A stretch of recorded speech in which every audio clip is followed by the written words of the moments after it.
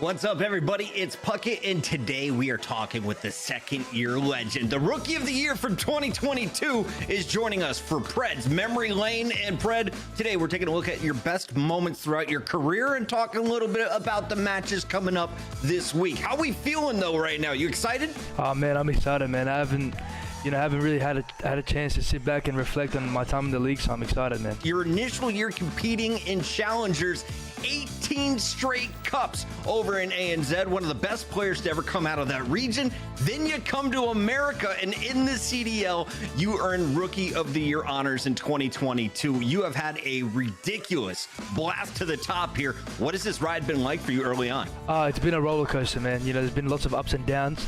My team's success has been, we won a tournament, we've come last, we've, had some sicknesses at tournaments, we've had some, some crazy events happen. We know your first round matchup coming into Champs, and you'll be taking on Atlanta FaZe, a team that you have quite a bit of history against, and we saw it not just this year, this goes all the way back to last year, 2022, Minnesota. You had to play the team, Game 5, Round 11.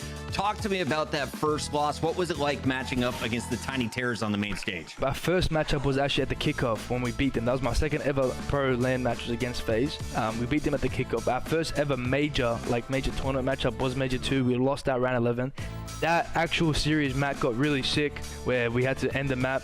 He was very sick, very unfortunate. So that series was crazy, and the fact that it went to round 11, we were up 5-4 and we lost, I mean, it was just a heartbreaker. And that series continued when we saw you guys face off again in Toronto. This time, it was the W for the grand final. What was it like winning your first tournament in the CDL? That was probably one of the greatest moments of my life, honestly. They've done it! For the first time in CDL history, Seattle Surge are your champions. Just getting to hold that trophy up with my team. We've worked so hard, we've been through so much, and getting to actually be that last team standing on that stage and holding that trophy and just knowing that you won the tournament was one of the best feelings in the world. When it came to COD Champs, you ended up finishing third as FaZe went into the grand finals. Tell me about those matchups. Honestly, what went wrong was just our S&D. I mean, we were 9-1 in hardpoint at Champs. We were just dominating in hardpoint. And then S&D was really letting us down. If we just win that one round, who knows, we could be in the grand final. So it's just how COD is, man. Pred, we got to talk about what went down in Texas. Major 3, main stage. Pred going up against some Deddy. Round 11 in a Game 5. Walk me through it. That just sums up the Seattle vs. FaZe matchup. It's a round 11. It's map 5. There's 20 seconds left. We have to plant the bomb. My teammate dives towards the bomb. Simp ends up getting him. And as he's running back through bottom orange, I'm running to go get the trade on him. And the dead silence hip fire, man. I mean, he just shotgunned me away, and even in the moment when he got that kill on me, I just had nothing to say. I was mind blown, and I remember seeing him backstage, and I told him that I hated him. I told him that what he'd done to me was something that I'll never forget, and he just apologized. He knew what he'd done was wrong, and yeah, I mean, hopefully nothing like that ever happens again. You guys were coming into that Major 5 qualifier. Everyone thought you were a shoo-in for Champs. Now we're coming into the tournament. You're starting in the elimination bracket, and somehow Las Vegas has made a miraculous run and still has a shot of stealing 8th seed from you. We just had a rough start. We just played very sloppy. We weren't making it easy on each other. We just came out, just making a lot of mistakes, making it very hard for each other. And now they have to sit back and watch and hope that someone can stop this Legion team. Up next will be New York. Thankfully that my brother HyDra came in clutch, so he stepped up and he took down the Vegas Legion. Well, Pred, thank you so much for taking time to chat with me today. It's been awesome revisiting the highlights of your career and talking about what you got coming up next. Appreciate it, man. Thank you guys for having me. That is Pred, and Seattle Surge are here at Champs. Enjoy the show.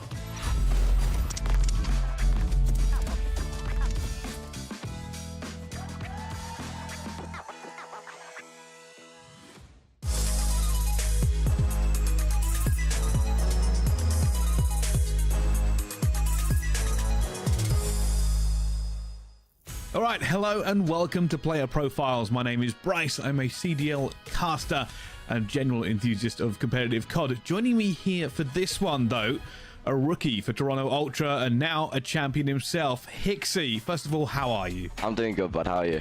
I'm very, very good, and I'm glad to get to talk to you. We've spoken before, but it kind of feels like you're at a different level now. So, super enthused to see your win. I couldn't believe it, to be honest. I was... yeah, it all happened very quickly within sort of like a month's time, but yeah, I'm infused as well. So let's kind of go down the path before we get to talking about your win very recently. First of all, starting in competitive COD, how did you get started? How did you even begin your journey? It was a long time ago. I feel like it's the same way everyone else did with Black Ops 2. You know, the growth of Black Ops 2, like me and my brother started watching, and we'd sort of like try play together. Obviously, back then with the little brother, you're sharing stuff, so that was hard. Yeah. And then all the way up until I'd say World War II was when I properly started playing the game. But at that point I was already 18, which is quite late. You know, most people were grinding from 14, 15. Yeah. So I'd say World War II I started grinding, and then went to uni at the same time. So I was trying to play through uni, and then luckily eventually I've worked it out. So yeah. How did your family feel about you taking this path, this competitive path? There's a lot of sacrifices involved. Both my parents are teachers, so they were big on education. Yep. My mum was fine with it. She was just fine with me and my brother playing all the time. My dad was a little bit harsh on it at the start. And I'd say all the way up until sort of the end of my uni was when I started making, you know, good enough money where I could say to him, I actually want to try this. But overall, they were both pretty supportive with it. It was quite difficult because we had to go back and forth between each house every single day. It was like one night my mum's, one night my dad's, obviously carrying an Xbox around, whatever it was back in the day. So it was difficult, but I mean, they were supportive. Let's talk then about your first game as a CDL player, and I'm not referring to the recent one. I'm talking about going into Vanguard. Your first debut onto the scene. You kind of had to step in and play for them. How did you feel kind of stepping into those shoes for the first time? I was so nervous the first game, especially because I think I was playing for Cam, right? Yeah. And obviously at that point there's me, Toby, Ben, 3 subs on a game that you needed 2 autos on, so we didn't really know what to expect. I think Ben ended up flexing, stuck me on a sub, and we played maps, honestly, that my team in challenges I hated. Like Bulky, Child Point, I never played. Tuscan S&D, never played, so I was just thrown into maps that I didn't have a clue about with a team that I hadn't scrimmed with. And I mean, luckily we won 3-0. It was the closest 3-0 ever. But I mean, that definitely gave me a bit of confidence that I could play. You've joined the team, you're in Toronto Ultra. We are on the run up to major number 3. Ultra are looking good. Like I said, there's been positive, negative press about your introduction into the team. And then it's your first time. You are at the event as a rookie in a CDL franchise, stepping into the Texas Major. How did it feel on the main stage? The walkouts are always nervy. The introductions, you always get a little bit nervous. Luckily, I got told to do all the... I did like the McGregor walk one time. I did it gritty so that definitely calmed the nerves. And then another big thing that Ryan's into is deep breathing and stuff. So as soon as you sit down, he gets everyone to do like deep breathing stuff. That definitely calms you down. And then once the map's loaded in, you're good. Like you completely forget. You just zone in completely on the game and you just forget everything else. So how about your teammates? How has it been interacting with them and kind of going through the trenches with them as well? I know you've got characters in that team. Obviously Scrapz is a force unto himself. Yeah, everyone knows Scrapz, and obviously I played the whole year with him last year, so I know exactly what he's like, what basically annoys him in scrims, what I need to avoid doing in scrims to annoy him. And then Jamie and Toby I've known from EU challenges from way back in like MW, Black Ops 4, played against them a lot, and then they're just all good friends, which makes it way easier. I feel like we're definitely the team in the league that probably has like the closest friendship as a 4, and that clearly helps, and you can be honest with each other and all that stuff in practice. So those 3 would definitely made it very, very easy joining. We spoke about your family and the support for this. Yeah. What was the conversation like after the win? So I had a big group of friends as well actually at home watching it, so they were all giving me, you know, props in the group chat. They were sending in the screenshot of me shushing the OpTic crowd and stuff. They were loving that. Obviously just my mum and dad were really supportive. I still don't think they fully understand like how like big it is to win a major as like an EU player as well. I think that's one of I think I'm one of 8 players now who's won over here from EU. So it is not many. No, it's not many. So I mean, it's a good list to be in. I don't think they fully understand. My brother's obviously big into watching it, so he was loving it. He's definitely going to be coming out to a few events now. So all right, well, thank you very much for joining me here, Hicksy, and I'm looking forward to seeing the rest of your career and may it be as fruitful as what it's already started out as. Hopefully, yeah. Awesome, thank you. Scum. Seth. The King. Kremp. The best COD player of all time, Cryptix. Scum for Kremp. I think Karma is. I'd probably say Karma. Karma. Any of the big three, Scum, Kremp, Formal, Kava, Clay, all those people, you can't knock them. Me. Could be me. Me. What is greatness? A question that echoes through the ages.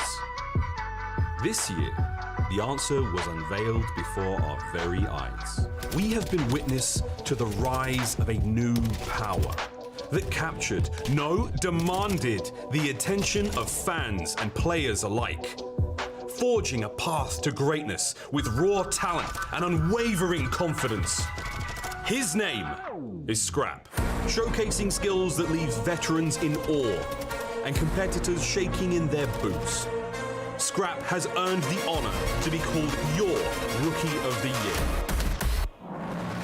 But greatness isn't achieved overnight. Scrapz earned his spot on the Toronto Ultra roster after proving his worth with an impressive run, leading the Ultra Academy NA team in the 2022 season. The 2023 season kicked off with Scrapz and his teammates getting a top 4 placement at Major 1. Not good enough. The journey to Boston seemed promising, but as fate would have it, Toronto Ultra stumbled again, placing 6th at the season's second major. At Major 3, it clicked. Scrapz silenced the doubters, leading and pushing his teammates to the grand finals in a hostile environment.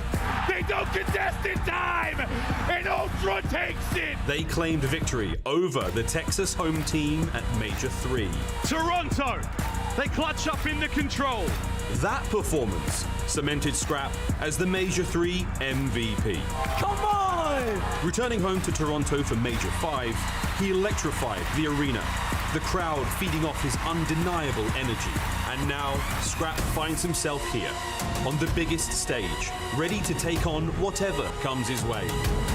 From an unknown contender to a force to be reckoned with. It's over. Scrappy puts them to bed. Scrapz has risen to the top ranks of CDL stardom, a torchbearer for the modern era of Call of Duty, illuminating the path for others to follow in his footsteps on a journey to CDL immortality. It's all through with the dog. Proof that dreams can become a reality. Congratulations to your CDL 2023 Rookie of the Year, Scrapz.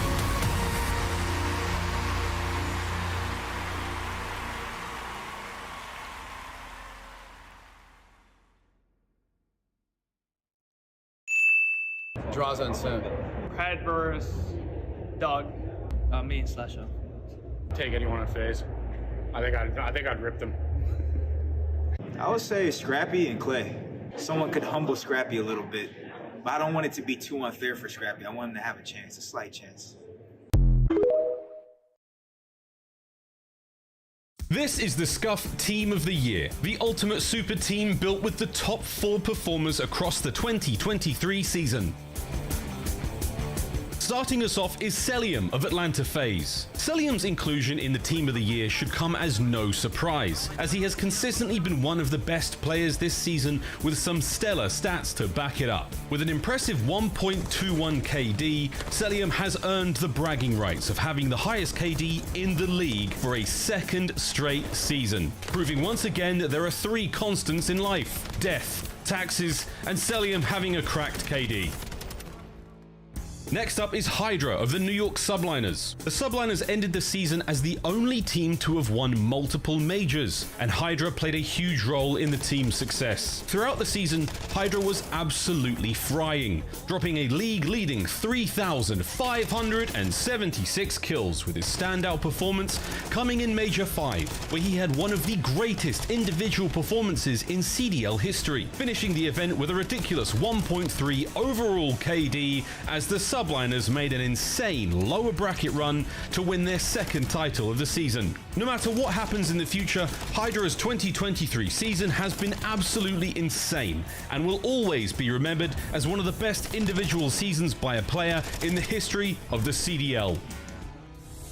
The third player making the team is Scrapz of Toronto Ultra. Despite an up and down season for Toronto Ultra, Scrapz was a constant highlight for the team. With all the hype surrounding him as he entered his rookie season, Scrapz has been able to exceed all expectations as one of the top AR players in the league. Along the way, Scrapz was dropping some insane numbers, especially on Control, where he had a 1.23 KD for the season. With such a spectacular rookie season, the expectations for Scrapz will only get higher and higher. With the Rookies of the Season award all but locked up, just how far away is the MVP award? Finishing things up, we have aBeZy of Atlanta FaZe. Throughout the season, aBeZy has been praised for his spectacular performances time and time again, and it's easy to see why it's so well deserved. At every major, aBeZy has been consistently a top performer for FaZe and has played a large role in the team's dominance this season. His best performances often came on Search and Destroy, where he led the league with 489 kills on the mode and had an incredible 1.25 KD. After a season full of clutch performances, aBeZy has continued to look better and better with each major and is quickly reminding everyone that he is one of the best SMG players in the entire league. That is your 2023 Scuff Team of the Year.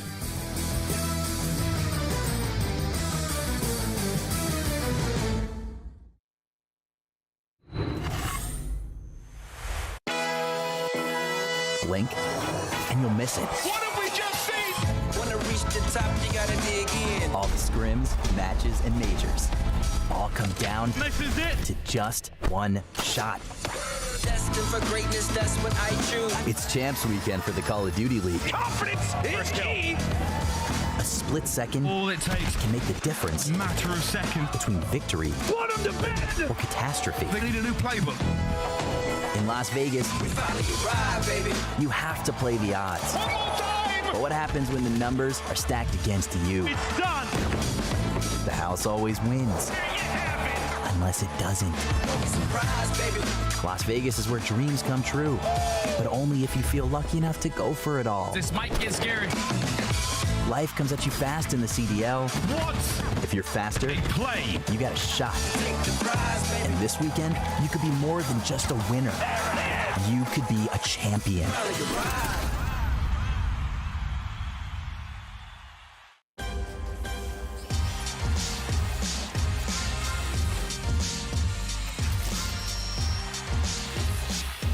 They can win it. Jay, they can win it here. You gotta go if you are OpTic Texas. You gotta apply the pressure. At least contest 4 milliseconds. Ghosty starts it off with the first. 10 seconds is needed until Subliners call game. Oh, they can't break in. They can't break in. Did they get the tick? I don't believe this. They got it. They got it. New York.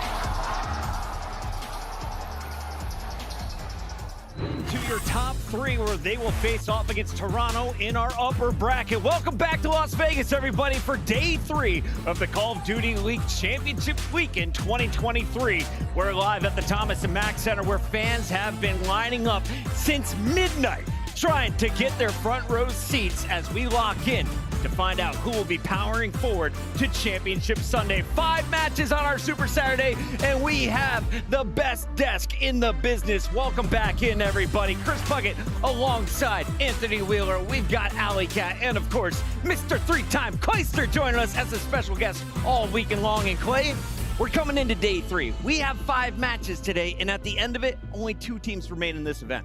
It's hot outside, and it's about to get even hotter inside. It's going to heat up with these matches. Me and Nameless ran into some guys last night, Sebastian and Jeremy, getting in line at midnight. It's crazy, the support here. The line was around the building. I'm excited to get started. We are so pumped to get this going. And Allie, I want to start here with the Seattle Surge because this is a team that you've been high on all season. We know the potential. Yes. Mack Melts is firing this weekend. Mack playing at his top level has helped the Surge now power into the top 6, and they don't think they're done yet. Yeah, and they broke broken the curse, right? They haven't been able to win a LAN match in literally months, let alone a search and destroy, let alone a game 5 Fortress search and destroy. That has been their Achilles heel for a majority of this season. So I think what we saw from Seattle yesterday was a lot of composure and tenacity, which is what I said that they needed to get through some of these series. They would put themselves in advantageous situations, and then one thing wouldn't go their way, and it would feel like that was the downfall of the Surge team. So hopefully they can continue that power and momentum into today. As big of the win was for Surge, we also need to comment on the loss of LA Thieves. This squad falls in 2 Game 5s. Our returning champions, the world champs from 2022, officially out of the event. Yeah, I mean, these guys are all also about to be free agents, right? Unrestricted. So, unrestricted. So there are going to be some massive shakeups in the landscape of Call of Duty. Honestly, though, when we talk about that match, a couple situations, they look unprepared, especially in that Game 5, which is obviously concerning. But these guys, you know, championship caliber players should find themselves on some solid squads next year. Fortress Search and Destroy, the map that has plagued this Surge squad, comes out to be in their favor. 6-4 as they lock up that round 10, the Game 5, and power into your top 6. Taking a look at the numbers here, Clayster, though, who would you give the MVP honors for that matchup? The highlight right there, Sib, played out of his mind. 1.44 in the hard point, a 1.25 in the S&D, and you know, the control's a little shaky, but it's okay. They got the job done. They got the job done. Let's also highlight Mack. He had 10.5K damage, the most in the lobby, after people have been dragging him for a long time. So and he's always throwing out those tacks, setting up the teammates. That is Seattle Surge. You'll see them playing for a spot in the top 4, as will the Boston Breach. Boston matching up against Atlanta today after dispatching of the Minnesota Røkkr. And this was a bit of a question mark coming in because no one had seen Snoopy. The rookie comes in, and as well as he played, felt like Kremp, the other SMG, stole the show for me, Nameless. Yeah, you know, the SMGs on that map, number 1, unbelievable. That's what they were hoping for with the Fortress against OpTic Texas. But also, when they needed him most, Big Wake, Giga, came out and absolutely fried. I think, you know, to Ali and Clay's point yesterday, playing loose, like, that is what you need to do when you're in a situation like Boston Breach is. And obviously, they went up against Minnesota Røkkr, who got the best of them at the last tournament in a Game 5. Well, this time, they didn't even want to go to that Game 5. The respawns were absolutely excellent. Looking to ride that momentum. When you can catch a wave like that with a young guy, get him that confidence, he can use that as fuel through the rest of the tournament. Clay, I remember a denial run. A team coming in with no expectations, taking home the AW title. That was about 8 years ago. Can Boston make a miraculous run through the losers bracket here? You're making me feel old, Puckett. I definitely think they can make a run here. Wanted to give a quick shout out to Attach. He came into this team after being benched and really transformed and gave them a shot here at Champs. So shout out to Attach on the Røkkr. And really, you look at this right side, you look at Boston Breach. They all played amazing yesterday. Wake has been doing his thing all tournament long, every single match, 1.5. This guy is going crazy. Minnesota is out. Boston continues on. And as we take a look at the future matches, it gets more exciting from here. Toronto and Subliners, the only 2 teams undefeated still in the event. Everyone else playing in that elimination bracket. And we will say goodbye to 4 more teams by the end of tonight. Looking at this run of show, though, Nameless, what's the biggest match on the day? These guys are playing for serious cash. I'm not gonna lie, this Seattle OpTic game is a banger. Like, this is gonna set the tone for the rest of today. You lose here, you're taking home 80,000. You win, you're at least doubling your money. You stay in the hunt for the $1 million grand prize and the title of 2023 World Champion. It's time to get the game started. But before we do that, we have one more award, and Blaze is on the stage to hand it out. Yes, Chris, we do have one more award to give away this weekend, and it is a very special one. This player right here, who I'm about to bring out to the stage, has helped his team win 2 championships this season and is an international superstar. Help me show some love to your league MVP and the best player in the world. All hail HyDra!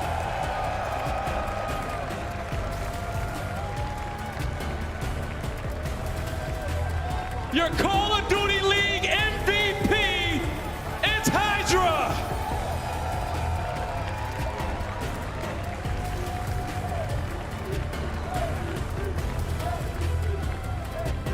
Man, HyDra, the MVP of the league. We have been watching you play. We've seen the highlight reels, and it has been something special, okay? What does winning this award mean to you? You're just like a a nice thing to have. If I'm being honest, I'm just trying to win chips right now, so like I don't really care about this, but yeah, I guess it's like a good things to have for myself, just like because of the work I had like during this year. I just like grown as a person, grown as a teammate. My English got better, my comms got better, like you know, like all of those things just got better. And talk to me about that, okay? Everyone who kind of helped you out get to this point, what did you really have to do to become the MVP of the league? I know you've been working on your English out there too as well, and it's pretty good. Yeah, I appreciate it. I mean, I just like did more than I was doing before. Yeah. So I was like waking up early, going to the office early, staying up late, watching VODs, playing more the game. Putting that work. Well, Paco, I'm gonna let you say whatever you want to the fans out here, English, French, whatever you want to, okay? Talk to me, talk to your supporters out there who've been behind you throughout this whole season, throughout your whole career. I appreciate you guys. You guys are amazing, and yeah, I don't know what to say. Like, I appreciate you guys for the support and all of that stuff, and yeah, thank you guys. All right, one last time, Las Vegas and Call of Duty fans all around the world, your MVP, HyDra!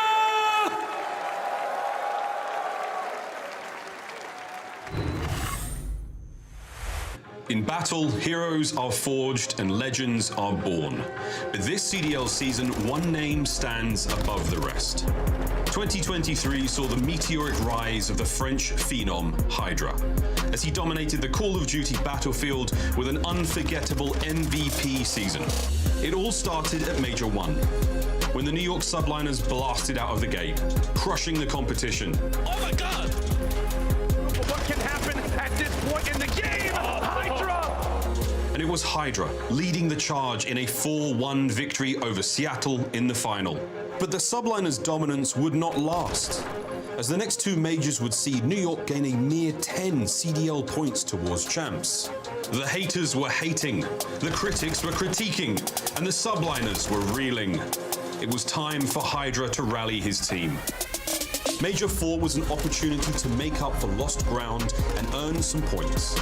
But even with an impressive combined 669 kills in qualifiers and majors, the Subliners were only able to take 4th place. Great pick. That's a great pick, HyDra. You have to answer. However, throughout all that adversity, HyDra continued to rack up his stats and impress, well, everyone. It all came together at Major 5, when New York reclaimed their glory and captured their second major of the season. And for HyDra, his efforts would be rewarded by receiving the coveted MVP award. Now, at the end of the 2023 season, HyDra's legacy is secured, etched into the halls of greatness. This year's most valuable player has proven that he belongs to be counted among the elite in the history of the Call of Duty League. All hail HyDra!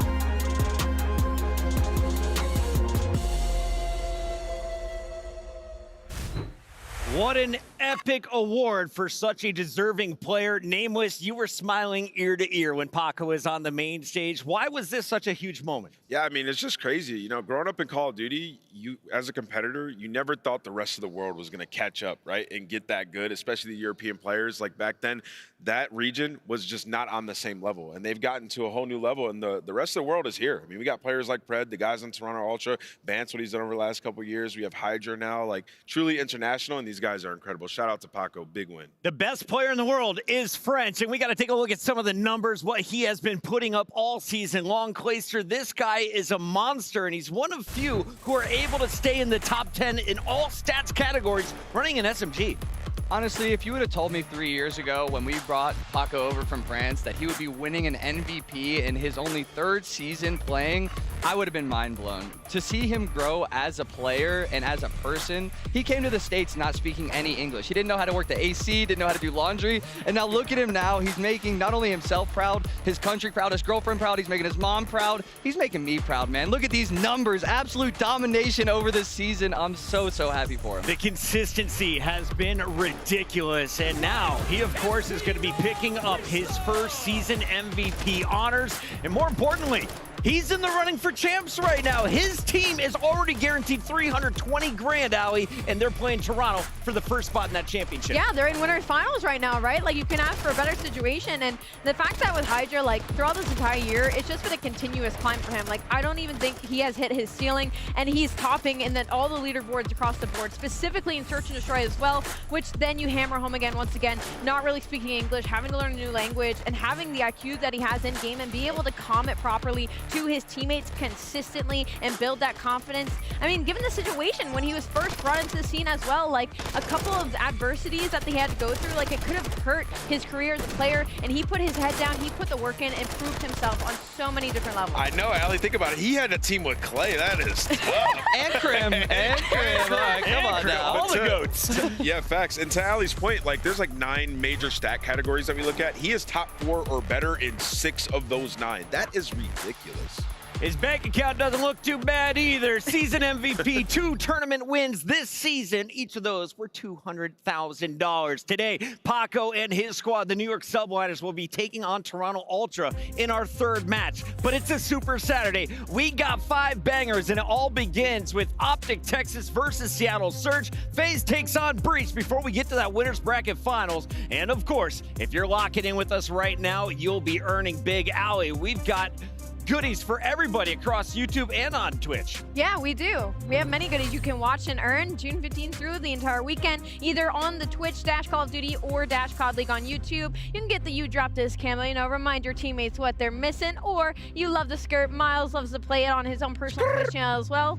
I can't do that. I can't roll my arms. There we go. We got to go to a break. When we come back, it's your first match of the day. Las Vegas, make some noise. This is COD Champs.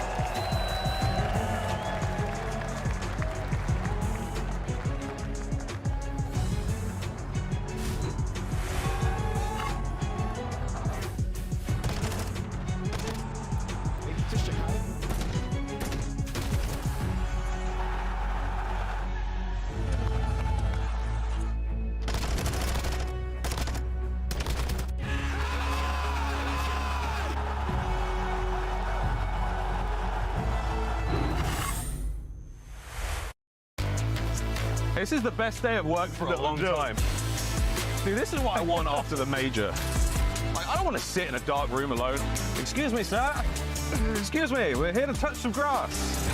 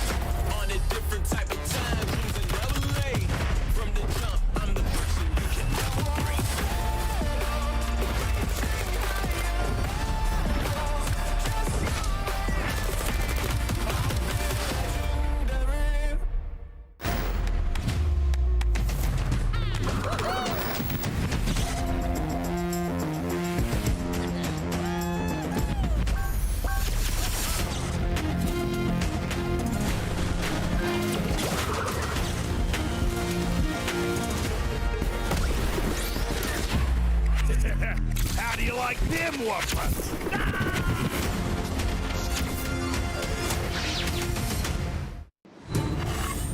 All right, Las Vegas! It's that time again, and we're about to get one of the most epic days of Call of Duty started. here at Champs. Are you ready? Coming to the stage first, looking to continue to build their dynasty brick by brick. Here comes OpTic Texas. Some love to Shotzzy and Ghosty. Give it up for OpTic Texas. You want to talk about heartbreak? Well, that's what happened last night in that map number 4. How will they rise to the occasion and bounce back? We will learn today. Map 1 is everything. 20-0 when they win that map 1. They need a strong start. Let's bring out New York. Yeah, they need a strong start, but we'll see if they can weather this tide, because here comes those boys from the West looking to strike thunder on this stage. Give it up for Seattle Surge.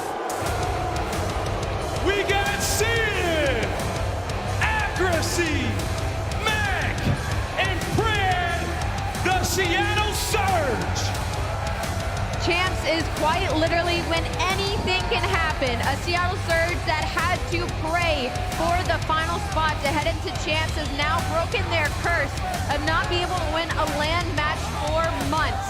They also won a Search Destroy yesterday, and they haven't won one since Stage 1. For Seattle Surge, this run has to start now, and they are certified the underdogs up against the green wall. I'm ready to get this match started, Blaze. I'm ready to get it started as well. Las Vegas, we got a packed house out there. For everyone in the world, let them hear your voice. Are you ready to go? Man, Bryce Chun, let's get this shit started. Ladies and gentlemen, it is time. The first game on Saturday, an elimination game for these two titans. The Green Wall has built their foundation throughout the season based on excellence. But they have been eluded by a chip this entire way through. On the other side, a team that had to pray to get here. But victory will only be all the sweeter if they can finally deliver it today. These two teams, one we will say goodbye to, the other will move forward. And before today, you could have said this was a mismatched battle. But anything can happen at the majors and double at the championship. But let's find out how we're going to get this one done today. Here are the maps. Let's have a look into the maps, Pricey. I am so excited for this one. But looking at these maps up from a statistic standpoint, it screams OpTic Texas. So many different ways, so many different opportunities to win this series in these maps and modes. But we didn't account for Seattle Surge yesterday up against Thieves. You don't take into account when you talk about statistics, the pressure that is on the team on the left-hand side of the stage. We are getting very full in this venue in Vegas right now, and a lot of that crowd are behind this OpTic Texas team. And Mikado is where we kick things off. OpTic Texas this season on this map have been indomitable at times. Seattle Surge have not played this very much.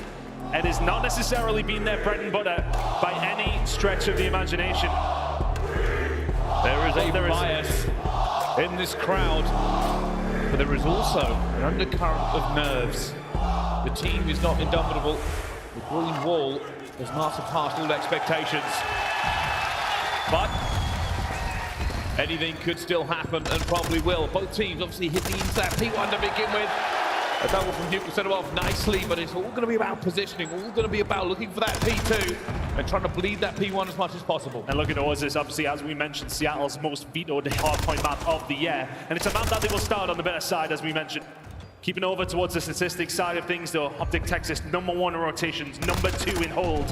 It's stats lines that the Green Wall will be enjoying right now. But right now, it is Seattle Surge still in control of those P2 rotations. It's looking good for them right now, but the majority of the time, only the 7 seconds of it went over towards OpTic Texas. 15 seconds to go at P1.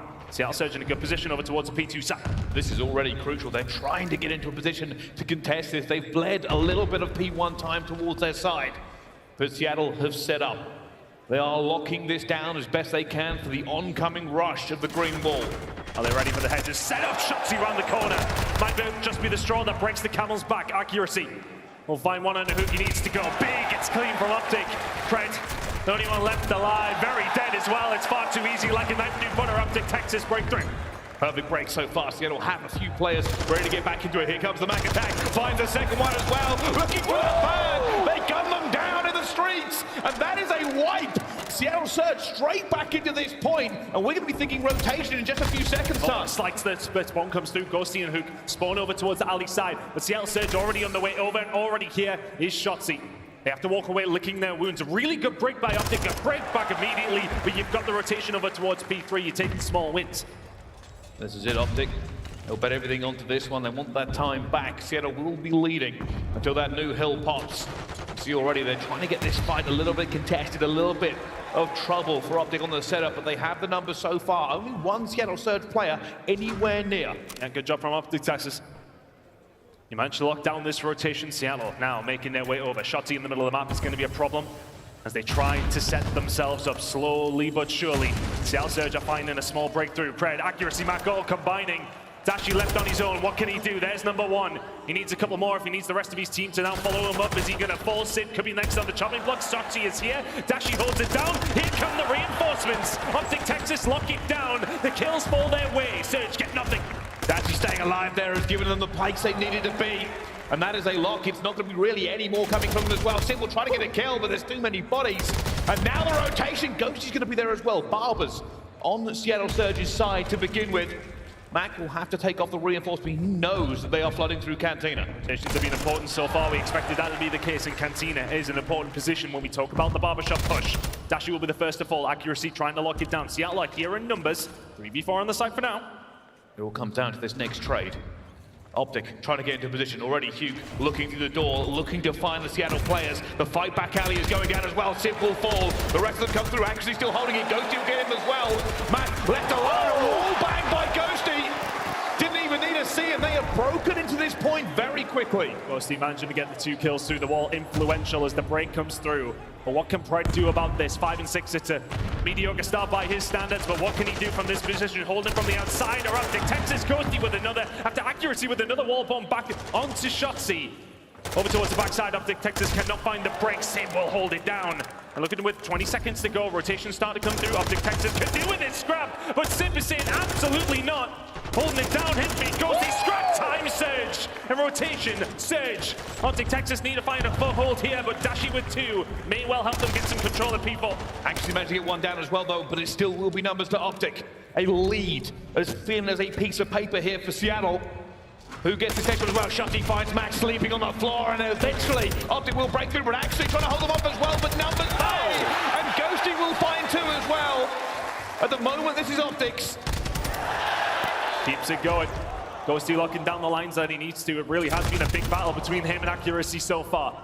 Mack and Simp though, managing to find a way through. Huke, what can he do? That's your teammate. Nobody's safe from Huke right now, but Pred will eventually find a way through. Seattle Surge, for all that the rotations haven't really been there for them, the breaks have been wonderful. 30 seconds to play for. Over towards 10.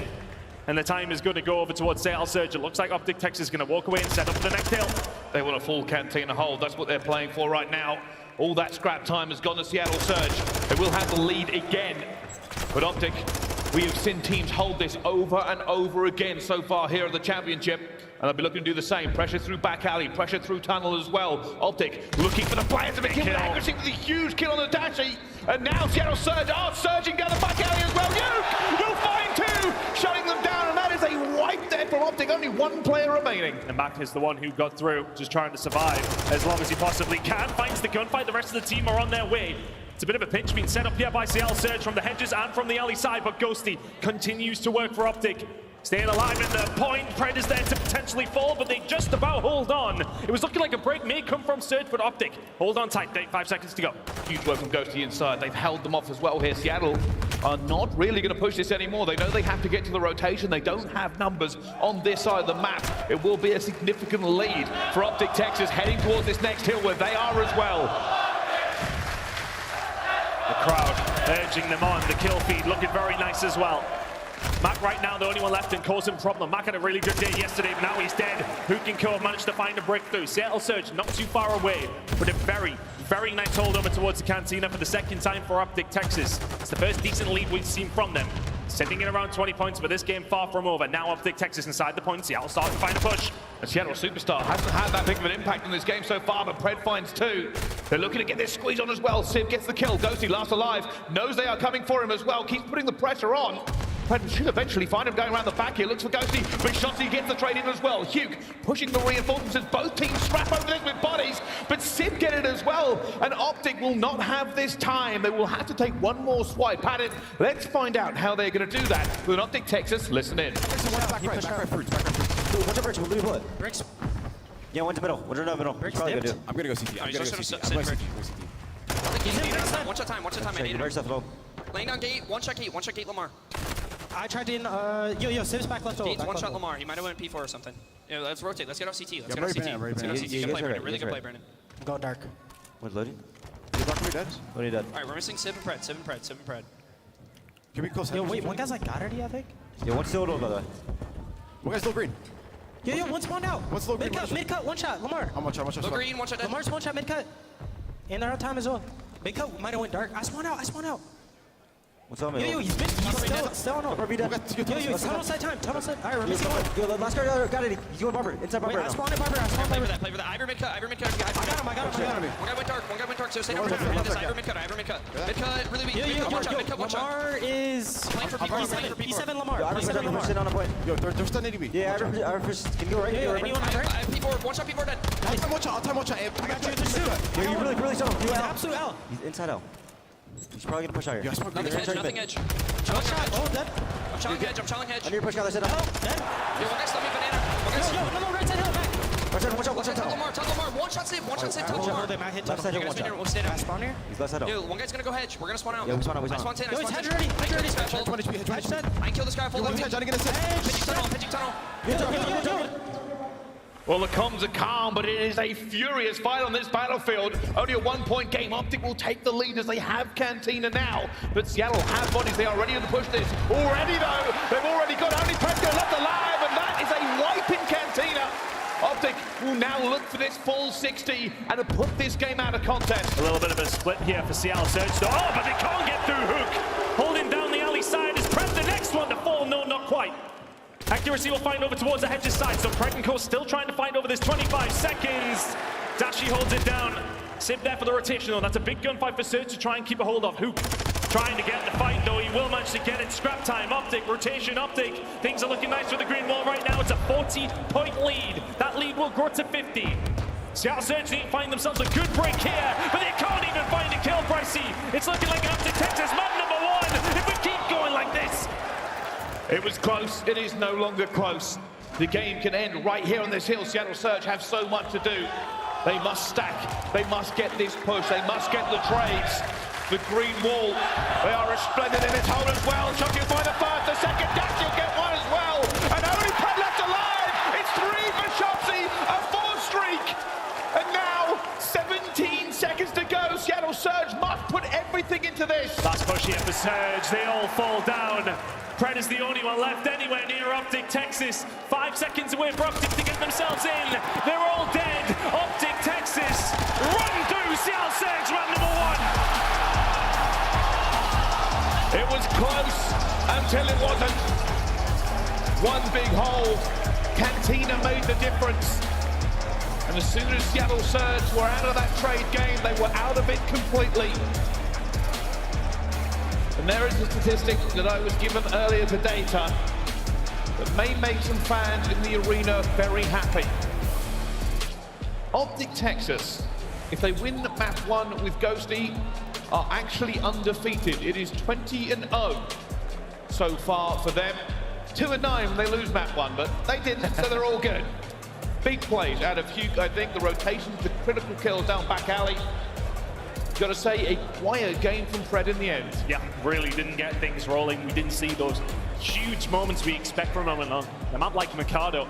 but you kind of got to see some of the, I don't want to say inexperience from Surge on that map, but you think about P2 to P3, maybe an overextension over towards the latter stages of it towards the end of the game, when OpTic Texas already have a comfortable lead. Seattle Surge just not able to match the firepower on many occasions. OpTic's rotations were just a little bit better across the board. Seattle Surge just not at the races for map number 1. It was close until it wasn't, you're very right.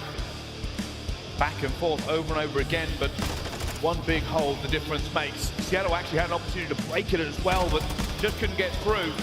The wall bangs also in Barber.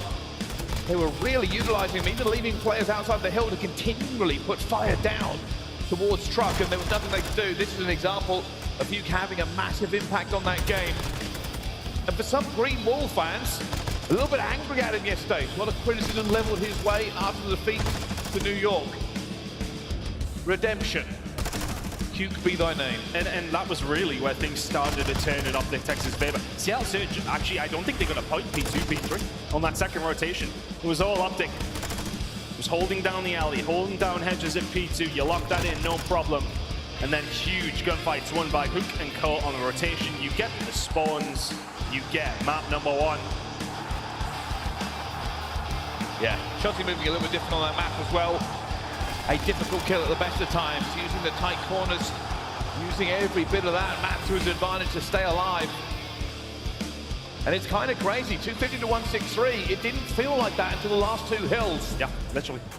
It was a close game throughout the first rotation. We're pretty much dead even heading in to the second rotation of hills. So OpTic Texas will be happy with their ascension throughout that game, but will they be happy with their Monster Energy pre-game? Let's have a little look at it. Start off strong, map number 1. There you go. 20-0 when Ghosty has won the first map with this OpTic Texas team. It's a good omen for the green wall inside the Thomas and Mack Center. S&D must be a secure win. Texas 4-0 versus Seattle Surge. So there you go, you've got the respawn you need. You know you've got 2 search and destroys in this series. You must be feeling confident. And the SMGs have to be productive. Shotzzy and Huke did not perform against New York. They had a pretty good map number 1 though. Yeah, that's maybe the difference. SMGs are certainly doing well. On the other side of it, a Monster Energy pre-game for Seattle Surge. Their route to victory is a little bit more difficult. Not the greatest of seasons for them so far. They're hoping to get that all out of the way here at the championship. But Mack, to repeat the impact he had yesterday, most kills and dominant damage in the lobby versus LAT. He's faced his fair share of criticism this season as well. But if you do the business at the championship, that falls away. Hotel control woes must also end here. 6 straight losses. It has not been a good time for them. 4 and 18 in round count. The deck is looking stacked against Seattle Surge in this one. I have to say though, Mack had a couple of moments. In that first map, he will have to continue to do so. We'll be heading into map number 2, the reading. For any Surge fans that are in that venue, I mean, I don't know how many there are in comparison to OpTic Texas members, but it's on the wall right now. OpTic Texas very much in the driving seat in this series. We looked at the statistics beforehand. We were saying it is a game that OpTic will be feeling very comfortable on. The maps will feel nice, and they'll be feeling good heading into Fortress. But let's take our minds back to yesterday. Seattle Surge beating LA Thieves on this map as we head over towards Fortress Search and Destroy. The confidence will be there for them. But can they translate that into a map win?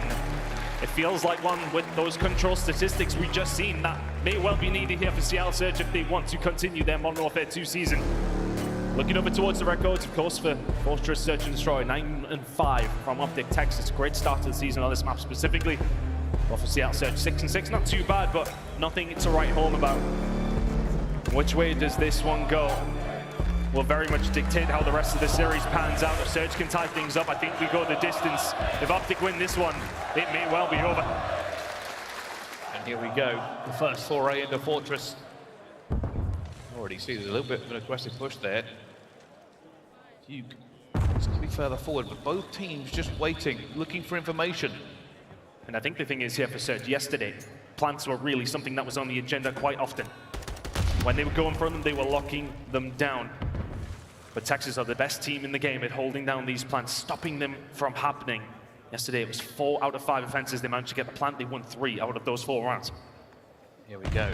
Team starting to make a move. Dashy already finds one on the bomb, though. It's been called out, and they rain down. Actually gets one back onto it. Now down to a 3 versus 3. Time ticking away here for Seattle Surge. And OpTic are just so brilliant at that. So many times they hold their utility for the right time. Of course, it's round number 1. Trophy systems ain't happening. It's been slow from Surge. 30 seconds to go. Couple of speed demons ready to go to work. Both jump across at the same time. Huke is also weak. It will go through. Pred jumps through. Gets instantly traded as he goes for it as well. Actually versus Shotzzy. And Ghosty will find 2. Seattle maybe too aggressive there in the end. And Shotzzy will pop on and goes down. Simp left alone in a 1 versus 1. Trying to figure out where on earth Ghosty is. Time's not on his side, time's not on his and side. All Ghosty has to do is disappear like his namesake. Oh, here we go, here we go. The gunfight's gonna come through!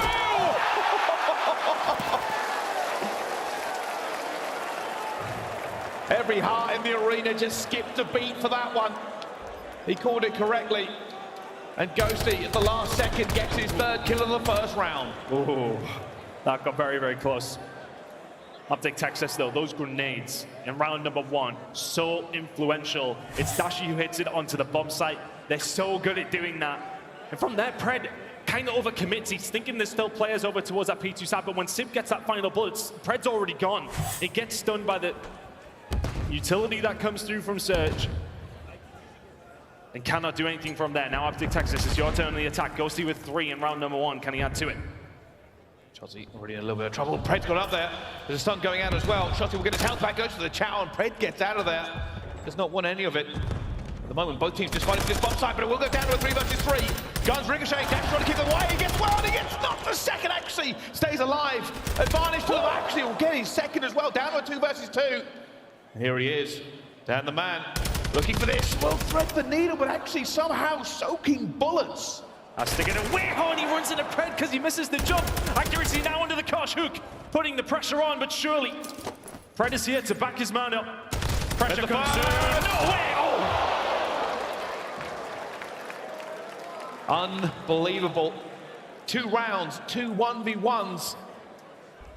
Huke almost had it. They knew where he was as well. Oh. Got scary because I don't even think Pred got that bullet down. A little bit off timing with the chow, maybe.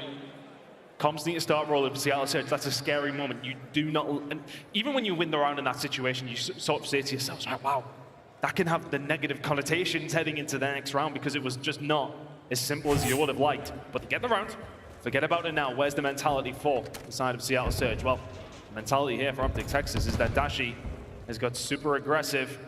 Has to back on down, the stun check comes through. Shotzzy now just trying to survive him against Pred. Gets the stun off, gets away. No, he doesn't.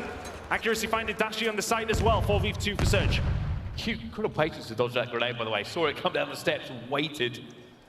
But with bomb down, it is not easy now for OpTic. Seattle will sit pretty here, covering every angle. Looking for it as well, Huke. Looking to get the numbers back in some sort of realm of possibility. Haven't done yet. 30 seconds left on the clock. Ghosty will find Pred. Communication there coming through as well. Accuracy. Gonna find Huke. Huke gets out the sniper, but it's a little bit slow. And Mack, he's gonna go down at Ghosty as well. Problem is, it's a 2 versus 1, 20 seconds to go. I just don't know if the time is going to be enough. It would have to be the ace from Ghosty. With 10 seconds to go, it's not going to happen. Seattle Surge will take a lead.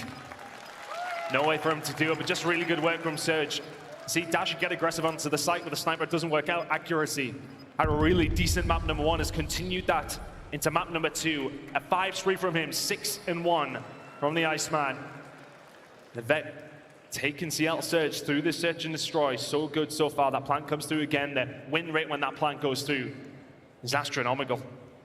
OpTic Texas very good at preventing plants on this map, but need to do so more often on these attacks that come through from Surge. 2-1 to the good. For OpTic, going to try and get this attack done. At the moment, Shotzzy not having the best of times. But Ghosty has been their man with the plan. See, already a big fight going down. Pred will get that first kill on the Ghosty. Ghosty, who has been the main weapon for them so far. Now OpTic feeling a little bit of pressure. Seattle, maybe a bit of confidence dripping into them as well. And Pred goes for the timing, but oh my goodness! What timing! What positioning! Where has he gone? Oh, Huke will find 2. It's now 1 versus 2. Huke will get his 3rd. A 1 versus 1. He sees him. He has him. Oh my goodness! What bullets were loaded into that weapon? Oh, Pred gets some horrible, horrible timing, as does Shotzzy, really. And then Huke had to be weak from that previous gunfight. Yeah, it's one had to the to head. It's one to the head that does it. A crucial, crucial round. Would have been the ace for Huke.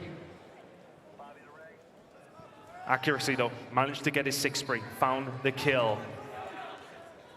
Another 1v1 for the round. 3 out of the 4 so far. And we will see Accuracy having a great time himself so far. And now, CDL Surge looking for bomb site control. Who goes where, who gets what? Accuracy, but not on point, but this eventually gets there. Power position for him. Mack now pushing forward, finds the gunfight as well. It's just a bonus for them that the grenade comes through as well. Shotzzy will fall. Huke takes him down. And CDL Surge, it feels like the wind is in their sails. Ghosty, Dashy will just about shut that down. But Pred around from behind again. He is commanding arm right now. And every single moment, every single time the door opens for Pred, he strolls through it. He's got so many opportunities to correct the players and just nothing that Dashy can do from this scenario. CDL Surge are a different S&D team this event so far. It's like Pred is on the starter's block. Every time he's like, can I flank? Can I flank? I'm going. And manages to find it.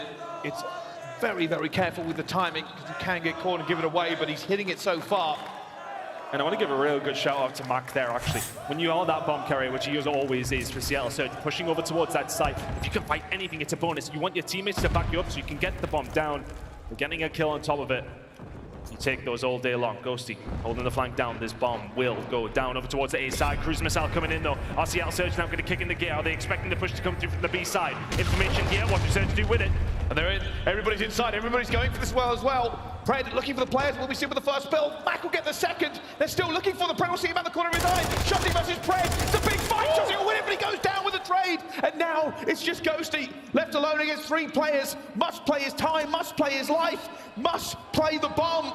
They are hunting for him. They are trying to figure out his position. He finds the first, and it is traded. He will not find the second. And CDL Surge will go up 5-1.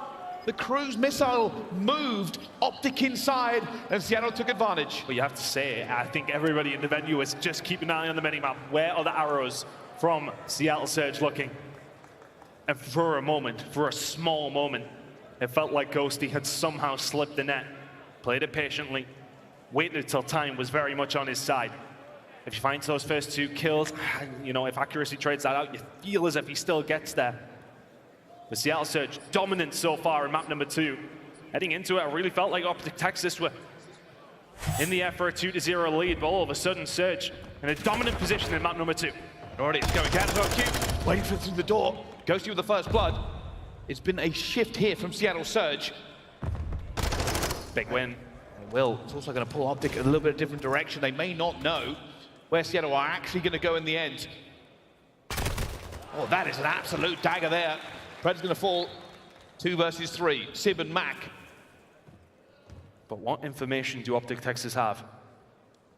They know something's going on, at least over towards the B side. They have control of A, and they're trying to work there with it. Are they going to start moving? Are they going to start having some utility to help them break through here? It's not an easy retake. You may have the number advantage. It's not easy. Waiting for as well. There's the first one down. 2 versus 2. 2 versus 1. Sib falls as well. Too many bodies, too many places to watch. Perfect retake in the end from OpTic Texas. And I think Sib just needs to stay alive up top there, because when Mack gets that bomb down, he's kind of pinned. As soon as the shots come through from Ghosty, it's always a really difficult situation. OpTic Texas get 1 back. Ghosty sitting at 10-4 right now, leading the lobby entirely in damage. No, just a few short of accuracy, I should say, who's sitting at 8-4. So Ghosty's having a game, but the rest of the team not quite following his lead. 3 more rounds to tie things up, 4 more rounds to go 2-0 up. CDL Surge still in a commanding position. For OpTic, it must be perfect. No more first bloods to give away, and more opportunities thrown to the wind. Already, first Flores going down. Huke will get that first blood as well. Shotzzy looking for action, but he falls back down to a 3 versus 3.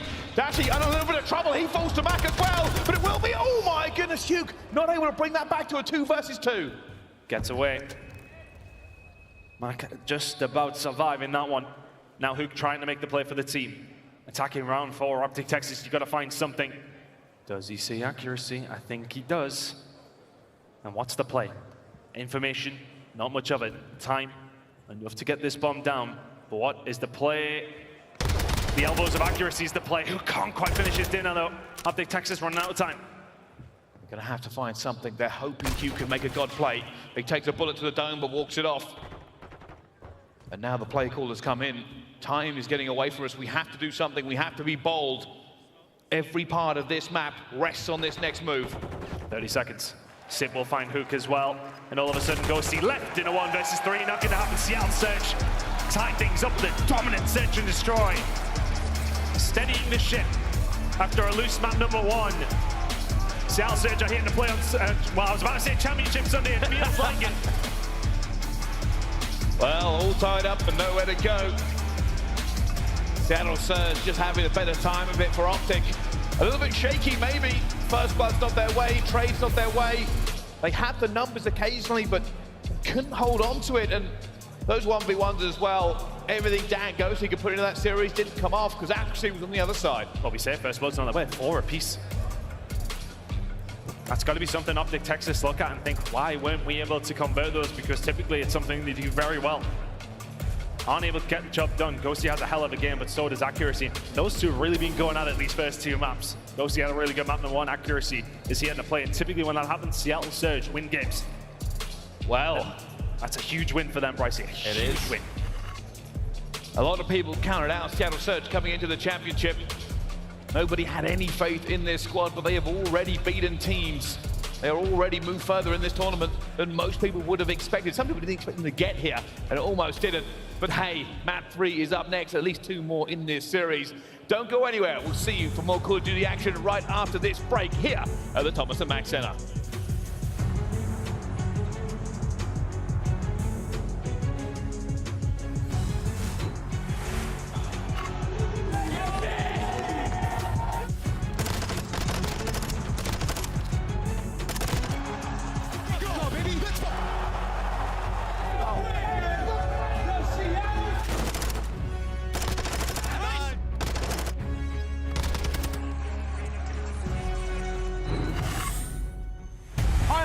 And I'm here in windy Texas with this beautiful GMC Hummer EV to pick up Shotzzy.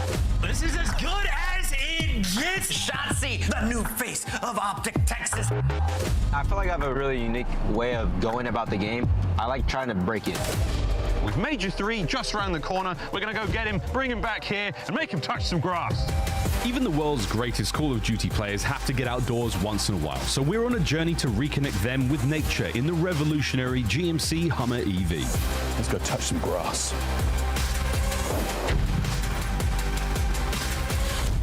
This is the Hummer EV. It's cool. We're having a lot of fun. See you, dude.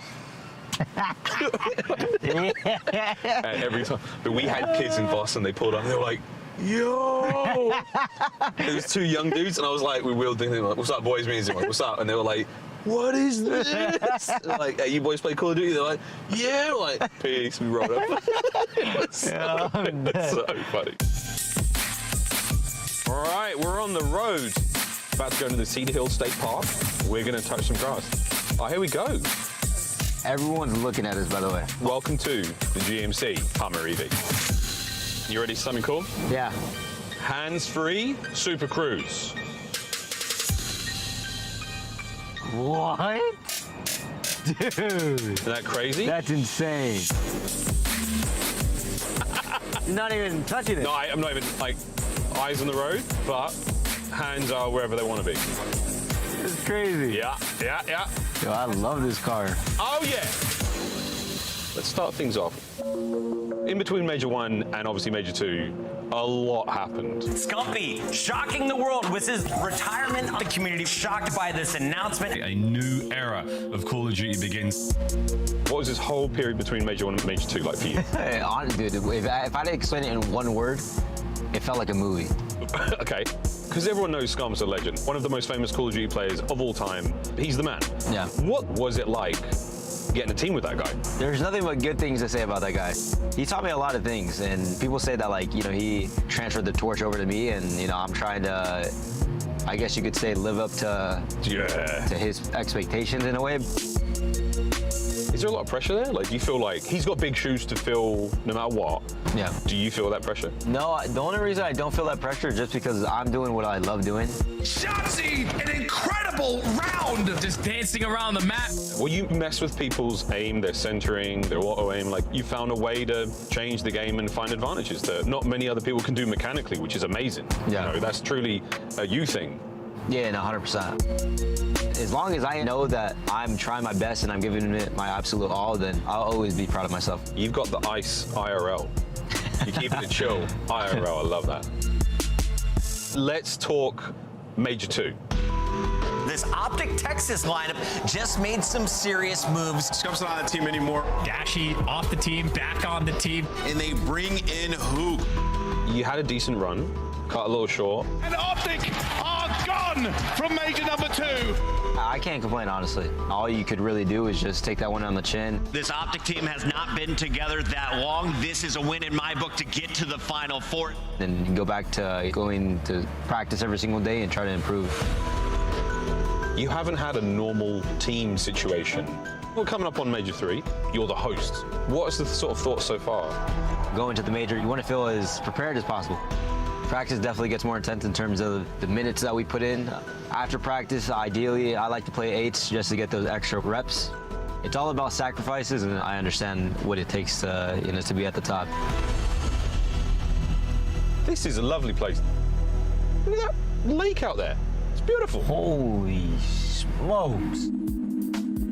Didn't even know we had lakes over here like that. Mate, you're too busy being one of the greatest gamers in the world. I don't blame you. Too busy trying to win tournaments. Too busy trying to win tournaments. We're gonna park, touch some grass. Touch some grass.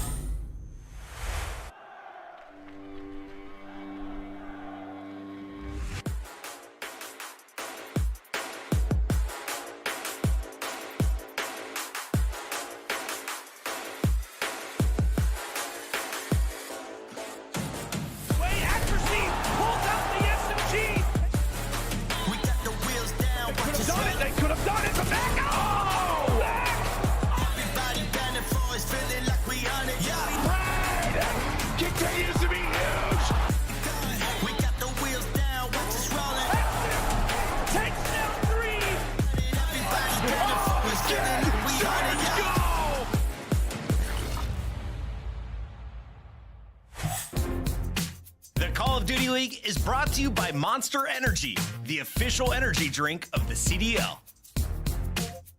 The Call of Duty League is presented by the GMC Hummer EV Pickup, the world's first all-electric super truck. Upgrade your game with the Scud, the official controller of the Call of Duty League. Ladies and gentlemen, welcome back to the championship here at the Thomas and Mack Center in beautiful Las Vegas. We have a game for you. Seattle Surge and OpTic Texas are battling on the main stage.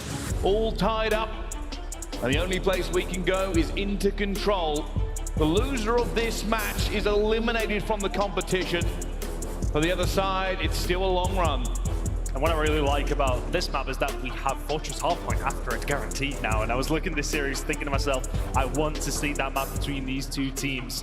But Hotel Control coming up, and it has not necessarily been the best for both these two teams. Both of them sitting in exactly the same record in 10 and 11. Ooh, getting a little bit dark in here. Here we go. Oh, we're already getting into it. Here we go. But let's get into the stats. Seattle Surge have lost this one 6 times in a row. Great reading if you're an OpTic Texas fan, which there are many of you. It's going to be a hit immediately for OpTic Texas over towards the A side. Can Seattle Surge turn their fortunes around on this map?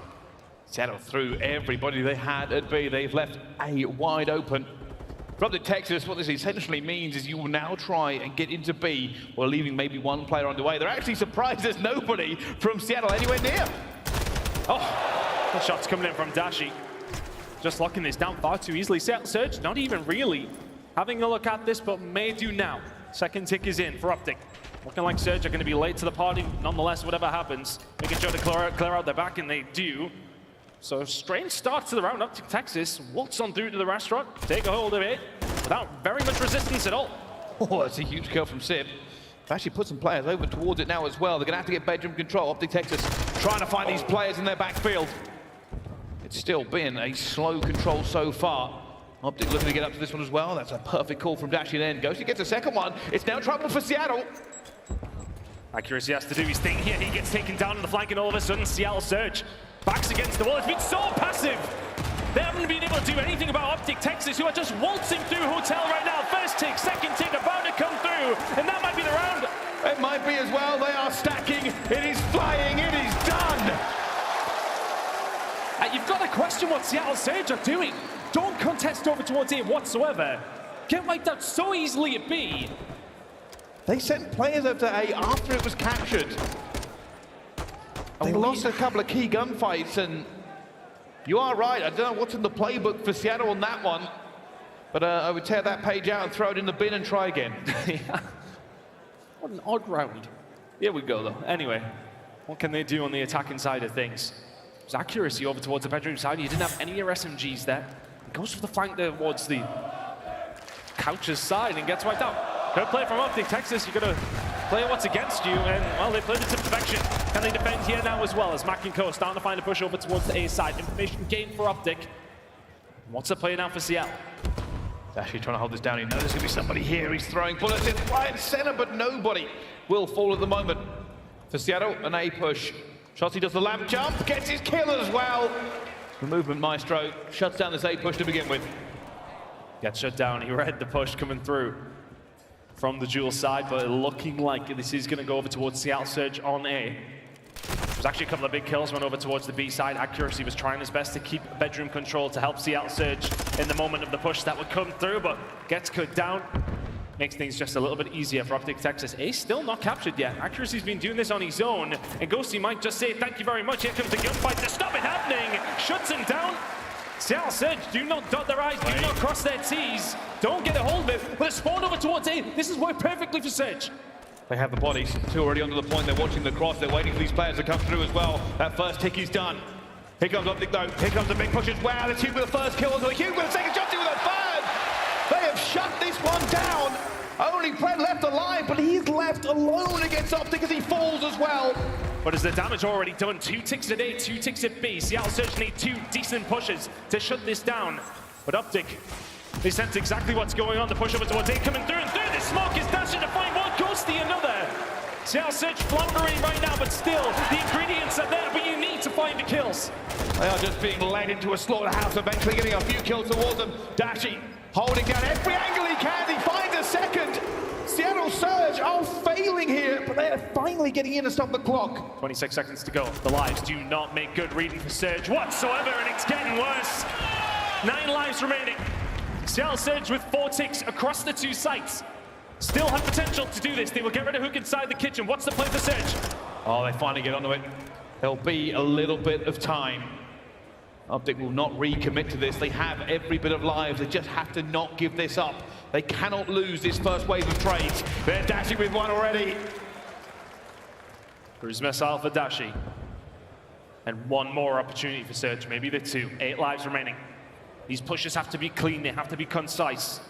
Ghosty locking down the back sip. We'll find Huke over towards the bedroom side as well. Big win coming through. As Pred will take down Ghosty. Still massive opportunity here for Seattle Surge. Kills being traded. Dashy 13-3. The man who will not be moved. They call him Batman, and he is answered the call. Oh. Everybody, oh my goodness, I don't know how Mack won it. And there's a big setup over towards the bedroom side for Seattle Surge. Shotzzy has to go huge. There we go, Death Island's popped over the top. Finds Simp though as well, he goes down. No lives left for Seattle, but 1 opportunity, 1 chance. Ghosty already takes 1 down. Looks for Pred, guns, everybody in front of him. Accuracy, feel the wrath, feel the thunder, and Mack will fall as well. Nobody passed down Ghosty today.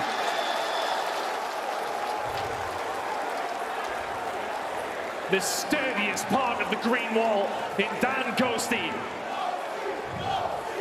5 in seamless amount of time. 1, 2, making Pred for the 3rd. Oh, you've got 2 more opportunities. Accuracy, make it 1. And Mack, the final lamb to the slaughter.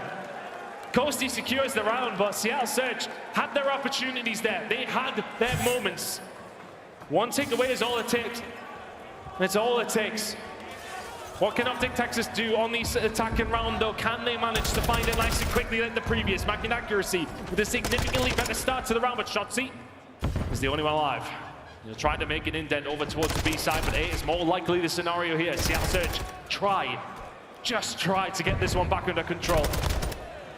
And Simp just waiting, not letting it go either. Mack goes all the way out. Shotzzy gets it. OpTic are actually spawning over to B side. Seattle sides are not here. This has happened again. If they find a kill at this point, they will get onto it as well. Ghosty finds one. This is bad for Seattle. They have to try and move. They have to get in the right position. Fortunately, they find the kills in the end. And that is just the relief they needed. And the thing is, they're OpTic. Some people will be questioning why they didn't just jump onto the site, but they set themselves up knowing Surge are going to come across, lay the trap, wait for them to push over to try and answer back to what they think you're probably doing over towards the B side. They don't find the kills, but Shotzzy can. 4 in a row from him, he will get shut down. A slowly but surely taking up for OpTic. They'll find 2. And for Seattle to get back into this control now, they will need to be another level. Not that level. That tick is going to go. A will go as well. Seattle will not push this any further. And Seattle do have the lives, but they only need 1 push here, OpTic. Where does this push come from? Where does it originate? Is Shotzzy going to be the one that could be the catalyst for the team? Doesn't see him, neither does Simp. Ships in the night. As Pred will find one over towards the mill side. Mack and Co doing a really good job this defensive round. Much more like it from Surge. Nearly everybody from OpTic falling. Shotzzy still from behind. He may well be the one to orchestrate a push here. And about as close as you can be on this map. Smell him. And both these players are waiting. Shotzzy for his teammate, Simp for the player they know is still behind them with that spawn. Mack finds one into mid here. Seattle trying to keep this down as the game has slowed down at a snail's pace, but Seattle have found everything. Really good play from Seattle. You're expecting the bedroom side to really be where you're setting themselves up with Shotzzy. It's been alive for a lifetime. Just won't die. They cannot find him, but he continues to kill. He may have done just enough here. Can he get through? No, actually eventually finds him. But it has allowed his teammates to slowly crawl up this map. The live's not there for OpTic right now. The time, not there for OpTic. CL Surge looking to get a hold of that first round. Good opportunity here, though, for OpTic. Plenty of control is available, but accuracy, Pred, combining together. Everybody dead from OpTic Texas. This should be a first round for CL Surge. 5 lives for OpTic. Very little you can do with this. Mack and Co have played this one perfectly. So different to round number 1. They've seemed active, they've seemed present on the map. A slow start to this control will not be followed by another slow defensive round. It will be a dominant defensive hold from CL Surge. Yeah, nothing OpTic can do in the end. Bleeding lives all over the map, and Shotzzy tried to be the hero that they needed, but couldn't find it. A complete shutdown for Seattle. But can they do it again? Can they find an attacking round? And then as we move into the last, is that even on the radar yet? Well, I mean, potentially, you looked it over towards that previous attacking round. They had themselves, what, 5 ticks in that entire round. It was 1 good push at B, would have secured the round for Seattle Surge. We would have been staring down the barrel of a Surge advantageous situation. Accuracy on a 4 spree, slowed down from maps 1 and 2, but is still ever present. What's the play now for Surge? Can you find an attacking round? Can you send us through a round 5? Looking for a Mack finding the first kill as well. Maybe a little bit more speedy here at the moment, but Huke gets 2 as well! That second one was not expected. Huke holding the door against them. Eventually will fall to Simp, but OpTic continue to push this tempo. They know they can do this on live. They're happy to slay all day. Shotzzy the only one left and finds 2. So CL Surge are finding some inroad over towards the A side, but they are paying for it with their lives, quite literally.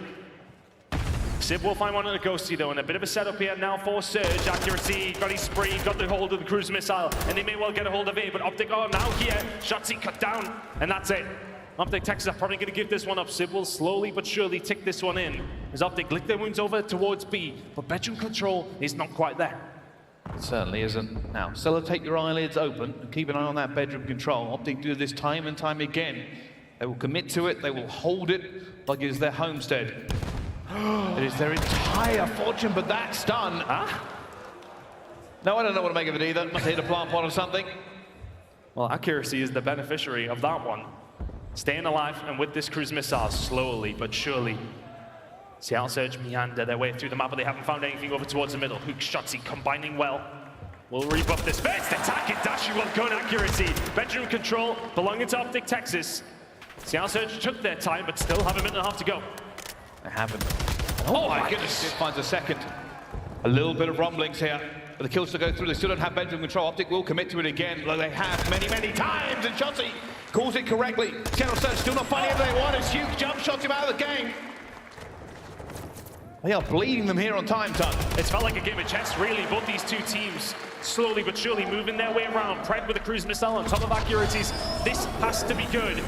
From CL Surge can find nothing. Pressure coming through from OpTic Texas. 1 minute to go. Lives very tight. OpTic just fully committing to bedroom push over and over again. Simple find two, but they still don't have enough players down. There is still bedroom control for OpTic. But the thing is here now for Surge, you have some mid-map control. This is your opportunity. 45 seconds to go. Ghosty will move away from that stun. That is definitely caught by Pred this time. But here we go. CL Surge kicking it. Yeah, Sid, Mack finding kills. Ghosty needs to go big for the team once again. Looking for him. Huke goes down. It's only Ghosty. It's only Ghosty who's here at the moment. That nade will come through as well. And it does find Pred. Dashy commits the cruise missile. And the trophy's down. There is going to be one there, but he bangs it off the wall. And they get it accuracy. Will now have to commit to the point to stop the clock, but they don't have reinforcements. OpTic Texas are going to be here in numbers as well. Simp trying to stem the tide. Pred will find one as well. It's still very much a play. Oh! That is huge from Shotzzy. Eventually falls. Dashy trying to stay alive. CL Surge still in a good position to maybe win this one, but not if you can't win a gunfight. Last roll on the dice. And they now have to move. Technically, Seattle have the lives, and they do not have the time. It is a sprint straight towards this. And OpTic, they rack the irons. They're ready for it as well. Simp and Dashy combining. Huke will find his second. Pred runs into no man's land, finds him as well. Only Ghosty versus Pred, and Ghosty again. OpTic will not be moved. They will not back down from a gunfight. And if you are running into Dashy and Ghosty, you will not have a good day.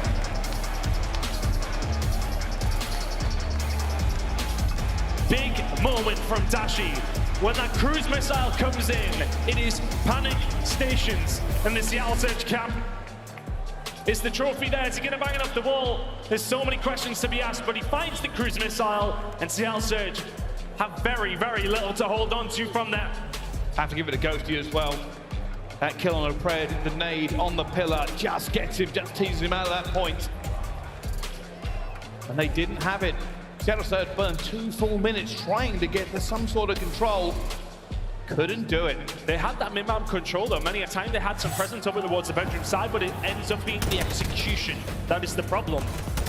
I want to say they probably played it relatively well, how you should do. You know, you're slowly, methodically getting that map presence to make your final push. But the final push wasn't good enough. Ghosty reigning absolute supreme in round number 2. CL Surge have their opportunities though. You think of that round number 2. You think of Ghosty finding those 5 to secure it. CL Surge were 1 tick away from taking the lead, and then we would have been heading into a round number 5 right now. But OpTic Texas once again hold the line. Defensive work coming through from them, and they once again have themselves a lead in this series. It's something that OpTic is so good at. I told you to watch the minimap, keep an eye on the bedroom. They will hold it over and over again. That was a massive kill by Shotzzy. And as this came down to it, the trades just weren't there. They couldn't get the grenades in. They couldn't get the position they wanted to. The flag from Huke also put them every single direction. Even if Pred had won that gunfight versus Ghosty, he would have had to turn weak and fight Huke. And I think one thing is well there. CL Surge, because they just don't have the time, they have to rush everything. You can't have everybody, you know, irons up trying to figure out exactly where everybody from OpTic is. You've got to move fast, and time was not on their side. Hotel control goes OpTic's way as we go over to a fortress hard point. This one is going to be mixy. Let me tell you that. It should be a hell of a game between these two sides who are known for how good their fortress can be. Especially OpTic Texas, ever since Ghosty came onto this roster, have looked quite undefeatable on this map, but CL Surge still have an opportunity, especially with the veterancy they have on this roster. 1 grand final across the board for them in accuracy. But look at that in terms of the average place, and Pred and Simp, they're with their first ones, of course, in the previous event last year. but they definitely still have the experience to be able to do something at this event. Yeah, I mean, we spoke about it before. Realistically, Seattle Surge, their season has not been great. Criticism leveled at this team pretty much through every single stage. They're just hoping, praying that maybe this will be everything they want it to be. But standing in their way is a team that has been our #1 seed going into many majors, but finding no victory. They want this one. And they've got, well, 2 opportunities to stay in it. OpTic Texas 1 map away from advancing on. Well, we talked about Seattle's history. Let's have a look over on the other side. First appearance for Ghosty at Champs. Plenty of experience, of course, for Dashy, Shotzzy, and Huke. 1 more ring to their name, of course, Huke and Shotzzy with theirs. Average placement is very, very solid as well, but Ghosty, how good has he been in his first Champs and his first season as well?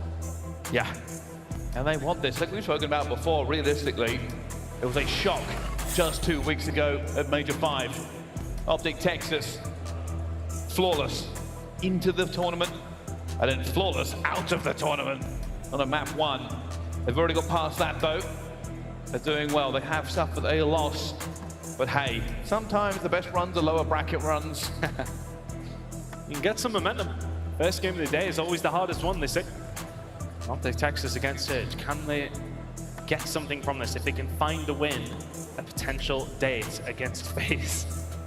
Hey, we know how that storyline's went this year. That's what they're hoping on. I mean, there's no Florida at this tournament. There's no LA Thieves anymore.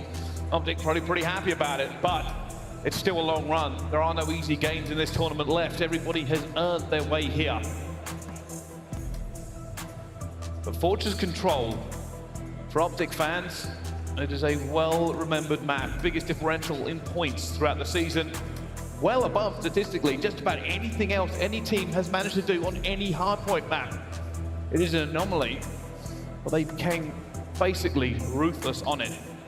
Just have a look over towards the Albagra Fortress, though. You're talking about an OpTic Texas team who have been so good with Ghosty, 9-1 with Ghosty on this map. But they chose not to go with it against Boston. Or in their previous series, I should say, up against New York. They chose to go with the HyDra, to go with their hotel. So, is their confidence lost? Is there an issue with this map for them? We'll find out very shortly. Albagra Fortress is always an entertaining one. Seattle Surge not too bad at it either. They're sitting at a 9-6 record. P1 and P2 though is really where OpTic Texas find a lot of their success. And the plus and minus points for this one, OpTic Texas, is quite something. They blow teams out of the water for the most part on this map. Can they do that to secure themselves one further step towards that ring at the end of tomorrow? A long way to go, a lot of Call of Duty to be played, but they could very well end it here. Well, let's see. Is this the last map, or is there another one waiting in the wings? I heard that. The crowd not very happy about me mentioning map number 5, but let's find out how it goes. Both teams, of course, going to head into the Blender mid map. First couple of kills going to come through. OpTic Texas on the more beneficial side that will hold down P2 if they can. One coming through there for Mack, though. Is that going to be something where OpTic Texas are going to have to deal with it? South Surge trying to find a way through. Mack will find that kill. A leak in the defense is OpTic Texas. Totaling some points up here. That's 20 seconds gone. Accuracy with the nade, though. Dashy staying alive. Have managed to spawn them out for a few seconds, but Dashy not able to get the turn and burn that they wanted to. And now the shoe is on the other foot. They were trying to pin them in. Pred with the Vaz having a little bit more issues than he would like. But time ticking up for Seattle. For OpTic, it's not about getting back to that P1, it's about breaking out for P2. And Mack does a good job. He gets a somewhat fortunate spawn over towards the double door side. And now he's able to create something for Seattle Surge to hold on to. Everything is went over towards both these two teams. Lots of points taken over towards P1, P2 being held as well by Surge. Shotzzy trying to find some sort of inroad to help OpTic Texas find a break here. They will be on the better side of things for P3, but Seattle Surge running some points up yet. Seattle are looking for Shotzzy. They know they haven't seen him in some time. And there we go, now he moves for it as well. He's looking for the player, but he's picked wrong and actually will get it. At the moment, OpTic are not close to actually breaking this one out. They're still in that spawn. They will take another stab at this. They will try to get to this point and then chain it into P3. Well, it's free for them because they get the player that's pushing over towards the P1 side. So they can start to have a look. They know they should get the spawns. Huke Dashy combining with Simp. 1v1 versus Huke. finds the fight. But now because of the push that came through, Surge won a couple of gunfights. OpTic may well have fumbled P3 spawns. 15 seconds or so to go to P2. It will go over to OpTic, but you lose the spawns at P3. They will be looking for a fast break here. Seattle will set their battle line. They'll get into position as best they can. They are going to be pushed in though. Nobody going to be outside this spawn to begin with. Accuracy spawns up. He'll try to get towards gate, try to hold it down for his team. A lot of pressure here on Surge. They're sitting very tight, very passive. Mack is going to find at least one here. Ghosty trying to put the pressure on. Mack just trying to stay alive. Got some backup in the form of Pred. But is this where the push comes through for OpTic Texas? Ghosty and Dashy break so well. Simp left all alone. Can find one. Can't find anything else. Big break from OpTic. Oh, it's resplendent there from OpTic. They break that like it is nothing. Still, though, a little bit contested. It will eventually be shut down. OpTic can now set up themselves. Hold every single gate, hold top maps as well. Simp trying to find this kill as well. There will be a trade coming in from Ghosty at some point. There it comes. They can't even get a whiff of this. They are being pushed out in every direction. Huge win for OpTic Texas on that one. They'll take about a 15-second lead heading over towards the P4 side. A little spawn out for them as well, help them along the road. Huke will get himself into a position to try and break this with the rest of his team. Accuracy just trying to lock everybody in. OpTic Texas very much benefiting from a really, really nice break. Huke is out though, and Huke may well cause problems as he often does. Yeah, they're going to have to find him. They're going to have to dig him out of it as well. Actually calls it perfectly, but it has allowed OpTic to get straight out of that front gate. And now they will slowly but surely try to get in positions where they can break this. Already Huke doing his work. Players coming through as well. Shotzzy being a nuisance. As ever, as ever. Fred eventually deals with him.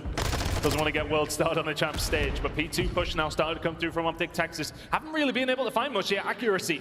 Having himself a game, 4 in a row from him. Well, they're all going through the back. Everybody's going to push the back as well. They're going to try and get this control as well. I don't think Seattle will set up for it. The second there as well. Shotzzy will jump in through the window, not expecting it, and they will go for this break, but they still just cannot get their toes over the line. Players are drip feeding here from OpTic into this point, but they find nothing as we head to Blacksmith. Really, really good hold from Seattle Surge, and a resolute one at that, because OpTic were finding kills. They were finding moments where they could have found the break, but Surge catching up with kills at the correct moments. Grenade on Accuracy, should be dead to rights, but Simp and Predator backed him up. Ghosty's the only one who can answer as we push over towards the Blacksmith side. Spawn there for Dashy, he will hold that spawn down. OpTic Texas trying to find themselves out from P3 side. Seattle Surge just about holding on to Blacksmith, soaking up some time. Prez alone doesn't have the overwatch he wants. Eventually Mack will get there in time. As they hold this down, Mack on a 5 streak. You can already see the pressure from OpTic. They're trying to split it across the map. They're trying to get Seattle off their game. Shotzzy again, annoying at 2-piece from him, and they will clear that out. Like I said, Seattle looking for him. Even Sim's like, where has he gone? And down he falls. And OpTic managed to get that break in the end and stop the bleeding. Just humongous from Shotzzy though. Manages to lock so much time in for his team because he finds those kills over towards the P2 side. Seattle Surge concentrates so much on that. It allows OpTic just an easy run through. Shotzzy 5-3 before he does get cut down by his own teammate. 10 seconds to go over towards Blacksmith. We head into a second rotation. It's going to be about a 35-point lead for Seattle Surge. It certainly is. And speaking of Seattle Surge, let's find out how they are dealing with this right now. Will they listen in with Seattle? The truck. Flanking single? Heard you. I have ours push out. Something getting engaged. I'm flanking gate. Bench Kyler. Top up's absolute. Top up. Ghosty. Top up. Ghosty. I heard you. I'm playing single. I'll chop top art for you. He's on dub. I'm staying down. Top art, for sure. In the middle of top art. No, he crossed the cubby. I'm not coming down. Top art window. Nice. Art window. Nice. First guy Dashy. Heard you. He's throwing shit here. Where is he? You could be back scaff or something. I don't see him. I stun him back scaff. Yeah, I'm looking for him. Hard stun. Enemy gate. Still missing Dashy. I'm gonna play for Dashy. He's on my X. Laying down. Top maps. Top maps. I have dead. Nice. I don't see the P5. Get one shot. Bench on the point. One bullet, bro. He's one bullet on point. Back up a block. We're good. Look at P5 then. Last guy Kyler. I have gate. I got him. Top maps. Absolute top maps. Bottom maps. Hold my gate. One is bottom maps. I have P5 runner. One is bottom maps. P5, one shot dead. Bench nothing. You got time? I have time. Get again. I did. Last guy P5. I'm staying top part. I'm backing up for a sec. Okay. Alright, I have first. They could be open. They're crossing P5 right now. They could be open. Nothing P1. All going front. Hold You have the hubs? I have the hubs. They can flank the back. Heard you. I'm hard playing first. They're throwing shit front. Heard you. I'm flanking open. One more, left side stage, back left stage, back Down, left one shot. Nice, Get time, P1. Yeah. Get time quickly. P1 copy. P1 dead. Side on me. Side, Shotzzy, in time. Two sider. I'm chilling. One more P1. Two sider. Shield corner, one shot. I'm dropping the corner. One shot. Seattle Surge doing a really good job of finding those road OpTic players that are everywhere on this map. And they have lengthened this lead significantly. They will not go for this. This time they will set their battle line again at P3. Broken fast last time. OpTic will need to do it again. And a huge thing about that P1 to P2 is where Seattle Surge have picked up so many points. That's really where OpTic Texas have found so much of their luck when it's come down to Fortress. But they broke it at P3 last time. They'll need to do it again. If they can do, the 60 points on offer, and here they go through the double doors. Dashy finds the second. Shotzzy was the one, the tip of the spear. And can that spear pierce the defense's Seattle Surge? It's just such an easy break. And one that OpTic Texas sorely needed. And how on earth they've done this again, but Seattle Surge trying to do the same thing here as well. They get their points through at the same time. Shotzzy looking for the gun but can't find it. Dashy now going for it, finds the first and second from Dashy. It's not the third. Mack attack to the rescue. Ghosty goes for him as well. It's all trading all the time. Both these teams desperate to get into it. Everybody flooding into this point, but OpTic will eventually walk away with it. If you're Seattle Surge in that scenario, you kind of take it, you get broken. OpTic only get about 30 points out of that, but you had rotation. Is that something that get OpTic back into this game? P4 last time around for Surge was so efficient. They lost a couple of gunfights, but soaked up nearly every single second. Can they do it again? You trying to bang here eventually, though. OpTic have got their players through. They're only looking from the Thunder for down under. That last player, will he slip the net? Ghosty's going to fall for him as well. And this is it. Seattle got back into this point. They are in lethal range.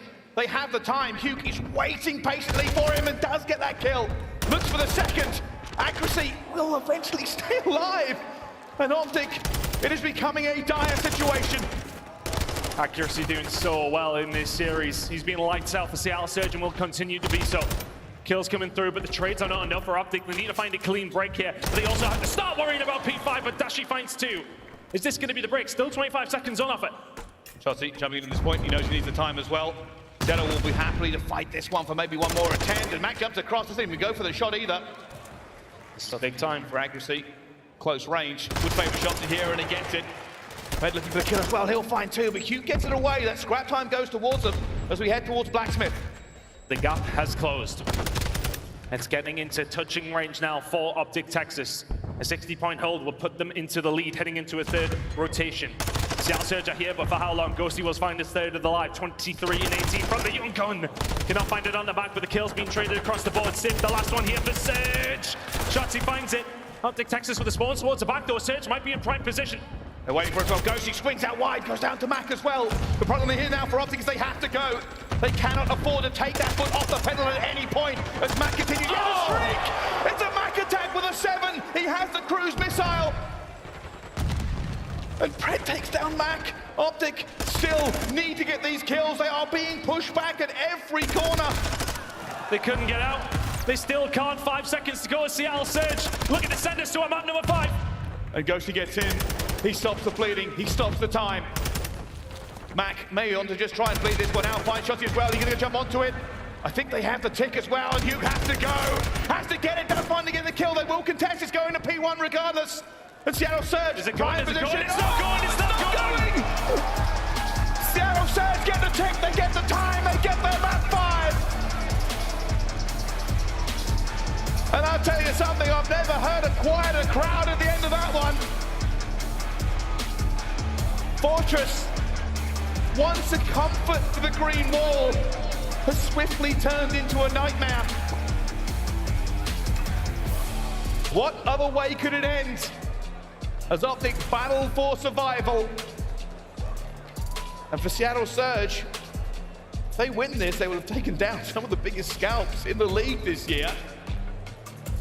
What happens? I know one thing. There's not a dry forehead on that stage. Not a single one of those 0 ticks going OpTic Texas' way this weekend. Not one. Hey, look, it was still a very tall order. It was going to be difficult nonetheless. Oh my God. Identical hard points in terms of the scoreline for these two teams over Mikado and Fortress, but they go opposite ways. And inevitably and surely we go to a map number 5, Mikado Search and Destroy, to decide it and see if somebody's going home. We will. An S&D, 1 eliminated, 1 moves forward. Don't go anywhere. This all wraps up after the break here at the Call of Duty League Championship. And my goodness, am I excited.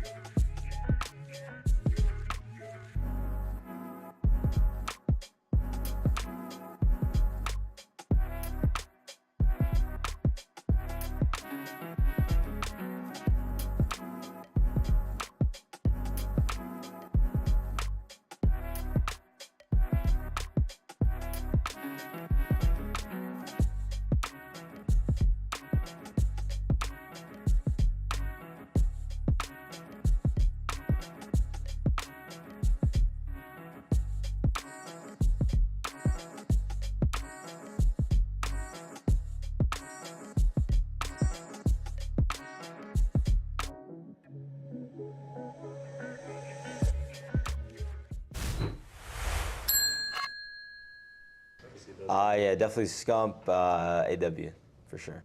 Influence, Pluto, MW2 national champion for the vibes. Formal, IW, for sure. Oh, well, my team's already stacked. I'm going to get F3. You already know. What game? What game? Every game. Every game. It's different. Wait, I'm thinking like I'm on the team too. Nah. Yeah. We're not. We're just we're like, not on the team. All we're right. scouts. Wait, Scout all right. I got Damon then. What game was you got? OpTic Dynasty. I know just who to pick to take them down. And now I got Patrick Price, Ghost to Black Ops 2. Dude. I got. You got Kremp 6? Yeah, go order. I got fucking Fear Assassin. 2? You better watch out for him. That's all I gotta say.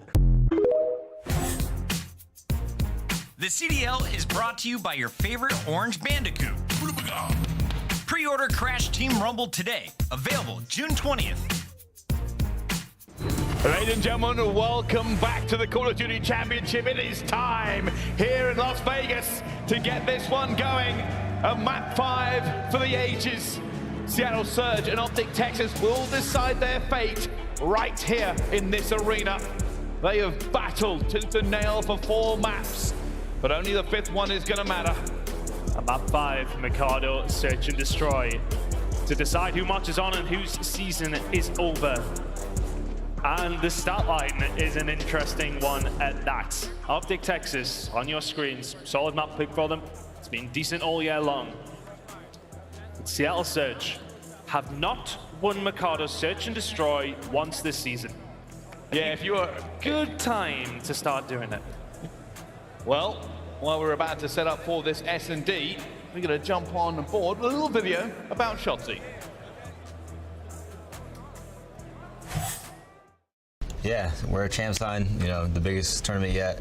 We've been putting in the work, been doing 3 sets basically every single day the past couple of weeks. So I feel like we're at our final form. I feel like everyone says that at the end of the year, but I truly think that just because, you know, every single game mode besides HP was like our toughest, right? So the only thing we needed to work on was our controls and S&D. So I feel like that's what we did the last couple of weeks, and we look good now. All right, little word from Shotzzy while we get the stage set up for its climactic finale. And these two teams are ready.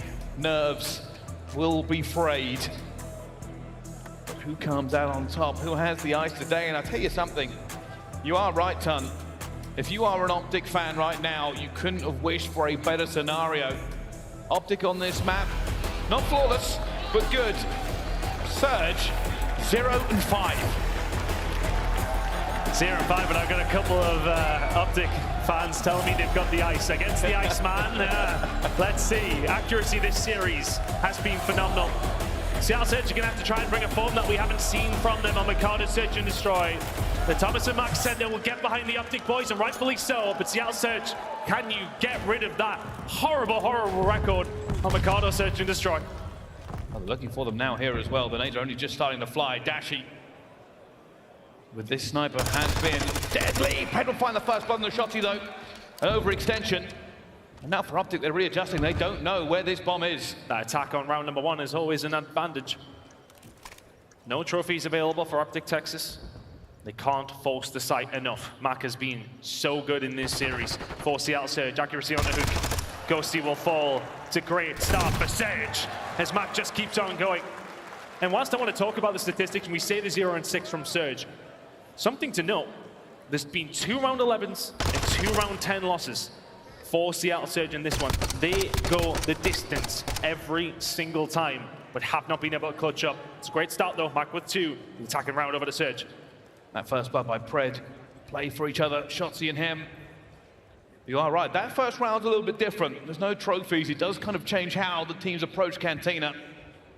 And that's what they'll be looking for here. In fact, was that round quick enough to get it done? I don't know if it was, but we'll see. Nades already ricocheting around the arena.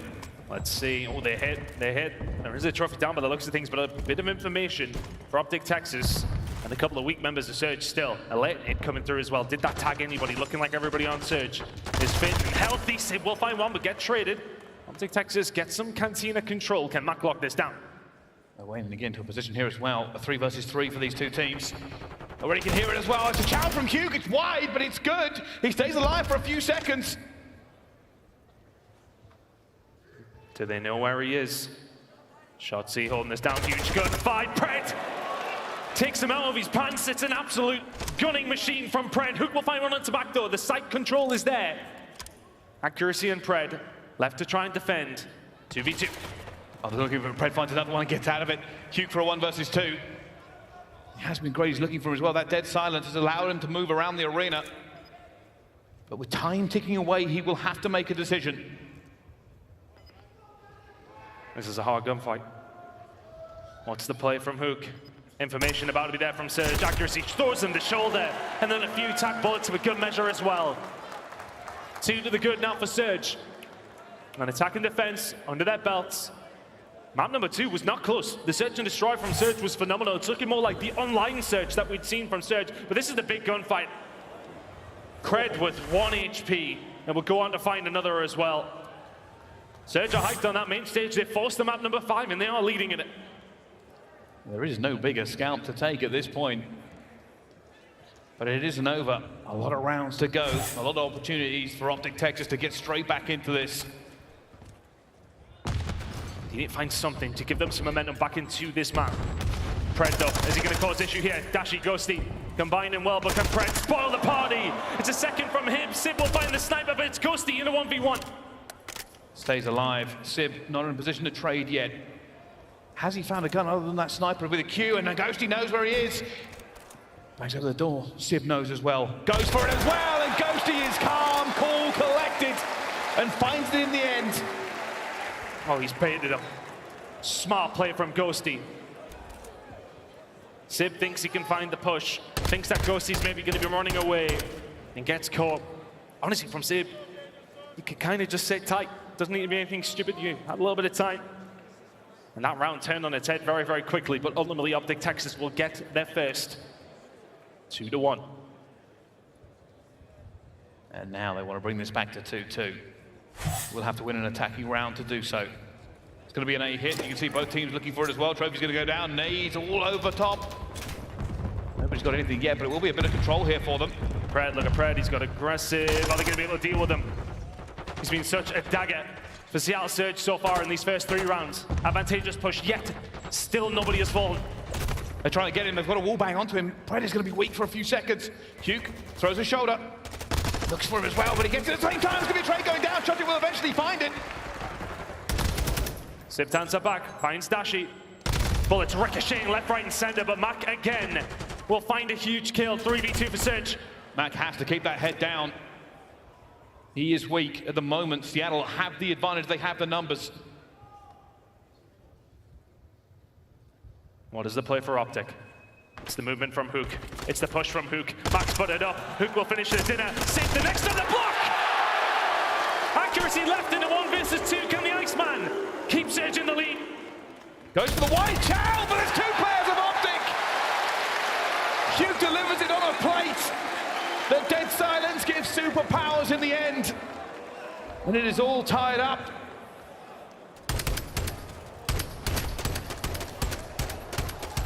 Thomas and Mack center as a bundle of nerves. This one is just coming down to the wire time and time again. I think it was 4 or 5 1 versus 1s. That one, of course, the 2v1, but there's been some big moments already. The crowd eventually getting behind their team now as OpTic find 2 rounds in a row.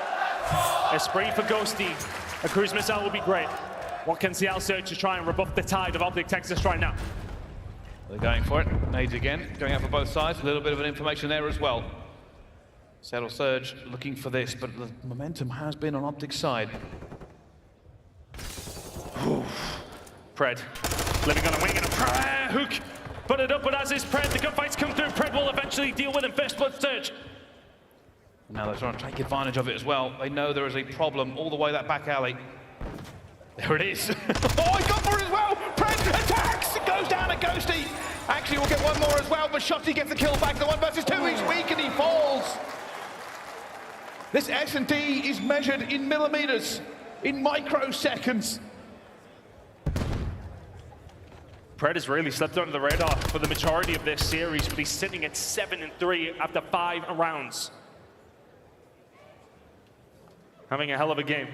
He's finding first blood, he's finding big kills. Getting rid of Dashy just allows a bit more of Hedge's control, and yes, okay, he falls. But the reach from accuracy comes through, and Surge in the advantageous position. Once again, 3-2 now.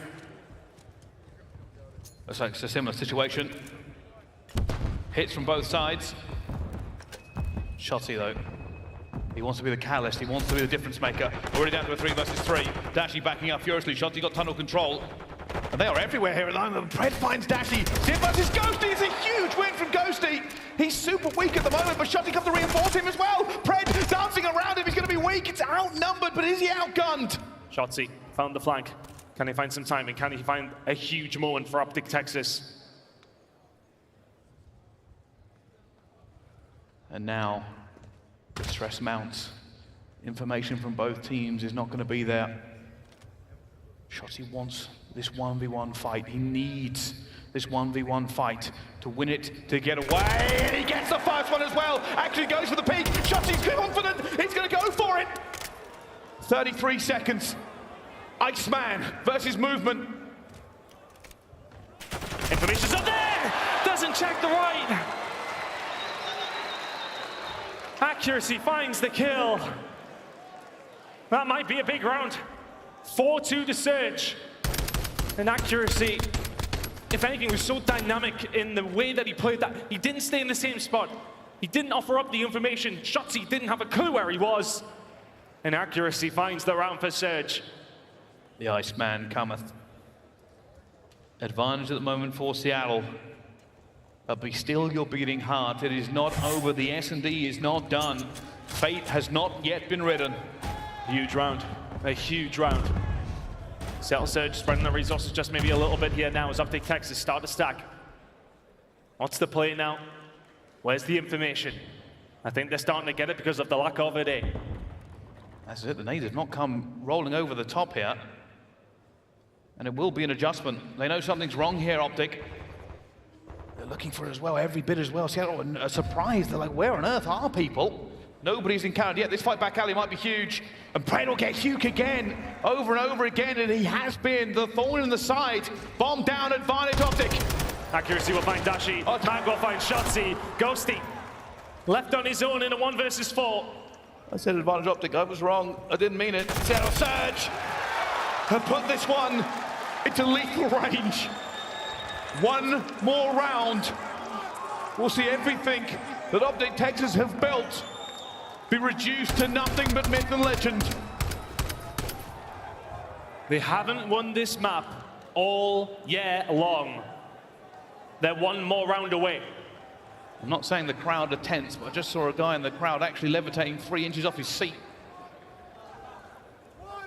Every nerve in the arena at its end. Here we go. Defense for Seattle. OpTic fans, your team needs you now. 3 rounds are tied up, and there's the first blood. Mack will fall. An attacking round here would go a long way to starting the comeback, but these next gunfights are important. Ghosty will find accuracy. Kremp, though, can he be the difference maker? He falls as well. Simp now in a 1 versus 3. OpTic looking to reduce this to 2, but Simp finds one. 1v2. That bomb is not down. Is it advantage? Simp finds another one. Not like this. It can't happen like this. Simp looks for the 1v3 to put OpTic in the Shadow Realm, but fortunately they have Ghosty. The rookie with the weight of the world on his shoulders. It's a peak, it's a gunfight, and the green wall falls! A chance! They are out! They are done! Seattle Surge! Resurgence in the end! 10,000 tears have just been shed at the Thomas and Mack Center! And a day that will live in infamy in CDL.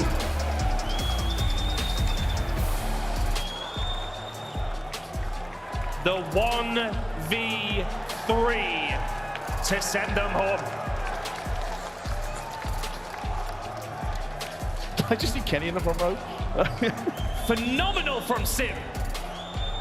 The 1x1x1 shot. That's the first time that Surge have won Mikado Search and Destroy all season. And what a time to do it. There's a saga that has been building all year long. OpTic versus Pred. I'm sorry to tell you, OpTic haven't won it. That man came alive. Over and over again, Seattle this season have been anything but what we thought they should be.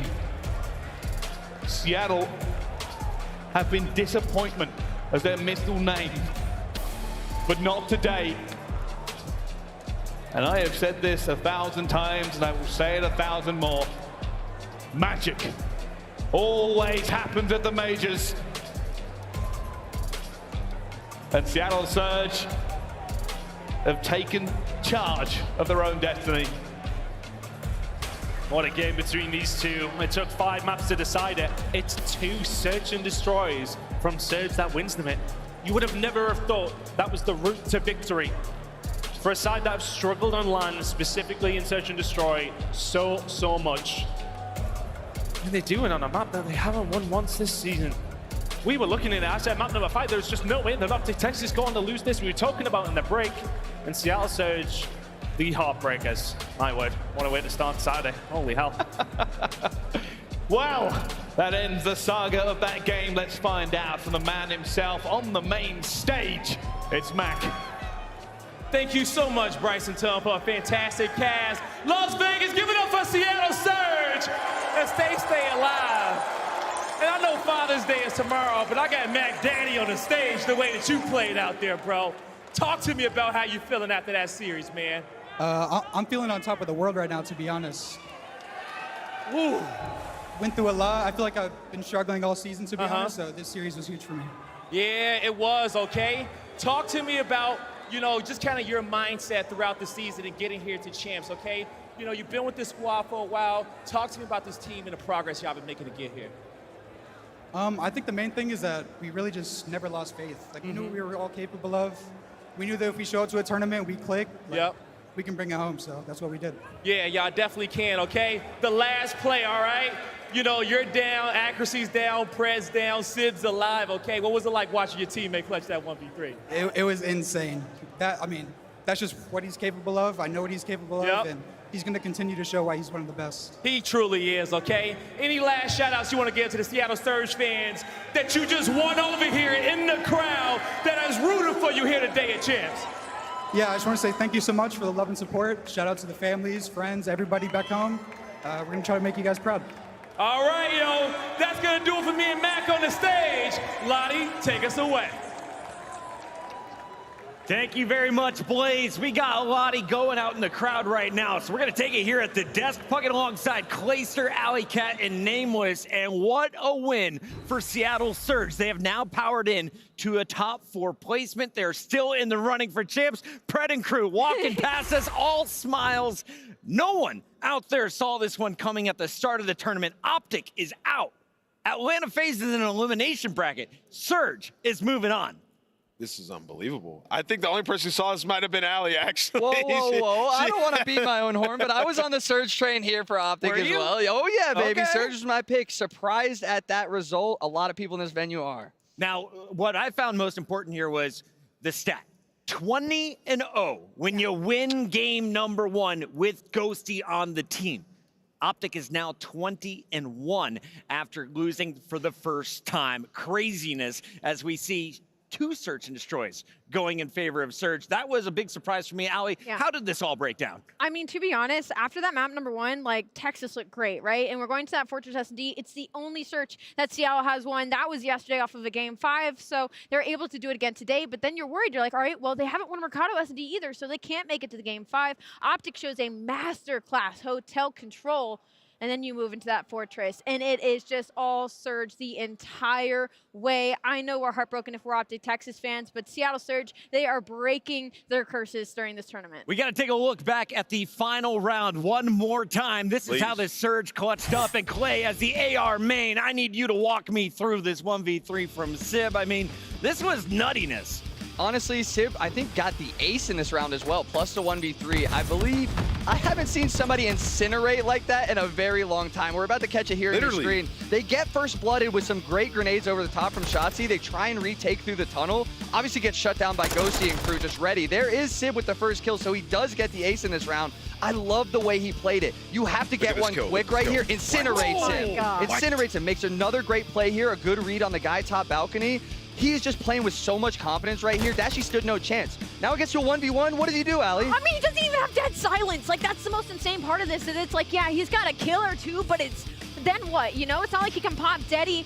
But unfortunately incinerates Dashy off that heady, and now he's just playing for his skill, right? The bomb is playing to the right. What is insane about this play to me is that Simp is looking at balcony in the left side and is able to catch Ghosty on the peak. The bomb's not even planted for that. The bomb is planted for hedges. So for Simp to make that read, I mean, insane. Simp looking like Jimbo online, gets the ace and the final clutch, the 1v3. Impressive stuff here as we now see Seattle surge power into the top 4. The question is, who do they play against next? Let's take a look back at the full series, though. If you missed it, we started an hour and a half ago. 250 to 163 was game number 1, and we thought it was going to be all OpTic, but then Surge came bouncing back in that game, too. Yeah, I mean, Surge really fixing their Fortress Search and Destroy. They were able to shut down Shotzzy.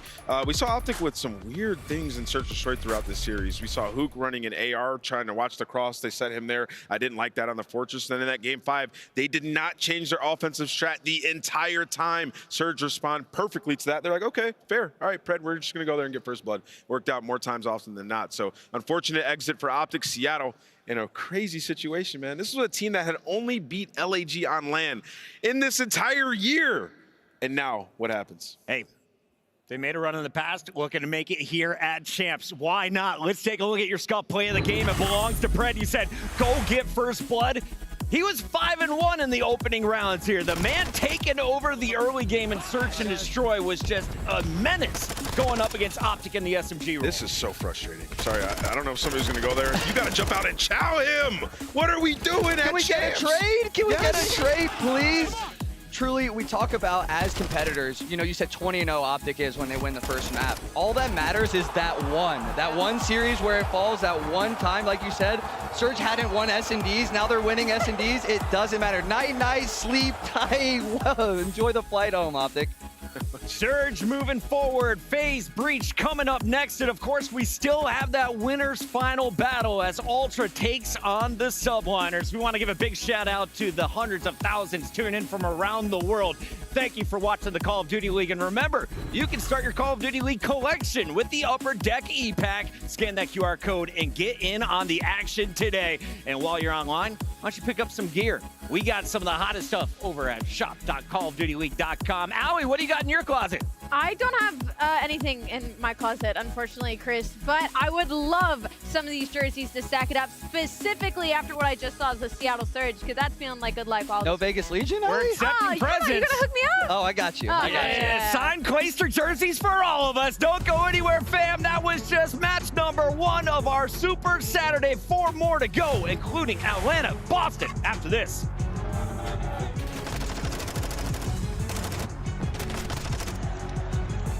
Let's go, Boston!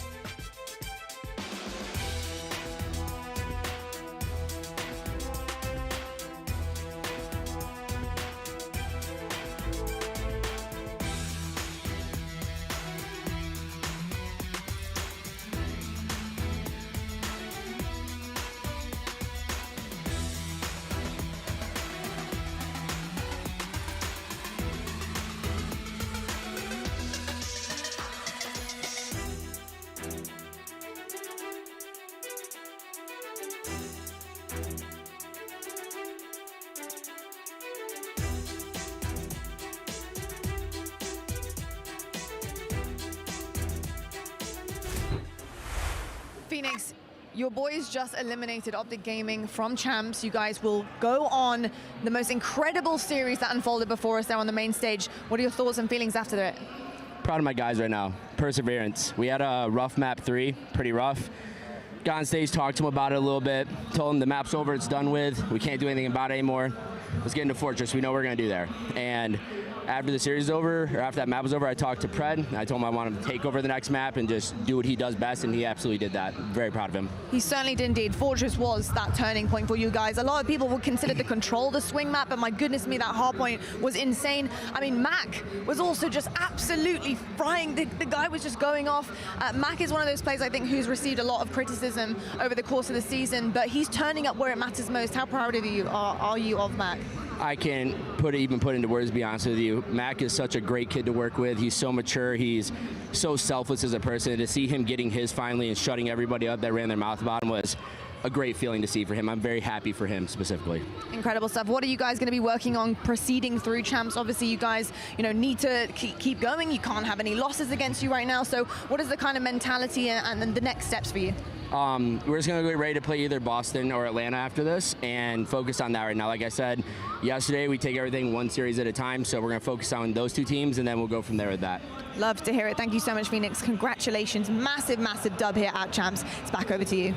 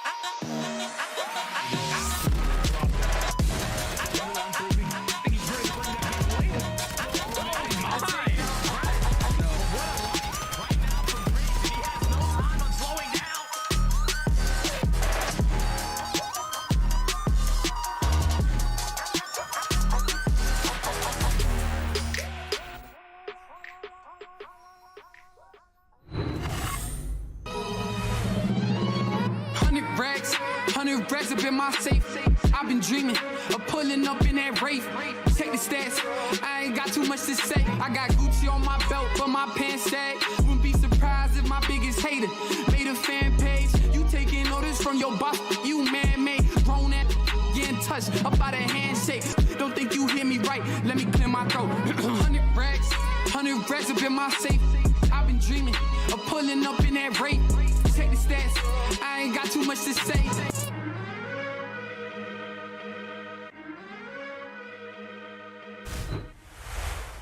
Shift and Lottie with you guys from the team activation booth just outside Challengers. You got to stop by. Lots of giveaways happening. Lottie is currently trying to get her game on right now.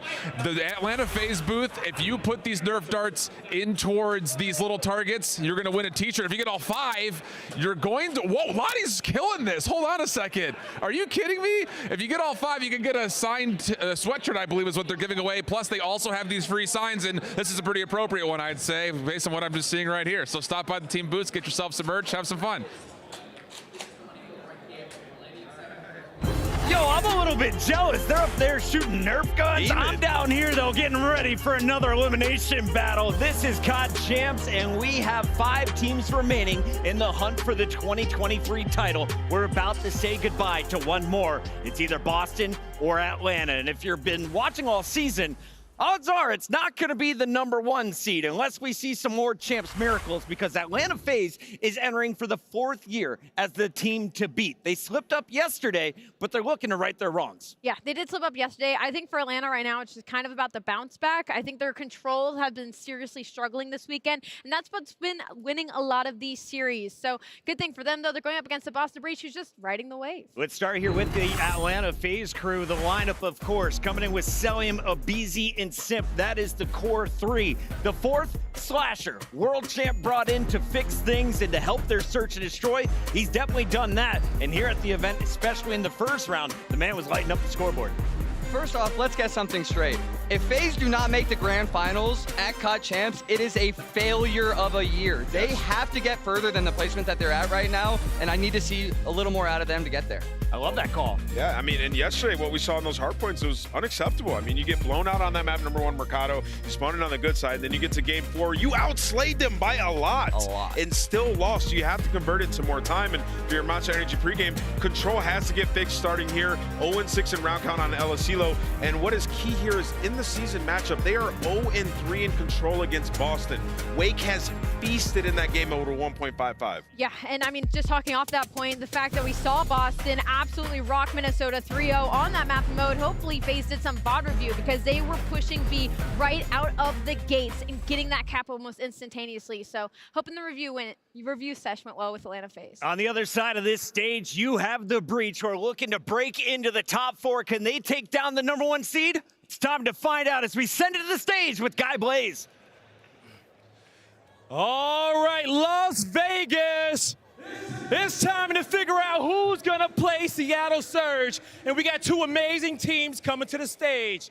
And coming out first is those boys from the East. Get ready, because here comes the Boston Breach. Give it up for Awakening, Beans, Snoopy, and Kremp, the Boston Breach.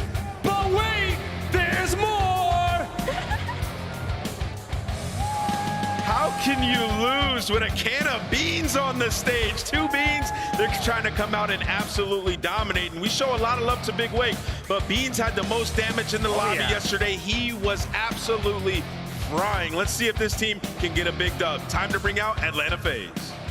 Hey, double the beans, double the check. They come out on top, but they better be checking for their next opponent because they not playing around. Looking to use that Power Stone and get to another level. Give it up for Atlanta FaZe! We got Slasher, Simp, aBeZy, and Cellium, the team to beat Atlanta FaZe. A team that has not missed winners finals for the past 3 years now find themselves in a situation against the Boston Breach that didn't even expect to make it this far in the tournament. Atlanta FaZe, they should have the edge here as the #1 seed, but they cannot get caught off guard by the smell coming from the other side of the stage. I'm ready to get the second match of the day started, Blaze. I'm ready as well. Las Vegas, make some noise for the teams on the stage one more time. Y'all ready? All right, Merc, Maven, let's get it bust. Here we go. Get a little twisted, have a little fun. This match, I mean, listen, I would think it is sort of like, you know, you have this Boston team who often like outslays, but maybe the fundamentals aren't there at times. They get punished for it. That FaZe could like take advantage of that. But if you watch FaZe yesterday, there were some moments of that. What were they kind of guilty of? Back to that maybe like old FaZe we would see where they outslay by a bunch but can't find the time around the objective. Like what FaZe did we get? Yeah, I mean, that's really map #1, right? That Fortress hardpoint, that's where I think that happened, you know, P4 a couple of times for Atlanta FaZe. Crowd were frustrated, as we know. The fact is, though, you know, they slayed really well, but on the other side for Boston, they put on a show. They really did. It was the ARs leading the way, but a tough matchup here. I will say, though, looking at this map set, the first 3 for Boston, I think are winnable, 100%. Maybe not that Asilo search and destroy, but I think if you're a FaZe fan, the Mercado's at the end of the, you know, the end of the series. That's where the advantage is in.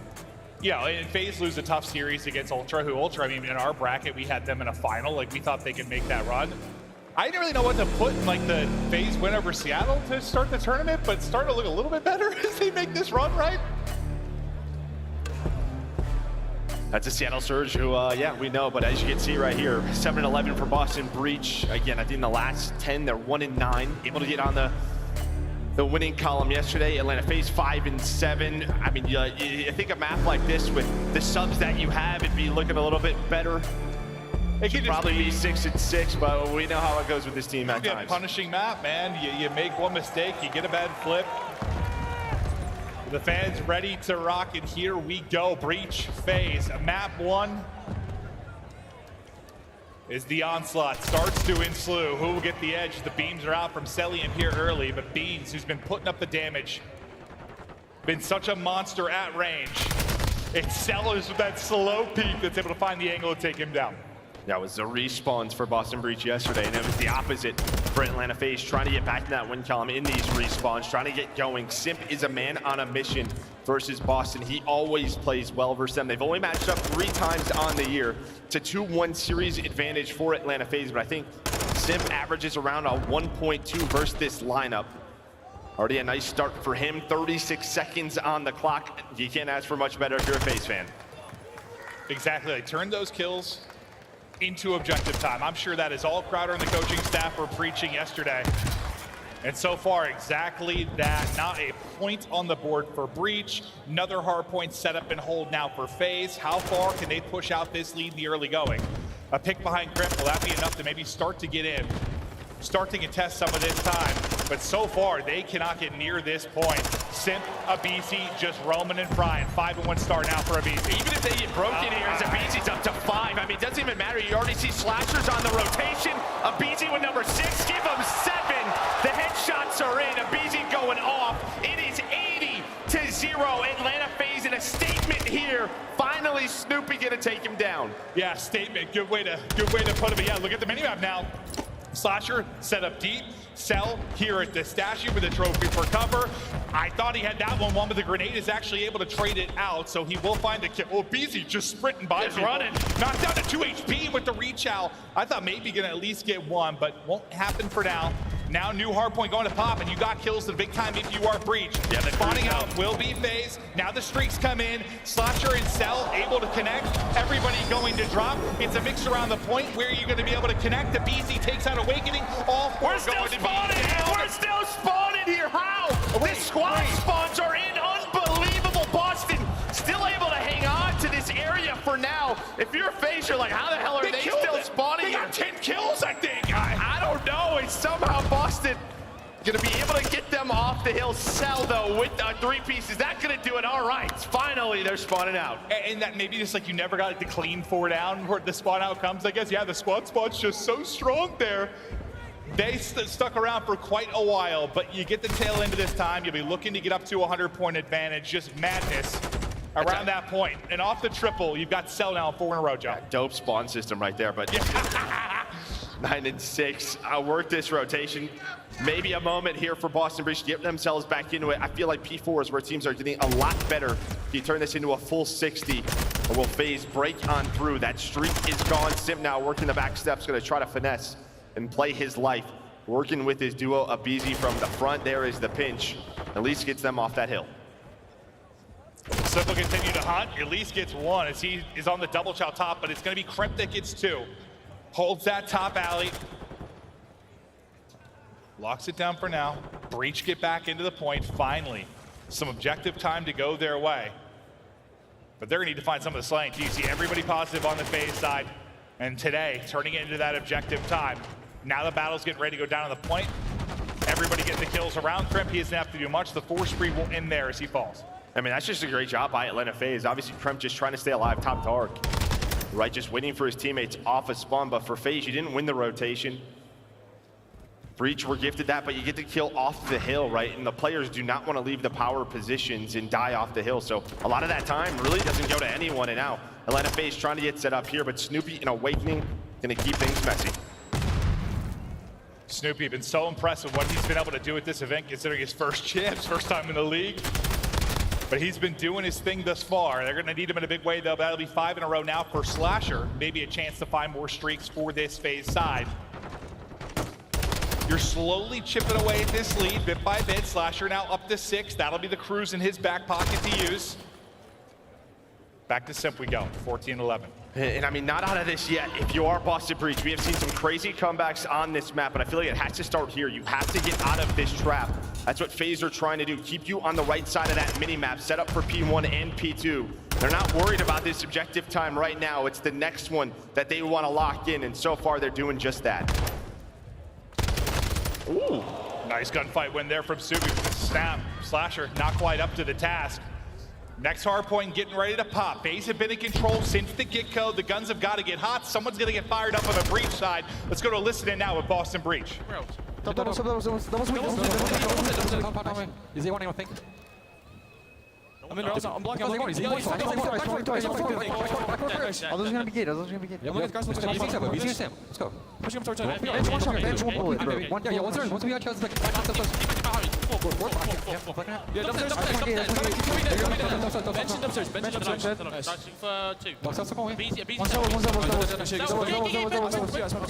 he's from middle. Marcel, I think. Marcel. Yeah, also. I'll see him on the mark. Okay. Yo, Rails outside. Yeah, well, there's already two. There's one's holding hop ups and one's Rails. Yo, one's like P5, one's up. One out, flanking no. Cellium tree. Sips on out. Yeah, All dead. one was tree. Waiting up. I'm coming from you. Third shot. I think you got the stage. You get your best trophy. Stage. Sing it. What's the stage? Backside and stage. Stage. Let's go. They're gonna be sided. All front. Could be sided. We'll throw one. Look for Simp. Look at pitch out the back. I'm resetter. He's Yeah, great time. I'm resetter. Don't even shot sider. Let's go to what out. On to new. Back into it and slowly just chipping away at it still, Joe. You know, you have it at 100, you get it down to 80, now you bring it to about 50 points. It's taken 4 hard points, but you've been getting back into this game. And now you have an opportunity here, right? I mean, they were able to make it messy last time through at P3. Awakening, he's gonna need some help, but FaZe, they rotate so early. You heard it in the listen, this is good time, but there's gonna be 3 dead. Snoopy, the last one through. This should be a setup for FaZe. It's gonna be that. aBeZy with the help. Cellium looking over him, gonna take down 3. Already a clean 10 seconds and much better in this setup. I mean, that's the position you want. Think about this. I mean, you've got players soaking up the hill, and then as you're trying to hit like an open cross, you've got aBeZy at close range and Cell putting in damage at range. Like, good luck. Getting it across that is going to be so difficult. They're finally getting close to maybe putting some aggression towards this point. There's 30 seconds off of this, Joe. They haven't gotten through the double doors. Yeah, and this is really what FaZe have been doing, right? Even in that listen in P1 and P2, there was so much fight over real estate. There wasn't a lot of objective earned on either side. And FaZe, they knew, right? The only way for them to get back into this game was this P3. So FaZe, they hang on to that lead, controlling the tempo. You see in the right side of your, the scoreboard, everybody's slaying well. You're on an 8 spree. Make it 9 for this team. I just think it shows, like, how anybody can pop off at any moment for this FaZe team. I mean, Simp was leading the way at 23 kills. He just soaked up 60 seconds. I'm not sure he really shot his gun. He was just chilling there, getting the time. Everybody else was slaying out around the point. But now maybe you try to rip the comeback if you are Boston Breach. You did a good job getting back into it earlier. You found the kills. You found 15 seconds here and there across a hard point. You're going to have to do it now. But it's that scary mark where FaZe is over the 200-point mark. Every bit of damage going to be so threatening to Breach. Yeah, and this was the chance that they had last time through at this P4 to have an answer, but FaZe got them off the objective. Now that's going to be 2 dead. Slasher flying on through and a takedown. Snoopy, all 4 FaZe with the break. And this is a very valuable 25 or so seconds. Like, this gets you so close to victory. You're now starting to really scramble if you are Breach. You know the pressure is on, you know the plays need to be made, but you're getting cut down again. 4 down once again. FaZe clicking in this map 1. And second by second, Breach being choked out here in the map 1. Yeah, 25 seconds, you still have a cruise on Slasher as well. The trap is in. aBeZy going for style points there. Already set up here at P5 is Simp, soaking up that time. Cellium looking over him.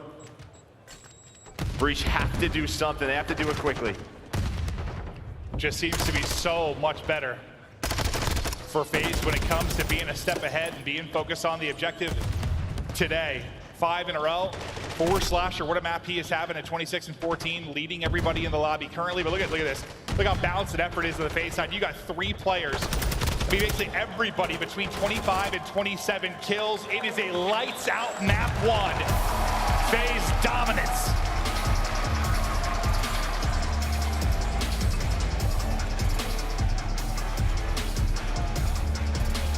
Much better effort there today on Fortress Hardpoint for Atlanta FaZe. The slaying, though, just so one-sided. That's the difference maker right from the get-go. They start off 80-0. You had to streak on aBeZy. Breach just could not get back into that game. And now just, I think it's very scary. You're going to CDL Search and Destroy, FaZe's bread and butter. Then you have the Mercados on the back end of this. Obviously a different Breach roster, but I feel like this map number 1 was so important for them. It really was, to like take some of the pressure off of the map too, just because you know how good FaZe has been into CeeLo. I mean, we've talked about the woes you've had in control for FaZe, so there is an opening there. But like, yeah, you get a map win here, it just takes some of the pressure off some of the really, really strong maps that we have in this series for FaZe. But I think it's a confidence thing too, right? Just imagine you win a map number 1 on Fortress, you're probably slaying well, right? Yeah. Like, the guns are hot. This should be such a confidence map. Just wasn't there for Boston. They should have carried that into map number 2, but it does not happen. It started with this man, aBeZy. We saw the voting results, obviously HyDra, MVP. aBeZy though was second, such an incredible year out of him. Well, I mean, it just comes down to that final, really, at Major 5, right? Like, FaZe win that, aBeZy probably wins. New York wins, HyDra wins. I mean, they were so close. They've both been so sensational in their roles as SMG players. But it just felt like there was a kind of a pop-off and takeover moment, or position where you were close to getting streaks for basically everybody on FaZe. But yeah, at 3 is where they just, especially the second time through, just had it set up. No chance for Breach really to make any kind of noise. It seemed to be that disciplined FaZe hardpoint you kind of want to see if you're out there as a FaZe fan. Yeah, and then for Boston, I mean, listen, I guess you kind of have to regroup. I think the one, key difference here is that sort of your respawn really popped off yesterday. It was the search and destroy we talked about so much with Beans in the lineup. Search hasn't been great at this event, especially for Snoopy. He had a donut yesterday. He hasn't been great in opening duels. Can they, refocus here? We're gonna take a look at their monster pregame, just sort of talk about what Boston was going to need to do if they were gonna get a win. Obviously coming in after that map 1, but like, what can they look to do as we get further in this series? Where are they gonna strike and maybe shock FaZe? Joe, take me through. Yeah, I mean, Snoopy needs to get jumps about search and destroy, right? 3-15 at this tournament, 0-5 in opening duels. Has to take your map advantage on LSELO control. #1 attacking team, and we saw on the other side for FaZe, they have yet to win a round on that map at this tournament. And I think what's a little bit scary too for Boston is just like FaZe, sometimes when you're a team that's been, at least when you talk CDL points, like #1 in CDL points, like since the inception and been on top so often, like you sometimes get guilty maybe playing down to your competition a little bit. But like when you take a look at this year, when they're playing teams like that they should beat, like 22-4. Like you talk about more of the bottom teams that they should go in and handle business. They've been very, very good in those spots. Whereas I think some teams in the past, maybe that's where you get caught at times. And don't forget, I mean, for a team like Surge, the winner of this, you could have a long day. You could have a 3-match day. Well, if you're getting to Sunday, you're playing 3 matches. Yeah, you play 3 matches, so you catch fire, maybe a quick 3-0, or preserve some energy because you got to lock in.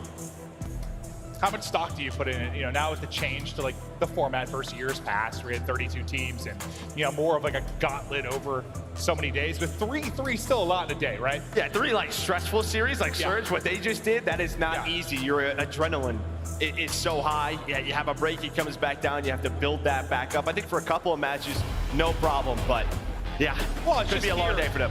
Yeah, with 8 teams only like get in the losers bracket, you don't get a couple maybe gimmies or a couple like easier matches to get rolling. Like you're just right into the pit, bro. Like so much talent here on display. They battle out for millions. But to LSELO we go. And this is where that, they had that search and destroy stretch where they were on, what was it, 15 in a row or whatever the hell it hit. This is where it ended when Ultra were able to shock them. But when they've been in their bag, they have been truly dominant. This has been probably after Embassy, like their second most dominant search and destroy map. aBeZy and Simp can be such a nuisance to deal with on the interior. aBeZy, he wants to take gunfights. 1, 2, they soar in, trade is there. He'll take that 1-for-1. Yeah, Snoopy though was able to work the doors, so you have bomb control, you don't have bomb though, and now Snoopy, he's gonna go on out, able to win it. Got a little bit worried about him closing that. Gonna throw the shoulder, get the info. Slasher not gonna be able to catch Beans. So now a 2-on-3 for the ARs. Yeah, I thought Simp just about snapped. If Snoopy didn't drop shot there, he might have got absolutely incinerated. But now Cell and Slasher, they find their kills. It all comes down to Big Wake in a 1 versus 2. 45 on the clock. Bomb still down by that A site. Slasher's recouped the bomb, and he'll look to get that planted. Now, what can Big Wake, Demon Joe, find in this situation? We're coming off that insane Simp clutch. Does Owakening maybe have something? Sure as hell does not. Cell, ready and waiting, has the angle, cuts him down, 1 round to FaZe. Yeah, I think that's just, you know, one of those bit of mistakes, some chows that go on individually. I mean, you have the 3-on-2, you know bomb is down. Obviously, Beans might be looking for a gun, but you know what Cell and Slasher are doing. Those are your 2 ARs. Force them to come to that bomb site. Use Snoopy's Vaz to the advantage in that, but they do not. They get picked apart, and then the 1-on-2 goes the way of FaZe. I think for the most part this year, they've been pretty solid in those situations. Up a man. I mean, but usually when you're a solid search teams, those are the ones you don't throw away. I think it can often be what separates the good from the great. But Cell, big 2 within that round. What can Snoopy on Boston do, though, in the early going of this one? Yeah, looks like there's nobody inside of A. You have Simp up top, now aBeZy rotating on back. So nade's gonna be going down. They're hearing this. They have to check all the different corners. Now aBeZy about to toss a nade on in. There's no trophy down, so there is that info going for the wall bang. Is Snoopy gonna use the dead silence to allow his teammates to get pushed up? Is Simp gonna find that first blood and looking for number 2, but Kremp with the snap. But aBeZy should be there in a second for the trade. That was such a good job. You kind of saw from Snoopy's POV, just the awareness of aBeZy, just all the peeks towards the room, the utility down for info, the peek to the door to get it, and then him and Simp just collapse. And they'll take that advantage now down to a 3 versus 2. Beans and Owakening gonna be the last guys up. Daddy out for both. Not gonna matter for Owakening. He gets cut down on the cross. That's Cell with the shots.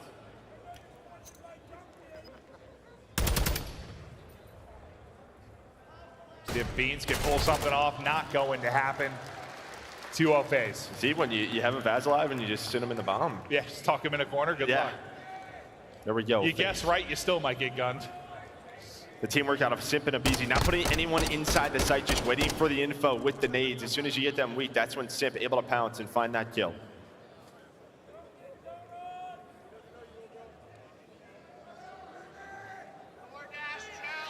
I mean, that's what can just be so tough, like, with the way they played together so well inside. I mean, they got a ton of experience together, obviously, Simp and aBeZy, but, like, it's just like getting both of them clean almost never happens.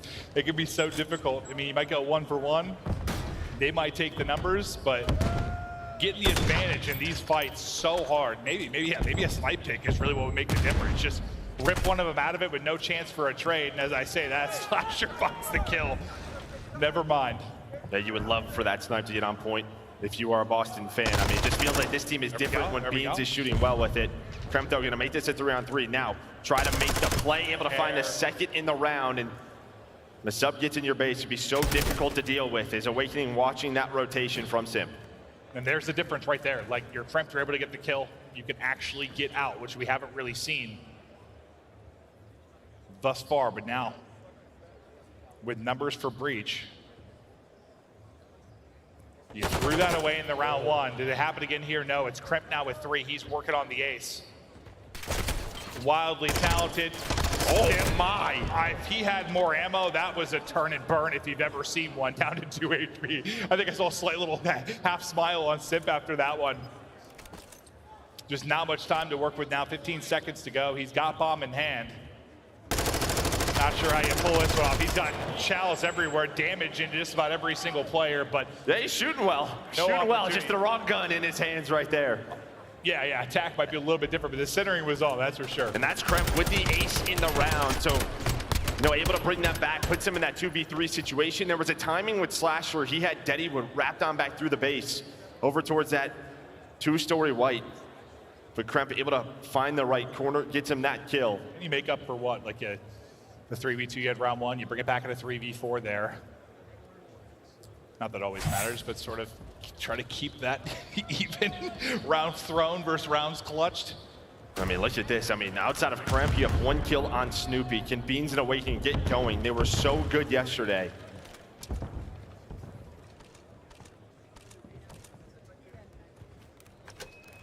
Kremp's like, don't worry, guys, I got it. Let me make the plays. aBeZy inside, double nade in. Slasher actually gets the shots through. He's able to pick up Kremp, so the help is there. aBeZy gets out with his life as well. What looked so good for Boston for a moment, flipped on its head. That is just, I mean, obviously, Slasher's huge out of aBeZy. Yeah, aBeZy staying alive, but yeah, Slasher looking over him with that angle.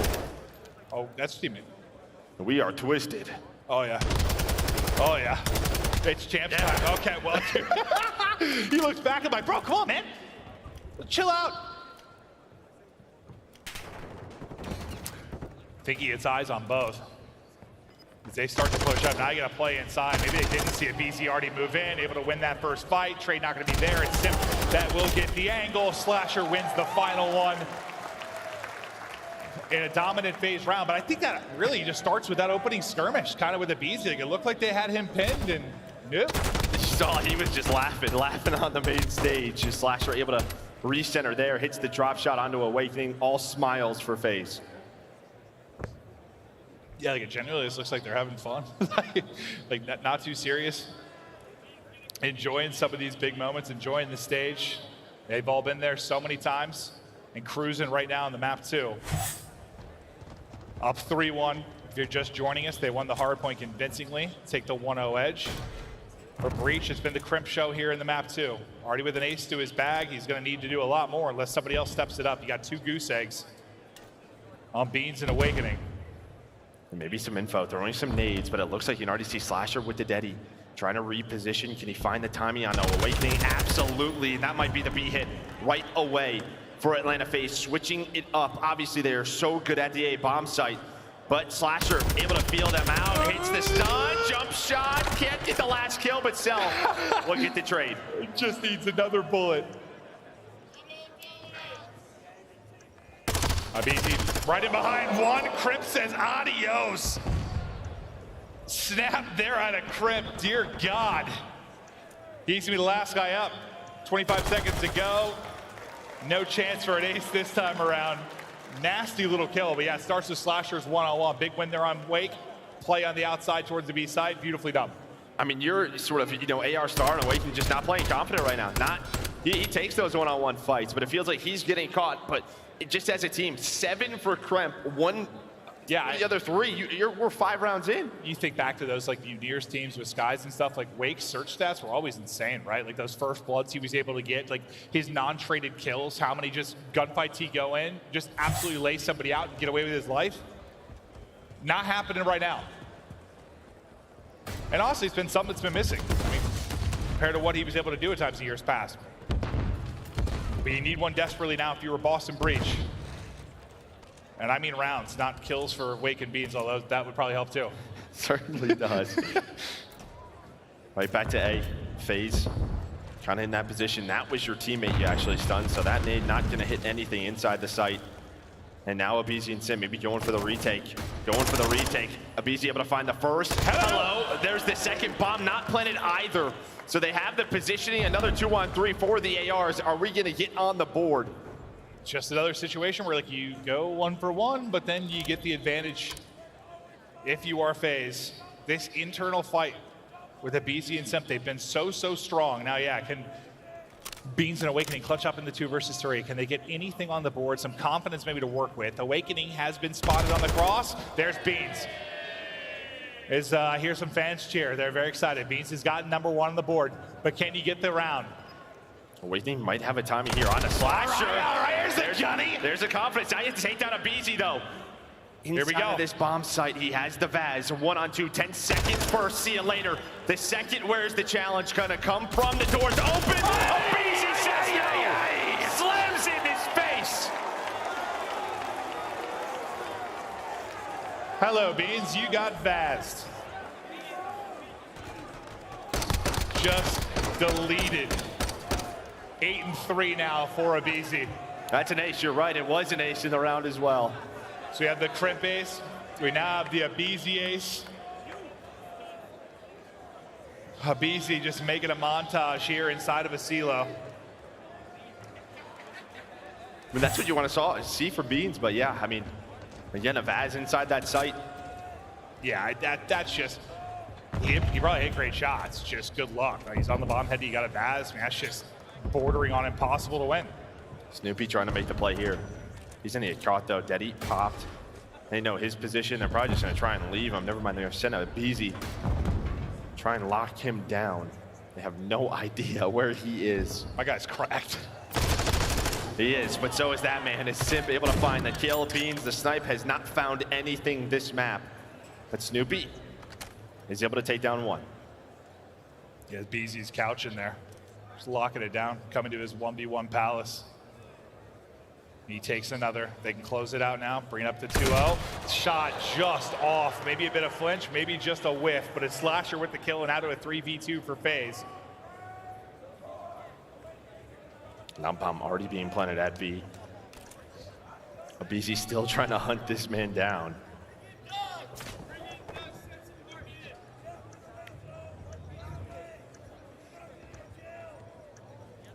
Sees him for just a second. Challenge. aBeZy just looks. He's just wasting his time. So annoying to fight. Just so annoying. So. Look at this. God, these fights look so frustrating from the Boston POV. Just trying to get shots in, not going to happen. FaZe dancing on their bodies. Firmly in control out 2-0.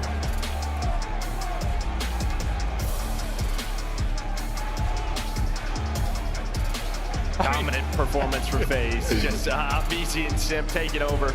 Slasher, another great map from him at 7-2. Yeah, but this is why this team is so difficult to beat in Search and Destroy. Yeah, well, they had 2.0. KD in the first one, 28-14 or whatever it was. Now 7-2. Yeah, this has been a fantastic series from Slasher. I know we didn't see like his POV for a lot of the kills. We were kind of focused on Simp and aBeZy inside because, well, you get 9-3 from aBeZy. That's a big part of it. But I think that one round where aBeZy was in trouble, you saw the kill from Slasher, that was like a really good angle of like the things he can do from outside that really bail out or help his teammates, whether it's from information, getting shots in, or just full on saving a teammate's life. Yeah, Awakening there with the donut. I mean, at least they're sponsored by Dunkin'. That's a good point, Joe. Yeah. That's a good point. We get ready for LSCLO control, so we'll stay here. And this has been where we thought, you know, you're probably going to strike if you were Boston. Not that they've been necessarily insane here as of late, but FaZe have been even got around, right? Yep. 0-6. LSCLO's been a little odd at this tournament with some of the ones we've casted. We'll see how this one plays out, but so far, FaZe dominance up 2-0. Looking to continue on here at the 2023 championship. Do not go anywhere.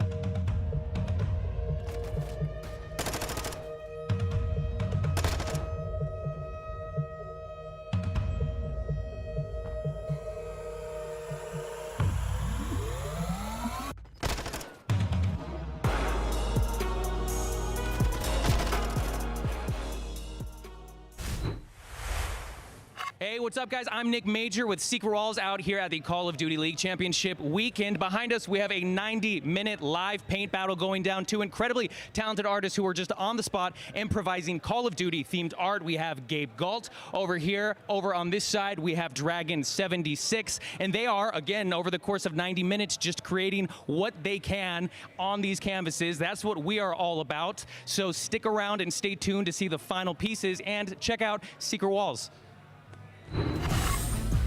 Paint battle going down. It's getting wild here at the Thomas and Mack Center, but within our current series, 2-0 edge for FaZe. Honestly, they've been crushing so far. In this situation where, I mean, some people didn't expect Boston to get to this point with the team changes coming in, but the team changes right before this particular event.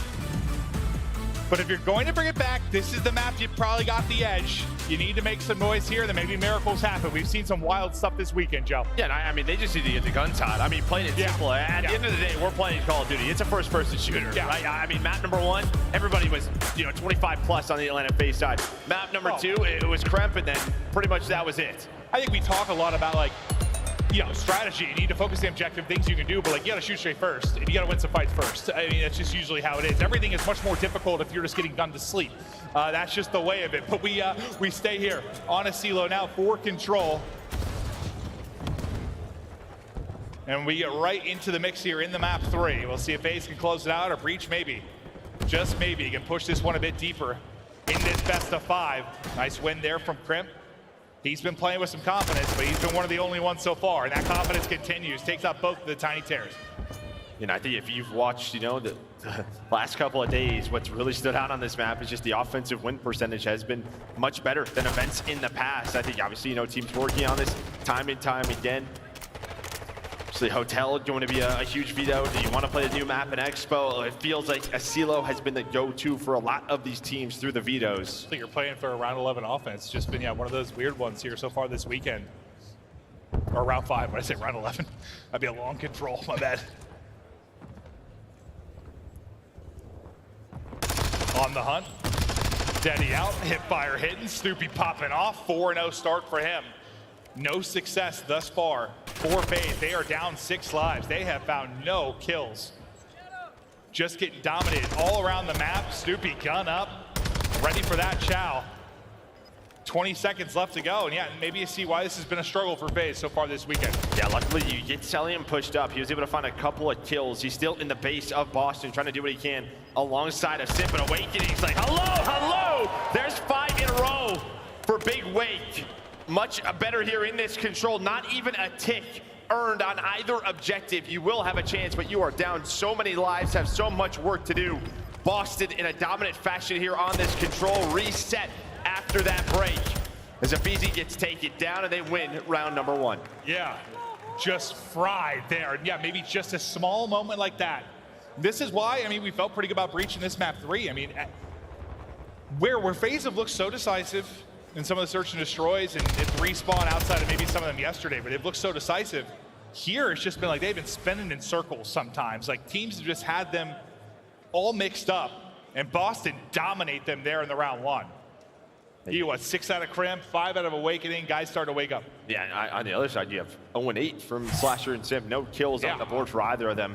Just right from the get-go, and that's, I think, been one of the strong starts, or the strong points for attacking teams has been the breakoffs here at Champs. But that time shut on down. Snoopy with the first blood. Can the young star get going? Heard so much good stuff about him. The 7-2. Well, make it 8. As now they are on a B. And they make it look so easy. They've already got more objective presence than you saw from FaZe in that entire round 1. Slasher clears one off. The movement there from Snoopy, dancing around like a ballerina. He could be a fun POV to watch. He finally drops, but he's at 9-3. Now the retake's starting to build here from Atlanta FaZe.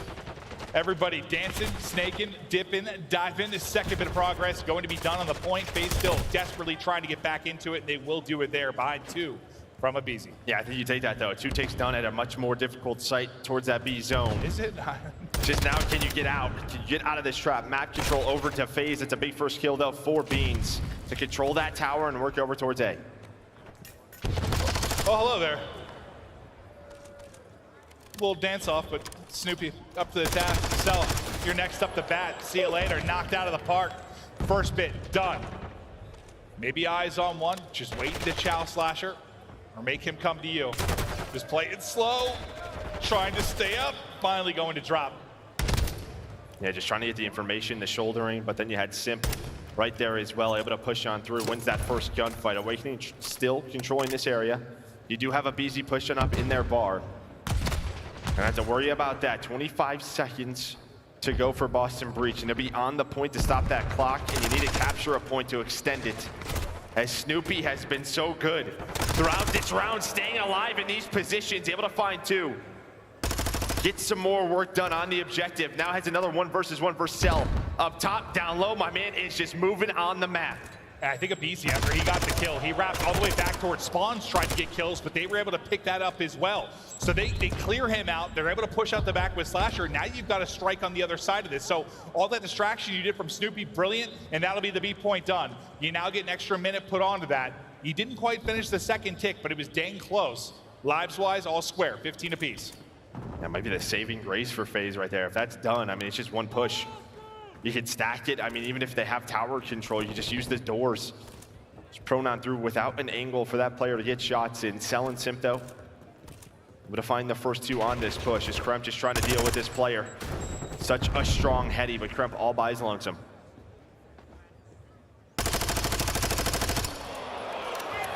Shots just a little bit behind. It could have been the win, guys. Might be strong wins. Check the weather app. Let me look at my phone. Yeah, it says it's a little windy today. 120 miles per hour on LSE low today. aBeZy traded out, spawned deep, coming in from Simp to get back into the action. 20 seconds left to go on this. This is going to be the big push. All right, makes up for it. Gunfights. Kremp puts him down. Simp caught with the stun on the edge, not even able to hit the cross. To aBeZy we go, just trying to get back to full HP. Awakening to challenge on the opposite side. Halfway to go to the last tick of progress. Able to win that one-on-one, just try to get into contest. Just with a centimeter left, able to get in, but there it is finished. Nobody else able to get the touch, and that's a 2-0 edge now for Boston. And that's two things for me. First, the start, you get 2 ticks done at B, but Snoopy, the plays he was making at A, distracted FaZe for so long. When his teammates come off a spawn, they just go right up to B, right? You already have 2 ticks done, that's B done. So much work over towards that A zone, 16 and 9 for Snoopy. But FaZe just, this might, I mean, if they move on in this tournament, they might have to start avoiding this map. Well, you called out like sort of that aBeZy fighting through bar at one point. Like it almost seemed like whoever was kind of fighting Snoopy was like, go ahead, go fight spawn, I'll deal with this. But then like sort of didn't, and then aBeZy got cut down as well, and it just fell apart from there. How do they find more success on offense? But yeah, no, it seems like teams have really started to figure things out on this map, and FaZe is not one that has, that is for sure. Just no success whatsoever. Seem to be so uncomfortable. A part of that, just the brilliant plays you've seen from Boston. Is Snoopy still leading the way? aBeZy is trying to get the angle, him and Simp able to get the pinch. Nice little snap up top. That's brilliant there from aBeZy. Can you, I don't know, get one round that feels good, right? Like there's just been nothing really to see any kind of success, like one thing to feel good about. And you would think like each night maybe talking about it, fixing something, but we really haven't seen improvements, Joe. Well, I mean, we know with our talks with Crowder, just sometimes their practice does not, I don't know, those results just takes a while to show in matches. Maybe just another one of those situations, but fact is, yeah, still alive in this. Nice start there, able to get A done pretty quickly. So now 2 minutes to work over towards B. Yeah, Beans all the way pushed up. White, the rest of the team fighting FaZe in the spawn. What's the best offensive start we've seen from them over the course of this weekend? The 5-3 from aBeZy, there it will end. Slasher trying to get position. He's only on 4 kills to this point, but if he can get to top mound and win this one-on-one against Awakening, oh my God! I mean, cheeks were in his face there, Joe, as he came flying down. That was terrifying. Simp now 7 and 15, struggling, but able to get on the zone, at least deal with this. They know someone's in white, so they have to deal with Beans or just avoid him. But Beans just playing his life that allows Snoopy to come off a spawn and deal with the players at B. All right, now that you take him out, a chance to layer the map. Work for this first pick, and there it is. aBeZy able to get the opener. A nice win there again from aBeZy. Attack in hand, gets 2. That'll be 3. Onto the point they go. The stack is starting. Pushing out is Cell, able to win the fight. I'm thinking that's likely the round. Nobody going to get close. That is a clean offense there from FaZe. Finally, a bit of success for them on LSELO. And I'll tell you what, we've seen from, teams like New York, LA Thieves, who have had success on this map, really utilize a third AR. And with Sim sort of struggling at 7 and 16, maybe on some of these rounds, pull that out in certain situations. It may help, help them out, slow down this game.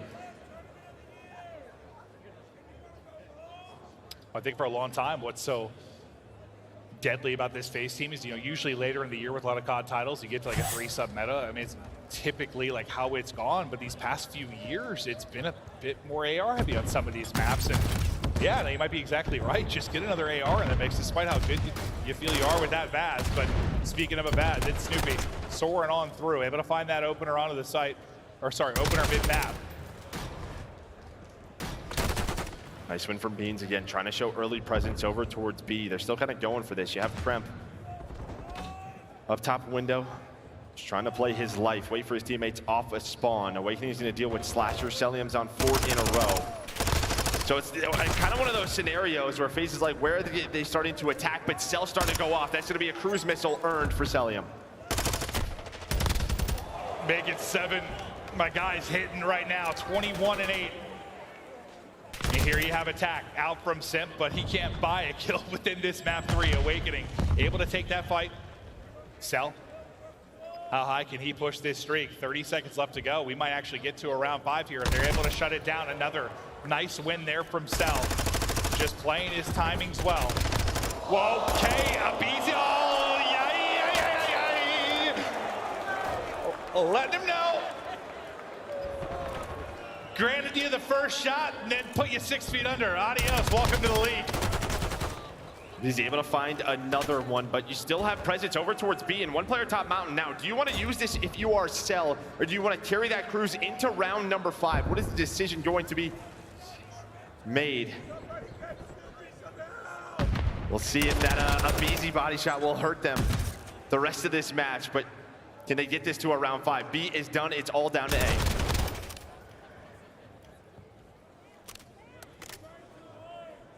See if they can set up and hold for a minute.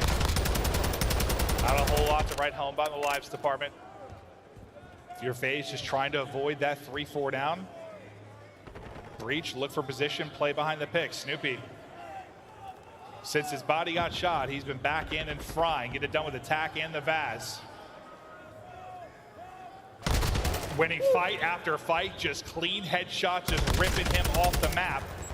But you've effectively gone like 1 for 1 at least if you are FaZe, so there haven't been a ton of open positions. Yeah, but they got to deal with Snoopy in his playground right now. That's the spot where he was just making plays, and you want to deal with it now while you have the numbers, and they do. Slasher with his tag, of course, close range. Yeah, that's what I would have thought. 30 seconds for Boston to potentially send us to a map 4.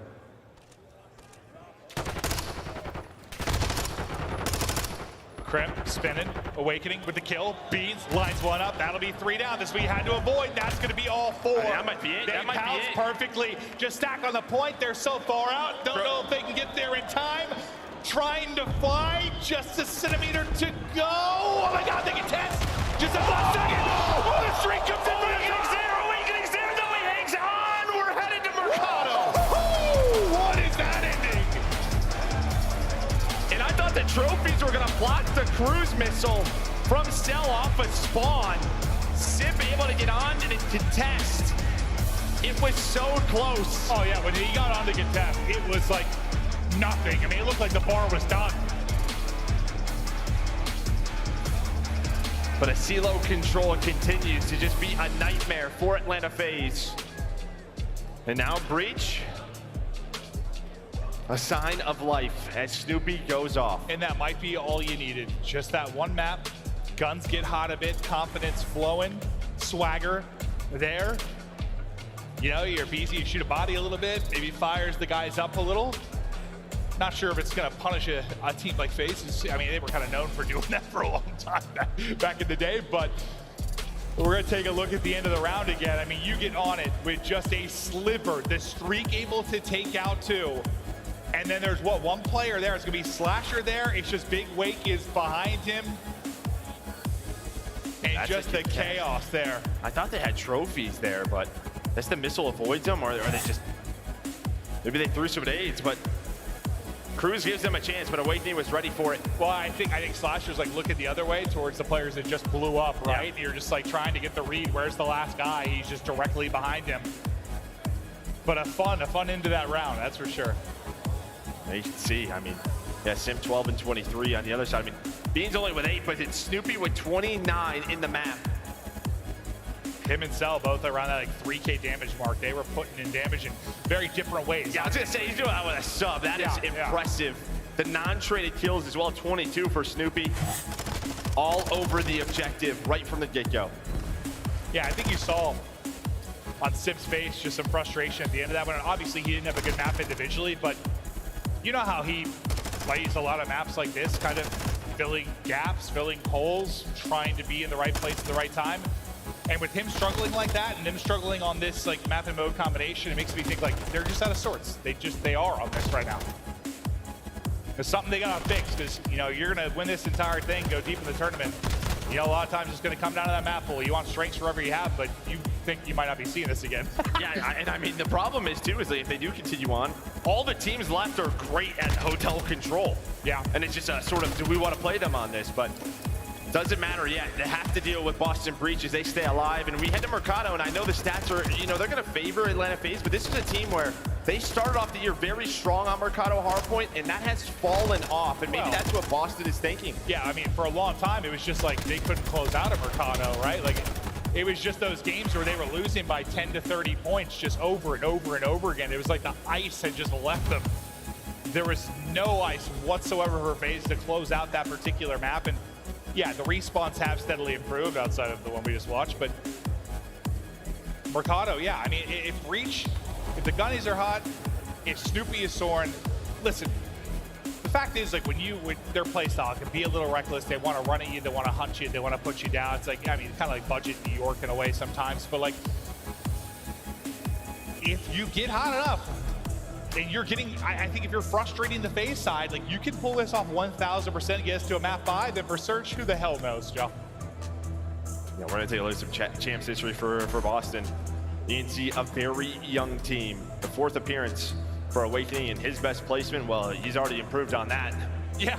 So it hasn't been great for him, and the other 3, their first appearance here on this big stage. You could not be more opposite a lot of ways when it comes to like playstyle between these two teams and what they strive for, and also just experience. I mean, you're talking about, you got Simp and aBeZy who've been in 4 finals in a row in champs, and 3 players here who had not been to one until now. It's pretty unbelievable. And maybe you didn't think Breach would get to this point. Maybe the expectation isn't there that they will win this series, but you've got a Shotzzy. Anything is possible. It is champs time. I was talking to Clay earlier. I was like, I don't know if this match is going to be a crazy one or not. He's like, it's champs time. Who knows, bro? Like, who knows? Anything's got a chance to pop off. Any player, any moment. And maybe you're looking at this and freaking out. 1 and 5 last on both holds and rotations. But again, they've had so many different iterations of lineups. Maybe scrims have been going well for this Boston Breach team. That's why you're seeing it here again. And here we go. Can we go to a map number 5, or is FaZe gonna close this one out? Can Boston Breach do it? Snoopy looks like he literally walked out of the 3rd grade, and the guy's just twisted, just hitting his shots. Absolute demon. But he has been ready for this moment. It's been so impressive how strong he has been. But you're going against one of the greatest teams of all time. Snoopy, my doesn't God. matter. He doesn't care. Wow, and then Awakening able to hit. I think that first hipfire bullet helps.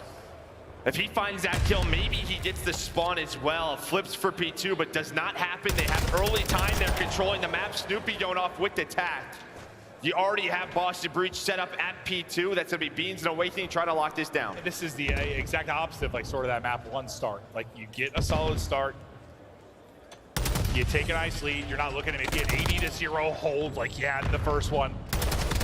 You're turning up, and so is Big Wake. Those are the shots you like to see. As he continues to connect. Another chance for some big time. Tagged up though. Slasher actually, he hits the final bullet through the wall. I thought somebody else was able to pick up the kill, but it is Slasher that is gonna drop him. Now that's gonna be 3 down. Slasher's just wall banging everything. He's still doing it. Yeah, Snoopy's just like, guys, this is my hell.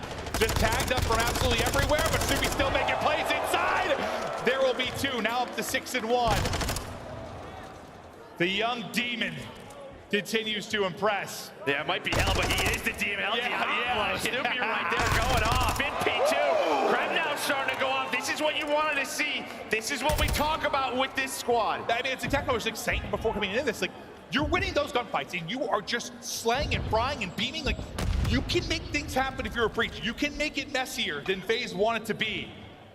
And Simp, off the back of that map 3, you know, he looked very frustrated after that one, after being all smiles after the maps 1 and 2. 0-4 right now. You don't think a guy maybe needs to regain his confidence, but maybe he needs to find a moment here, and maybe it's right there. Oh, God, I thought it was going to be a quad. He's able to find 3, though. Slasher finds the last, but you feel like he needs that because when he's winning his one-on-ones, they're important roles. We saw it at the P2. They were setting up the pinch, and Simp, he lost the one-on-one back alley onto Kremp. If he wins that, it's probably a clean break, but it is not. So if Simp steps up, maybe it's a little bit different. Slasher inside of the hill finds the second. Gonna get number 3, has a little help. Slasher, the vet going off. The kills for FaZe right now coming in triples. And they start to claw their way back into this. An early hole, but now down. About to be 30 points. We focus on the other side of the map now as the key gunfights start to go down. Simp playing from inside. Some big one-on-ones for him. But it's Kremp that's able to win one. aBeZy just snaking the hell out of this car. And this is what, you know, this is one of those moments in this map where you kind of have some split spawns due to the positioning of both teams. So it's kind of a skirmish.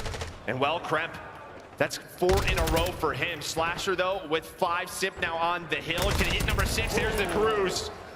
But his teammates did take it down. It's Slasher versus Snoopy.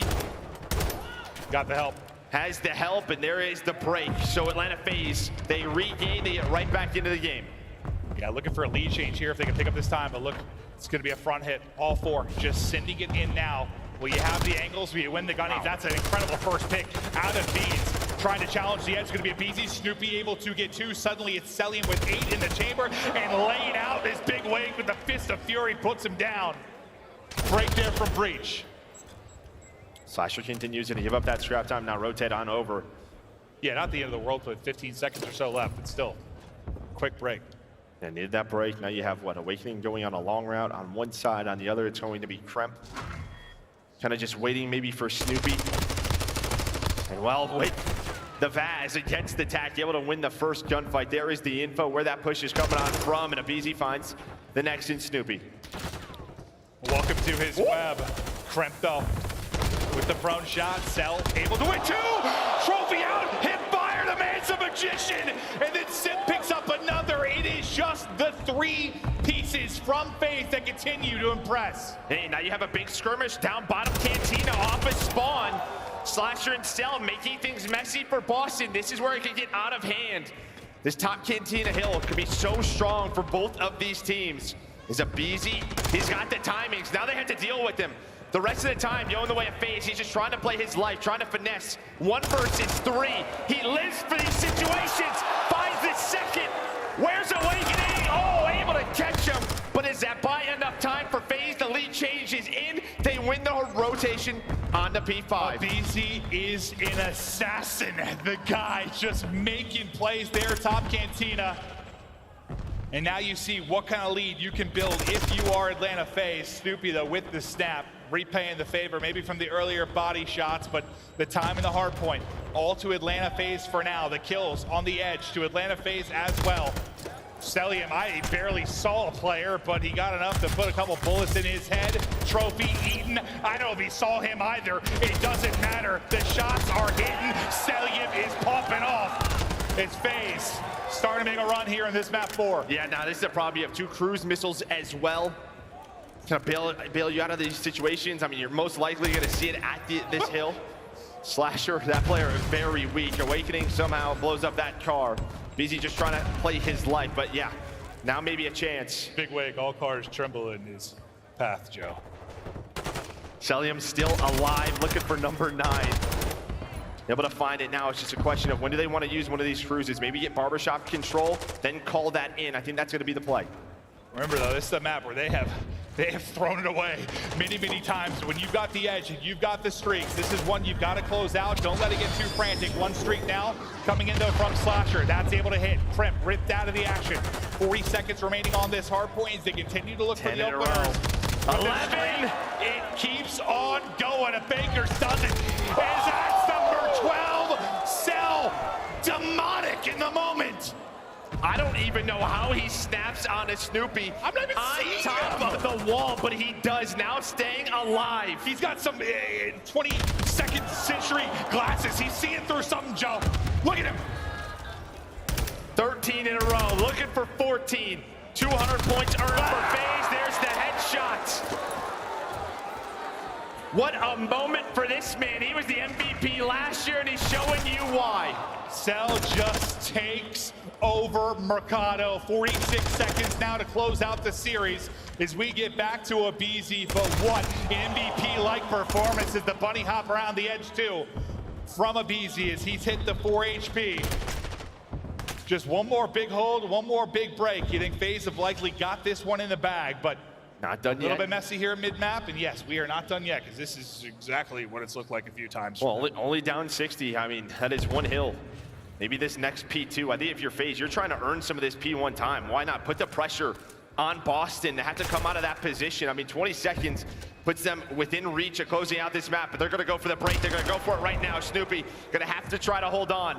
We saw aBeZy do it earlier. It's the same thing, like deja vu, just the other side of it. Can Snoopy get the timings right? Not going to happen. Simp out and waiting. Cellium gets 2 in the same moment. So they've got the spawns, they've got the hold. They can technically end it here. All the pressure, Breach's tournament lives on the line. It's a young team. They're feeling this moment. Can they find the break? And they know where the break is coming from. Slasher was watching middle of the map from that mid-heady, so he knows. He's giving the call-outs. It's all hedge side. Here we go. The break that's needed. Boston trying to get pushed up. aBeZy with the first. Playing his life. Dealing with the wall bangs. Has the help. But his teammates didn't take it down. Kremp and Beans take down all 4. They get in just the nick of time. Okay, now what do you want to do there here? From Breach. Because there's two things. You go for a little scrap time, maybe you win the game, but they're going to go for the rotation. But already inside is Owakening. Can they do this? You still have some streaks as well. You've got 2 players here. They got a chance to hold this viewer Breach. Can Wake go big? He continues to find kills. Another one from Owakening. Next hard point. Here we go. Breach in. And even though FaZe rotate early, Demon Joe enough to hold on for now. In the air. Cruz is in the air. Is it going to connect with anything? Not going to be able to. Slasher's going to find the first, though. Kremp on the trade, able to find the double. They can't win it here. God. But Simp alive. Kremp on a 5 spree. Snoopy from up top. We continue on Mercado. How many times have we seen this in a FaZe Mercado? Feels like they've got it done.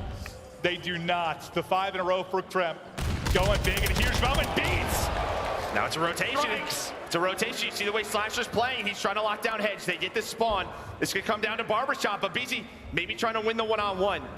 Maybe trying to win the one-on-one. He does not. He goes for it. 6 in a row. That's a Cruz. They're going to go for it on rotation. See if the Cruz can hit. Oh, baby. This is not done yet. 10 points between these teams. Next hard point incoming. Hunting from the Skyz. It'll be Kremp. Not going to connect. Snoopy, though. The chance to pitch. The timing is on. He's able to get one. In go Awakening and Snoopy. Lead change maybe coming here. Nate able to pick up one. aBeZy's alive though in the back. Do they know his position? The Nate connects. This could be down to aBeZy. Slasher able to find the first. There's aBeZy. He's spotted. 5 more seconds. 5 more seconds. Boston. Can they hang on? FaZe is in. FaZe is in. aBeZy with 3. Cellium hangs on. 10 more seconds. Are you kidding me? Now Kremp's turn. Just maybe looking for a cheeky wall bang, but waiting for the help to come. This is the moment. This is the collapse. The gunfight's in. Who's won it? FaZe. They get it done. It wasn't easy, but it's aBeZy who gets it done. He stays alive, hits the nade, gets onto the hill the last seconds, and with the 5 spree at the end of the game, ends Boston's tournament. I thought they were letting another one That's the play of Røkkr. Yeah, you kept talking about We've it. done it so many times, man. So many times. But this time they close it out. aBeZy stays alive, makes the play, and ends Breach's dreams. Woo. But a wild one there in the map 4. And I guess I just kept saying it because I just knew it was going to happen. It just happened. We've casted how many of them? Over and over again, like they're in control and then it falls apart. We're going to watch this back. It's actually before this. We missed a good portion of this, but aBeZy, him and Simp get in, but it's 5 kills. He hits the first nade, then just waits. He plays his life. Able to find the one player off a spawn. Gets onto the time, contests, opens up the middle of the map for his teammates. Wins them the game, 250 to 248. Wow, a banger there to close out that best of 5. And it, kind of a roller coaster for FaZe at times. After maps 1 and 2, you're all smiles, you're feeling good. You saw the frustrations, I think, from Simp after that map 3. But you get the W. And then the other side, listen, shout out to Breach. Round of applause for them. It has been so many team changes. You have 3 players here battling at their first chance. Snoopy comes into a situation that feels like it borders on impossible with Joe. He comes in and my guy puts on. I mean, he's got a long and incredible future. No, absolutely. I mean, Snoopy, Kremp, Beans as well. Sort of Breach just trying to figure this out. But yeah, I'm excited to see them next year. Well, Breach, that'll be it for them. But to continue on in this tournament, it will be Atlanta FaZe, and on stage, one of the best to ever do it. We've got Simp with Blaze. All right, thank you so much, Merc and Maven. Las Vegas, give it up for Atlanta FaZe as they continue on in the tournament. Wow, Simp, it was looking like you guys were going to a map number 5, even after that big lead you had in map number 4. But man, closing it out in exciting fashion, what you did. What was going on in the comms those last few seconds after the lead change came in? I mean, the comms got a little bit chaotic just because I think the way we were spawning on that Barber rotation made it a little bit weird for us. And, they ended up getting a couple breaks here and there. And then even that streak play on the, I think it was the last P3 before the Barber hill. We ended up not being able to get a streak in the hill because they had a trophy. And, I don't know, Mercado just kind of goes that way sometimes. So it got a little dicey, but we ended up coming out with the dub. All right, there you go, okay? Talk to you about your teammate, aBeZy. He was popping off, okay? What has he been like playing with him throughout this tournament? Oh, he makes everyone's job so easy. I mean, he's frying everybody. He actually does everything for us, and he's actually a god. So no, he doesn't. He truly I feel like he's one of the best in the game. He still gets underappreciated. So yeah, hey, I'm right there with you on that one, okay? But you know what? This weekend he's getting a lot more love. But for everyone who's been giving you guys love so far, what you want to say to them as you get ready for that next matchup? We appreciate you guys so much. Without you guys, there being the motivation to win or anything. I mean, without you guys, there's no COD. So we love you guys so much. All right, that does it for me and Simp on the stage. Puckett, take us away. Without the fans, the league is nothing. Big shout out to Simp and Atlanta FaZe picking up the dub and letting everybody know they appreciate them. FaZe coming in with the #1 seed, but this match so close, especially at the end. I want to start there with the game 4. You could see Boston gave it their all, 248 to 236, but Atlanta FaZe just too clutch, Clay. Honestly, the end of that game got a little hectic. I think that Boston Breach made a little bit of a mistake leaving aBeZy alive at the end of that hill when they got 3 down. They really had the game in the bag. They had the momentum in their favor, and I think Boston just let the moment get to them a little bit. Snoopy's got to be in the hill there. He does. Jump around, he's on top of the wall. Like, I understand that, like, they're worried about aBeZy in the back, but at that point, like, dude, if you guys commit to that, leaving him there and you're just trying to play entry kills, like, be in the hill, stack together, find those kills, throw your tax at the door. At that point, you get that final tick. I just think, this is a young team. We're talking about Snoopy who just came into the squad. Dude, they have 3 rookies on the squad. It's not just him, right? So these great situations that I caught champs against Atlanta FaZe, you're thinking it's going to go to the side of the experienced team. So, all in all, I thought Boston had a pretty good series regardless. Absolutely. Boston exits the tournament with only losses coming from OpTic Texas and Atlanta FaZe, your #1 and #2 seed. The Breach will finish in 5th, 6th. As their season comes to an end, Atlanta FaZe powers forward and will face off against Seattle Surge in the next round. Taking a look at that map 4, people aren't even talking about the fact Cellium went on a 14-kill spree in the middle of that. 14? Cellium was like 5 and 10 at one point. I remember sitting in the green room and I was like, come on, Cellium, that's the captain of my fantasy team. And then Guy goes on a 14 spree. That is what we expect to see out of Cellium. I mean, a 1.58 KD in the hard point, a 1.67 in the search and destroy, and a 2.27 in the control. When they need him most, he shows up, as well as Abe. I know he was kind of in the talks of being one of the candidates for MVP. That 5 spree that he went on in the end to stay alive, to then pull out and make sure not to lose the Barber Hill, because that's typically where they do slip up when it comes to Røkkr. Hard point, big ups to the vet. Now, Clay, you do have a little bit of advice for everyone else who's still in this tournament playing for the trophy here. What is that? I got a funny little story about FaZe. So we played them in Major 1. We won the first map by 1 point. And I decided I'm going to try and get into Cellium's head. I've never tried it before. I was trash talking him, banging on the PC, yelling at him. Proceeded to lose 5 matches straight, didn't win a map, 0-15 map count. So a little word of advice to all the pros still in this tournament. Do not try and get into Cellium's head. He averages a 1.7 when he's not even angry. Cellium with ridiculous stats, but your scum play of the game, it goes to one of the tiny terrors. How about an ace in round 5 from aBeZy? This guy has been a freaking search and destroy since day 1 of the 2023 season. Listen, Chris, this map was the most dominant of this series. They were doing whatever, whenever they wanted. He finds the first 3 kills, and as soon as Awakening jumps in first and dies, I'm like, all right, aBeZy's gonna lose this gunfight, because he's coming through the door, and he just snakes the bomb, and it's the freest kill of his life. The Vaznov in that room is already OP.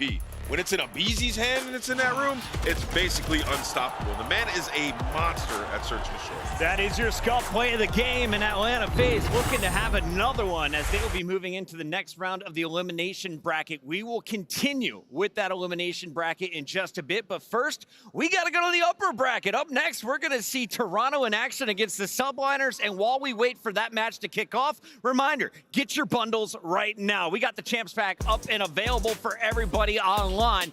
Get your new blueprints, take the L, chase the bag, crown charm, another one, watch and learn, we got it all. And of course, the newsletters are coming out. I just found out a fun fact. Our buddy Chance is the writer of the newsletter. Some of them, yeah. So if you're a ChanceCast superfan, scan that QR code right now. Get in on the action. 3 matches down. We still have plenty more to go. Don't go anywhere. It's going to be Toronto versus Subliners when we come back.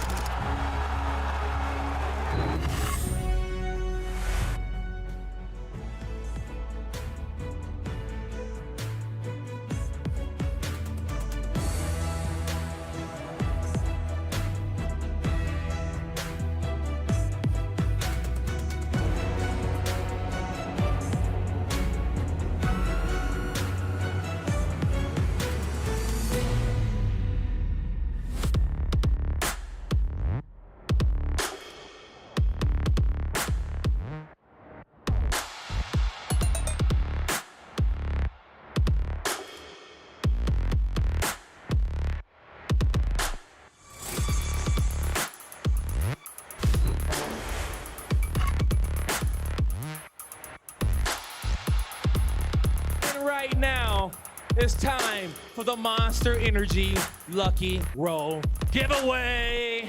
And now we know that Monster Energy Lucky Roll giveaway is super special because we got some amazing gifts in that bag, and I can't tell you everything that's in that, but I can ask you a simple question. Who wants to be in the Monster Energy Lucky Roll?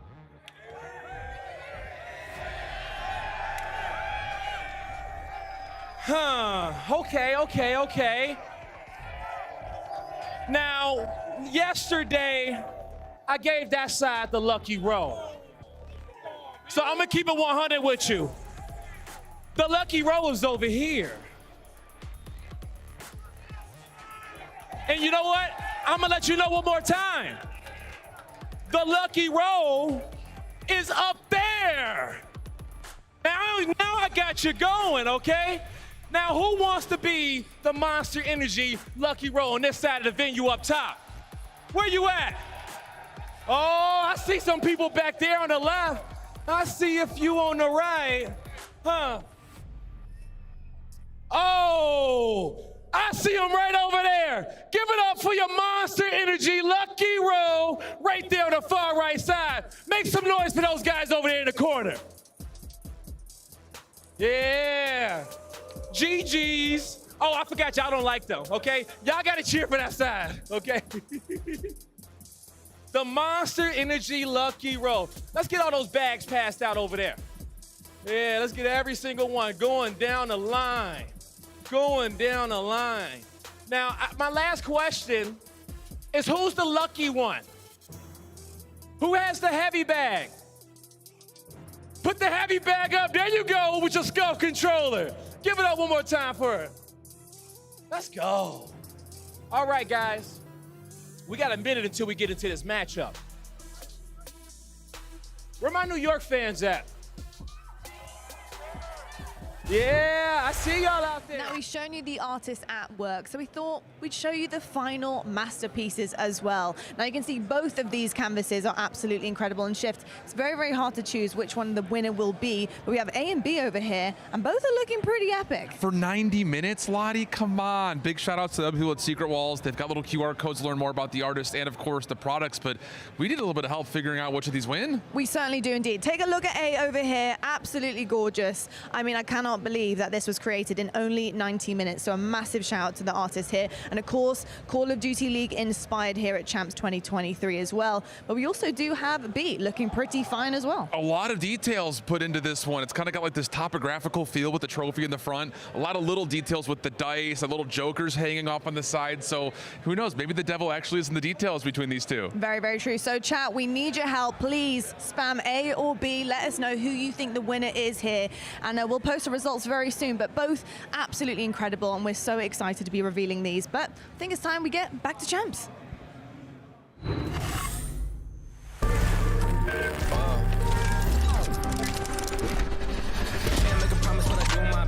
25 sitting on 25 racks. Just got started, no, we ain't done yet. But a new crib, that's a goddamn flex. Sign that check. Told them last year that I've been up next. Can't take calls, but I send that text from way downtown, but it's still wet.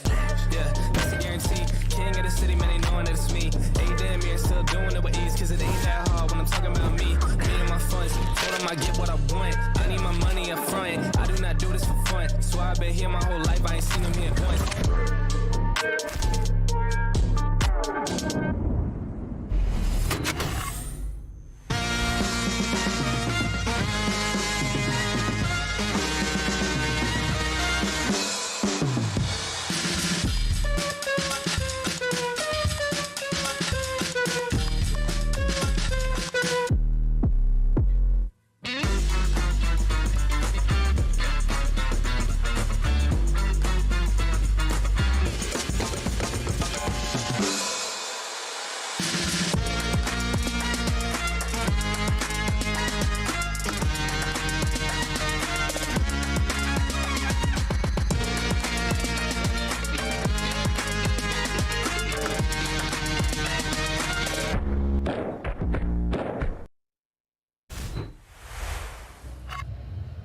I'm backstage right now with Sender of the New York Subliners, the coach of this incredible team. Now, Sender, yesterday was absolutely ridiculous. The crowd was going nuts. Everyone, I think, was in disbelief on what you guys managed to do out there. It was insane. Talk to me about that moment yesterday and where you watched your team just clutch up and take it to victory against OpTic. Honestly, I got up thinking that I was going to have to go on stage for Game 5, but thankfully, KiSMET just hit the front of the hill, got 2 in the time, got kind of lucky timing on Kyler holding P4, trying to push out Broken. But yeah, just closed it out strong and feeling really good for today. The Bulldog, he really was let off the leash on that one for sure. He was insane. I've got to ask you though a little bit about the vetoes yesterday. Yeah. I think a lot of people were surprised about Hotel 3 times. I think that was a kind of a surprise for a lot of people. Talk to me about the process of the vetoes, what happened there, and kind of the thought behind it. Well, I mean, they picked Hotel for map 1 instead of Fortress. That was the only other option that they could have picked.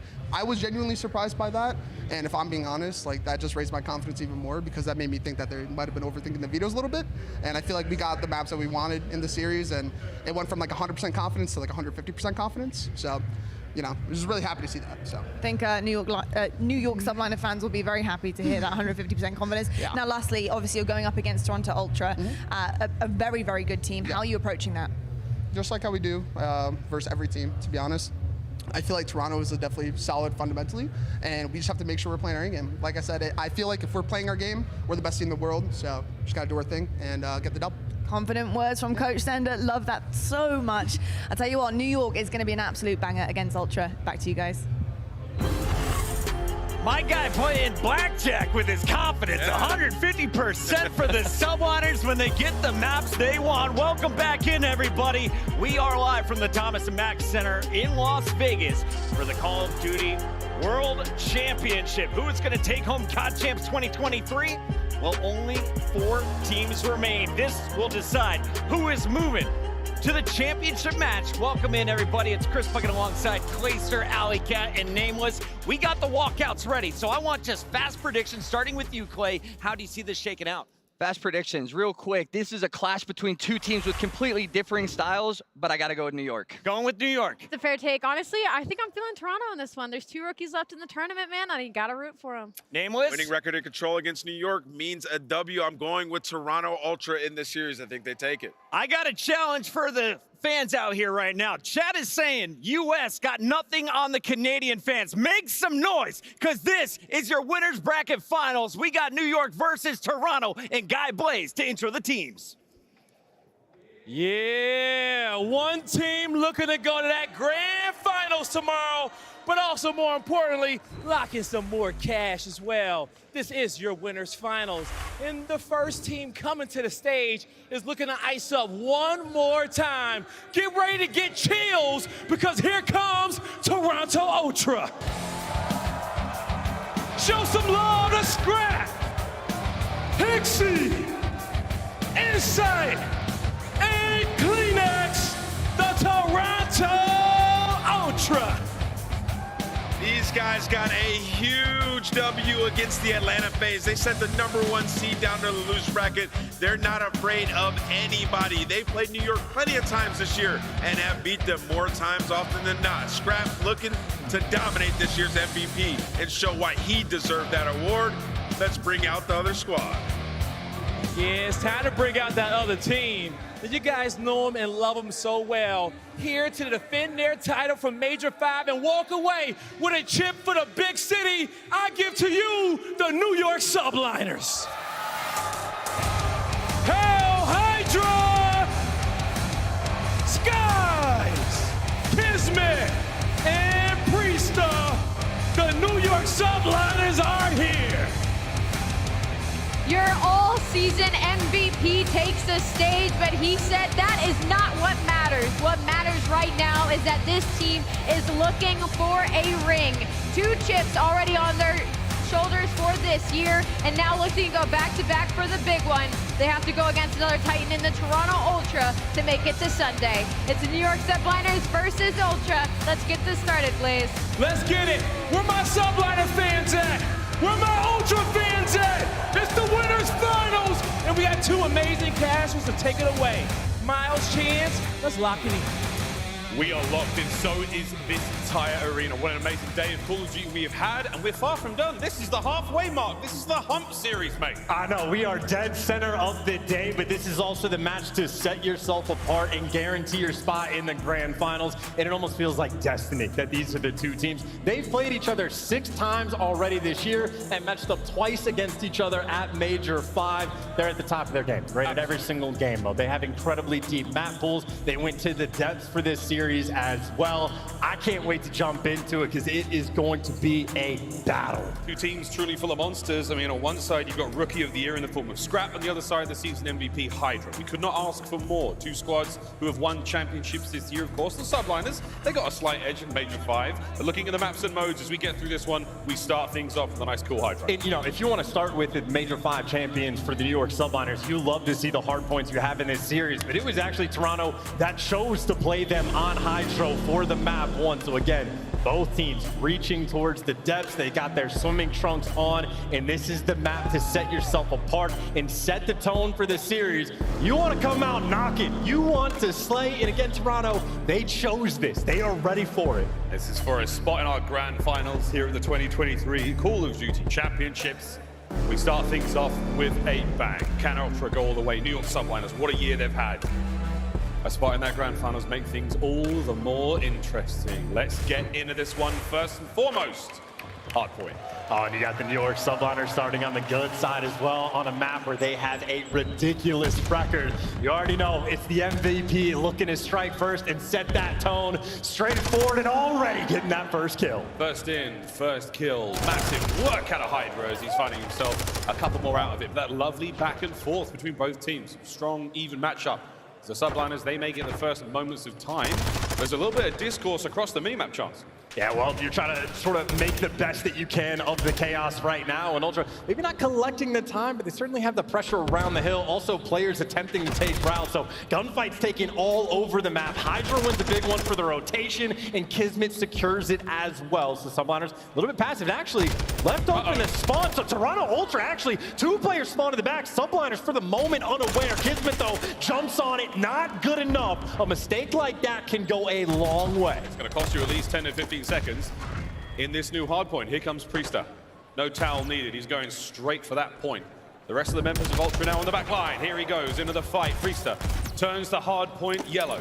Trophy's now in position. Subliners flying forward. A couple of members of Ultra to deal with. There's one. Here's the next. Can they take care of CleanX? And then you're looking safe for a few more moments. I mean, what a way to make the best of a bad situation, right? You lose the spawns in a situation like that, and you don't end up getting bullied on the P2. Instead, you come out on top, and it is HyDra that goes on a force spree towards this hill. So that is a massive missed opportunity on the side of the Ultra. And Subliners, this is why they are so strong on HyDra. It's a 5 spree for HyDra. One more kill, and he gets a cruise missile. Final 20 seconds here on P2. We go across the map to the far left-hand side. That's where the next one is, and that's where Ultra are.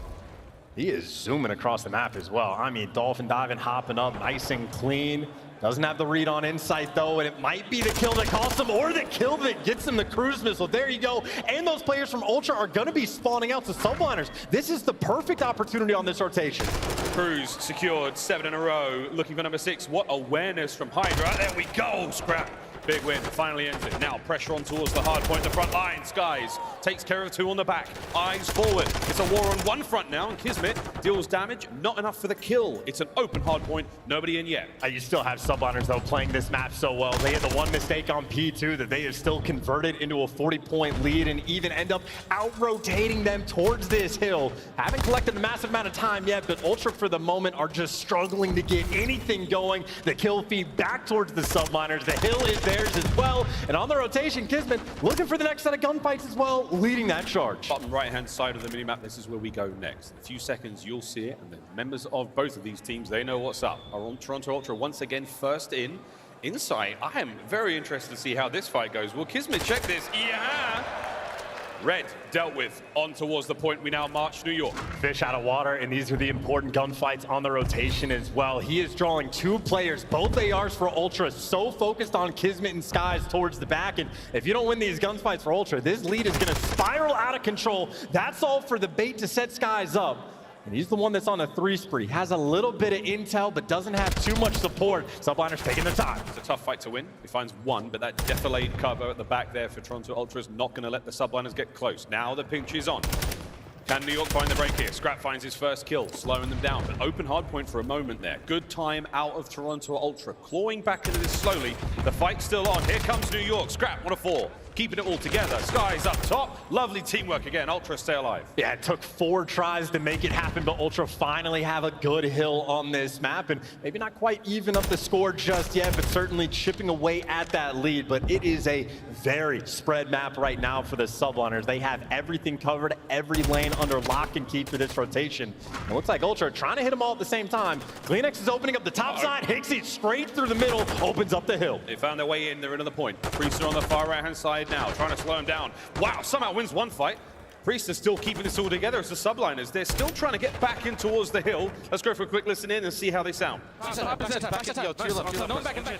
back ass, 1 hill.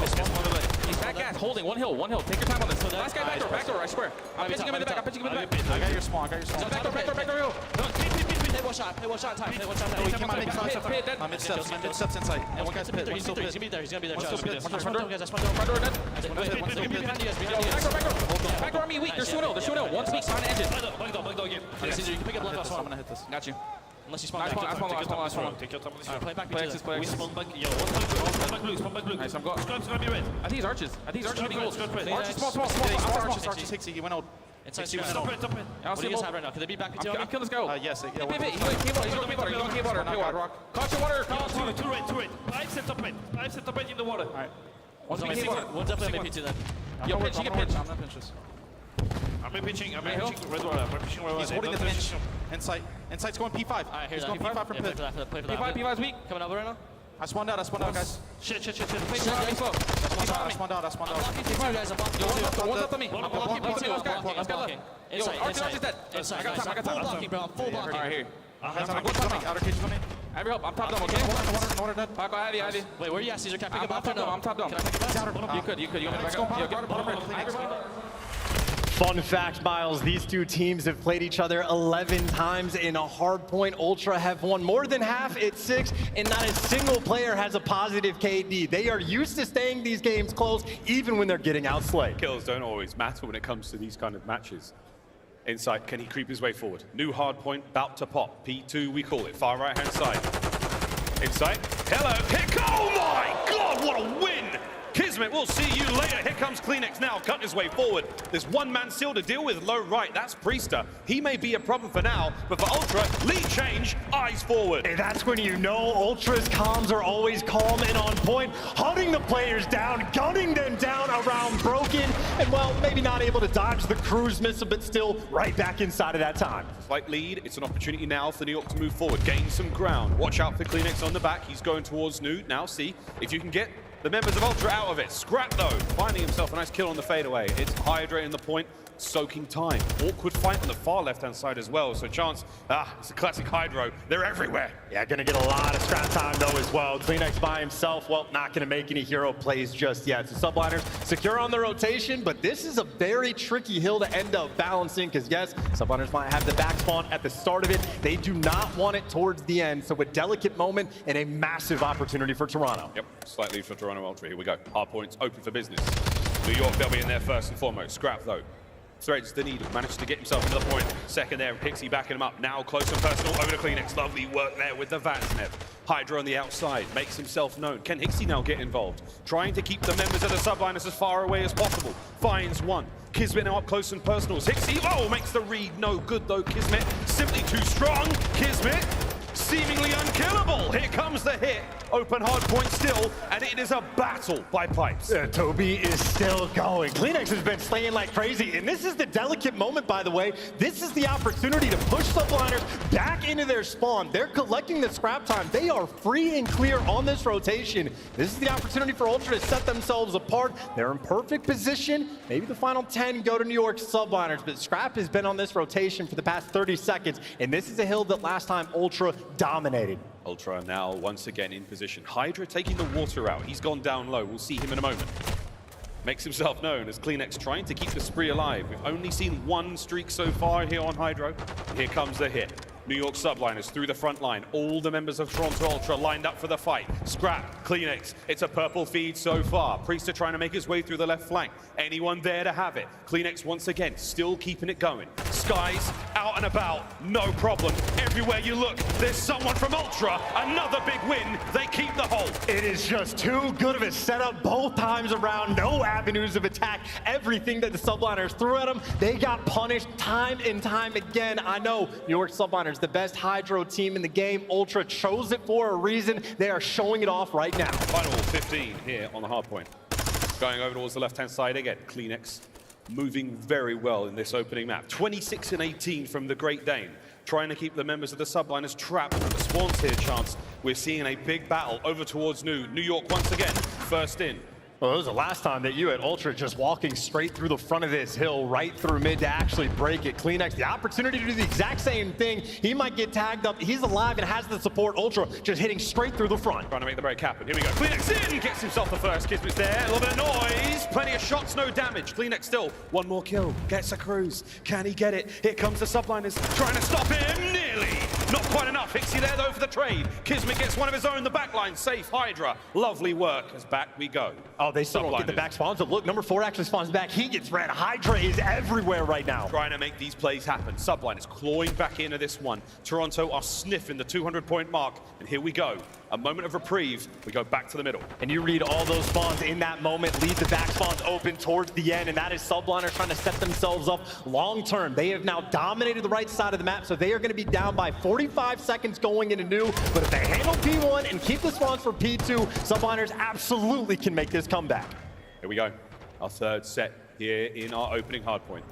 HyDra somehow got a couple of kills there. I don't know how the hell he did that one. A moment of slow now for the Subliners to try to fight their way back in again, but Ultra have just had the lead seemingly forever. Skyz on the bridge, KiSMET soaking the time, Priestahh set up. This is a great look from New York. Can they hold it? Getting all the kills, keeping them contained. You know the middle of the map is open, but Skyz in prime position to try to stop them. Stays alive for long enough, but that's the 2-piece from Scrapz. Rookie of the year in the hill, gets to third, and it's only HyDra to shut him down. But at least Ultra have gotten the break on P1. That's the first step. The second step, trying to rotate.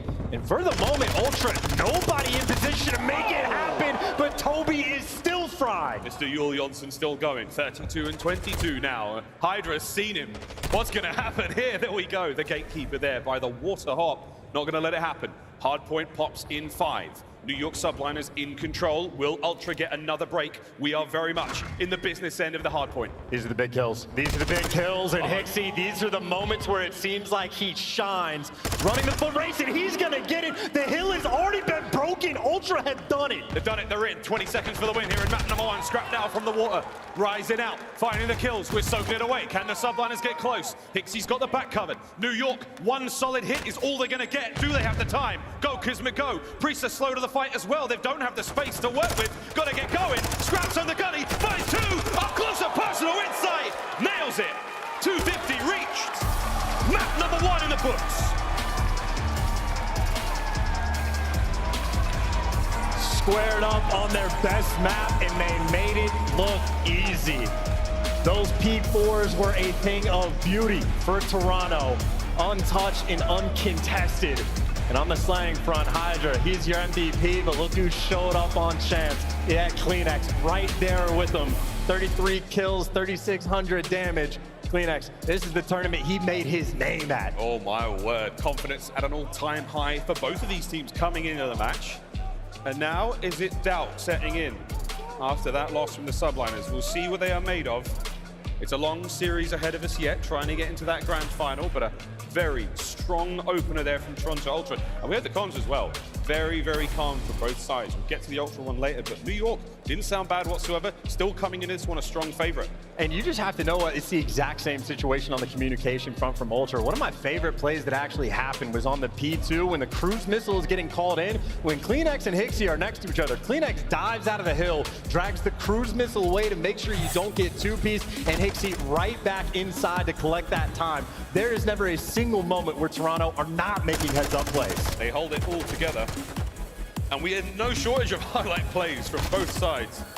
But at the end of the day, Ultra, they may not have had the kills for the majority of that map. They certainly had the time. The lead was theirs with an iron grip. They lead the series by 1. Subliners, we'll see how they bounce back in the upcoming search. And it truly was the P4s that were the difference maker. It was the previous hill where you saw Ultra at least 2 different times just pinning New York in the back, making sure the rotation is free and clear. And Subliners literally had nothing to offer to try to break it down. So Ultra, again, didn't have to massively outslay. Maybe only had the edge by 2 or 3 kills, but just dominant on a couple key moments. And they made that go such a long way. We are seeing it all here. Well, this was the final looks towards the end of the map, and again, Ultra strong lead. Subliners not able to make it happen. HyDra has been a contentious map in the Call of Duty League since it started, but there's no doubt about it. There are some electric finishes indeed. That's map number 1 done. Scrapz certainly feeling himself after that performance. I mean, look, yeah, confidence is never going to be an ill factor, despite the fact that this is 2 rookies. Their first time at COD Champs on the main stage does not look like it at all, but that is a more veteran player in CleanX. Again, Black Ops 4 is when we figured out that the tissue was in fact an issue, and this is the tournament that he loves to play at. 1.43, not a bad way to start a series. Oh, he's certainly been here many times. CleanX and Champs name a more exciting duo. Not quite got the win yet. We'll find out if this is the one. Toronto Ultra, though, coming into this with exceptional levels of confidence, a lot of excitement around the roster chance, the debut of Scrapz. Let's take a look now at the Monster Energy pre-game for this one. Aggression on Mikado. That's coming up now. They're the #1 Mikado S&D offense team, chance of 71% round win. And that is the type of domination that you need on the attacking rounds of Mikado. If you can get the A site for free, better make sure you take full effect of it. In Toronto, they do it like no one else. And then the good news for these guys, their control, they have been dominant. On El Estilo or on Hotel, it does not make a difference. Ultra fry in the map 3. So obviously, you're already up 1-0. You're feeling fantastic for the control, and Mikado, they're clean as well. Ultra in a very strong spot. Look, although we haven't seen an expo yet at this tournament. On the other side of the stage, though, two-time major winners here in the 2023 season, the New York Subliners. We'll have a look at their Monster Energy pre-game going into this series again. Very, very strong favorites here in the tournament. The rebound there on Mikado S&D after losing it to Minnesota was a tough one. That was a 6-3 in winners bracket round 1. We'll see if that mistake comes back, chance, or have they learned from the lessons. I mean, it's like a bounce back situation, right? You get bullied out on one of your best hardpoint maps. You need to make sure you respond on map 2. But Subliners have gone down 0-2 in series already in this tournament and bounced back. The team culture and confidence that they have is at an all-time high. Center does a wonderful job with the squad. Of course, the exact same thing can be said for Flux on the side of Toronto Ultra. Both of these teams, their culture has been incredible throughout this year. Both teams, two of the front runners when it comes to taking care of their players. You can see the results are certainly there. Coaching staff on either side, lethal in their own right. We'll see what happens here in the search. And you got a 4-2 record on this map for the side of Toronto Ultra, in spite of the fact that you're only getting 42% of the first bloods. That is a crazy stat indeed. Ultra certainly do not lack the clutch factor. But I will say at this level against the Subliners, you cannot afford to have the first bloods go that poorly. You got to win these battles. And for round 1, you can dominate an area with the map with the nades. And Ultra leaning towards B. Subliners have the perfect read. It's a 2-2 setup. They're ready to dance. Here comes KiSMET. CleanX, though, he's got one step ahead. Our regular season MVP's got a corner, but Hicksy might have the perfect... Oh, wow. Wait a minute. CleanX says, I don't care. I don't know what that is in Danish, but he might have said it there. 4-2 now in the lights. Yeah, I was thinking you double stack B on defense, and that would have worked out perfectly. Instead, CleanX just continues his destruction. Wow. It's CleanX on one end, Insight on the other, and Skyz, and a 1v4 that does not last. Ultra, best team on offense for a reason. That was perfect in round number 1. And it was CleanX's first 2 kills. Hicksy may have got the last. But that was a very, very strong opener there here in the Search and Destroy. First to 6. When we play Search, we now swap sides. You just fall into the CleanX trap again. KiSMET and HyDra, arguably the best SMG duo on the year. Absolutely picked apart by CleanX. So again, it's setting the tone right from the jump. Subliners now looking to respond on offense. Here we go. Round 2, Subliners nades up. Will they connect? No. And this is a big moment for Hicksy too, because this is looking like aggression over towards the B site. Hicksy, for the moment, the only player nearby to watch and hear everything. Comms need to be on point. This is all the Subliners nearby. Here we go. Hicksy playing it very patiently. Subliners are in. A lot of noise being made. Thunderous boots, Scrapz up close and personal. Here comes the first fight. Hicksy, first blood. Priestahh now trying to make moves. Nice nades. HyDra to the courtyard. Straight in with it. KiSMET still with a bomb. Ooh, and he's going around the outside. Scrapz, though, gets it 3-1. Skyz stays alive. That was the wrong knife for the job. I'm just, again, picking him apart. It is the perfect play. Hicksy in position. You get the 2 rookies to wrap back towards the site instantaneously and just dominating the Subliners in these rounds. Unable to find kills. First blood front, 42% rate on the year. 2 for 2 in this match. Slow and steady. Here for Toronto Ultra in the Search and Destroy. And we can assure you, though, this Monster Energy Winners Finals, very likely to go the distance between these 2 squads. Subliners now on defense. First time round, not particularly strong. This is Ultra's strong suit. What have they got? Oh, they are flying out of there, ready for the chow. The stuns are going to connect, though. And, well, finally, the first blood goes the way of the Subliners. But evened up for the moment. Nice little slugfest battle. Scrapz, you got 2 players underneath you. Pull down a Scrapz. 1v3. Now a 1v2. Has to move slowly. KiSMET, we heard the ringing of his dead silence, so here he comes. Slow and steady attack here towards the top side of the cantina. Scrapz might not check this. Timing. Spots 1. Subliners get the round. Matching aggression with aggression there to gun him down. Nothing too crazy about that strat. Honestly, you chuck every single nade, every single stun right towards the alley. CleanX flies out and just gets picked apart. Very nice bounce back round right there, and KiSMET was able to collect 2. So York Subliners down but not out, and another opportunity on the attack. Honestly, I don't know if they go for another B hit though for the rest of this game. The way they got shut down the first time might be the standard A's for the rest. I don't know your A's from your B's here in the CDL. KiSMET, what a year he has had. We really saw the potential towards the end of that Vanguard year, and now he's shining. 3 spree currently. If he gets to 6, he gets a cruise.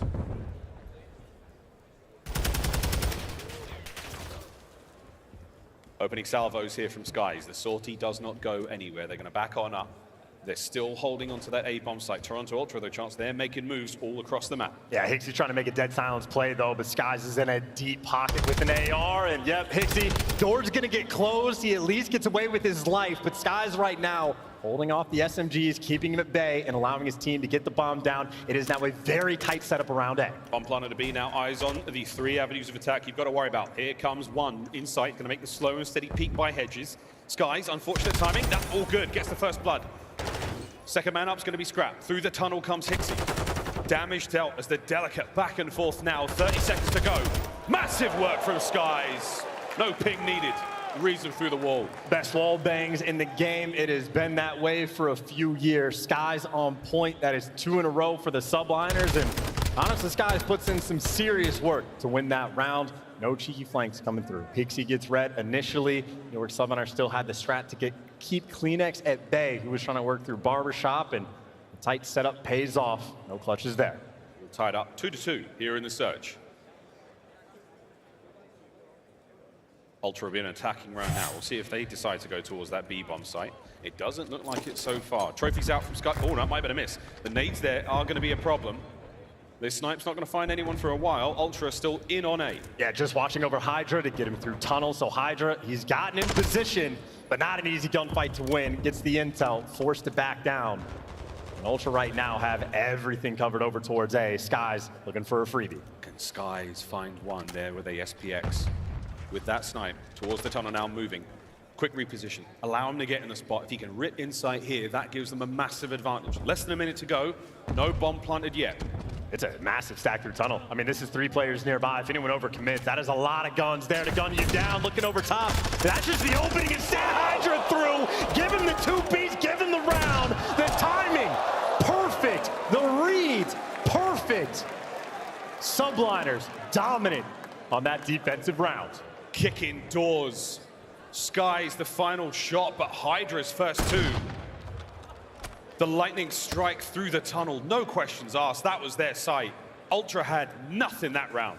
Playing it like a fiddle, and again, we talked about that first round for Subliners. They try to get hit B and get punished. Well, it might be a lot of A hits after the fact. That's the type of round the Ultra need to be concerned about when they're on offense, because that tunnel push absolutely picked them apart. But hey, they're going right back to it. Got shut down once. They're going for it again. Unbelievable set of sprees along the side of the New York Subliners.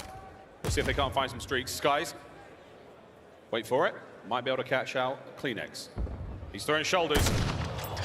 Close. No cigar. Still up in the middle of the map, though, so HyDra's going hunting again. The sniper looking over mid. If you get mid control, the SMGs can pierce this setup. But CleanX guns them. First blood Toronto, but the odds already evened up. Guys on a 5. 3v3 now. Less than a minute to go. We're looking towards the A-bomb site. KiSMET's job now, clear it out. Make sure no one's home. Find Scrapz, seemingly levitating. He's good, but he's not that good. Skyz can't get anything with a snipe. Scrapz on the move out, no problem. He vacates the site for a moment. Subliners move in. And it's a fast flank. CleanX actually has the timing with dead silence. He's made it all the way around. Bomb carrier dead. KiSMET one shot. He's gonna get traded up, leaving Skyz in the 1 versus 2 with the bomb down. V2. He's not exactly equipped for the fight. And he wants the cruise. At the very least, he wants this cruise. What? That's a lot of work. Not enough for the rounds. Doesn't get the cruise. And Toronto tie it up 3-3. Hit markers, tragic time and time again, but you see the way he's flying out with the pistol. Wanted number 6 so bad. Just for the information, do they get punished? And talk about the square up. We were hyping up the... I'm saying, though, the rookie versus the MVP. How about the MVP versus CleanX? Just for that opening kill. That was an unbelievable shot. A hit marker like that, that could be the difference maker in the long run. We'll see though. Tied up 3-3. Ultra now attacking again. And you see Scrapz is switching things up, going towards gate to watch the middle of the map. Tunnel's been the problem. There's the adjustment for the first blood. So Toronto trying to make moves, but KiSMET the exact same thing. He's made it to bottom Cantina, and he's popping dead silence. 3v3. Hicksy on the other side of this one. KiSMET's got to clear this out. Again, this is the most important part of the map right now, as far as they're concerned. Inside, nerves of steel. More than spider senses tingling there. These reads right now from Toronto on point. Again, making the adjustments and now making potentially that rotation. The bomb has swung its way through, and obviously it's a sniper. Maybe here to shut you down. Insight's being left to watch the full flank. Potentially a 2 versus 2 over towards B for a moment. All the nades land. They do not connect though. It's 3v2. Subliners have got a little bit of movement to do now with the bomb planted. Toronto, turtle up. Jamie Craven. Nice start to this one. Priestahh now in the 1v3. Yeah, nah, Insight gets you the kill. That's just going to win you this round. Priestahh, backed out player, is going to have to just obliterate a couple to make it happen. But shoulders on point. The tags are great, but Ultra, this is them at their finest. Yeah, absolutely. They're never going to let this happen. They're going to keep dancing. They're going to toy with Priestahh, and he may be able to get one. It would have been nice with Toronto Ultra take the lead. And again, the round before that Ultra had on offense, it was the tunnel push that picked him apart. Scrapz repositions over towards gate, catches a player for the first blood, and every kill after that seemingly falling into their laps. KiSMET tries to make a play, Insight there for the reads. You have Skyz trying to cross through the middle of the map, Insight there for the reads. Everything on point like clockwork. Ultra, their homework, impeccable. A nearly impossible spot for Priestahh to be in as well. He has to get closer and closer to those players, those submachine guns. They're going to trade him out no matter what. Here we go. Ultra, a 1-round advantage. And they're going through the middle of the map. Yeah, Tunnel, again, domination. Anything you can do, we could try to do better. Ultra doing the same thing, and that's the whole squad.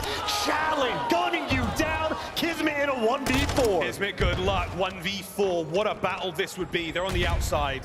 He doesn't have dead silence. He is completely surrounded. Here comes Hicksy.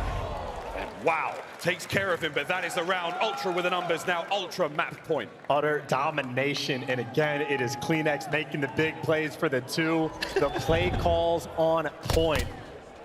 And Ultra, again, seemingly can do no wrong. Well, Subliners need to pull 3 rounds in a row in order to win the map here. Ultra, it's simply 1 more. What is the play call? And just to address how important this map and round is for the Subliners, they are 1-5 against Toronto in control. They need this map. Go up 2-0 here, a run towards the grand finals of champs. This is what you want. Ultra now flying forward. It's a B hit, that's it. A very different look. The Subliners, it's another 2-2, but it looks like they might be leaning more towards A. KiSMET is about to make the read. Yeah, it's the round 1 strat. This one isn't going to fall into their laps. Let's see what Ultra try to respond. You can see they are waiting for these kills. They are expecting that flank to come through at a certain point. KiSMET, this is the time to pump the brakes. This is truly going to be a gunfight to win for KiSMET. CleanX and Hicksy will now very carefully and fastidiously check those corners. KiSMET, will he hear this? Here comes the play. A stun check gives it up. The bomb is out. That's the VIP. They're gone. Mid-map, open wide. Scrapz got that covered. The bomb is gone. Towards A. Yeah, I was going to say, look what they just did. They just dragged a couple players back. Even number 6 for the Subliners might be rotating. Now he comes back to A, but yes, you catch him, you overwhelm them, you dominate them, playing them like a fiddle. That A side is now yours. The Toronto mind games, they've got it. The bomb now being planted by A. Scrapz eviscerates them all. He finds Skyz, he finds KiSMET. Priestahh now, he wants it. The blood in the water! And Scrapz devours the Subliners of Mikado. They take the lead, 2-0 in the series. 42% first blood rate on the year. In that game, they got 6 out of 9. A lot of things were nice about that map, and Ultra completely on point. Every single play call towards the end. The adjustments, just reading them like a book. Even that timing towards the end. They stun KiSMET. 1 player for the Subliners wraps back. By the time he gets over towards the site, every player on Ultra is hitting the back alley, overwhelming HyDra. And 6-3, honestly, that's a scoreline that seems a little bit closer than how the game played out. Another 6-3, we might add, between these 2 absolute titans of the league. Well, Toronto Ultra find themselves in a very, very favorable position here in our Monster Energy Winners Finals. 2-0 up, one more map. They go to the grand finals, and what a place to be in this kind of tournament. Elasilo Control up next. And that is, again, a dangerous map. It is the game mode, let alone what specific map it is. Ultra against the New York Subliners, 5-1 in control. They've been the best control team in the game. They need it here to get a 3-0. Well, 3-0, what a result that would be. We'll find out what happens. We're going to go to a very quick commercial break on the other side of this one. Potentially the exciting conclusion of this series, or is it the beginning of another New York Subliners comeback? We'll find out after this.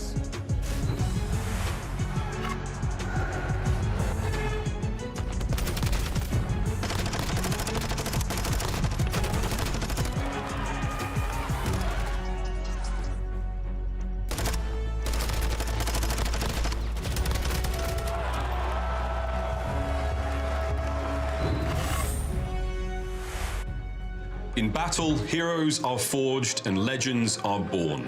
But this CDL season, one name stands above the rest. 2023 saw the meteoric rise of the French phenom HyDra, as he dominated the Call of Duty battlefield with an unforgettable MVP season. It all started at Major 1, when the New York Subliners blasted out of the gate, crushing the competition. Oh my God! What can happen at this point in the game? And it was HyDra leading the charge in a 4-1 victory over Seattle in the final. But the Subliners' dominance would not last, as the next two majors would see New York gain a mere 10 CDL points towards champs. The haters were hating, the critics were critiquing, and the Subliners were reeling. It was time for HyDra to rally his team. Major 4 was an opportunity to make up for lost ground and earn some points. But even with an impressive combined 669 kills in qualifiers and majors, the Subliners were only able to take 4th place. Great pick, that's a great pick, HyDra, you have to answer! However, throughout all that adversity, HyDra continued to rack up his stats and impress, well, everyone. It all came together at Major 5, when New York reclaimed their glory and captured their second major of the season. And for HyDra, his efforts would be rewarded by receiving the coveted MVP award. Now, at the end of the 2023 season, HyDra's legacy is secured, etched into the halls of greatness. This year's most valuable player has proven that he belongs to be counted among the elite in the history of the Call of Duty League. All hail HyDra!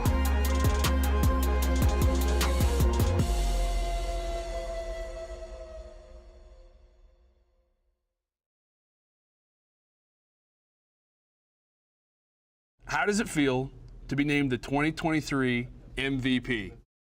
I didn't know that. I mean, that's nice. I mean, if that's what it is, that's nice. That's nice to hear, and It's true. You're hearing it first. You are the 2023 MVP.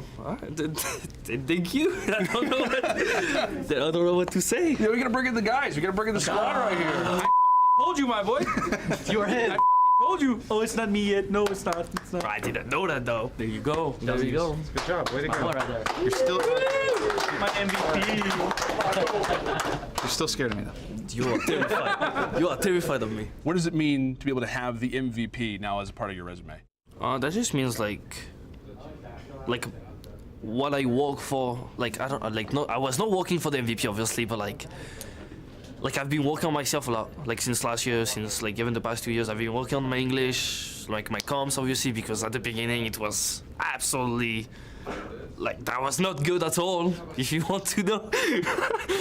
I've been working on this, I've been working on my gameplay. I've been spending a lot of hours by myself with my team, with my coaches. I've been doing way more this year than other years. And having this MVP just means like I just need to keep doing what I'm doing. Obviously, I'm gonna say thanks to my teammate, because without them, we would not have been like this good this year.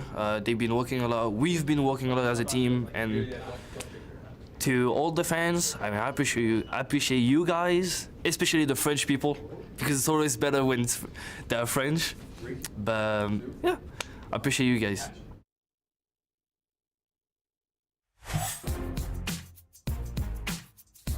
The Call of Duty League is brought to you by Monster Energy, the official energy drink of the CDL.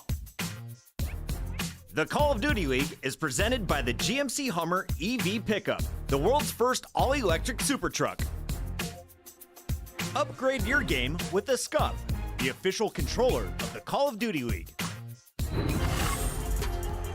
Welcome back to the 2023 Call of Duty League Championships. We're here in our Monster Energy Winners Finals, and what do you know, Toronto Ultra, they are up 2-0. New York Subliners, they're in dire straits. Chance, good news for them though, we play Control next. Well, good news for him. I mean, Toronto Ultra, right, and looking clean. I will say for the Subliners though, they have a record of 29-2 when they win the Control. So if they pull this off, reverse sweep is possible, and obviously you are looking at the MVP to make it happen. 1.18 in the game mode. Obviously, Scrapz, though, Rookie of the Year, he has been lights out across the board as well. It is an absolute battle between these two, and got to shout out CleanX. He's been frying all series. He has indeed. Well, between Scrapz and HyDra, two different players, two different accolades, but one hell of a series.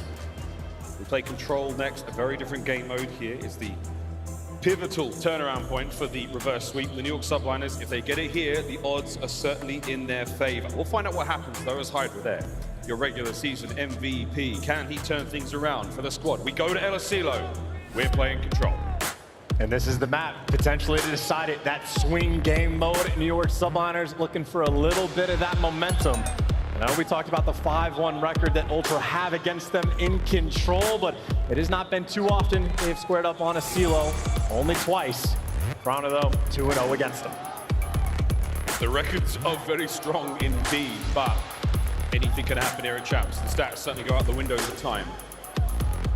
Toronto Ultra win this map, it's a 3-0, and you're in the grand finals for the Subliners, the start of the comeback.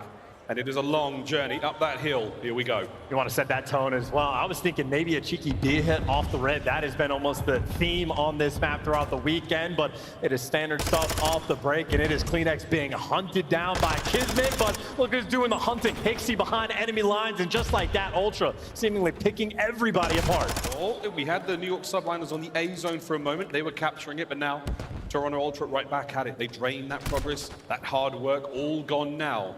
We're still tied up 27 lives. A beast chance. You've got the Subliners on A for a moment, but Scrapz looking to get them off. And there it is, rookie versus MVP, but it's all a bait for KiSMET to get sent in for the kill, and KiSMET able to pick up two.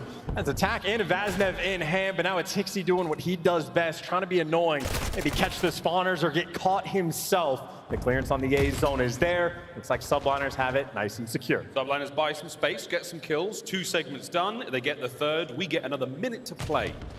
The Subliners, they sorely need it. B is a harder zone to capture by all accounts. Good luck, have fun. Yeah, plenty of time for New York to work with as well. Just looking for one clean wipe and you can jump on the point. Attacking these steps, it's Skyz leading the charge. Looking for Hicksy out the back door. They don't have too much intel yet. KiSMET finds a kill up top, but he gets traded, so they know at least where CleanX is, but looks like everybody is gonna fall one by one, and Skyz, well, they know where he is as well. Skyz is in trouble. Party's over. He's taken care of. There we go. 1 minute 30 on the clock to go. One life separating these two teams for a second, and there we have it. Over to B, we are going to fly. The guns are up, and they are still smoking hot for Toronto Ultra on defense, not letting anyone get close. KiSMET, he's currently the tip of the spear. A single kill helps the boys get forward. Yeah, everybody has attack in hand as well. Even CleanX rocking it down low. So it is just so many players for Ultra that you have to weed out of your base before you can take care of the ARs. You think about a flank, the shots are clean, but the reads from Ultra maybe even cleaner.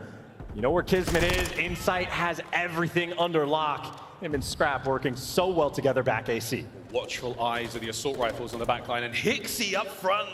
Dealing damage across the board. HyDra, smooth hops, not enough. Teamwork prevails. Ultra, what a defensive round so far. It's just the two duos. Insight basically just protecting Scrapz, letting him being a turret, and then Hicksy and CleanX being as annoying as possible, feeding each other that intel. One of the best teams in the game on this map for a reason. Ultra, no mistakes being made, shooting players in the back. Subliners, looks like they're just getting caught off guard. That's less than 30 seconds to go. 20 on the game clock. Hicksy now on a 3 spree. Priestahh, you're number 4. Here comes number 5. Hicksy on a tear. I mean, this is just too easy for him. 5 spree, 8 kills. If you have a Hicksy quadruple positive, that is a horrific sign right now for the Subliners. Skyz has been able to make it towards the point. I don't know how long it's going to last for, though. The Ultra players are everywhere. They have that B zone surrounded. One more kill, and he gets himself a cruise missile. Very handy indeed on this map. A couple of kills, though. Wait, we're on the zone. That's all it takes. Can CleanX do what he can to find these kills? HyDra's there. The round is not over. 2.2 seconds on the clock. 1 segment gone. 2 members of the Subliners. How big can Scrap go? Big enough. Finds one. Flying forward. 2 segments at range. Scrap finding kills. Any more to be had? His teammates are there! And it was getting dicey indeed, but Toronto Ultra stay alive, win the first round. It was looking close, but as soon as Scrap kills Priestahh off the box, it is almost a guarantee. Gonna slow down that capture rate, buy his teammates time to get back in position. And a nice big play towards the end, but that is just domination through and through, defending that B zone. And again, you see that duo dynamic they're working with, right? Insight basically just covering Scrap, letting him be the turret that he is, that main slayer. And then Hicksy and CleanX, well, their job is to be annoying. Incredibly successful in round 1. Massive difficulty there from the Subliners dealing with the defensive hold for a long time. And this, by the way, the B hits, they have been just like horrific so far throughout this tournament. The B zone has been captured first, and when you get it first, you have won 8 out of 8 rounds, but massive wins coming in for the Subliners. Long lines of sight to make sure nothing cheeky happens. An interesting attempt, but might have to go back to Old Faithful and reposition. Oh, this is going to be ugly. Oh, but HyDra, wait a minute, HyDra, wait! He's still alive! You've got to deal with him. He doubles back, nearly gets another out of it. And KiSMET applying the pressure, the stranglehold that the New York Subliners have got on Toronto now. They're flying forward, but they're in a massive amount of pain. There's just a lot of kills coming their way, but yet you turn around and clean house. No more flanks coming through, and that slow A capture commences. Only 2 players on it for the moment. Skyz, though, the damage and nade on point. Reads are on point too. CleanX is going to fry him, but that's just time for the full flank to come in. HyDra for 1. Right now, New York, they're just playing for kills, and the nades have been on point. There's one thing both these teams do, it is kill each other very well. That's 2 players there for Ultra on A. That should be done. 1 minute, 49 on the game clock. Here we go, over towards B. It took the Subliners a long time to crack it. Will Toronto be more successful? Really shut down the dead silence play coming out of CleanX. Hicksy maybe the next man you want to clean up, but Hicksy, he found the route. He has slipped the net to at least get through. Now the question is, how much damage can he actually do? Maybe a little bit of standoff with KiSMET, but obviously you have Priestahh just living inside the base on the flip side. So Hicksy has no support in these moments, and you can see KiSMET is just looking for him. So both teams hyper aware. Yeah, we'll probably check in with Hicksy a little bit later on. And for now, it's on the rest of Ultra to try to battle their way out of spawn. Eyes on KiSMET, lovely shots at range, just to push him back. Scrap finds the kill as well. Got an open field to work with quite literally now, as Hicksy now springs into the fight. That's space to play with. You should be able to get on B. And you read the full flank as well, so you catch Skyz on the full flank, and Hicksy waited so long to strike, and he's still alive, has the team support, and this is your moment. Here we go, 3 members on B for Ultra. You've got to get moving, New York. Second segment long gone. Here we have it. This is going to be 2-0, unless they're going to get close. No need, the nades are there to help out. The contest, HyDra. He is Skyz, clean house. Less than a minute to play. I mean, they're just desperate for a trophy. That's the 3rd or 4th nade kill that we have seen come in for the Subliners, and talk about an important moment to make it happen. Now 45 seconds left to work with. You are effectively back to square one. Hicksy, though, he has been the tip of the spear, leading the charge right back and stopping that clock. Right into the heart of the New York Subliners, drives it. Another sweet nade from HyDra. CleanX, though, he keeps the play going. Will he read Priest on the right? Will he read HyDra on the left? Oh my God, he's stuck in the middle with you, but it's not a problem whatsoever. Priest is still going. The capture's still there. No one able to get him off the point until Skyz saves the day. Over to Hicksy once again. Can he be the man to clean it? He does! The play could honestly end here. Big wins again from Hicksy. 3 nearly! HyDra buys his team a moment, but it ain't enough. Ultra. What a round and what a play from Hicksy. That Charlie Hicksy making the high IQ plays on top of being the main slayer. Already has 6 objective kills on 1 offensive round, completely on point. And you saw the setup of the play. He gets in position bottom AC. He's the guy that's being annoying, slowing the pace of the Subliners down. And as soon as his teammates clear out their own base, you jump on the zone, you get that pressure, you never look back. Wow. Match point Toronto Ultra. 1 round is all they need. 1 minute and 25 seconds, and they're in the grand final. Unless New York get on the point, then it's a bit longer, but let's see what happens. Well, either way, it's no B hit coming out off the rip. So we already know what the long-term game plan is. Ultra have been perfect defending that B zone. Right now, they just want to be as annoying as possible and drop those lives as much as you can. And right now, completely on point. Perfect opening break right now. First 3 kills go their way. Ultra still consistent on defense. Currently, Brains and Brawn, they're in. Less than a minute to go. Skyz trying to stay alive in the same spot we saw Hicksy a moment ago. The game plan here is known. Priestahh finds kills. The B zone is wide open. Yeah, Scrapz needs to get at least 1, and well, Scrapz did his job slowing down the push and keeping at least an extra body away. But now this is your moment. If you capture this B zone first, you're going to have a much nicer time, so much more opportunities for Sex, but it's going to be such a slow capture. KiSMET can't get any more insight from up top. Perfect reads though from Skyz, but look at that. Jamie Craven, he's got his runners on. He's flying forward. Scrapz softens up the backline. So now B, not a huge amount of work done there, Chance. We're getting kills from New York. They're keeping the play alive. They're still pouring it on. This is still pressure on the ARs. If Scrapz can't find a kill, Subliners are going to jump on it instantly. There's the kill coming through. That is a deep spawn away, and this might be it for the Subliners. That B zone is going to fly. CleanX desperation to try to get these next kills, and he's gonna get them. Vaznev shot like that is absurd. CleanX is a god. With CleanX is a god, Hicksy gets in there at the last moment. Now CleanX once again flying forward, 20 seconds to go. New York Subliners have to get towards A. It is a line drawn down the map for Ultra. No one's getting close. KiSMET gone. Scrapz gets the 2. Can Scrapz get 3? Final 10, and they're going to the grand final. Here comes the Subliners, and they're in. Hicksy though, one more magic trick up his sleeve. Let's find out. Just playing the kills. You absolutely jump on this and get the final bullet. The progress is still going to be there, but it is just such a delicate moment. 6 on the clock, still ticking down. All comes down now to Skyz. Win this fight, you're all good. Here comes HyDra to reinforce. Inside wins 1. Inside gets a 2nd. That's it. Anyone close? No, they've done it. It's a 3-0. Toronto Ultra go to the grand finals. They absolutely slaughter the Subliners in a devastating 3-0. And if that wasn't a statement, I don't know what is. They just made that look easy. Guaranteed top 2, spot in the grand finals, the hottest of 3-0s. They just played New York Subliners on their best hardpoint map, picked them apart. You challenge them on Mercado, the reads completely on point, all the confidence in the world. That is a dominant performance. And what a way to set the tone. And by the way, I don't know if it's possible to go back and count the individual kills, but CleanX, I swear, he had HyDra's number. Wow, what a series.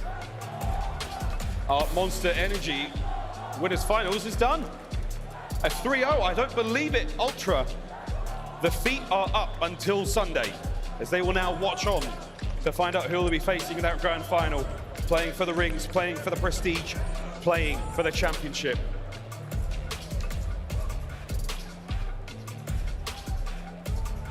I don't believe that graphic, Chance. I mean, look, what we saw at Major 5 was Ultra knock down the New York Subliners in the losers, and Subliners went on an absolute tear to make it back to win the entire thing. So maybe deja vu, but this is a little bit deeper in the tournament already. Ultra are going to be sitting like kings, watching everybody play for the rest of this day to see who their competition is going to be. And again, game plan, gunning, everything right there from Ultra. Completely on point. That was one of the easiest series we have seen all tournament. That's shocking indeed. Well, Ultra, congratulations on the 3-0. What an unbelievable series that was. They have sent the Subliners down. They've done it before. They did it at Major 5, where they sent them to hell, and they would have wished they stayed down there because they made the comeback at Major 5. Can they do it again? Well, it's a long run, and it's a tough one indeed. There's a little bit of champs magic still left in a lot of those players. Wow, we're on. I can't believe this. It's done. I don't believe it. We've got Guy Blaze on stage with the one and only Scrap. Yeah, thank you so much, Miles and Chance. Las Vegas, give it up for Ultra, coming away with the first 3-0 of the weekend in the winners finals. And man, Scrap, revenge must be sweet. Feels good. Yeah, the last time you played these guys, they took you down at your home major. They walked away with y'all trophy, but here in champs when it mattered, 3-0, how does that feel? Oh, come on, like, are we gonna show up or what? Like, what is going on here? Like, winners finals, 150K, let me get it. Let you get it, and you got it, and there's more money to grab. Now, you read them like a book, okay? I'm pretty sure y'all went over that footage from the last event. What was the key to success? Why did they wasn't even put up a fight there? Yeah, you know, we knew what they were going to come out and do. We know how they play. You know, shut down HyDra, team's pretty ass, so, you know, it is what it is. You know, just kind of play us, mix it up. Don't just play one-dimensional, and, you know, come out and get the dub. And get the dub, okay. You got one more win to get. You're going to be playing tomorrow in the grand finals. How does that feel right now? Feels great. You know, job's not done. Still got stuff to do. You know what I mean? One more match, and it's ours. One more match. I'm going to give you one last thing to say to these fans until you see them again tomorrow. Hey, shout out all the fans here. I appreciate you. Even if you're not an Ultra fan, shout out all the Vulture fans here, my girl, my family again, and I appreciate it. All right, that's going to do it for me and Scrap on the stage. Puckett, take us away. Thank you so much, Blaze. Congratulations, Toronto Ultra, the first team securing their spot in the 2023 championship match. And you heard Scrapz say it, 150K, that's just in his pocket. 600,000 guaranteed for this team.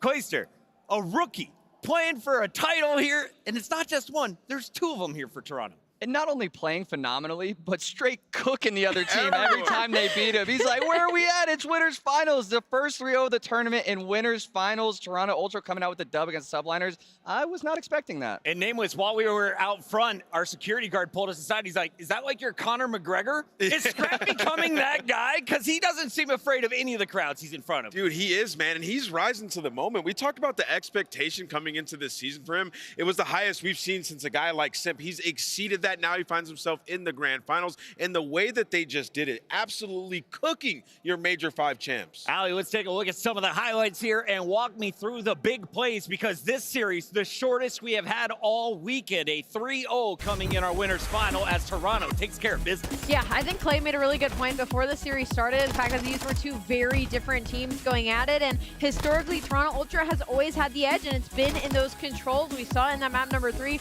I mean, just absolute dominance from the side of Toronto Ultra, and that's been kind of the woes of this entire weekend, is that team that's been dominating that game mode number 3. So for Toronto Ultra, I'm a little disheartened to find that our winners finals was the first 3-0 on the weekend, but I think it's just a testament to how good they are right now, Ant. Yeah, you know, looking at the series, I love what they did in the vetoes. You know, last time around, that map number 1 ended up being Hotel, which we would have seen it later, but game 4, Embassy, New York smoked them on it. Toronto get rid of it in this series, and they say, we'll square up with you on HyDra. And now with their new and improved hardpoint throughout this tournament, they take that map. They know they have the edge in the game 3 control. They've had their number there in it all season long, so the confidence was there rolling into that S&D. From there, 3-0, Toronto Ultra are simply too strong in the fundamentals, but also the gunny today, much better. Look at those KDs on the left side. Subliners, no one positive in control. They got bopped, and that leads us straight into our scuff play of the game. It came from the defense in that control. Toronto looking like one of the best now when it comes to this game mode. It's Charlie, man. Hicksy is simply that guy. They could not get him out of their base. I mean, a 1.91 overall in the control. I mean, just staying alive here. There were so many situations, even when he was on that 5 spree, where he was trying to get that kill off the point, but he realized how important his life was in that situation. I'm sure the comms looked something like, all right, I got the one guy in hill, one shot, I'm staying alive, okay, Gally, somebody clean it up for me, and that's exactly what happened. So I think what Hicksy has really done, especially for this Toronto Ultra team, is kind of change the way we look at bringing in rookies, changing the way we look at some SMGs. Clearly a player who's thinking about the game plan ahead of just getting the kills. I want to ask Clay a question about this one. Do you think that was a New York underperformance there, or is it a matchup thing when it comes to Toronto? I genuinely think it's a matchup thing. Modern Warfare 2 is very different from other CODs just because there's so many different styles that you can play with. And I think Toronto is the more fundamental, structurally sound team, and they kind of want to bait you into making mistakes, whereas New York forces you to make mistakes. They run it down your throat, and they force you to genuinely just mess up. And I think Toronto just had the edge from the start of this series all the way to the end. Toronto, the only team left without a mistake in the tournament. Let's take a look at the bracket, because they are moving on to your championship match on Championship Sunday. The question is, who will join them? We still have Seattle, FaZe, and Subliners in the mix. And of course, we'll be going to that elimination battle next. As we're waiting on that series to kick off, a quick reminder, get in on the action. Get in game with World Series of Warzone. Get ready to drop in and climb the World Series of Warzone ladder. It all starts June 23rd, so head over to worldseriesofwarzone.com to sign up today. And it's not just Warzone. We got Warzone Mobile, Nameless. You and I were crushing this back in Raleigh. We love it, and you can experience the highest quality Battle Royale mobile game experience with authentic Warzone-style combat weapons, movement, and vehicles. And all of your progress, it's going to carry over to your other accounts. Absolutely. Listen, if you love Call of Duty, you want to play on the go, like if you're on a trip, like here in Las Vegas, you can play Warzone Mobile on your phone from your hotel room. Scan that QR. Do we mention it's Verdansk? Yeah, I know a lot of people missed that map. Drop in right now on your phone. We got to go to a commercial break. When we come back, it is the final 2 matches of the night. Don't go anywhere. Super Saturday continues after this.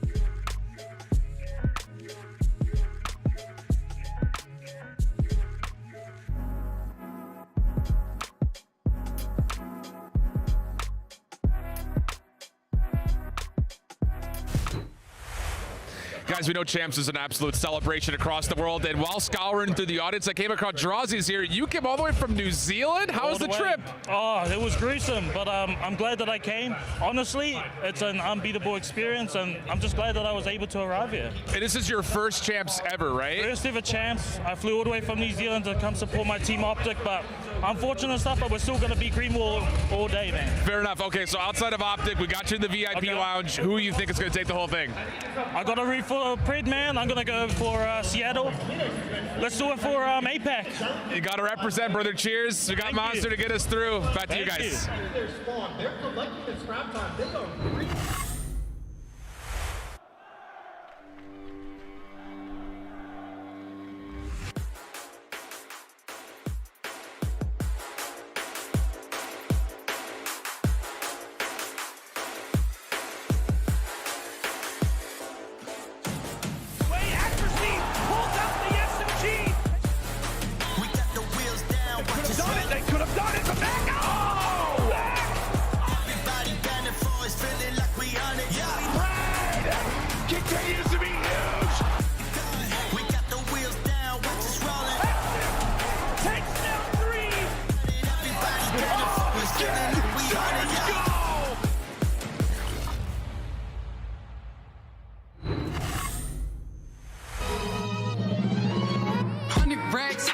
100 reds up in my safe.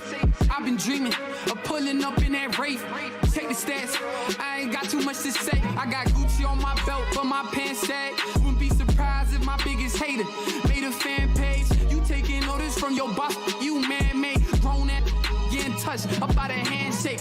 Don't think you hear me right, let me clear my throat. 100 racks up in my safe. I've been dreaming of pulling up in that Wraith. Take the stats, I ain't got too much to say.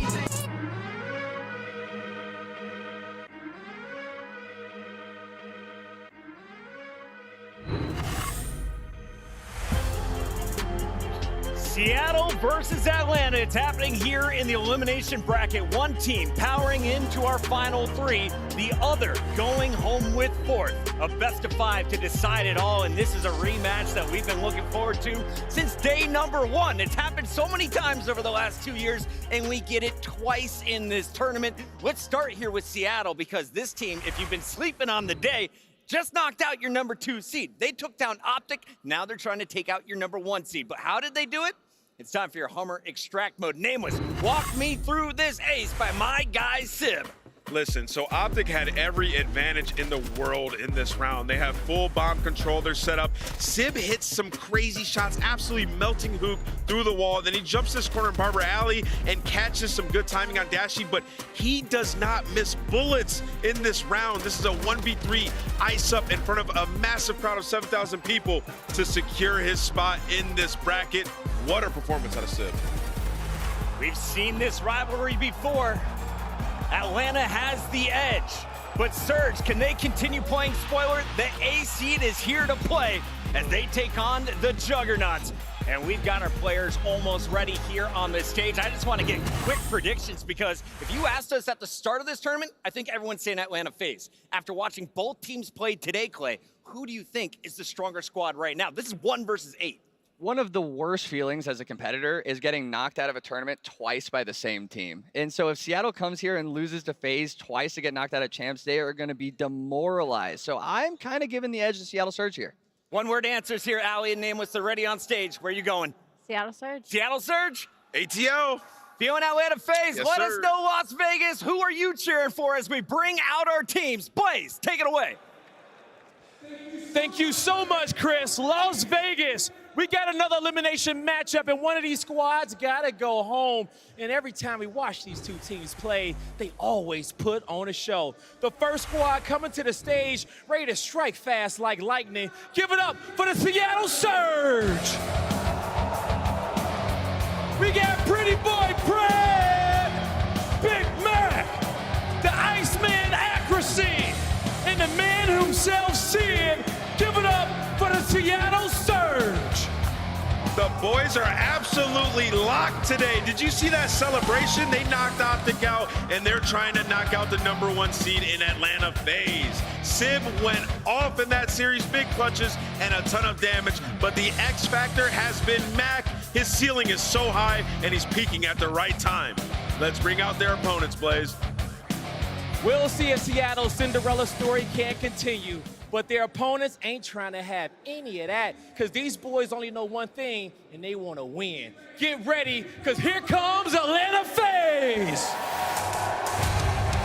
Give it up for the man himself, Slasher, the Tiny Terrors, Simp, aBeZy, and the master himself, Cellium. You have Atlanta FaZe. You know what? I blinked today and suddenly the crowd became a sea of red. For the first time in a little bit, we've heard the crowd cheer on Atlanta FaZe, who's missed out on winners finals and are trying to make the push to Sunday. And I'm looking at Cellium, the man who just had a warm-up versus the Boston Breach, dropping a 1.74. They can continue those numbers up against the Seattle Surge, forcing their way to the grand finals. Only one team makes it past this stage. Let's get it going, Blaze. Let's get it going, Allie. Las Vegas, are you ready? One more time. Las Vegas, are you ready? Lando, study, let's go. Let's go, Blaze. This is about to be a blast. Another loser semifinal match. We're going to find out who is going to be facing off against the New York boys later. But Jay, this has been a classic matchup throughout COD history, especially in the last 2 years. Atlanta FaZe, Seattle Surge. But throughout this year, man, Seattle have not really had the magic. Yeah, they have not had the magic against Atlanta FaZe. Every single time they play against this squad, it's usually through the hard points and the search and destroys that they are usually finding the loss at the end of the series. But the way that Seattle Surge so far woke up in this tournament, man, we're talking about a Game 5 versus the LA Thieves. Yeah, Game 5 versus OpTic Texas. They needed something. Because every single event so far this year, they have had a heartbreaking loss. 3-0 by Vegas. The one before that, you gotta remember the Simp hip fire to make it happen. But Seattle Surge, they're trying to make that Cinderella story continue on. Absolutely. We'll see exactly how they look to maybe reiterate their plan of attack as we take a look at the maps and modes. And Jay, for those that did watch that matchup take place between both of these teams on Thursday, a lot of repeat maps, but talk to me about why it's so different this time around. It's a lot different this time around because it's Seattle Surge who are Team A. They don't want to go in map number 1 on that embassy. They want to go to a fortress, but they just took down the best team in the map in OpTic Texas. Both of these squads played super aggressive in their matchups. Since we saw what he did versus Boston Breach, he starts off early. But the way that Mack so far has played today, he led the Surge in hardpoint KD 1.11. The SMGs are going to be fighting.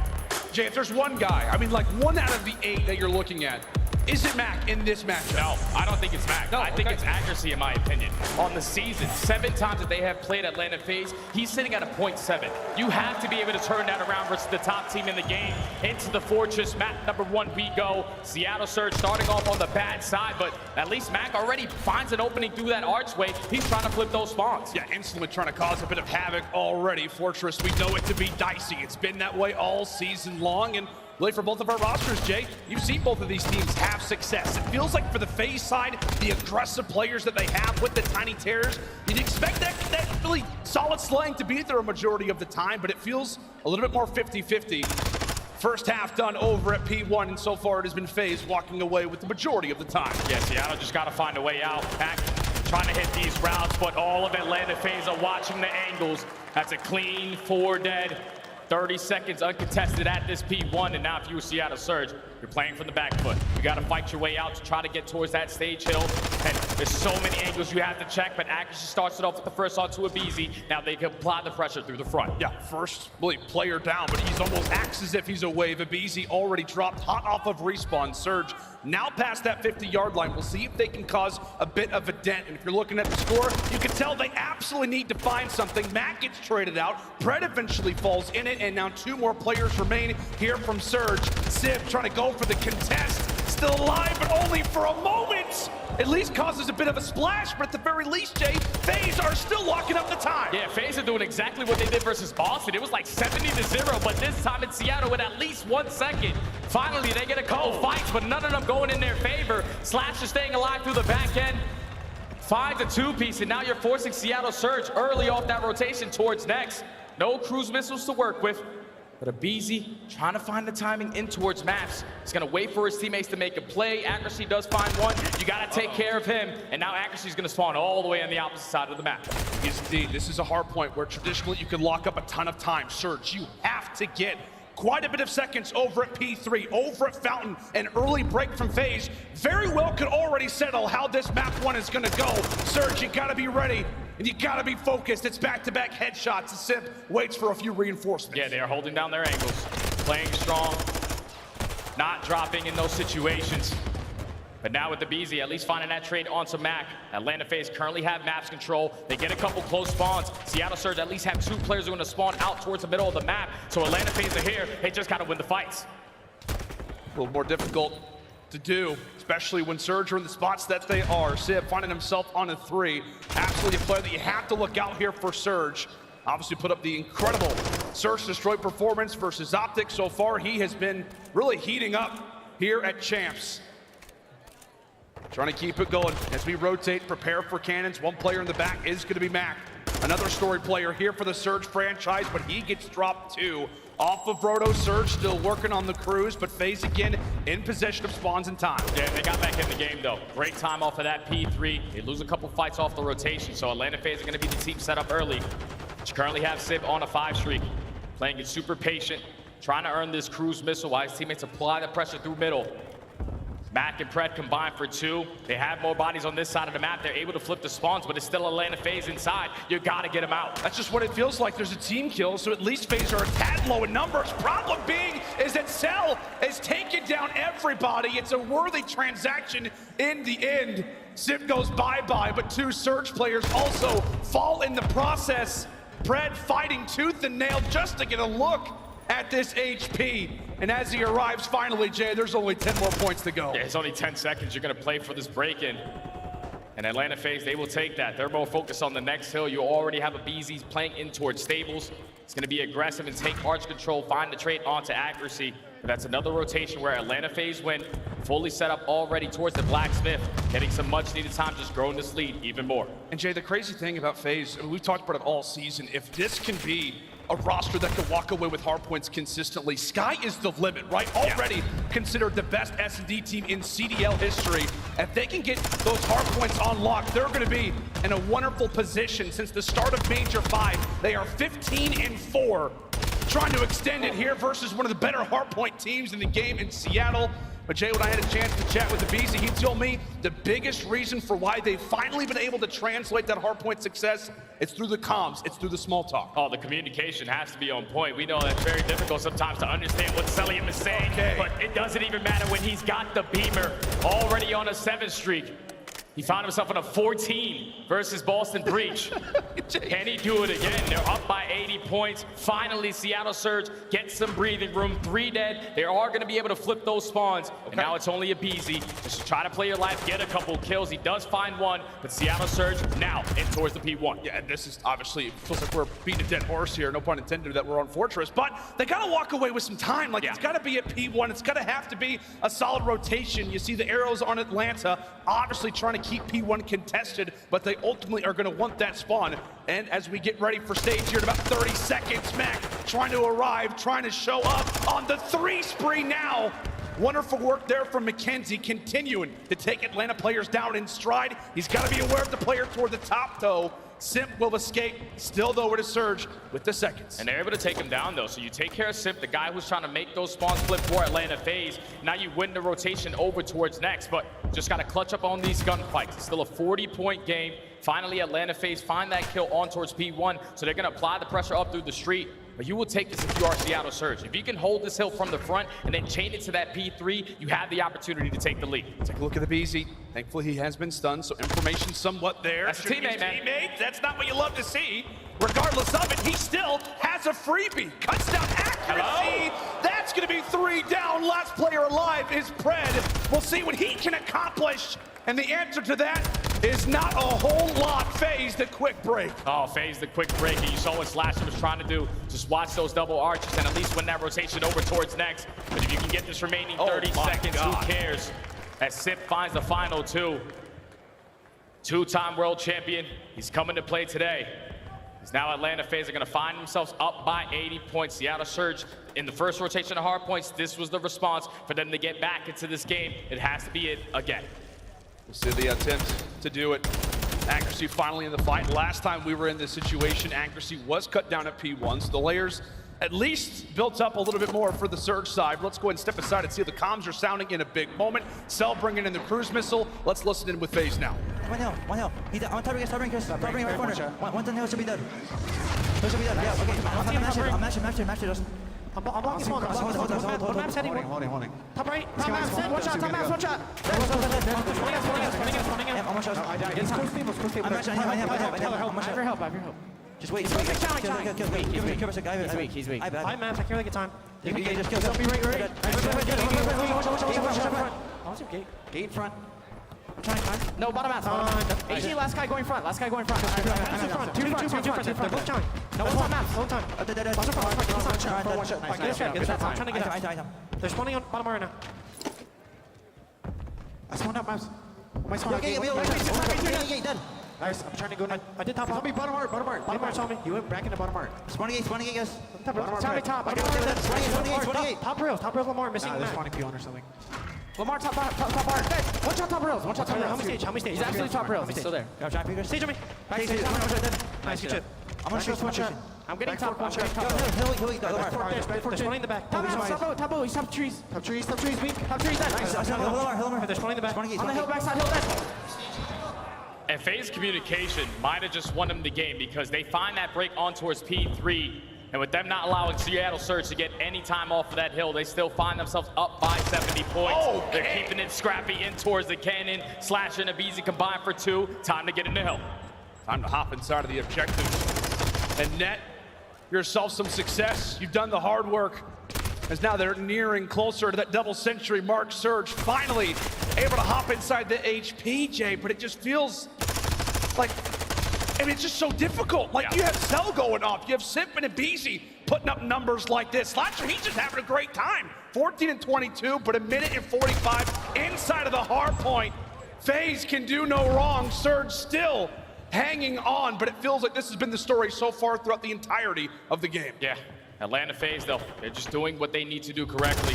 Keeping them off the hill, trading efficiently, but that might be a moment where Seattle Surge can make something happen. A clean 4 dead, all of Atlanta FaZe wanting back Fountain. Just got to try to trap them as long as you can. There's still 35 seconds over towards the Blacksmith. Accuracy's throwing snakes on the box. Pred is still slinging in towards maps. But they are coming out on top in these trade fights. It's only aBeZy now. Seattle Surge only down 40 now. And this is the thing with Surge, right? We've talked about it all season long. They just need a moment, whether it's been in situations at majors, even if it's one moment in a game, all they want is a window of opportunity. And oftentimes, these guys can find it, continuing to build upon some success. A big battle on the other side of the map, where the final 5 seconds are gonna go Surge's way. They also win a big 1v1 on the left side of the minimap, which means that they're gonna have spawns for next. Oh my! Surge had brought this all the way back. They take care of the play that was trying to flip the spawns, and now it's only a 15-point difference. Atlanta FaZe know it's very difficult to try to fly out through double doors. We gotta push through the arches. We gotta find a couple openings, but Mack, he's still finding a couple kills on the map. We're gonna have a lead change. Seattle Surge have brought it all the way back. You have got to be kidding me. Just moments ago, we were talking about how this one is nearly over. This one is already in the books, and Surge have come roaring back. Everybody's starting to go on a spree as time will remain vacant. Atlanta know exactly what they want to go for, Jay. They're still trying to fight for the spawns. Right now, they're going to have it. We continue to battle back and forth. It is a neck-and-neck game. They found all the kills at the right time to at least lead to the break at P1, but there's a couple players from Seattle Surge off the rotation. It's going to fall into Accuracy and Mack's hands. Both playing corners.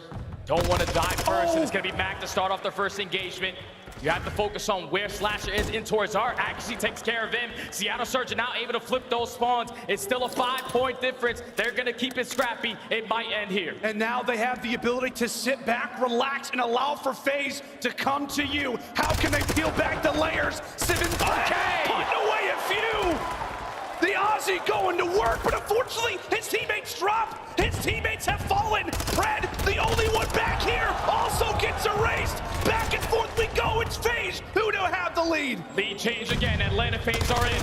The contest is going back and forth. Huge one-on-one. Simp is able to win it, but Atlanta FaZe know they cannot win it there. Let's chalk that time. Let's hit that rotation. Everybody stack on this side of the map. Wait a second. I don't believe they got the tick. This should not be. No, they don't. This should not be the case. This should not happen. FaZe are prepared, and Surge will hop off the point. Aware of such, it's got to be a Surge break or a FaZe hold. Here we go. Simp falls in the back. They find that kill onto Simp. Does he get the close one towards his teammates? Is he find the timing? No, he gets the pinch one. But aBeZy makes it happen. He finds 3, shuts down the push. Atlanta FaZe take the lead right on back. Oh, it's too easy for aBeZy. 5 more points to go, and it's FaZe's game. aBeZy continuing to go off. And there it is.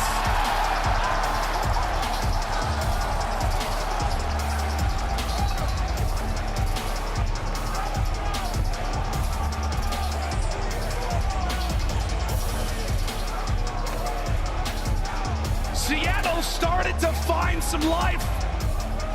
They gave it their best shot. Everybody going on sprees. But it comes down to P3. It comes down to aBeZy going off. Finishes 36 and 27 as Atlanta grab yet another crucial hardpoint victory. Such a nail bite. Game number 1. Atlanta FaZe are able to make the plays happen. They knew that Seattle Surge could not win over towards that P2. They hit the rotation, and even with Simp being the only player to spawn out, Seattle Surge take him down, but they have not taken care of aBeZy. He's been making too many plays the entirety of the year, and he makes another one for Atlanta FaZe to secure the map number 1. But a 9-point difference with Seattle Surge winning a rotation over towards P3. That just can't be as easily broken right there, because that would have been the game difference. Yeah. Seattle Surge are a lot closer at the very end of this one if they get some time off of that P3. Yeah, I mean, it just comes down to the fact that if you're Atlanta FaZe, thankfully you have a lot of time to work with, a big advantage at the least. And when it comes down to those spawns as well, let's go and take a look at our scuff play of the game. Jay, what'd you see here at the end? Yeah, so right here you see Simp. He's the guy that spawns out, but Simp gets the read, wins the one-on-one. Cellium finds a kill through top map, but then it all falls into the hands of aBeZy. You are blocking the spawn. Simp is still not going to be here with his teammate, and he shuts down 3 players. Once he does that, you already have Simp ready for the pinch, watching the cross through the middle of the map. It's only a matter of moments until Atlanta FaZe are able to walk away with map 1. Oh my goodness, that would have absolutely brought the house down. Surge trying to bring through that magic, as we know, man, even going back to like Cold War, whatever it was, when we had the Nikki D curse. Surge, we're trying to dig deep, and they lose by 9 points. Sim a little frustrated as now we get ready for some Surge. And the crazy thing is, every time Seattle Surge have beaten Atlanta FaZe, it usually comes in a map 1 victory. Yep. When you take a map 1 loss like that, you're gonna be beating yourself up, because there's so many little things you're gonna change to get those 9 points to take the victory. But Atlanta FaZe take map number 1. Now they're going into a map number 2 where they are the best team on Embassy Search and Destroy. They played this squad already, and they beat them. They beat the hell out of them. Yeah, they absolutely did. For Atlanta FaZe, you gotta be feeling good. We're going to take a look at their Monster Energy pregame coming into this series for FaZe. LSC low control is out. Gotta make the most of that game 3 on Hotel. There you can see the records for Surge has not been great lately, and then we're bringing it up, right? Continue to dominate here on Embassy Search Destroy. 14-3 on the year. 3 of those dubs come versus the team on the other side of the stage. And then finally, Cell just continued to put up crazy numbers, Jay. Like, it's already one thing to see numbers like this in general, but at COD Champs, at this stage, that's the crazy. We've never seen anything like this. Nah, this guy is unbelievable. Man, I'm so happy I retired when I did, because if I had to play against this guy, I would be losing my damn mind. Putting my head through the monitor, it's very difficult when you're going up against this guy. He just dropped a 1.7 last series. That's basically 2 players. He's unreal. And he already had a great, great head of hair. Now he's got some awesome facial hair. You just can't beat him. Down now. He absolutely is. He also has a wonderful name. MacArthur, actually, his first name, believe it or not. What a guy. Absolutely lovely. Let's go and talk about our Monster Energy pregame. Now for Seattle Surge. Keep up the strong Search Destroy against the best team in the game. It's going to be difficult to do that, but they did look phenomenal versus OpTic Texas and those 2 Search Destroys. That finally, accuracy cannot be a free kill on the map. There you can see the numbers. Not great versus Atlanta recently, not great versus Atlanta all season long. Yeah, he started off slow in that map number 1, but he started to kick up, and that's when you see Seattle Surge start to rally some points together to get themselves back into this game. But this Search and Destroy is so crucial for them, because you don't want to go down 0-2. If you're Atlanta FaZe, you're smiling cheek to cheek because you have your best Search and Destroy map. And one thing that they did well last time was just throw so many different looks at Seattle Surge. First push on our attacking round. Instant plant towards A. Second time, we stack it towards PD, play for those flanks. Third time, you go towards B. So they had Seattle Surge scattered every single time on defense. They cannot get a read on what they were trying to do. And the problem, Jay, all season long for Seattle, I know we're talking about recency, but all season we talked about the record Surge, their struggles versus Atlanta. Pred and S&D all year versus FaZe, 1.3 plus. Ow. Accuracy sits at around a 0.4, okay. Mack at a 0.6. So as you can see, it's not going to be a one-man game, especially at this stage. It's got to be a full team effort, and the man we're talking about just applied the first blood. Yeah, accuracy gets that first kill on the slasher. Now you get the info when the pressure's coming in. Mack with the SMG wins that one-on-one, but Simp there for the trade. Simp makes it happen. It's now a 2v2, but accuracy lines him up. All left up to Cellium in the 1v2. All left up to MC, the final boss, already tagged up. 17 HP, still a lot of time to work with on the clock. Problem being is that bomb is not going to be in the greatest spot here for Cellium, but an early 1v2, that would surely set the tone here on Embassy. But he's got to get a move on. Yeah, he knows at least accuracy loves to play over towards these vans. Has no tax, in his back pocket to play for that information. But Accuracy and Simp, they're setting up a crossfire. Simp puts down shots. Accuracy's time to strike. You jump on top of the van. You shut down that early B push. In round number 1, as Accuracy finds 2, Simp eventually finds the final. But that's exactly how you want to start off. Slow and steady wins the race. And then just using your teamwork to close out these rounds. Seattle Surge, 1-0. Starting off well, Seattle Surge technically have won their last 3 Surge Destroys. Obviously, as we said, it's been the key to success in their last 2 dubs here so far at Champs. They win that Game 5 versus Thieves, take both versus OpTic Texas. Just feels like come Champs time, man. It's all about the consistency. How good are you really across the board?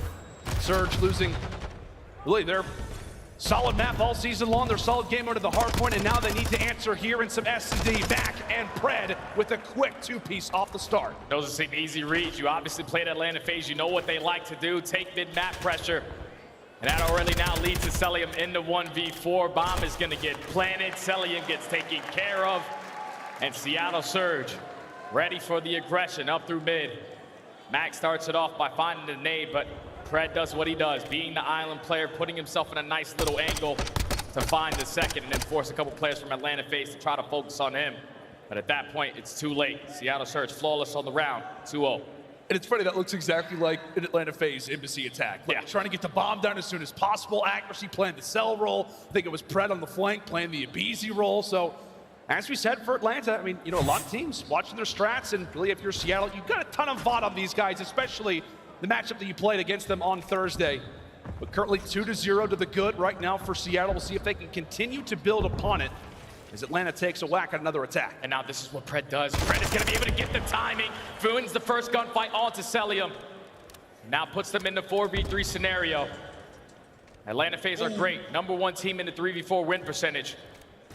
But Pred is just going to get out with his life. Not going to go for the one-on-one chow. He's going to force Atlanta FaZe to get this bomb down. Oh, Pred, sliver of HP, has dodged the weaponry of Slasher and Simp so far throughout this game. Mack able to tag up yet another. Wonderful work here from Surge to really find these angles, find these quick snaps, and from there, getting the man count in their favor. It is Slasher quickly left in a 1v4. 1v4, Mr. Thanos has yet to find a kill on the map. That bomb is going to be down towards triple vans. Not enough time. There's no way in hell he's going to be able to clutch up this round. Seattle Surge are going to be able to go up 3-0. They trap him in towards top paper. And all the mid-round adjustments, all the stuff that they saw the first time that they played aBeZy, they are making it right. Playing nice and slow on their defenses, using teamwork on full display. That now leads to 3-0 in the S&D. If there's one thing that you could point out that is dramatically different from Thursday to now, what is it right now for Surge? It's just how patient they are playing. You have Pred, who's always going to do what he does. Tries to be aggressive. He's the guy that gets the info. But once they get that first kill, everyone is backing down. They're playing close to each other because you know when you're playing Atlanta FaZe, especially when you're challenging one guy, a second guy is definitely going to turn that corner. They're trading a lot more efficient. That's what leading to success. But back to the attack they go. Simp is going to switch it on up. I feel like I haven't seen this guy use a sniper all year long. It's a lovely sight to see. He has put up plenty of highlights with the sniper in Champs previously. A lot of people remember that Black Ops 4 performance, and right now they need him to put up a highlight reel. Not able to connect onto Accuracy. Maybe Shrapnel is all that's going to hit Mr. aBeZy. Big gunfights toward the back, and it's Simp who walks away with it, and it's the pistol that does it. Such an insane win with that pistol, at least make it a 3v3. Now they might run right into him. He lines up Simp, finds his second on the round. He knows where the pressure's coming in. Can he find any more? Oh, he spots Pred to the top. Oh, my word. That snipe hits. It's a totally different game. But now, Slasher and Cell in the 2v1. But on the other side, it is the Iceman. A chance to go up 4-0. And what does he elect to do? Get that bomb down as soon as possible. Just gonna allow him to get it down for free. Cellium and Slasher are just gonna wait for each other to hold hands and go for the double chow, but aBeZy has Daddy. He might make a play happen. Cell has no idea that he's here. Door closes. Accuracy with info. Time continues to tick. And in the back of his mind, he's got to be wondering if somebody is on that defuse. Gets the info that he needs. Goes for the chow. Cuts away one. No, he can't find the second. MC with the snap. It felt like Accuracy did everything right. From the patient play to the trigger discipline, but cannot connect on Cell. He played that round to perfection. You use that dead silence, you reposition towards top. As we take a look at the replay from Simp, the snap onto Simp. But if you're Accuracy, you're beating yourself up after that one. You get the freebie on the slasher, you spot Cellium. You probably just want to play your life in that scenario. There's only 20 seconds left. Cellium is going to commit towards finding that kill. When you give it to him for free, cost your team that round. Atlanta FaZe get one on the board, back on the attack. Slasher this time around with the first blood. Goodness sake, Simp, he's going for everything right now. Spots a lovely head of hair on Simp. Tries to give him a haircut on the outside. Accuracy and Slasher once more battle. The two veterans on either side here for both Seattle and Atlanta will save their duel for a later stage of the round potentially. Pred is doing exactly what he does again. Take him in map control, but is he going to be looking at the right angle? You have Sib who's throwing those snakes through top. AC, make sure that no one pushes up through tennis. The time is still starting to tick. The movement is on point. The fans do not love it. aBeZy eventually finds Accuracy. It's now a 4v2. Oh, and Pred with plenty of information. Cannot find the second. Simp falls as well. Atlanta finally able to rebound and will get their second round. Wow. All of it came off of that first blood, their first one of the game. And everybody in this round, even in the final kill cam, everyone's hitting the salsa. That's good movement right there to secure the round if you are Atlanta FaZe. When you get the first blood with the nade, you play it super patient to see if any players from Seattle Surge are going to go on that flank. But that's now 2 rounds in a row for Atlanta. Back to the defense they go. If you are Seattle Surge, just keep doing exactly what you do. Take tennis control and bring the fight to them. Well, it's nades tossed out early over at the B site, but really not a whole lot. Take a look at the bottom side of the map. We've got 4, if not 5 players all around a very specific part of the map, and Pred sitting on the other side of the door. Little does he know the tiny tears are right here. And it's Accuracy who's going to give him the info. He at least is able to spot him. Pred does not get the timing. He doesn't commit towards the chow. And at the same time, Mack is getting that bomb down towards B. So it's going to be a 4v4 retake. You already have the tiny terrors up to the little map. Oh, Mack takes care of both. Insta 4v2. And there goes Slasher. Last one up is going to be MC for a 1v4. 30 seconds on the clock. Trying to pre-fire everything. And how about the comms? How about the composure? They're from Seattle, Jay. You called it perfectly. Accuracy's giving the calls to Pred. Pred trying to give the calls over to Mack. Mack plants the bomb down and knows exactly where Simp and aBeZy are. They gotta be going through the mid lane. Yeah, that's a Mr. Do-It-All round right there out of Mack. You get the bomb down, you're already thinking about that objective, but when you come off of that site and take down both of the tiny terrorists, the round is instantly gonna go in your favor. As Seattle Surge are able to stop the bleeding, now go up 4-2. Back on the defensive side, and so far what they've been great at is shutting down that aggressive push over towards B. Atlanta FaZe usually find a lot of success, but with the way that Seattle Surge are playing it, towards top AC through back alley, you're forcing Atlanta FaZe to make different decisions. And again, Pred pushed up and ready for whenever Atlanta wants to try to make a bit of a move. And if they try to go for that bomb rotation, he is going to be aware of it. Currently, all 8 players just looking for a pick, and that is really the goal right now for Atlanta, not the aggressive play over toward that B site. But again, we focus our attention toward the bottom side. Here's Pred. He plays it super patient. He finds that kill, and Accuracy does put down a couple shots onto Simp. So he tries to go for the pre-fire, but nothing connects. Cellium does take down Mack, so now Atlanta FaZe have the opportunity to get this bomb down. Your only focus is on where is Pred, because he's already behind enemy lines. You can see all the Atlanta arrows instantly trying to focus, figure out where he is. Accuracy falls in the meantime, a current 2v3. Right now, the sophomores of Seattle trying to come away with the clutch. Civ out of the play, and now it is all on to Pred. 15 seconds on the clock. Atlanta have got to make a move, and the problem for the Aussie is that they are nowhere near the site. Yeah, he had an opportunity to clutch around if they went towards B, but a 3v1 with the bomb planted towards A. It's a tall task to try to find. First gunfight against Cellium. Puts down a couple shots, just gets out with his life. Now with only 35 seconds left, Priestahh has to make something happen. It's impossible. Atlanta FaZe work their way around the map. Cellium starts it off with that first kill, but once it turns into a 3v3, you see aBeZy and Simp super aggressive in towards orange. They find that player and then hit that rotation beautifully over towards the A site. Secure the round, now down 4-3. Something interesting, Jay. 4-3. Right now, Atlanta only have 1 first blood to their name. So they're down by 1 round. They've got 3 to their name, only 1 first blood. As we talk about Pred, aggressive to start, ends up finding the first one, but FaZe still in this game, despite being in 3v4s pretty much every single time. You imagine if they can start to get those early engagements, their direction, how differently things could go. And bingo, there it is. aBeZy trying to hit the snap, accuracy, lying in wait, but it's Pred to the rescue. Now it's all on Pred and accuracy. Try to keep it alive for their team, and they still think that Pred is close, but he's already making moves on the map. Puts himself behind gas station. He's slowly gonna try to work this pinch. Simp thinks he's getting a read. And can he find the timing? It's gonna fall into Slasher. So you've got accuracy with eyes on B. You've got Pred with eyes on A. In Atlanta FaZe, they just finna kind of hold on out. There is Pred. Strikes. Now his 10th kill of the game. Goes for the kill. Oh my goodness, escapes with his life, but only for a moment. Runs into the blender. In the meantime, accuracy with info will get that bomb down. Another 1v2 for the Iceman. Can he get revenge this time? Just gotta play it a little bit different.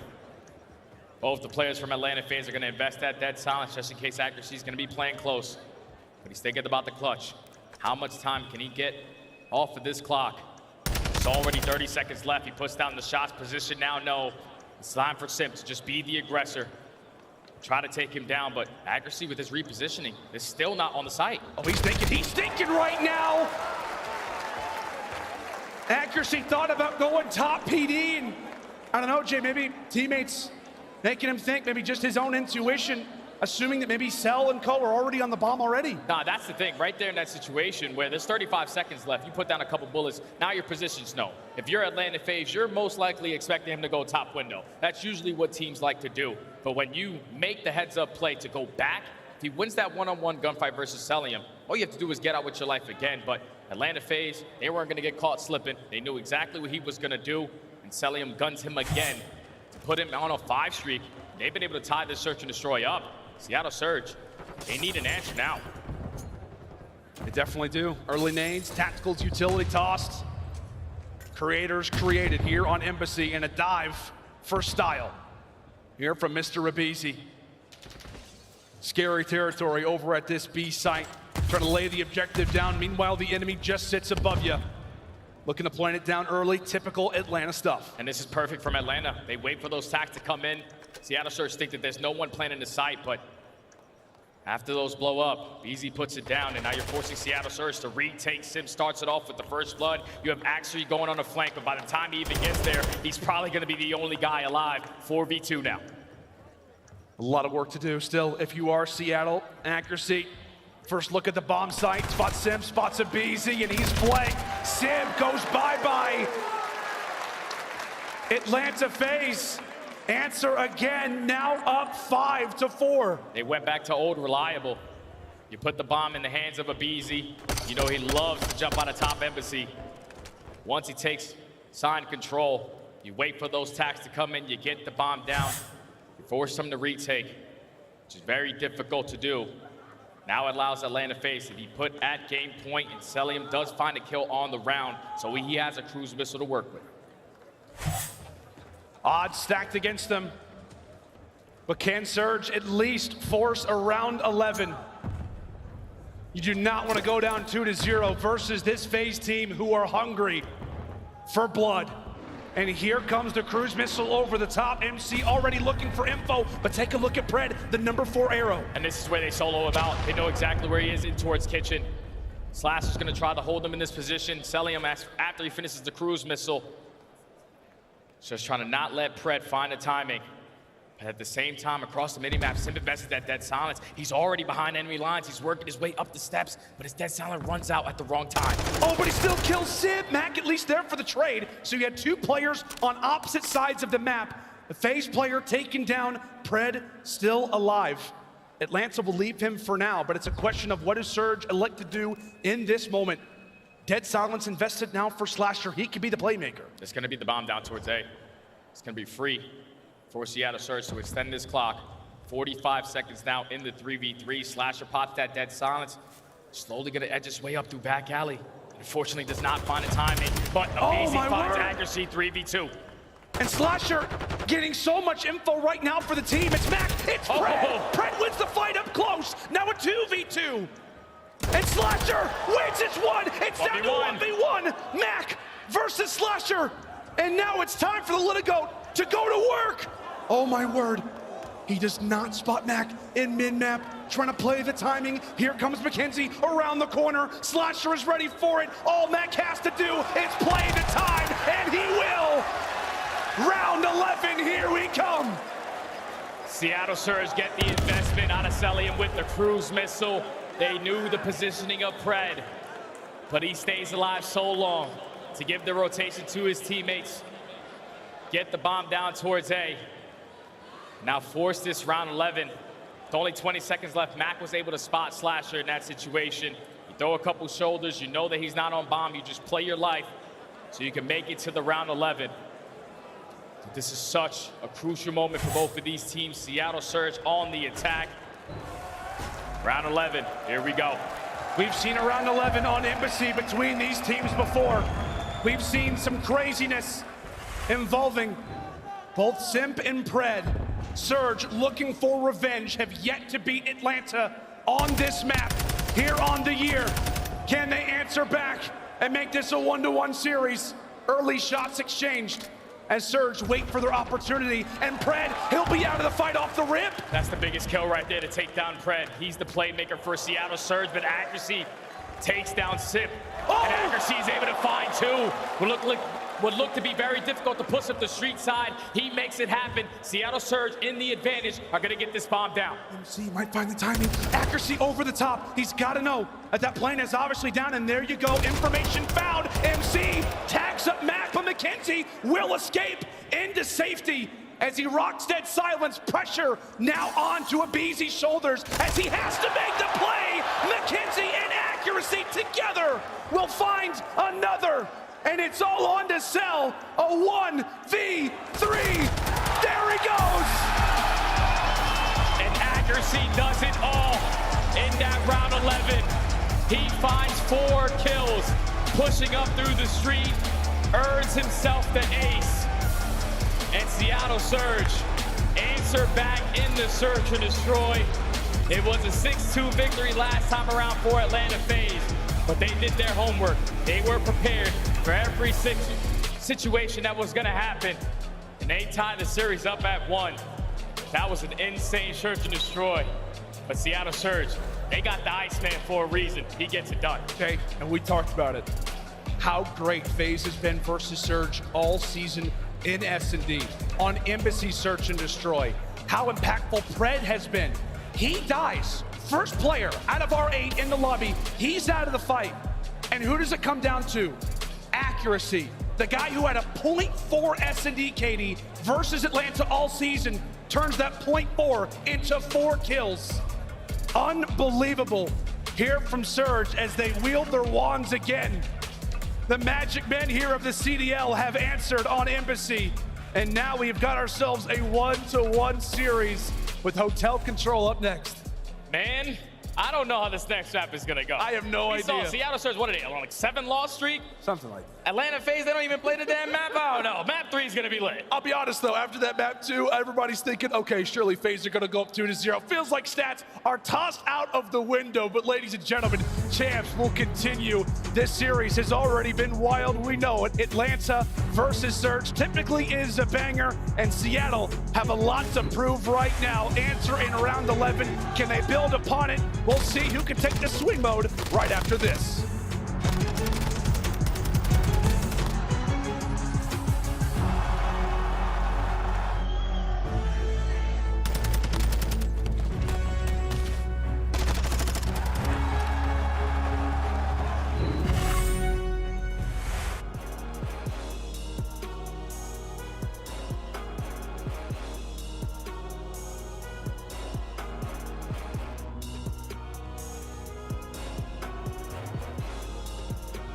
second-year legend. The Rookie of the Year from 2022 is joining us for Pred's Memory Lane. And Pred, today we're taking a look at your best moments throughout your career and talking a little bit about the matches coming up this week. How we feeling though right now? You excited? Oh man, I'm excited, man. I haven't really had a chance to sit back and reflect on my time in the league, so I'm excited, man. Your initial year competing in Challengers, 18 straight cups over in ANZ, one of the best players to ever come out of that region.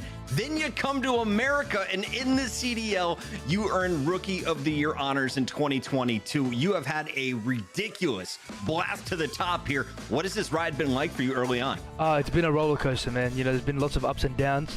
My team's success has been, we won a tournament, we've come last, we've, had some sicknesses at tournaments, we've had some, some crazy events happen. We know your first round matchup coming into Champs, and you'll be taking on Atlanta FaZe, a team that you have quite a bit of history against, and we saw it not just this year, this goes all the way back to last year, 2022, Minnesota. You had to play the team, Game 5, Round 11. Talk to me about that first loss. What was it like matching up against the Tiny Terrors on the main stage? My first matchup was actually at the kickoff when we beat them. That was my second ever pro LAN match was against FaZe. We beat them at the kickoff. Our first ever major tournament matchup was Major 2. We lost that round 11. That actual series, Mack got really sick where we had to end the map. He was very sick, very unfortunate. So that series was crazy, and the fact that it went to round 11, we were up 5-4 and we lost, I mean, it was just a heartbreaker. And that series continued when we saw you guys face off again in Toronto. This time, it was the W for the grand final. What was it like winning your first tournament in the CDL? That was probably one of the greatest moments of my life, honestly. They've done it! For the first time in CDL history, Seattle Surge are your champions. Just getting to hold that trophy up with my team. We've worked so hard, we've been through so much, and getting to actually be that last team standing on that stage and holding that trophy and just knowing that you won the tournament was one of the best feelings in the world. When it came to COD Champs, you ended up finishing third as FaZe went into the grand finals.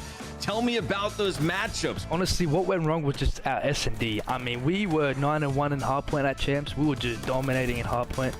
And then S&D was really letting us down. If we just win that one round, who knows, we could be in the grand final. So it's just how COD is, man. Pred, we got to talk about what went down in Texas. Major 3, main stage. Pred going up against some Deddy. Round 11 in a Game 5. Walk me through it.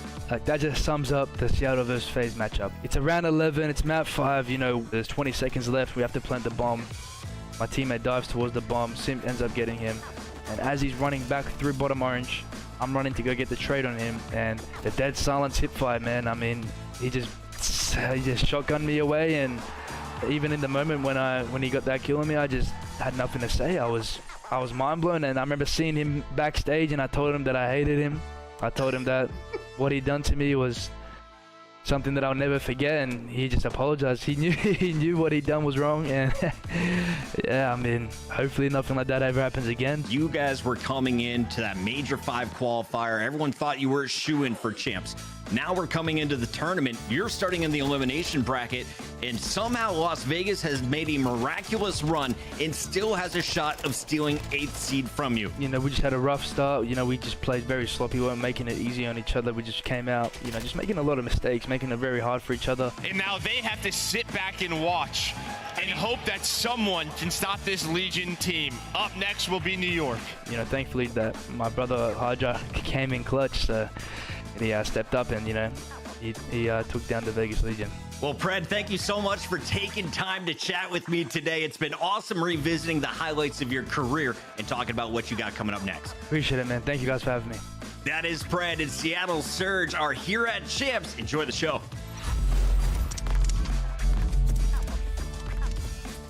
Alrighty, friends, welcome back to CDL Champs 2023, live from Las Vegas at the Thomas and Mack Center. We have been having a blast throughout our last few days, and the action only continues. I gotta get one of those shirts, by the way, Jake. I've been told they've been sold out all weekend long, but as we fly in for map number 3 of this series, right now we've got a neck-and-neck game between Seattle Surge and Atlanta FaZe. Jay Surge, they just iced up. Yeah, they definitely iced up on the back of accuracy. Mr. Iceman to find the ace. The final round in that Search and Destroy. But now we're going into the map number 3, which is the only difference from the first time they played around. We talk about the maps and modes. It's not going to be a CeeLo. We're going to a hotel, and that's the reason that Atlanta FaZe decided to choose it, because they have been struggling in CeeLo so far this weekend. 1-9. 1-9 in round count. Obviously, they haven't had found success, so you want to switch it up. You're going to try to get a victory in this control, and you're going to get Seattle Surge on this hotel where they used to be one of the best teams, but it has been, as of recent, a 7 losing streak. Can they try to turn it around here? Which is crazy, right? Because it feels like for the Seattle team with these 4 players, we saw how great they were on this game mode, like back in Vanguard. Yep. Like they were the early teams who were like winning attacking rounds. They had like the specialist type of plays going down over like on Tuscan. I don't know, it just feels like for Surge lately, it hasn't been great. But as we said, throw the stats out the window come champs time. These boys are ready to go, ready to fly and fry.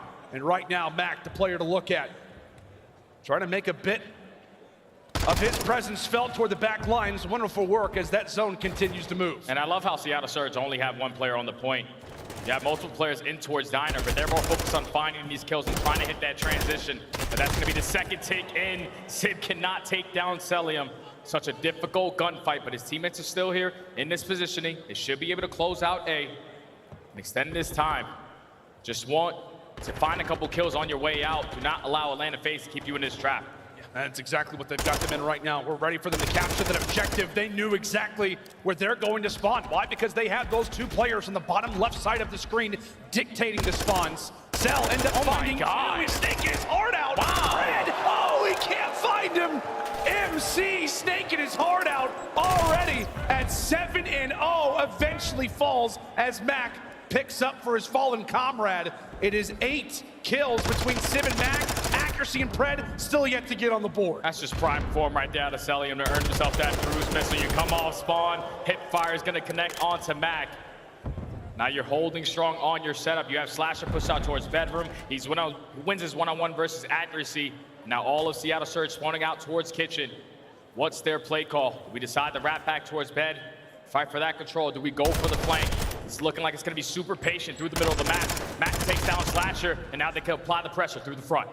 See what they can do with it. First player is already down. Pred, as we said, still yet to find a kill. You need him to really fly in and be a difference maker. We'll see if the rest of Surge can pick up from where he left off. As we said in that round 11, he was out of the play. It was the rest of the team that did the damage. Right now, everybody is getting picked apart. Simp doing what he can to find a few.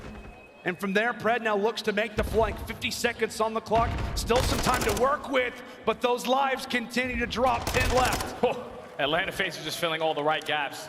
Coming off spawn, turning around, finding the timing on the player going for the flank. And so far, they have been able to wipe away 1:30.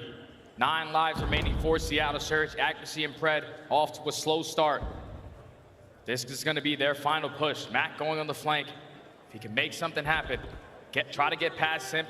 At least try to finesse his way while his teammates apply the pressure through the front. That's exactly what you want to do, and he did just that. He gets that kill. His teammates apply the pressure. They stop the time. All it takes is 1 kill. All it takes is 1 little wipe. Slasher a little late to the party. He eventually drops. aBeZy falls too. Who was behind enemy lines. He drops 2.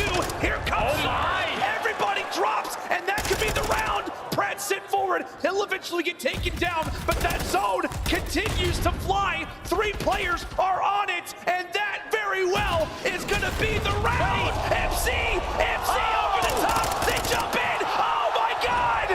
Atlanta have stolen it right back. Cellium invests that cruise missile. He knows there's no way we should lose this defensive round with the way I've been able to slay so far. And that cruise missile does enough at the right time to take down 2, allow aBeZy to fly in and find the 3rd. At least at the break for Atlanta FaZe, it was at the nick of time, man. It was so close.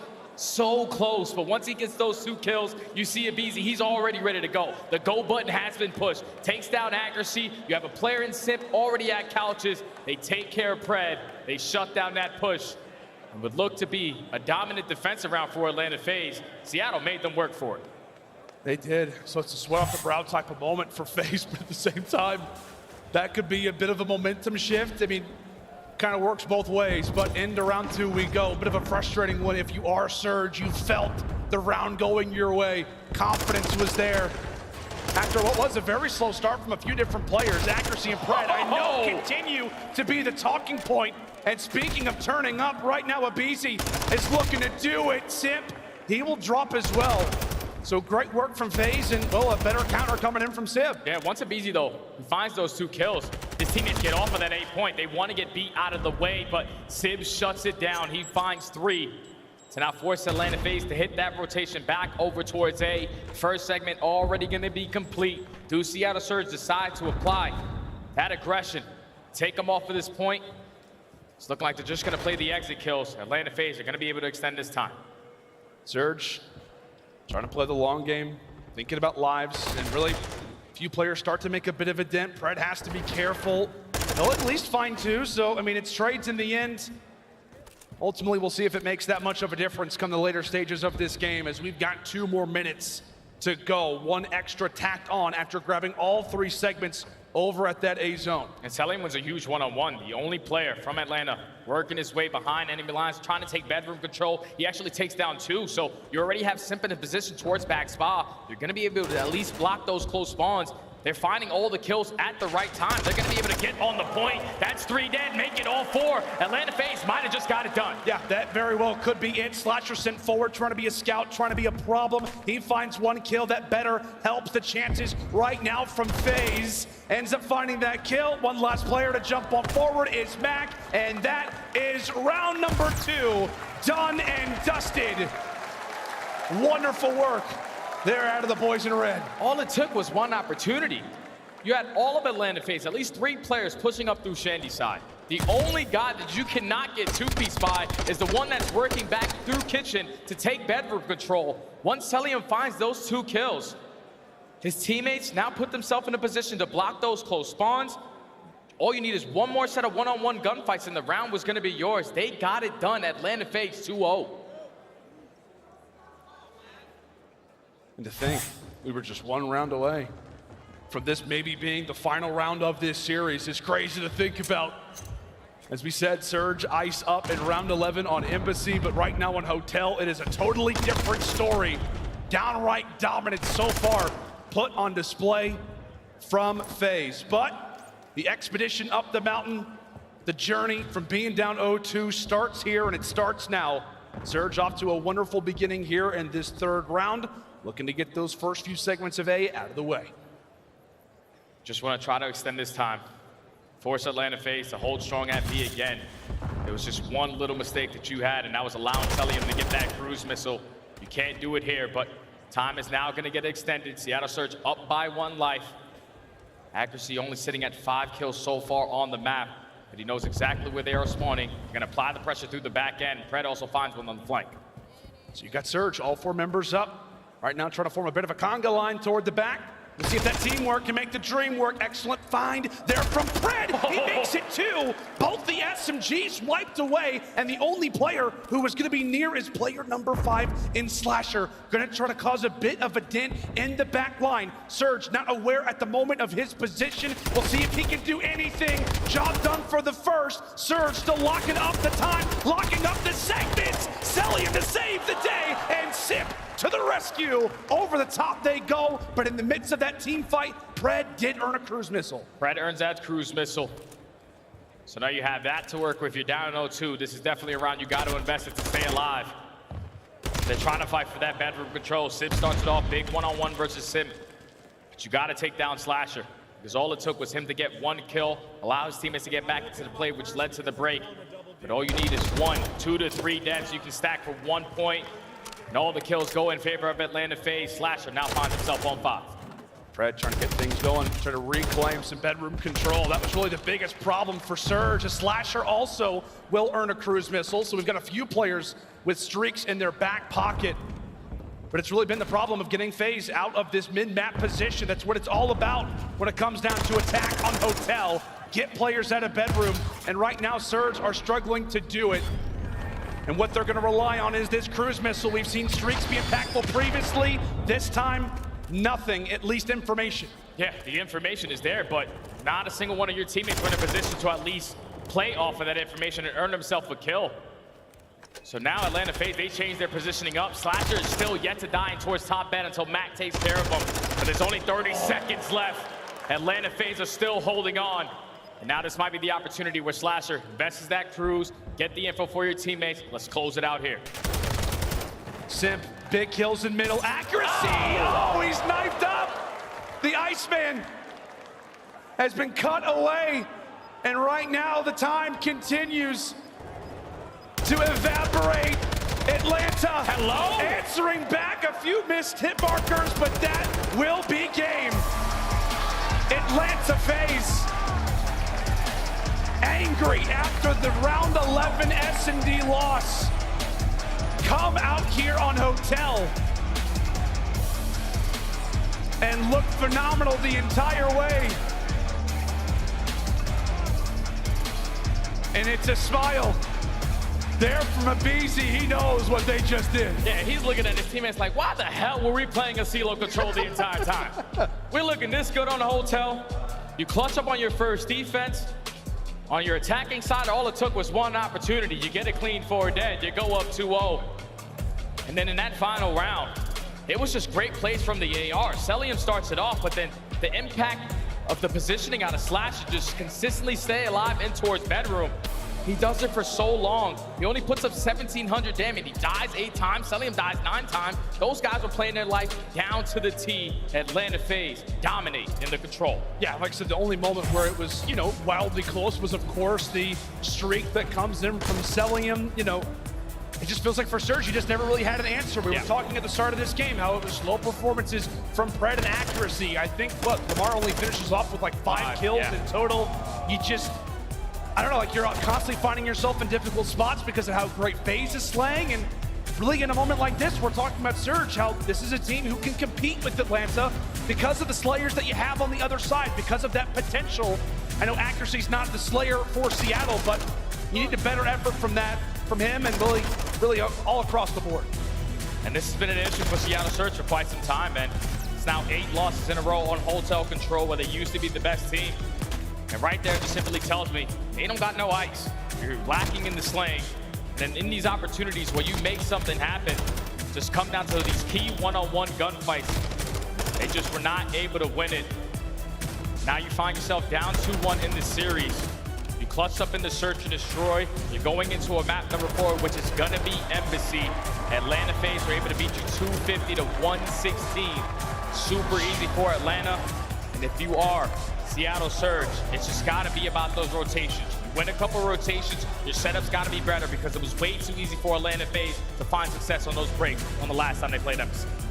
Without a doubt, map results here on some good old Hotel control. You see it, I mean, 69 to 44 in overall slays. Not great from Surge, and as you said, buddy, last time these teams played, you gotta be better. You gotta be better in slaying. You gotta get those weapons hot flying in for what is gonna be a very interesting Embassy hardpoint.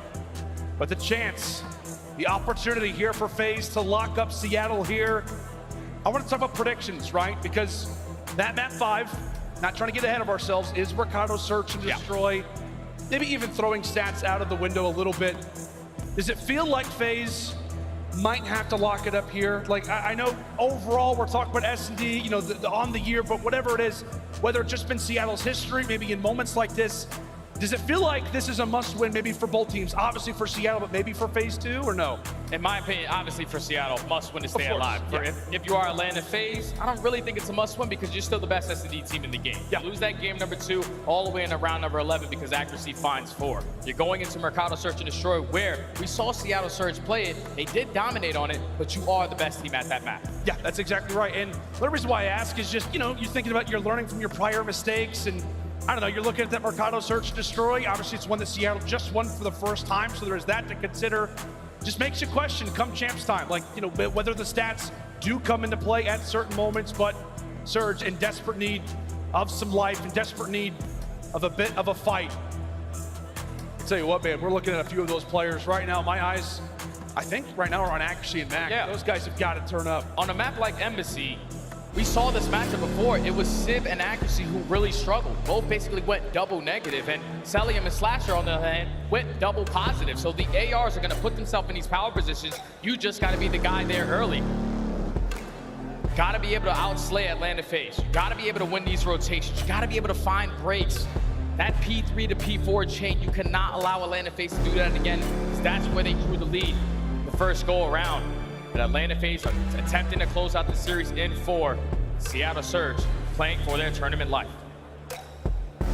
Seattle Surge, potentially their final map of the season. Backs against the wall. How do they respond? A chance for whoever wins this series, top 3. A matchup next, loser is headed home, top 4. But we know for both of these teams, the pedigree, what they expect to have is much higher than that.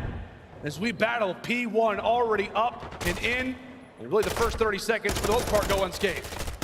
Yeah, Atlanta FaZe though, they're doing a great job of just keeping them off the time. Like Seattle Surge, they get the preferred side.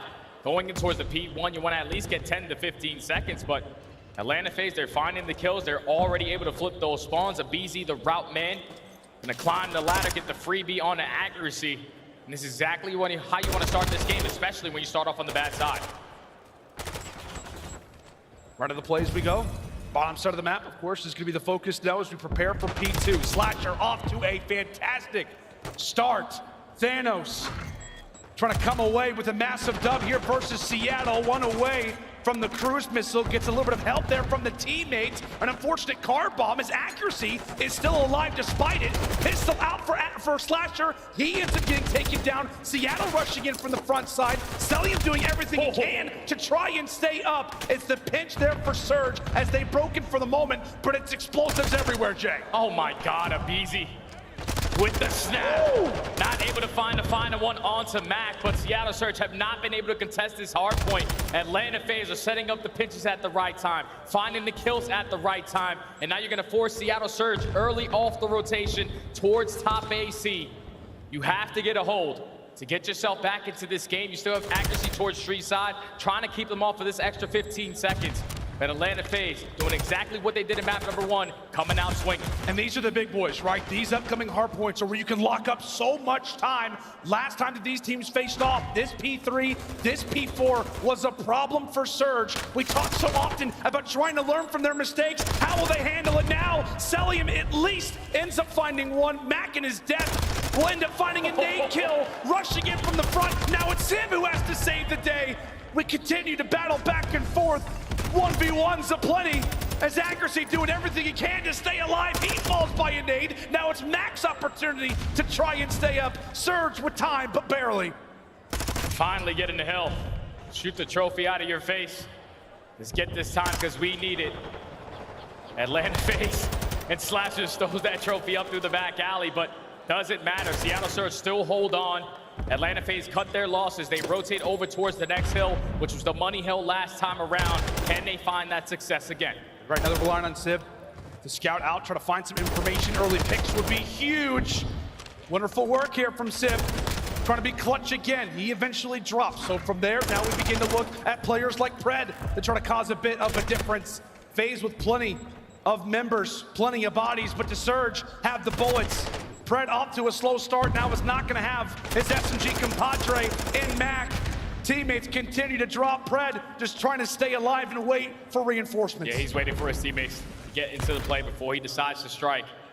But Atlanta FaZe are playing all the corners. Mack flies in, he at least finds one, he finds two. It's all on Mack. He gets taken care of and Cellium comes out on top in the trades. 25 seconds still remaining at this P4 hard point. You're gonna force Seattle Surge to hit that early rotation over towards Kitchen. They're gonna find themselves down by 60 with a great hold here. They can get themselves right back into this game. You just have to win this first set of fights. You can't be losing these gunfights off the rotation. Definitely cannot. Tax put away. Vazdev's out. It's a Vaz's world as we fly in now for some good old fun at the kitchen. Mack with it, as we said, a player to look out for. He has been so solid at champs. He has put a lot of the doubters to sleep. And it looks like Surge starting to awake. Players finding kills pretty much on every side of the map. Multiple players on sprees as Pred looks to take down a few more. Can it be a triple? No. And that's a beautiful setup right there from Seattle Surge. Atlanta FaZe have not yet get close towards this kitchen hill. The SMGs are starting to fire on all cylinders. Pred starts it off, but now it's Mack's turn. So far, 35 uncontested seconds to fight their way back into this game. Atlanta FaZe is going to go for a different approach. Let's try to take gas control. 2 players through the back, 1 through Laundry. Can they clutch up on these fights? aBeZy and Slasher find 2, my word. but it's still Mack. Oh, Mack! Big Mack! Inside a kitchen has brought Surge right back in this hard point. It felt like disaster. It felt like worry. And Mack ends up going on a spree, a cruise missile that he's gonna have in his back pocket. And we continue to go back and forth. First set of rotations done. Basically a tie game. If you are Seattle Surge, it's more about winning these fights. You need those spawns for the next hill. Cannot allow Atlanta FaZe to chain it again towards that P2. So it was pretty easy on the setup. Simp and Pred though, they combine for 2. You still have accuracy trying to stay alive. Great shots out of Slasher to take care of him. But it's still 102 to 97. Neither squad's fighting for this time. Yeah, very similar to what we saw at the first set of rotations. It was like FaZe doing such a good job of keeping Surge off the time, but it really is a battle for the bottom side. Both teams aware, of course, of the objective, the money hill about to be on board. Simp with wonderful kills through the mid-map. That is 3 very timely kills there from Atlanta, Jay. And now they're gonna have the advantage off the rotation. Only 5 seconds until the new hill pops. Simp in a great spot to at least take down a couple. He finds Pred, but right now Atlanta FaZe do not have streak control. Accuracy wins a 1-on-1. You have Seattle all over the place. Back gas control, streak control, but they do not lead to any kills. Atlanta FaZe find 3, and they're still holding on to P2 again. aBeZy right now at 17 and 9. He is frying, but right now it's gonna be off of respawn. Surge with a bit of a window. We'll see if they can finally hop inside of the point. Every time they've had a look at it, it has been 3-4 players down. Right now, they've got man count advantage, looking to take MC out of the power position, and there you go. 3 kills go their way, and it's currently leading to 30 seconds on the objective. And Jay, take a look at number 4 on the map. Yeah, Atlanta FaZe, I don't know what they're doing. There's only 20 seconds left on this hill. You want to try to rotate towards top AC. And if you don't find these kills, it's going to come back to bite you. But Cellium and aBeZy, they take down 2. They were able to flip those spawns. Now they're going to apply the pressure through gas side. Seattle Surge are going to be the team off the rotation, but accuracy has yet to earn himself those cruise missile. Here comes the nades. Slasher finds 2. This is looking like another Atlanta FaZe break. FaZe very well may have bought themselves right back in this hard point. Big 1v1, and it's Simp who ends up taking down Pred. That is massive right now in the landscape of the game. Thankfully, for Surge, you found a few kills in stride, so it now allows for you to make your rush up through middle. And into it they go, battling back and forth. It's 3 now going Surge's way. Trophies down, who cares about him? It's all about the gun skill. Another 1v1 that goes his FaZe direction. 150 to 115. Accuracy, pistol whipping. Accuracy finds 2, but it doesn't lead to time. And Slasher with the nade also takes down Pred. So Atlanta FaZe do great at top AC, and now winning those key gunfights, they already put themselves in position to win the rotation over towards next. We talked about the P3 to P4 chain, and Atlanta FaZe might have just done it to give themselves a nice little lead. Yeah, Jay, this is where the series could quickly come to a close. Atlanta FaZe, a solid hill here. Very well put Surge out of the running. But what can they do? It's a matter of a retake. It's a matter of finding kills in stride. Can they make it happen? The AR's doing what they can. Another big 1v1. This time it's Pred who comes out on top. MC trying to find him. Now on 5 in a row, MC having himself a day. Earns the cruise before he hits the dust as Surge breaking again. They break in with at least 30 seconds. This is some much needed time. And if you are Atlanta FaZe, you will take this. You didn't have any success at the Kitchen Hill. Couldn't find any breaks, but this time you're going to be deterred early off the rotation. Gonna have aBeZy through back alley. He doesn't find a kill, so Sid, he's going to work his way in towards the kitchen. He does find a trade, but now it falls into the hands of Mack. His teammates are nowhere near him. He just has to stay alive until the right time. This is where Mack went off last time. Can he do it again? Ends up finding 2. Mackenzie ends up finding a double. He is taking down everybody almost single-handedly. Oh, but he's actually going to set up his teammates in that situation. Ends up falling eventually, but it's an assist at the end. Surge, they've had to make 2 huge breaks in these last hard points, and they've been able to do it. Welcome back to the game, Seattle. We have ourselves a game now, Jay. Mackenzie melts. He's doing everything he can to keep his team alive in this game. Simp finds two, a teammate. Unfortunate right there from accuracy, but it's only Cellium here. It's only Cellium here. Brent knows he's one shot. Let's commit towards taking him down, and Cellium gets it done. That's now 3 dead. It's only accuracy in towards the kitchen, and would look like to be a great hole from Seattle Surge. Atlanta FaZe find the break, and they're gonna take the lead right on back. And that is why we love this matchup, because of the slaying talent. Really one situation, one mistake, and both of these teams can make the other pay. It is going to be, what, a 6-point game as we fly in now for the third side of rotations. Right now, Seattle fighting for their life. Atlanta FaZe trying to lock up this series right here and right now. How will it go down as FaZe find 4? That's 4 dead, so now you know if you are Atlanta FaZe, we know exactly where they're spawning. We can get some time off of this P1.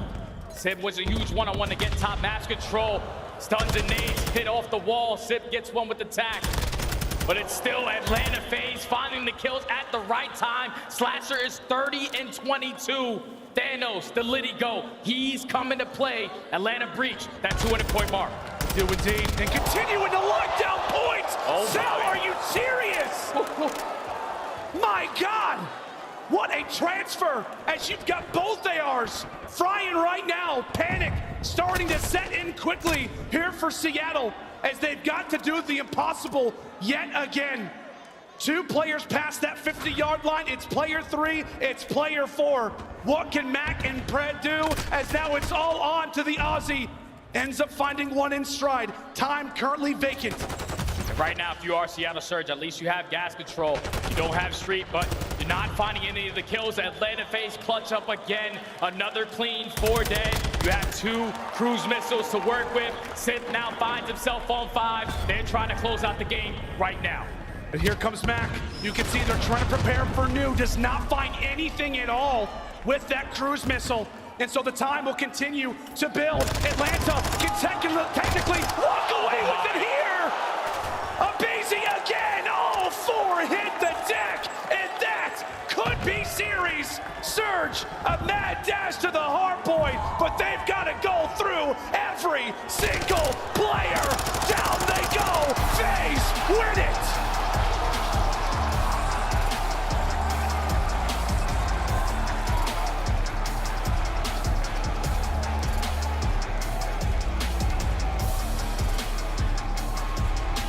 FaZe say not today. Not here at Champ Seattle. You've had the magic before. But this is when the lights are the brightest. Atlanta FaZe stay alive with hopes to maybe make it to that Champs Grand Final again. As they'll walk away with it in 4 and put Surge, put their season to a close. Atlanta FaZe just came into play in all the respawns. Map number 1 was very tight. Seattle Surge are trying to bring the comeback, but Atlanta FaZe had the ice towards the very end. They do lose the search and destroy. Weren't expecting that to happen. But you get a CeeLo out of the rotation. You add Hotel. First time you played it all weekend. And that's going to be something they continue to play going forward. A clean 3-0 was the deciding factor for me against Seattle Surge. They were on a 7-loss streak on that map, make it 8 now. Their season officially coming to an end. Atlanta FaZe, again, trying to move to another championship Sunday at COD Champs. They close out the series in 3-1 and now secure top 3. Potentially the final time that we see this Seattle Surge roster. They've been together throughout Vanguard, throughout this year. And maybe is Atlanta FaZe who drops them. What really put Surge on the map? What put this team on the map? Now, maybe puts them to bed. Atlanta FaZe, a massive W. And Jay, we talked about it, right? Coming into this series, we've known the history, right? It's been Surge coming away with these crazy dubs. But that has not been the case this season. No. It has not been the case this season. It has been dominance pretty much all year from Atlanta. And they showed us that again here on the brightest stage. The AR is just completely outclassed. Side of Seattle Surge, man. That's now 8 series in a row. Accuracy still probably sitting at a 0.7. Yeah. And Cellium, he's a very difficult kill. Slasher, he's been playing outstanding so far this weekend. They were just a team that was ready to go. Absolutely. How do you feel about FaZe after that series, now moving into the next one? Feeling good, man. They got a rematch versus New York. They just got to win an S&D. That's going to be crazy. That's going to be electric. That's going to do it for myself and Jay here for Champs all season long, buddy. Another one in the books. Oh boy, it's going to be a fun way to see how Champs winds out as we toss it over to the desk now. Take it away, guys. Thank you, Las Vegas. Put your hands together for Atlanta FaZe, and of course our casters, Lando and Studdy, getting better every single cast this season, and what a way to end it. Tight matches all the way through this 4-game series, and at the end of it, Seattle is now finally ended. We see the road continue for Atlanta, and we have 300 racks up in that bank now. Allie, let's take a look at how the prize pool is breaking out so far. Yeah, another 100 racks in the save for Atlanta FaZe, as if they needed it, right? But at the end of the day, they are just trying to get that ring, right? They're trying to make it to tomorrow, and they have a really tough matchup ahead against them. The New York Subliners, who beat them 4-3 at major number 5 for that win. So we have a banger of a matchup to round out the day. And you can see there on the sheet, LA Thieves are 2022 world champions out. OpTic Texas, the number 2 seed, out. Atlanta FaZe, New York, Toronto, the 3 teams remaining. And we got to take a look back at how Atlanta secured their spot with another win in Hardpoint. Multi-kills all over the place in this series, Clay. Yeah, honestly, they just were frying from start to finish. I did see a little bit of life come out of Seattle on the map too. But when we're going into this map 4, what really stuck out to me, especially in the stat screen, was the amount of untraded kills that FaZe had. I believe it was 28, 21, 23, and 25 untraded. When you have that many untraded kills, it is going to be so difficult to break the hill, to hold a hill, to do anything on the map. Yeah, I think obviously in the slaying department you needed more efforts out of Pred and accuracy. Accuracy had really bad games 3 and 4 after that wonderful ace that he had in game 2. But you know, also throughout this map, both P3s, Seattle was there early, and FaZe is able to make it scrappy, and then on the next one, FaZe gets the majority of the time. Those types of situations in a match that's this close, that is the difference. That last P1 as well, you have to fight for top. You need an SMG and an AR to try to get up top PD. That way you can clear it out and make sure FaZe doesn't pick up that much time on the P1. That is the difference. It's those little things. And they did it wrong, man. FaZe is able to run away with it. Last thing I'd like to say about FaZe is, man, MacArthur. MacArthur is that unbelievable. Cellium, huh? Yeah, Cellium is that guy. That game 3, that streak that he used at the very end, right then we knew he was going to have himself one. I don't think I've seen Cellium drop below 1.5 on the tournament. Ridiculous numbers from the AR, but Slasher right there with him in that control. You saw him in the hard points as well. FaZe starting to heat up when they need it most, Allie. Yeah. Atlanta FaZe, I mean, for me, it's the respawns for them right now. They were struggling in control this weekend. For them to now have that confidence in that hotel in that map number 3, they should feel great moving into this next matchup. We got our scuff play of the game. Let's take a look at this baby one more time as Atlanta locks up their spot. They send Seattle Surge packing, and it's Cellium. The performance here towards the very end of the first hard point. The team clutching up. Yeah, also, I mean, Cellium was going big, but aBeZy's 3-piece here was massive. They just flood through the gate. He finds 3 kills, and from then on out, it's over.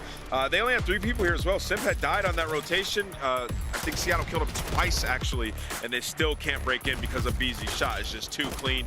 And then you see Cellium in the front on the heady, easy. If you're going to flood through the gate, why are we going 1 by 1? We are at COD champs. Why are we not all going together? Everybody, group, hit the gate together 1 by 1 into aBeZy's pre-aim. Like, that's the easiest 3-piece he's going to get. Small mistakes costed Seattle big. They lost that game number 1. The control could have been there. Some clutch missiles coming down. Cellium and crew clutching up as Atlanta FaZe gets the W. But let's recap all the games on the day, because coming up, we have match number 5. But 4 matches happened before that, and at the start of the day, we saw Seattle have to take on OpTic first. Allie, walk us through that first battle.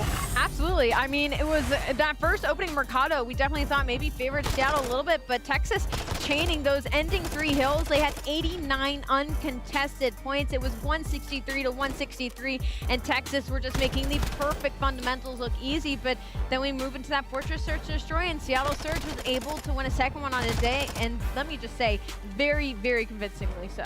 Yeah, we didn't see much out of Shotzzy in terms of Search and Destroy this weekend, right? Like, he's the guy that usually is getting love. Yeah, making plays, finding first bloods, but in that Fortress, they were able to shut him down, and that's a map that Seattle has been very strong on.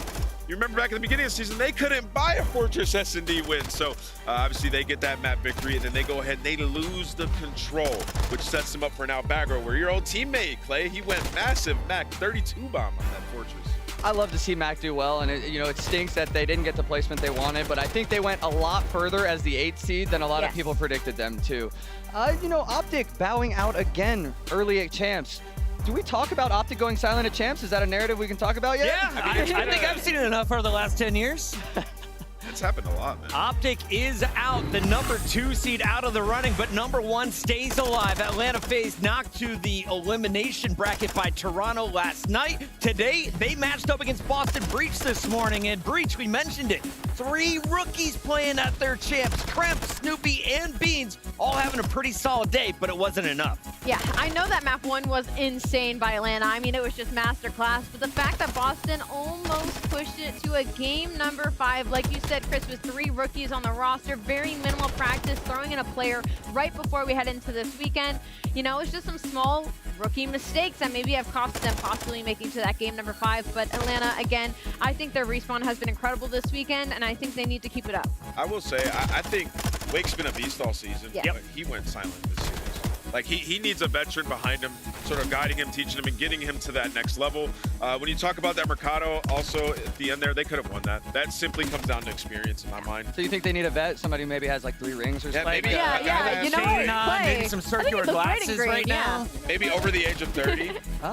Hey, Boston, I know a guy. That is a look at the finish here from Atlanta FaZe as they seal the deal in game number 4. Toronto versus New York. We thought it was going to be a 5-game banger. Instead, Toronto taking control. Some tight games along the way, but Ultra sweeping the Subliners to lock up our first spot in the championship. Man, we talk about silence. I ain't heard nothing from New York since then from this series. I mean, this was our winners finals. We hadn't seen a 3-0 all weekend, and we see it get handed to our 2-time chips on the season, New York Subliners. They have to go in with a fiery in the final of this matchup. Clay, I want to get your thoughts on Scrapz trash talk at the end of the match. He said, you shut down HyDra, this team is ass. I mean, we really need to talk about it. If their game plan is to shut down HyDra, the other 3 on the Subliners have to step up. Skyz, KiSMET, Priestahh, if HyDra's not having an MVP performance, they have to step up. It's COD Champs, they only have 1 more chance. 1 more chance. Insane tournament already, and I can't believe we're coming towards the end of day number 3. If you are just tuning in, this is the end of a Super Saturday where we are bringing a record 5 matches your way on the day. The 5th one, it's the biggest as we find out who is going to join Toronto in the championship match. There's just 2 juggernauts left in this elimination bracket. Subliners now going toe-to-toe against Atlanta FaZe. Nameless, this is one we were talking about in the green room. Yes. Everyone was hoping to see this matchup. Listen, this series went to game 7 last time. New York took 3 search and destroys off Atlanta FaZe. They're looking to do it again. I think this goes all the way to game 5. I want to give a big shout out to everyone in the chat. Get your channel points ready because we are in Vegas, baby. Put it all on the line as we find out who's moving forward. Atlanta, New York, coming up next.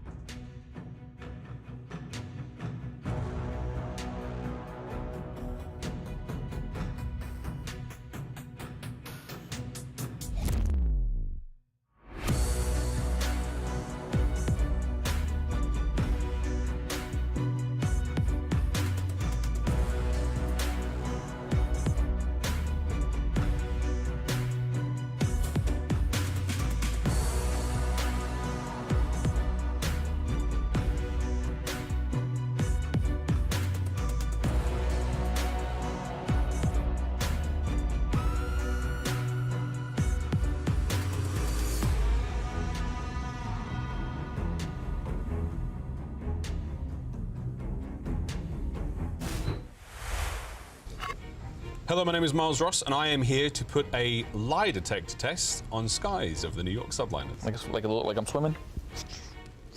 You ever done this before? No. It's telling me about your bad body language. This is reading a lot. My bad body language? I can see your breath jitter, how your skin's galvanizing. I mean, it's telling me your pulse. It's telling me a lot. Am I nervous? I don't know. Does it look like I'm nervous? It doesn't look like Why am I you're nervous? I'm nervous low-key for no reason. Well, that's fine. Let's get this on the road. Is your full name Caesar Skyz Bueno? No. Skyz is not my legal name. Are you a professional COD player? Yes, I am a professional COD player. Are you about to take a polygraph test? Yeah, what is that? This, yeah. I'm taking a lie detector test, yeah. I asked the question. Have you ever lied to your teammates about how much time you spend practicing or scrimming? No. Have you ever played a single session of COD for more than 8 hours? Yes. I'm a veteran. 16 hours? Yes. 24 hours? Yes. Okay. What, is that a lie? I was dead ass. I know, it's solid, it's solid. Have you ever blamed a loss on a teammate when it was actually your fault? Oh, when it was actually my fault? Oh, no. He's lying. Dead ass? Do you think HyDra is a better SMG than Pred? Yes. He's telling the truth. Do you think you could beat Kenny in a dance-off? Yeah. Oh, he's lying. Wait, did I? Really? Yeah. In my head, I'm thinking he's unstable on his feet. He's lying. No, no, this is broken because I'm dead ass not lying. I could smoke him. I'm just thinking about his front door porch where he was like trying to control his legs and he crippled on the floor. That's like the first thing I got. Damn, I'm lying on that? That's bullshit. What? Amazing. I smoke him. Where is he? Did you live rent-free with your girlfriend and her family for 2 years? Damn, how's the Yeah. I offered to pay, but they didn't let me. You were telling the truth on that one. Thank you, But thank you. maybe you should have lied. Did you feel bad about eliminating Vegas Legion from champs? Yes and no, but yes. They're seeing them like, ugh. I don't know, actually. You are lying. I'm lying? You are lying. Them guys. Yeah. My bad, Clay. Keep that shit together. What is more stressful? Mhm. Playing on stage or taking this test? Taking this test. He's lying. Playing on stage is way harder than this. No, I'm actually like nervous right now. I know your body. I know. I can see it. Sender is your favorite member of the coaching staff. True or false? I mean, I like them both. True. Oh wait, no, false. I think he's lying. I know you're lying. You think I love you? I hate you. Last question. Out of all the CDL casters, I'm your favorite.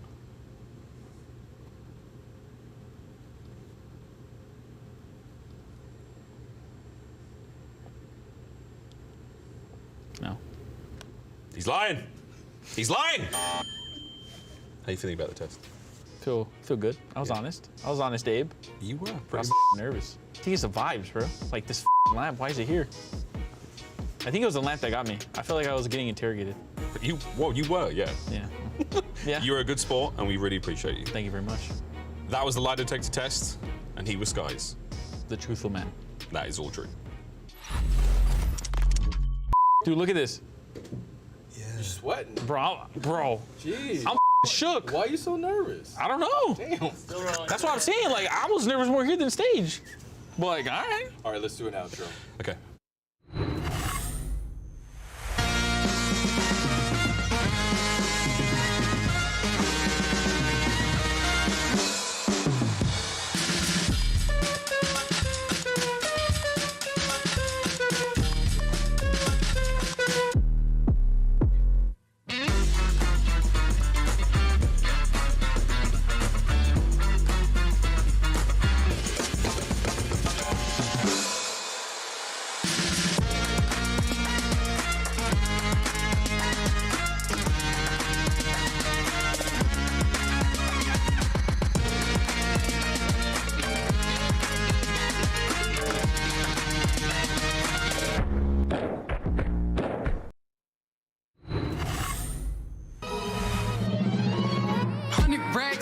100 racks up in my safe.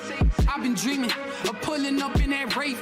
Take the stats, I ain't got too much to say. I got Gucci on my belt, but my pants sag. Wouldn't be surprised if my biggest hater made a fan page. You taking notice from your boss, you man-made. Grown at getting touched up by the handshake. Don't think you hear me right, let me clear my throat. 100 racks up in my safe. I've been dreaming of pulling up in that Wraith. Take the stats, I ain't got too much to say.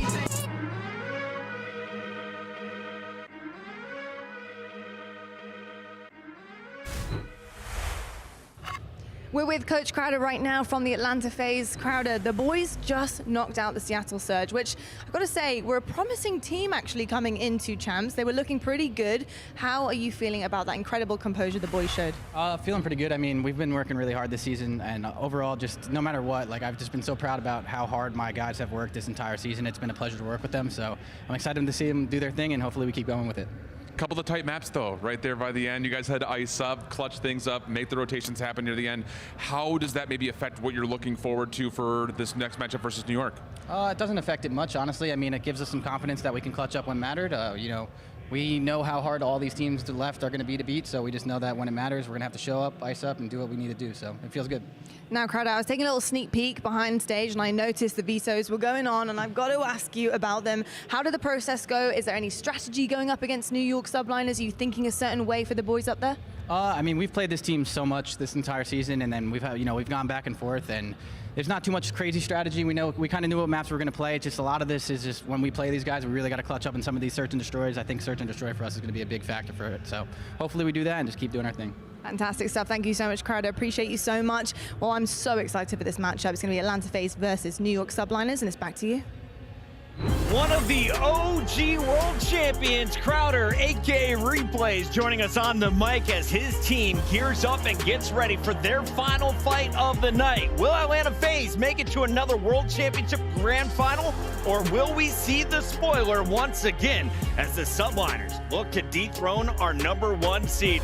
Welcome in, everybody. It's Chris Puckett, your host of the show, alongside Studdy, the caster, now rejoin us here on the analyst desk. We got Alley Cat, we've got Nameless, but I want to start with you, Stud. You just watched this Atlanta squad. You've commentated them all season. What did they show you? Because I saw nothing but ice. Oh, they're playing great. Obviously, everybody's playing great. They clutch up in all the respawns, but you got to focus on the one guy, man. That's 1.7s in back-to-back series. Cellium is a god. You got to be able to shut him down if you're New York. MacArthur is playing like a robot right now, and the rest of the squad is vibing off of it. Let's talk about this Atlanta squad a little bit deeper here, Allie. What have you seen from the 4 players across the board? Clearly, we have 2 very strong ARs, but this is a team that's finding success in every kind of game mode. It just seems like they're gelling really well right now. I feel like every single time a player in Atlanta is getting a kill, there's always another one right behind him as well, and they're lighting up the kill feed all together. So what that tells me is that they are playing around each other really well, and the chemistry is very much gelling currently, and no better time, right? They get sent down to that elimination bracket. Now they have to get maybe a revenge match against New York here after an incredibly long day of Call of Duty, so they got to keep up the action. Nameless, what are you looking at for Atlanta? Because you brought in Slasher to help you win that world championship, that elusive ring. You got 6 rings already on this squad. How do you give yourself a chance to earn another one tomorrow night? I think the Monster Energy pregame is spot on. Close the S&Ds this Major 5 Finals rematch. They lost 3 of them, Chris. Yep. They were up 5-2 in one of those. You cannot be getting clutched on by the New York Subliners, and also show you've learned from all the hardpoint reps against New York this season. They're 2-8 versus New York this season in hardpoint, and we got to talk about it. Priestahh has obliterated them all season long when it comes to the hardpoint. That's the guy that they actually need to shut down. Look out for Priestahh from the New York Subliners. He used to wear red. Now he's looking forward to take them down, but that is a ferocious lineup, Jay. Atlanta looks nothing but confident coming in. You got to expect nothing less out of these guys, man. They do it every single year. They always find themselves in Championship Sunday with the caliber of players that they have. It's just one more match that they need to get through New York, get your redemption on this squad that beat you at the last major. New York is featuring the season MVP. HyDra was shut down by Toronto, but I don't think that can happen in back-to-back matches. Expect the French Phenom to be here in full force. Let's take a look at the squad that's going to make everyone stand clear. New York coming down from that winner's bracket, and they had a rough road. They had to start their entire tournament with a reverse sweep, but they have shown they have ice in their own veins. Yeah, you know, that's a tough match. You lose to the Toronto Ultra, a very, very strong team. I mean, I think KiSMET, he's like 1B on this squad, right? He's a playmaker. If HyDra's not having a lot of success, typically KiSMET's the guy that's going to go and find the big play to, you know, get the momentum back on the side of the squad. I need to see him bounce back in this series. That last one versus Toronto was uncharacteristic of KiSMET. I think he can go strong against Atlanta. Looking at our Monster Energy pregame, need a rebound from Team X Factors. Today versus Toronto, KiSMET was just a .68 and Priestahh a .73. Ali, that's the big one for me. Yeah, and you know what? I will at least give you some good news on the likes of that. Priestahh is rocking a 1.03 KD and hardpoint right now, but against Atlanta specifically, he jumps up to a 1.26. So he's very much that player to watch when it comes to the matchup versus Cellium. P-Dog steps up against his former team. Real quick study, you've seen a lot of these games, and the last one was a 7-game series that went the distance. How are you feeling about this showdown? I'm feeling a lot more confident for Atlanta FaZe, because I just finished talking with Tupac, and he told me there's no way in hell we're losing every single search and destroy again. We're taking one, and that's going to lead to the victory. Let's take a look at what search and destroys we're playing here today. We've got our maps and modes loaded up. Ali, walk me through this one. Who's got the statistical advantage? We got 3 hotels, an El Asilo, and Embassy for game number 4. Yeah, I don't know what he was talking about, Jay, because that map number 2 is El Asilo, where New York has the edge 2-0 against Atlanta FaZe. Obviously, we all see the glaring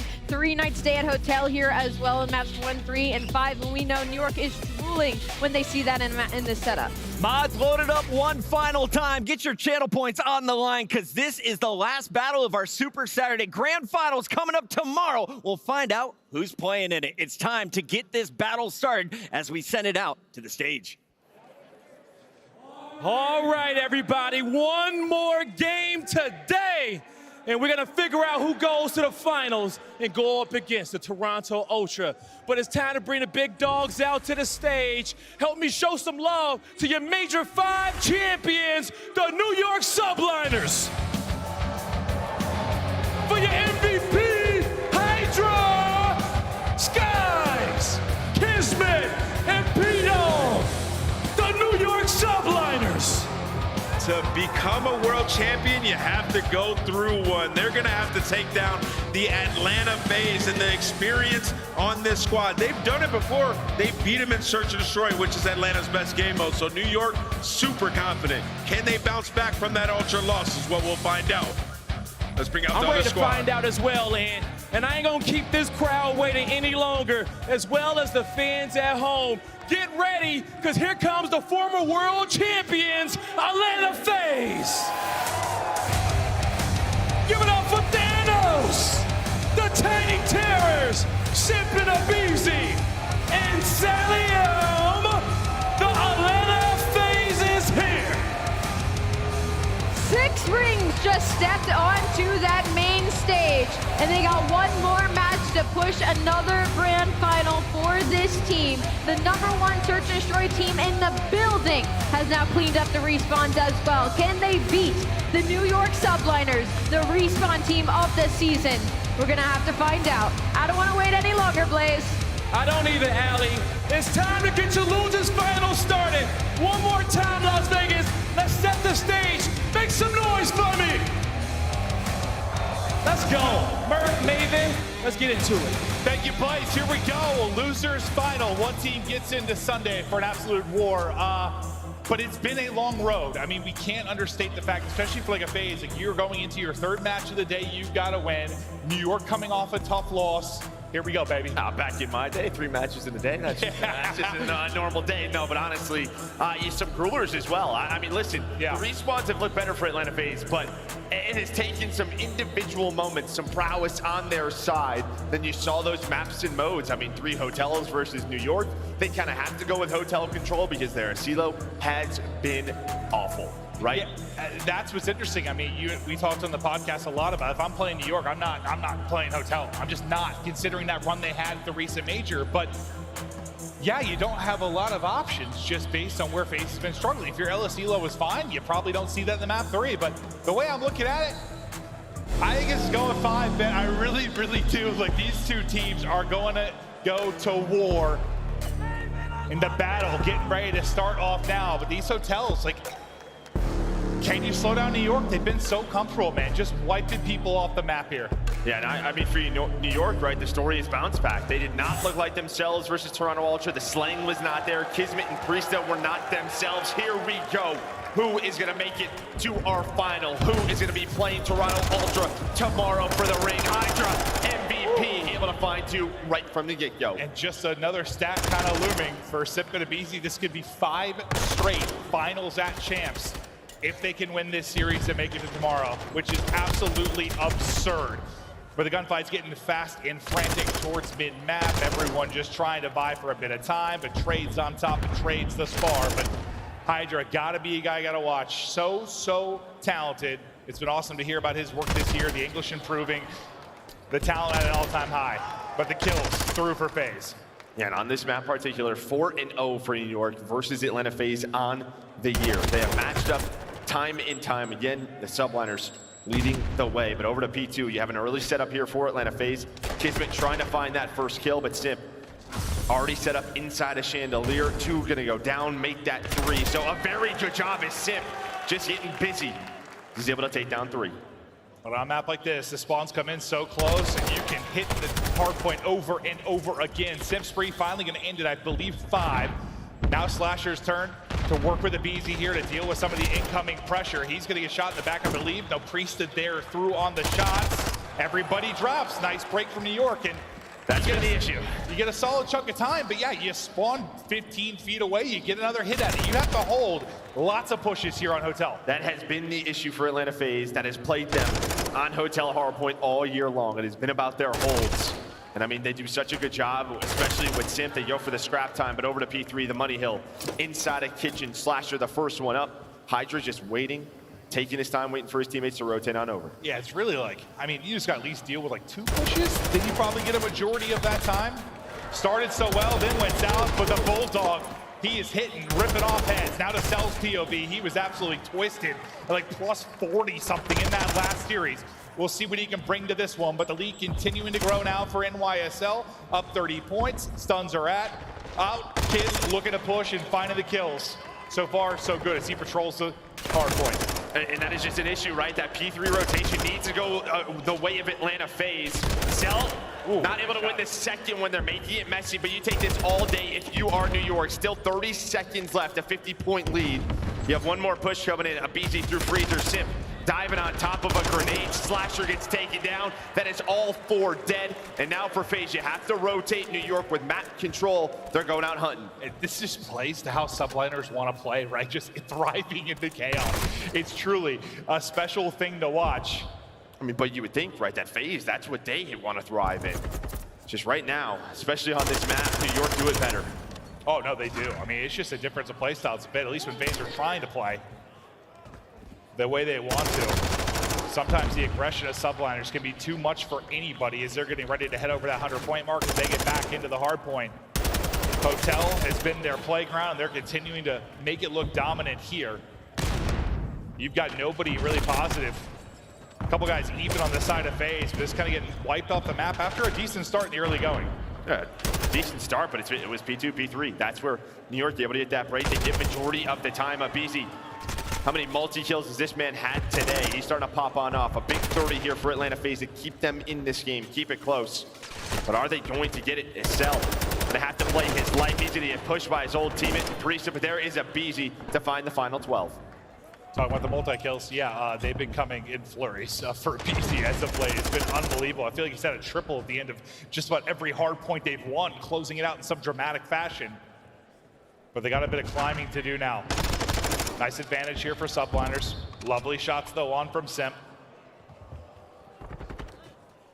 Got a 3-on-3 around the point, trying to track back into the action will be aBeZy. As can he get there in time to help out his teammates, but Cellium doing it all. That'll be a triple for him. 11-8 start, looking for the 4th. Not gonna happen as the tags come in from behind. Everybody gets wiped off the board. By the time Simp gets here into the action, the team ripped out of the hard point. Once again, Joe, Subliners in. It is just back and forth right now. Multi-kills on both sides. Simp up to 15.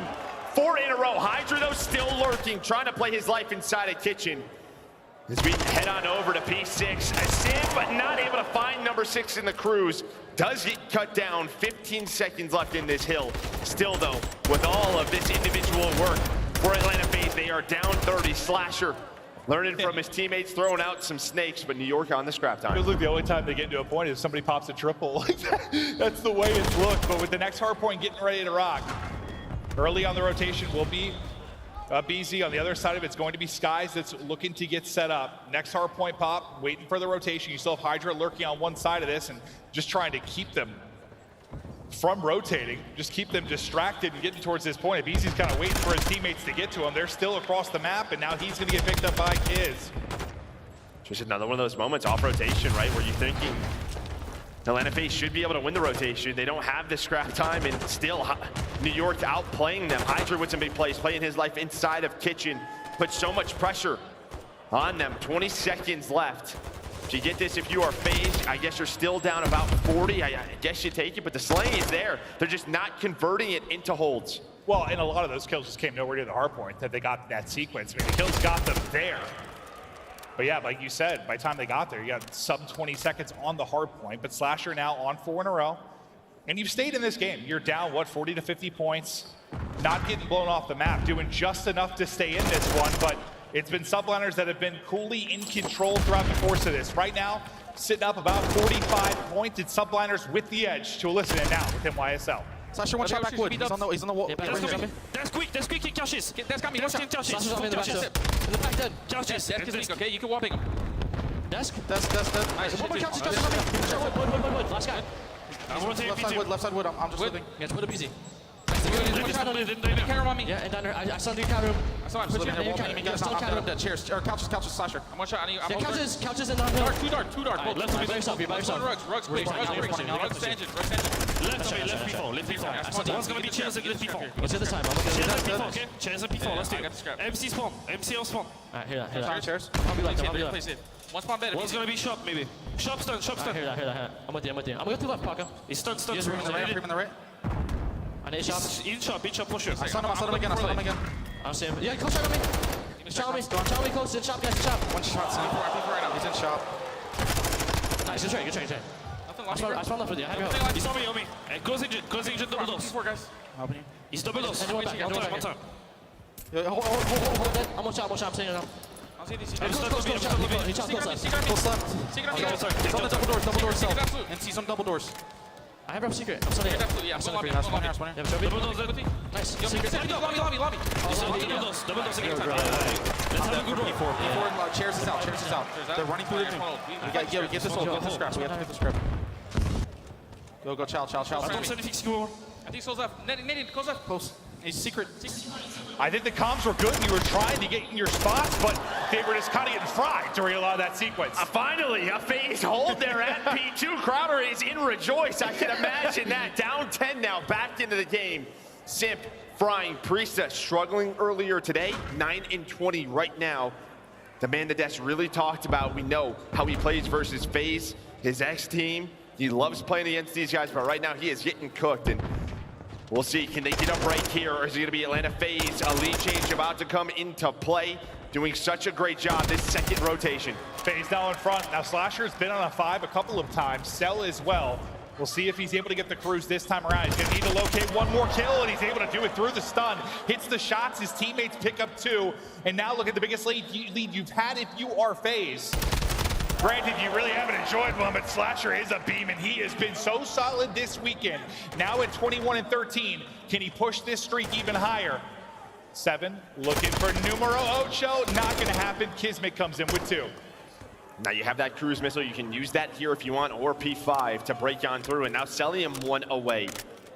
A little extra utility, and what a flip, man. I mean, it was, what, 140, 100 when we went into the second rotation? 30 points earned or so for NYSL through these hills. Atlanta FaZe now up to 211 points. There's that cruise missile out of Slasher. Cellium was able to earn number 6, so they have another one to work with on this next hill. The slaying is a problem right now, but that is a problem. A team kill is in, and that's a 2-for-2 trade. Yeah, you still get 1, but you haven't quite cleared them out of the point yet. Trying to hit the shots. Is Cell not going to happen? Skyz just dancing with him. HyDra beaming. aBeZy now in, and he's a shark looking for his food. The tiny tears rip him down. A nice little snap there, but Simp still through on the trade. 194 on the board for NYSL. About to go over 220 is FaZe. 30 points away from victory. Just under 15 left on this hard point. So we are going to see another. The key rotations getting ready to come up. New York looking to go big here on a hold. Some information there for Cell. aBeZy jumping off forward. Skyz, we'll see you later. Who's next up the bat? 2 more in front, trying to get the movement on point, able to get the gunny up on another. But the push finally comes through. New York able to get in behind some kills. 15 just needed still for FaZe. Yeah, you have 1 player left, though. That's going to be HyDra. Simp and Cell push on through now. You still have the cruise if you need it. 10 more seconds. What a turnaround here for FaZe on this hard point. They have been almost perfect on this set of hills. New York trying to do what they can. aBeZy, Cellium, they say see you later. Map 1 to FaZe.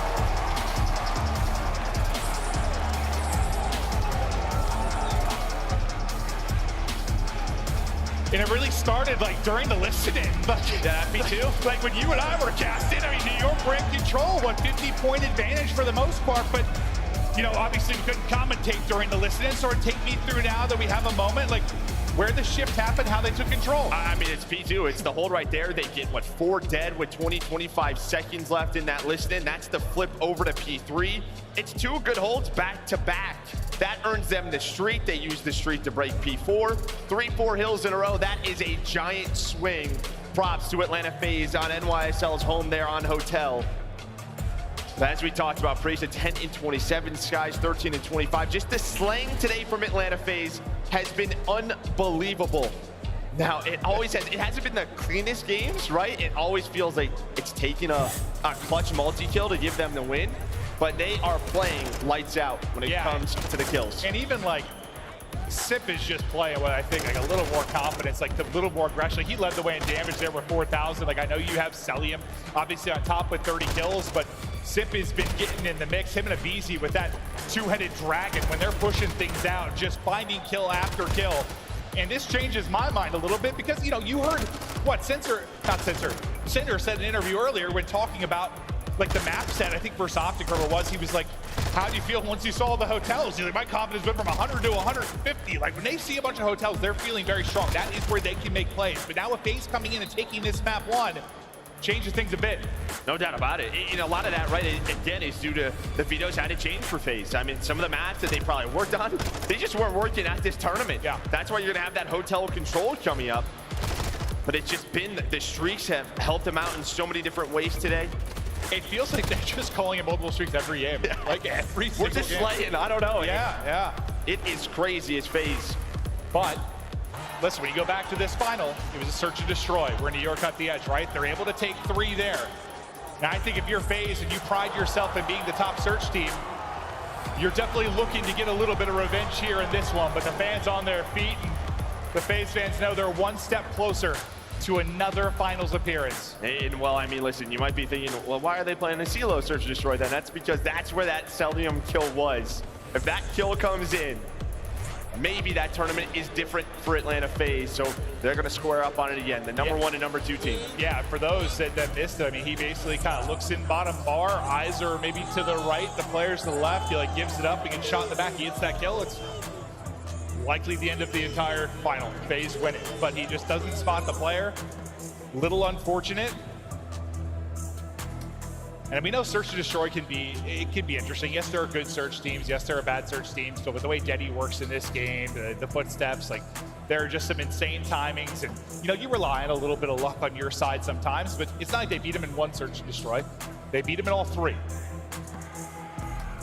Yeah, they were very prepared, but we're going to take a look at the stats for New York versus Atlanta FaZe, what they were able to do in Major 5. This is what we were talking about, 3-0. Team get a 1.34, first blood, 61%. I mean, they bodied them. They really did. And that was one of the first times, like, I think we've seen FaZe lose a search. We've seen FaZe get stomped in a search, don't get me wrong, but like to get like handled like that in 3 in 1 series, you don't really see that very often. Well, you don't see 3 very often because it has to happen in a final, obviously, but like, still, it was very, very impressive.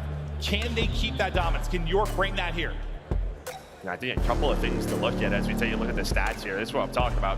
10-2 for New York, 18-6. But Skyz, you know, right around double negative, that map number 1, his sniper can be so influential as it was at Major 5. He's got to play with confidence. Same thing with Priestahh. But I guess if there's one good thing, it's KiSMET really did step up. He had moments throughout that map number 1, and we talk about the sub players. on this map, taking control of that A site. New York, can they bring it back? How will they deal with aBeZy and Simp, the dominance they've found in the mid-map on a silo at times? First blood, Priestahh, despite the struggles, rips aBeZy out of this one. That's a big first blood. You know, it can be tough after losing 3-0, losing this first map. This is when you rely on your experience as a team, your coaches, lock back in, play with some confidence. Continue to play together, especially communication. Sometimes when things just aren't going well, the comms are off, but HyDra is not off. My God! Gets the double, and now it's a 1v4 for Slasher. Yeah, I think with like Priestahh maybe struggling a little bit, I'm not too worried about it. Like that guy had 3 kills and they control him, man. Bounce back to pride. So like he's gonna be all right.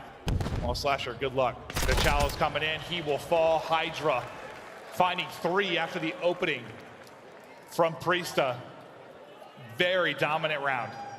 Not even like that at the end from KiSMET, right? Just the stun, jumps across. This is a work HyDra towards the cruise.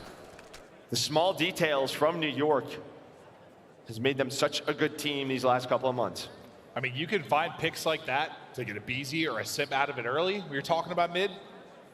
That is going to work wonders. See if New York can continue to find that success. Big round from HyDra.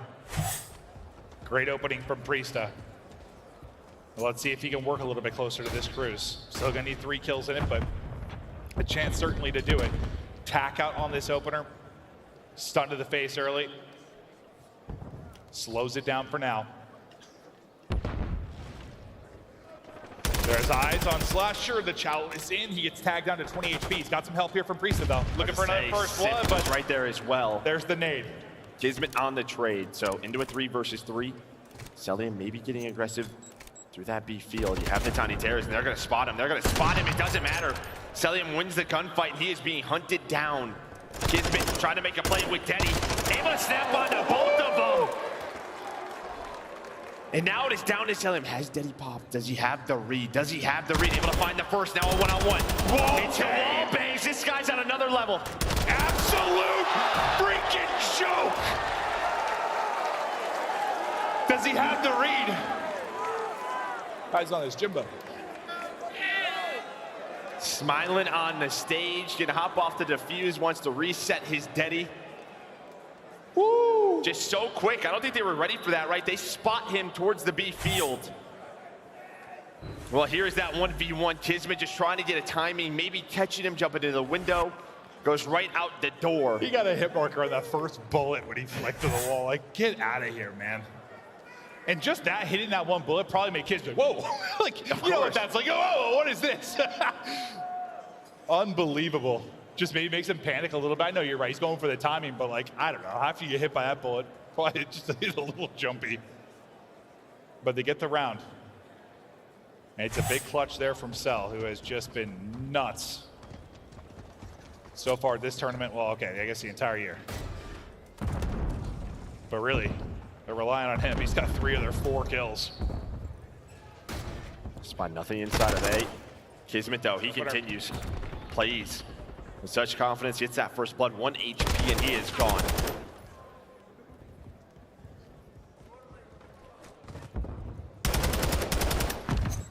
Lovely job so far with those first bloods. Another behind it, HyDra.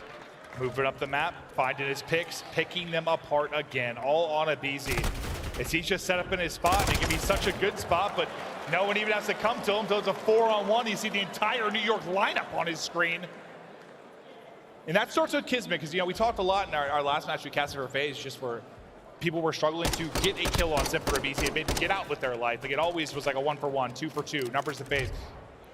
Multiple times, they first round get a pick on aBeZy, right? There you get the pick on the Simp from KiSMET. There's no trade coming in right away, and it's like they just work their way down the map, pick them off one by one, dominance from New York. And on top of that, right, it's, you know, when they're down a man, they've clutched out some rounds, but HyDra, he's going out and hunting the AR players. How many times on offense? Slasher, Cell, we know what they're doing. They're watching the flanks. HyDra able to make him pay.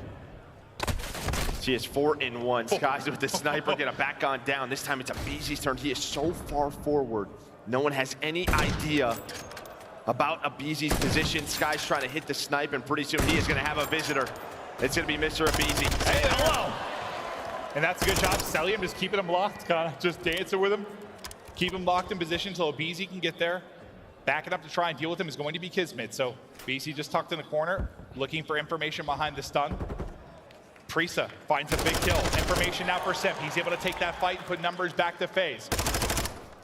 KiSMET and aBeZy, yeah, they've just been enjoying each other's presence thus far inside of Green. So now just kind of lurking. He's going to hear this. And no, he's not. KiSMET able to make it a 2 versus 2 to have bomb control, and now you're just kind of waiting on aBeZy to work the flank. He reacted almost like he heard footsteps like in the outer lane. Maybe like above him or something? Yeah, or the way he reacted. Not like he heard footsteps where he did. Oh, but baby. Right between both and doesn't get either of them. Maybe another Cell 1v2 clutch. There's one, there's two, are you kidding me? Clutch after clutch from Cell. Guy is an alien. He is just smiling. Maybe he heard you, but I'll tell you what. I think they're a little bit worried because he could have gone and worked a defuse, so one player had to work up top. Just catches the timing. KiSMET is still a little bit weak. Priestahh. That's a snap. Hoping to get his drink, but just not ready yet. A little too easy for Cellium. Com's like, hey, thanks, Cell, for keeping us on this map, too. Yeah, no, honestly, he's got 5.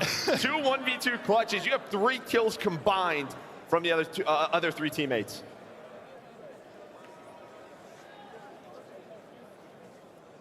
I mean, you got all the rings on one side of the stage.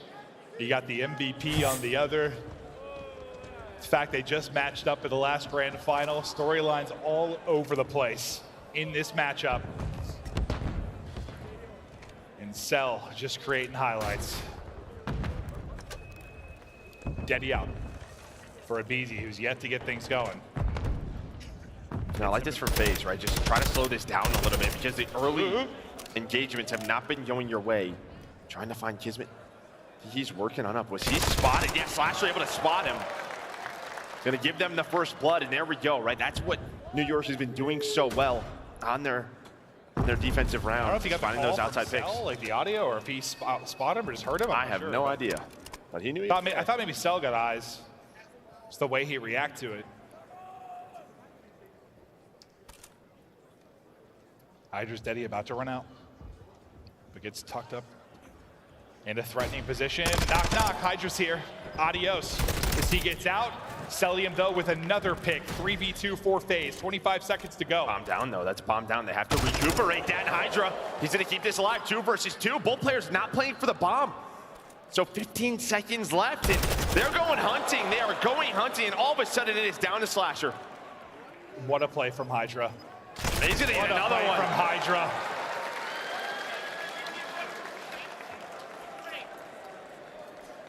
That's just unbelievable. Did he get all 4? All 4, yeah.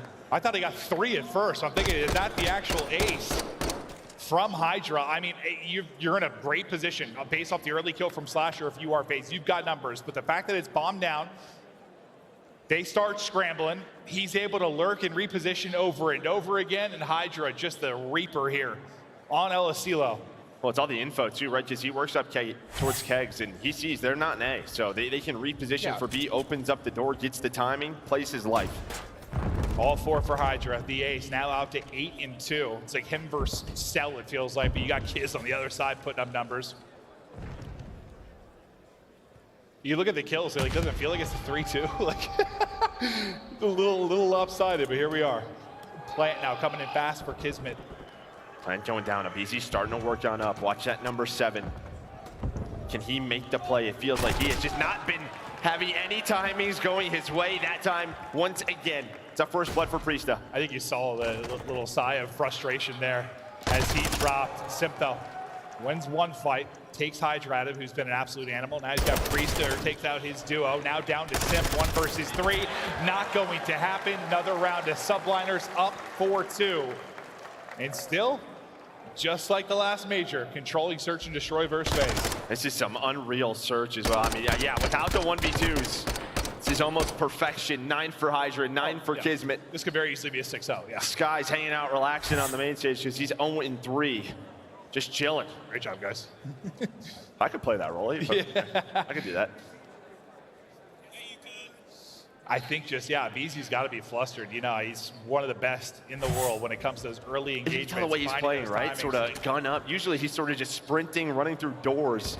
And that's just the timing not going his way. We have all been there. What about this time for HyDra? Is he going to get the timing? Bomb starting to work over towards A. Slasher. He's going to get spotted. I mean, HyDra should have a first blood here. Just wait to pounce. It's Priestahh again, this time winning it on to Cellium. Slasher though with a nade. Skyz out of this. They're both on the bomb. When is HyDra going to pounce? Will he get spotted? They jump out, both in front. HyDra pounces. The pacing, the timing, the patience on point. You got to go if you're Slasher. Worried about being on the bomb. They already are. He will drop. 5-2 now. Again, utter dominance here from New York. The way this man is reading the map in search and destroy is unbelievable. Such great reads. The play calls on point, how he wants to play the situations. Probably wasn't expecting both of them to jump out, but he will take that all day. Yeah. Oh, great. Both of them just facing the other direction? Perfect. And that's what, like, I mean, listen, there's obviously a strategy to it. There's a feel for the game, but, like, Getty just leads to moments where you're just like, okay, well, what are we going to do there? The read's not there. You find a gap in the setup. And what we talk about time and time again is the tiny errors. Simp and aBeZy on this map, but they are getting shut down by HyDra and KiSMET. 21 kills between that duo. Priestahh with a couple of key first bloods these last couple of rounds. It's like in this one, you need to make an adjustment. Like your normal strategy, which works against most teams, does not work here. And there was the adjustment. They double hit top. They get the first blood. They are out. They will take the 3v3. I mean, it's better than it's been going. Try to dictate the pace of the engagement a little bit more. HyDra just backing it all the way out. Simp goes hunting for him, tries a no-scope, but at least the pistol is on point.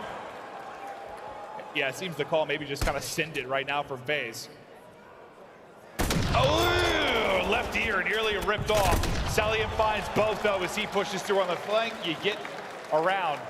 Now what? It was the 5-2 comeback on this map for New York. An opportunity for FaZe to get a little revenge here of their own if they can pull it off. Yeah, just need to make adjustments. You saw there, they get that first blood. Simp able to spot one. I don't think he knows Skyz is there behind the hut. The stun hits, and you tell he wants to give the call out to Slasher. Hey, look over me. I'm going to push this. And then Skyz is like, hello, I'm here. Able to get that trade, but Cellium working the flank through field. This was the 2-5 comeback, right? Was it El Cielo? I think it was? So much caught in my head, I have no idea. Sounds about right. Let's do it. There was a lot of search, there's a lot of comp, but I think this is where they brought it back for the 4 in a row.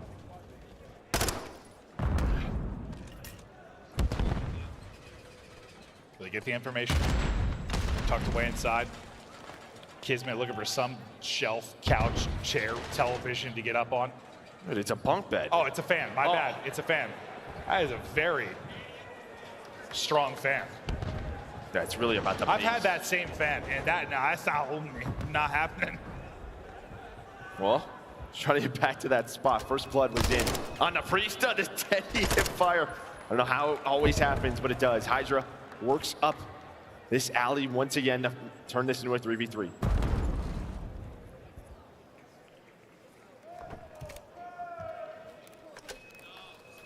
Daddy out now for Simp. HyDra, though, able to find a kill. Numbers on over to Subliners. Simp has got to find something. They've got one, though, inside the site. Are they going to be able to get this kill? Oh, he's just behind. He's just behind. The plant's going to come in, and KiSMET is going to pounce. Here he goes. There's the kill. All down now to Slasher. 1 versus 3. 1 down. 2 down. Oh, my God! My lordy, almost! But it's New York that blows it out.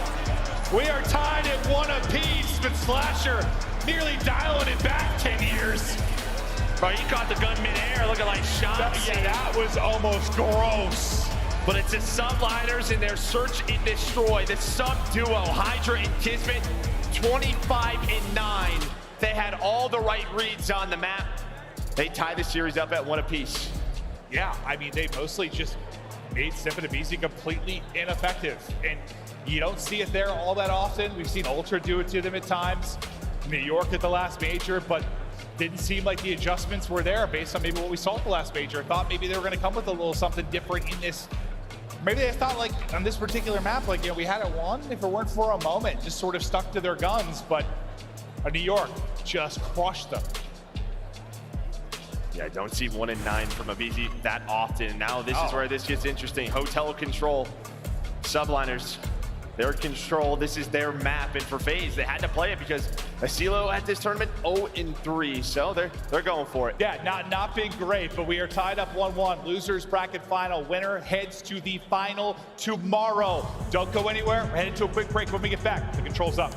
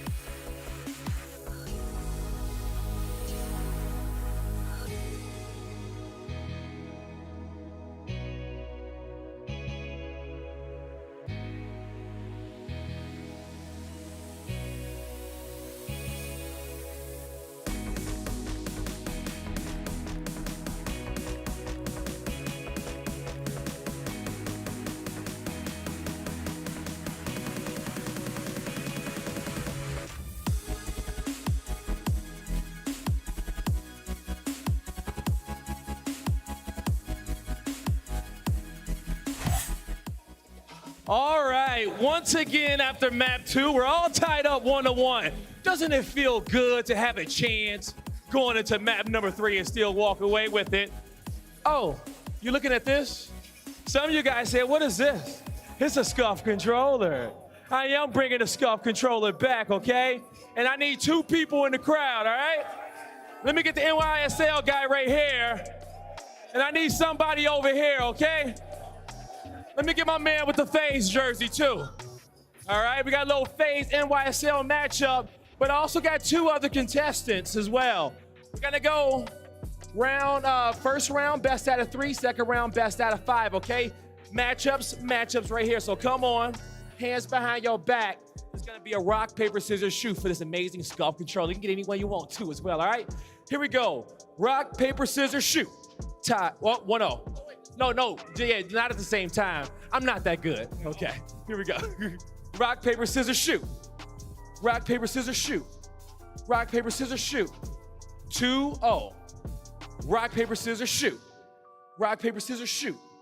That's a 3-0 victory right here. Okay, let's go to the next round here. All right, hands behind the back. Rock, paper, scissors, shoot. Tie. Rock, paper, scissors, shoot. 1-0. Rock, paper, scissors, shoot. 1-1, rock, paper, scissors, shoot. Tie, rock, paper, scissors, shoot. 2-1, rock, paper, scissors, shoot. Oh, 3-1, and it's coming down to the finals. Here we go. Here we go. Best out of 5, let's get it. Rock, paper, scissors, shoot. 1-0, rock, paper, scissors, shoot. 1-1, rock, paper, scissors, shoot. 2-1, rock, paper, scissors, shoot. Game 5. Here we go for the scuff controller. Who you got your money on? Him? What about him? All right. What's your names? We got Chris and Aiden. Here we go. Game 5 for the scuff. Hands behind the back. Rock, paper, scissors, shoot. Oh, Aiden coming out on top. Give it up for him one time, everybody. Let's go. GG's all across the board, baby.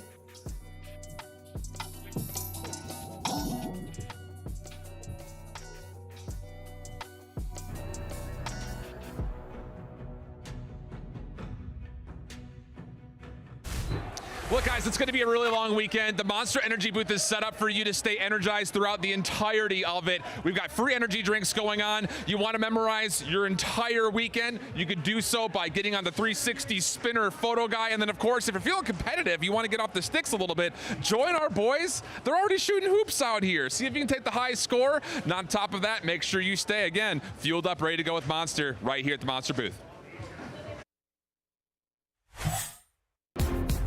The Call of Duty League is brought to you by Monster Energy, the official energy drink of the CDL.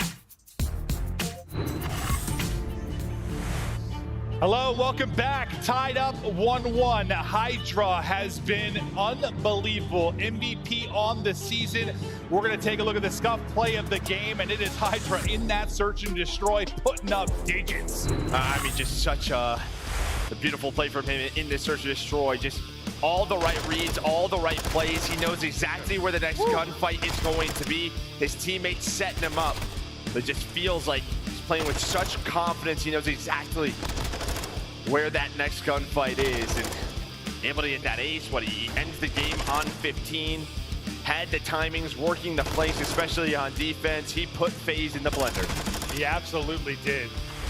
Just truly terrific stuff. The way he reads the game. It reminds me, what was that movie where she would visualize the Queen's Gambit, or what was it called? Yeah. She'd like visualize like all the steps. All the chess pieces. Yeah, it's like what he's doing, I swear to God. Is that what it's like in your mind? He gets to a spot. No, mine would be like the opposite. Whatever that is, just nothing appears. I think that's what it would be, Joe. There's not a whole lot going on in my brain. But now, for the control, we stay on hotel. We know how deadly New York has been. You know, you've said it a couple of times, like, I don't think this is where we would be playing. We'd likely be on El Asilo, but due to FaZe's struggles, this is where we're going to be headed. They could not get things clicking there. They weren't winning rounds, for God's sake. So we go to hotel, and this is not that FaZe can't win on this particular map, but New York has been so good here. Yeah, I mean, there's a couple of ways to look at it. FaZe, they just won it in the last series, right? The other way is that because New York has been so good on it, they haven't played it very much recently, especially at this tournament. So this should be their first rep on it. So, I mean, maybe that helps them out. But the fact is yeah, this has been about New York in winning hotel control. It certainly has been. HyDra, a big part of it. He's just been truly special, unbelievable in this MVP year. You know, you heard about his growth as an individual. Just from, you know, the English improving, the play improving, trying to be a better teammate, trying to calm better. It's been all about him. And you know, maybe if somebody's finally going to stop these little goddamn tiny tears and their runs to Champs Finals, why not HyDra? Why not in this MVP season he's able to get it done? Because somebody's got to stop him eventually. It's just final after final. Yeah, they just keep doing it. But yeah, HyDra right now, I mean, you know, talking about that MVP, I think it shifted massively with his performance at Major 5, what he was able to do against this team. So, and then on the other side, you have Cellium, who what he is doing today, like 1.6s, 1.7s in back-to-back matches, that is just unheard of. No. We talk about like Formal and IW with like a 1.4. And that was in like group play, like a lot of times. Like some of those numbers were, like you combined it with group play and bracket play. The bracket play numbers are not usually this. And by usually, I mean ever like this. Now, you've got to win the event and somehow maybe maintain numbers like he's been seeing. Yeah. But like, yeah, no, it's truly unheard of. Because a lot of times when you see like super high KDs over the course of the event or a course of champs, like you'll see sometimes like charts will separate the bracket side of it. A lot of times it's both. And like, a group play, you're playing, you know, who knows who you're going up against. It's not like this where you're the top 8 teams in the world. It's not. Yeah, 1.7 in control. That is where we're headed to next. Map loading on up. And yeah, I mean, you know, if you watch that last match with FaZe and Surge, I mean, it was that cruise missile. Maybe if that timing is a little bit different, Seattle win that round. It's 1-1. There were some of these clutch moments, but FaZe in the respawns, they pretty much had every moment today go their way. Is that going to change? Yeah, because that wasn't like what a lot of their year has been. In the response. It's been the opposite. It's been the total opposite, like falling apart, having no ice, blowing leads. Like that's been a lot of what their respawns have been. But here, yeah, it's been the opposite. When they need someone to come up with a clutch play, when they need to win a big break, get a clutch rotation on, like they've been able to do that for the most part in the respawns. Oh, I saw the map load. They must be testing something. So testing out the lobby, and then we'll get into it. Yeah, we should be ready to go here shortly. Thank you for your patience, guys. Just waiting to get locked in. Not sure if it's audio issue, controller, or lobby, what the case may be. You want to know a fun fact about that thing? Yeah, he's been using the same one for like 40 years. That's the same one from 2019 Black Ops 4. That's actually nuts, though. Yeah, no, those sticks are like, they're nasty. Yeah, right. Well, while we wait to get this one ready to go, just to let you know, I wasn't just the CDL Championship that's going down this weekend. We also have the Challengers Finals that's been going on as well. The finals going to be on stage tomorrow. That's going to be spectacular. Kind of see who makes this run, able to get the win. It's awesome. We'll be able to spotlight that sort of on the main channel. But we had Shift talking about Challengers and where it is all headed. Let's take a look at this quick video.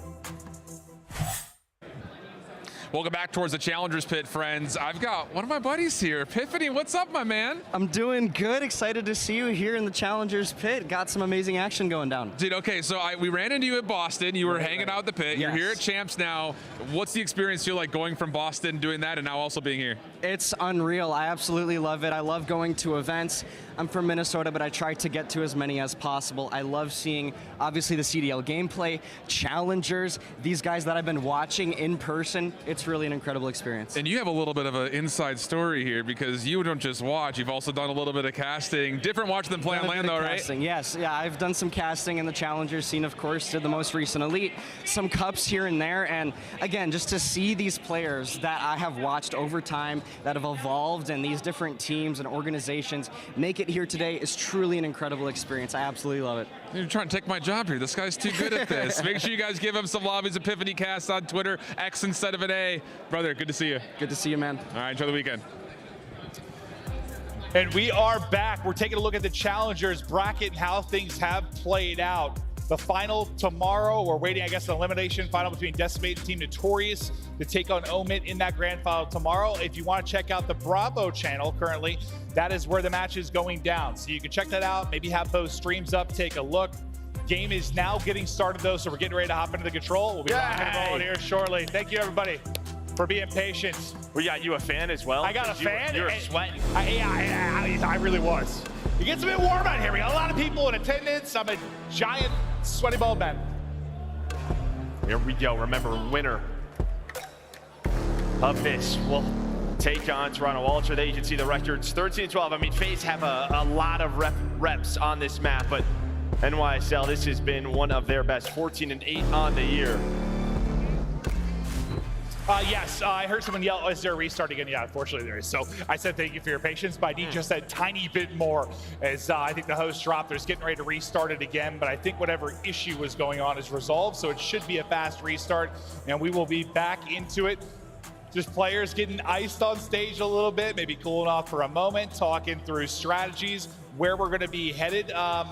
You know, we've talked a lot about the kind of what FaZe has done and a lot of the players have done at Champs. This is a look through Subliners, and it's just not the same type of experience. But still, you're here, you're making a run. Yeah, 3-4, you know, appearances on these guys. Priestahh as well, he's made 2 finals. He made the finals in MW, he made the finals in Black Ops 4 without Thieves, just not able to find that ring. So you know he is hungry to get that ring. A chance here to make it to tomorrow and take on Ultra. And for the most part, doesn't seem like anybody on stage really feeling the pressure. I don't know what that smile is out of aBeZy, but he's having a great time. Maybe he's trying to brush off that search and destroy where obviously wasn't himself statistically. And sometimes that's what you need, right? I mean, just someone on stage, you're hanging out. It's such an intense series. Just crack some jokes. Yeah. Try to keep everybody calm.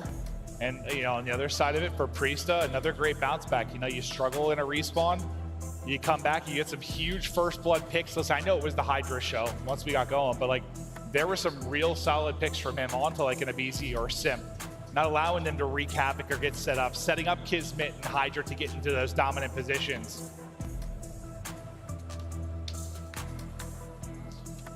Just a reminder on where we're headed here in our best of 5. We're going to take a look at our maps and modes. This is how it's broken down so far in case you joined us a little bit late in the broadcast. FaZe, honestly, they were down for most of the game, down 40, 50 points. Then they made a massive run, ended up winning it by 50. it was all New York. I know you see a 6-3 there, but if you weren't watching it, it was more like a 6-1. It took some insane clutches from Cellium. The actual kills so utterly lopsided in that search, and now we go back to hotel and just waiting on the lobby to get started up here. We'll hop right in. Yeah, thanks for your patience. You're all beautiful. Sorry, I know Twitch chat and chat's probably yelling. Just waiting to get the game working.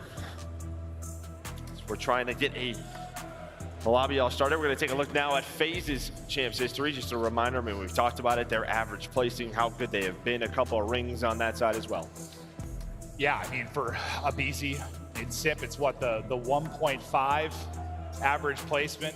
You have 1-2, you've got second at 2. You're top 3 right now and looking for maybe another finals berth. It's been ludicrous. Okay, well, for Simp, sorry. For aBeZy, I know you had one before that, but Simp's at the 1.5 is just insane. All of them looking at like 6 or below. 6 rings sitting there. I mean, we're starting or trying to get the lobby started here again right now, so hopefully we'll be in just a second. Yeah, I think Slasher, like he's obviously been in a couple of finals as well. But all right, here we go.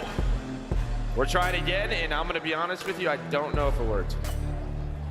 Sure, I'm being honest, I can see it. I don't know. It might be. I don't know. Maybe, Joe? We're staring at it, we're praying for it. Get us in. Continue on to this series. But this is a big map 3. I mean, we've talked a lot about New York kind of and how wild the statistic is when they win the control or when they lose the control. Now, I know they just won that grand final with losing the controls to FaZe. You lost 2, right? In that final, you're still able to win the series, but statistically over the course of the year, I mean, if you weren't getting that control win, if you were in New York, you weren't going anywhere.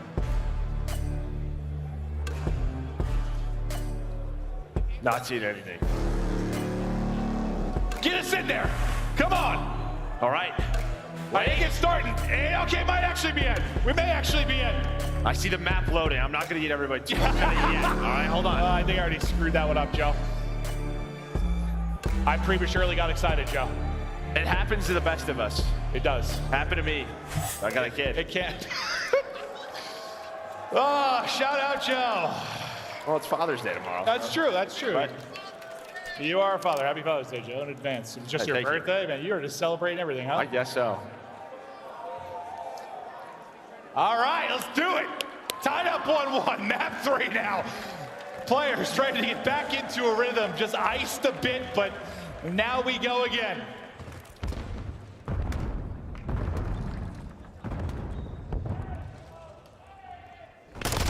Slow start so far. KiSMET right back to being finding those first bloods, going hunting. Gonna put a couple of players onto A, slow things down, but you have HyDra and KiSMET just kind of lurking, looking for the kills, and the timing doesn't go his way like it was in the search and destroy, but KiSMET, he's just gonna play his life. Yeah, it's like, you know, we talk a lot about the aggression of Subliners. They might try to they may try to like triple stack over towards B. The way this is set up, you sent, what is that, Skyz on through. With that kill, you could put 3 on B if they wanted to. aBeZy's gonna deal with the player on A. I do not think that second tick went on through. So now you're relying, who is that, Cellium bedroom side, to deal with this pressure over at B. Not gonna happen. Priestahh rips him out of it. KiSMET always trying to jump off of some sort of environmental feature on the map. That time gets shut down. You get 3 kills through if you are FaZe. Slasher will shut down the last, and you get the retake here, trying to clear the point on the other side of it. You say the second point goes through, or is it getting cleared? I can't tell. Cleared? I do not think it's not all the way full. No. Okay. But it is very close. I thought he was maybe gonna try and push up to clear that, but well, I think they thought the spawns were gonna be kitchen, right? That's why Slasher gets caught out. Cell doesn't get on it, so he's just waiting to push on through. Skyz playing his life over towards A. There's that progress made. Second tick is in. You have HyDra once again in the base of FaZe. Trying to throw a nade, but HyDra is there. Soaring on forward. There's the extra minute on. So what are we looking at? 1 life between the 2 teams, 90 seconds to work with. Everybody looking to get set up and layer out. If you are Atlanta FaZe, one maybe getting some great timing here is going to be KiSMET behind the Deddy. We'll see what kind of position he finds, because the cross watch from aBeZy He's able to get one, but does he know one got through? Yeah, and this is always where it gets interesting because, you know, on one side of the map, you have full control if you're a FaZe. HyDra, he's just hoping his teammates find a kill or two so he can work players off a spawn. Skyz able to hit a knife. KiSMET with the second. This is going to activate HyDra now to block the spawns, and now they're going to work over towards the B zone. I mean, the good thing is if you're a aBeZy, you got 2 kills because it kind of forced KiSMET to go ahead and track back after he leaked through, as he's just wanting to pounce. Slasher's tack, hitting, finally traded and laid out, but same can be said on the other side there for Simp. 50 seconds now to go. Progress has been cleared on that B objective, so we're back just having that 1 tick. No progress towards the second. Stun in, aBeZy not able to win it. Nice use of utility and chow there from KiSMET.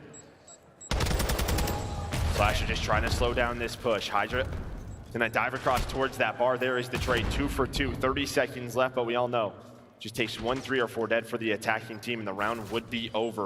Skyz with the first blood, no trophy, so the nades gonna do so much work here for the Subliners. We'll see if the nades can hit. Shot in the back, it's HyDra. It's able to find the pressure. 15 seconds left to go. Starting to build towards this second part of progression. You get the angle and you get the information for a moment if you're Cellium. That's the aBeZy call to climb on out, soar on out. He's able to get 2. Same goes for the side of Subliners. 6 lives left for FaZe, 8 gonna be up for NYSL, 7 seconds to go. They've got to get on the point. Still waiting and lurking will be Simp just near the point. He's able to win one on the backside. Now what can aBeZy do from the other? It's gonna be nothing. Everybody dropping, trying to get a nade out. Not going to matter. Ripped off the point in NYSL. With under 5 on the clock, get the round win. Yeah, aBeZy, he gets pushed forward. I mean, him and Cellium do a great job on that initial push. But then off a spawn, nobody gets kills for Atlanta FaZe. New York find that first pick, and that just forces aBeZy to have to come out, maybe not the angle he wants or waiting for the teammates' nades and stuns to hit. They were focused on him. You saw Simp fly on through. Maybe hoping he does a little bit more work, at least finds one to make it easy for aBeZy, but it does not happen in New York. They clutch on up. A wild round to get us started. Good FaZe. Reply on offense. Just the nades hit right as you go to soar out. Simp's gonna get deleted. aBeZy's so weak, he's gotta chill here for a moment. Now they'll get on to A. aBeZy in trouble. He's got no HP to work with. KiSMET just ripping and roaring right on through him. And what a turnaround for him from map 1. Map 2, he has, I know it's a lot about HyDra, but he has 11. His sub duo now leading the way in this lobby. Putting so much pressure on the map does KiSMET. When he is playing well, this team's so tough to take down. Skyz trying to get on the point, just buy some time for his teammates off a spawn, but A going to be done. Now the transition over to B. Simp with the first one, so he's gonna have bedroom control. The beams, truly there. Now Simp just trying to get on, stop the clock, maybe get a little bit of progress if he can. Spot for information, dive on across, great help there from the ARs over the top. Just trying to stay up, forces him to push out, and that should be then a kill. Yeah, but because he gets taken down, they don't stack this. They only leave one on it. They keep aBeZy pushed up to deal with the reinforcements of the Subliners. On the flank is going to be Skyz. You see Simp watching that aBeZy, just trying to buy time. The nades are in, able to find the first. The second tick is done, but Priestahh able to find 2. That's gonna slow this down so much, but Cellium taking his time. The hipfire able to connect, but Priestahh with 3 on the retake, making it all 4. Priestahh deals with it, but it's almost done. He finds number 5. I'll tell you what, you still have 2 minutes to play because they've been basically on an objective at every point across this. There is so much time and quite a few lives remaining too, but if you end up winning this round somehow, or if you were NYSL, shout out Priestahh for making a play in that moment, but you've got a lot of time and chances to strike if you are Atlanta FaZe.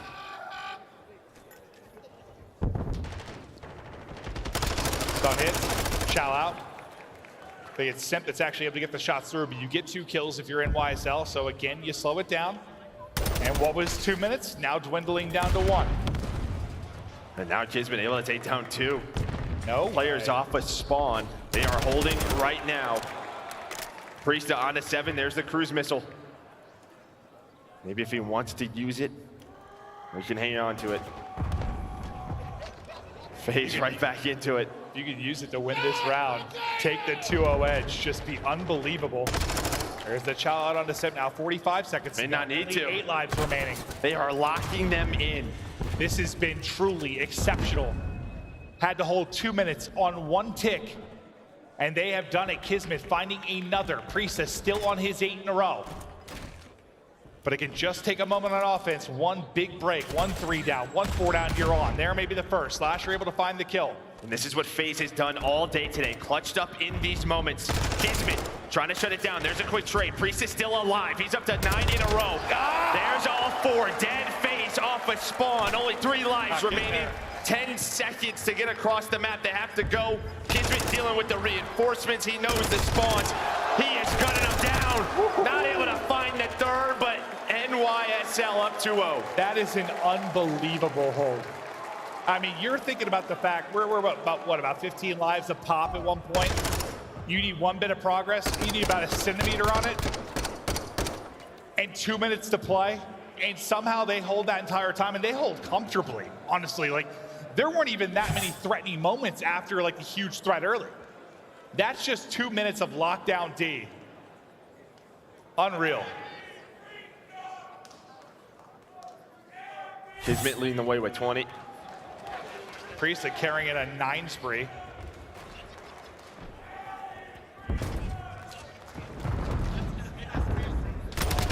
Trying to work over towards A is NYSL. And to deal with the 1 player inside, that was Simp. Simp having not his best. Especially with what we saw on map number 1. That's how it was kind of last series for them too. Like the control was not great. I mean, he was on LSilo, but last series we cast it, he couldn't really get it going. The control, the hard point, it was there. Priestahh just keeps on ticking. 2 HP, 10 spree now, 16 and 8, sitting a double positive. And now they're gonna leave him. They're gonna play for B. They're gonna play for the spawn kills. You have 1 player on it. HyDra already double deaths. Priestah's got a 1-on-1 on the other side. He's gonna win it. That is 11 in a row for Priestahh. As he is going off. Map 1, he struggled. Map 2 and 3, he is taking over. And now he's showing you a little dance, shaking that thing on the main stage. Still has the cruise. Ends. But what a spree it was. Needed a 2-minute hold for NYSL. FaZe almost did it in the first round. They're gonna have to do it here to stay alive. Yeah, the difference is they almost did it. NYSL did it. True. They get that long, extensive hold. And the ice was there for them. Let's see if they can do it again. Skyz, lovely shots. Yeah, sort of players all over the place. Skyz just trying to play his life. You have aBeZy bedroom side. He's been doing a very good job. Simp lurking with Slasher. Towards the middle side of the map. 1 player going to get on it. It's going to give them some information. It's kind of just a waiting game right now for both teams, but with that first blood for HyDra, they're going to get on the point. aBeZy, he gets flanked. KiSMET comes through. That's another one from Big Kiz. Now Cellium calling in the streak. Maybe it'll bail him out.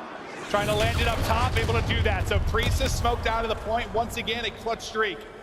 In from Atlanta FaZe. Remember, you still got some to work with on the other end of it. Kiz continues to win fights. Cooking. Drop shot there from Skyz. The talent on full display. And now on to the point. 3 haircuts via Cellium. But the flank is in. It's Priestahh popping off once again. You have 1 more chance here. They have not have a stack on it quite yet, but it is almost done. Another player on it. Skyz off his spawn. Simp able to get the kill. The Tiny Terror trying to fly out through Simp. Simp able to stay alive. It's almost done. It is right there, and somehow Simp makes the play. Yeah, it's just like Priestahh on the other side. Oh my goodness, the music was going off. The rounds have been so close, and now they clear it. But you only have 7 lives if you're FaZe. 4 life advantage, make it 3 for Subliners. Not a lot of spawns left, 40 seconds to go. Drama here in the map 3. KiSMET just finding openings nearly. The beams there at range. Back onto the point they go. No respawns remaining now for Atlanta FaZe. Every life so important. Priestahh's gonna get flanked though. That's 2 through. Bringing it back. Now a 6 versus 4. Somehow Cell stays alive. Now you have some map positioning. This is pretty much an S&D round here. Can FaZe hold on? You have aBeZy making a play. What a beam! aBeZy though able to turn this into something. One player on the point. That is gonna be HyDra. Trying to buy enough time for his teammates off a spawn. He might have just done it. HyDra and Skyz shut it down. What are these rounds? A 3-0 for NYSL.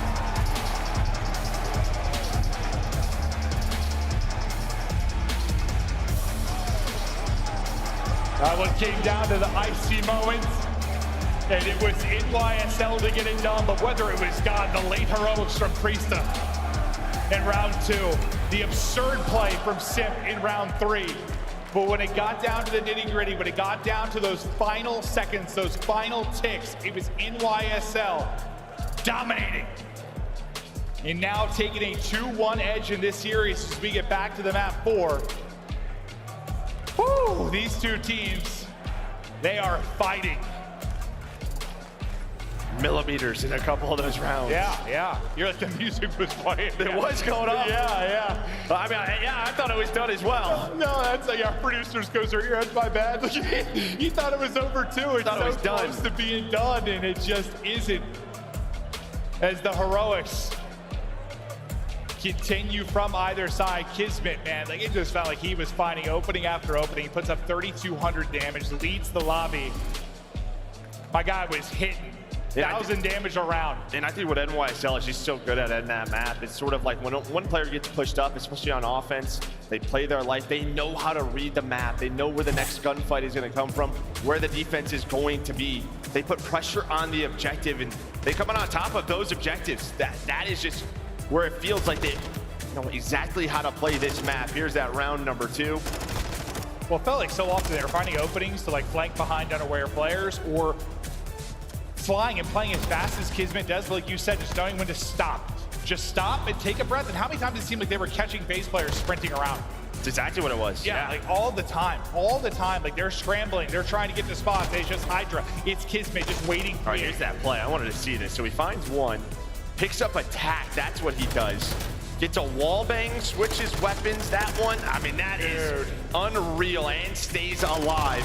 Almost gives them a chance to win this round, but the life advantage, HyDra just playing the time. He knows his teammates are coming off spawn. They have a 2 versus 4. If Cell like just got a kill or stayed alive and gave aBeZy a chance. Well, he did stay alive. I mean, it was like... No, I mean like at the end there. Yeah. Like at the end there, somehow he gives aBeZy like an opening, or maybe aBeZy seemed to go like while they were challenging him and hope for some kind of miracle, but once Cell dropped, not a whole lot of opportunity there, but you see the 3L.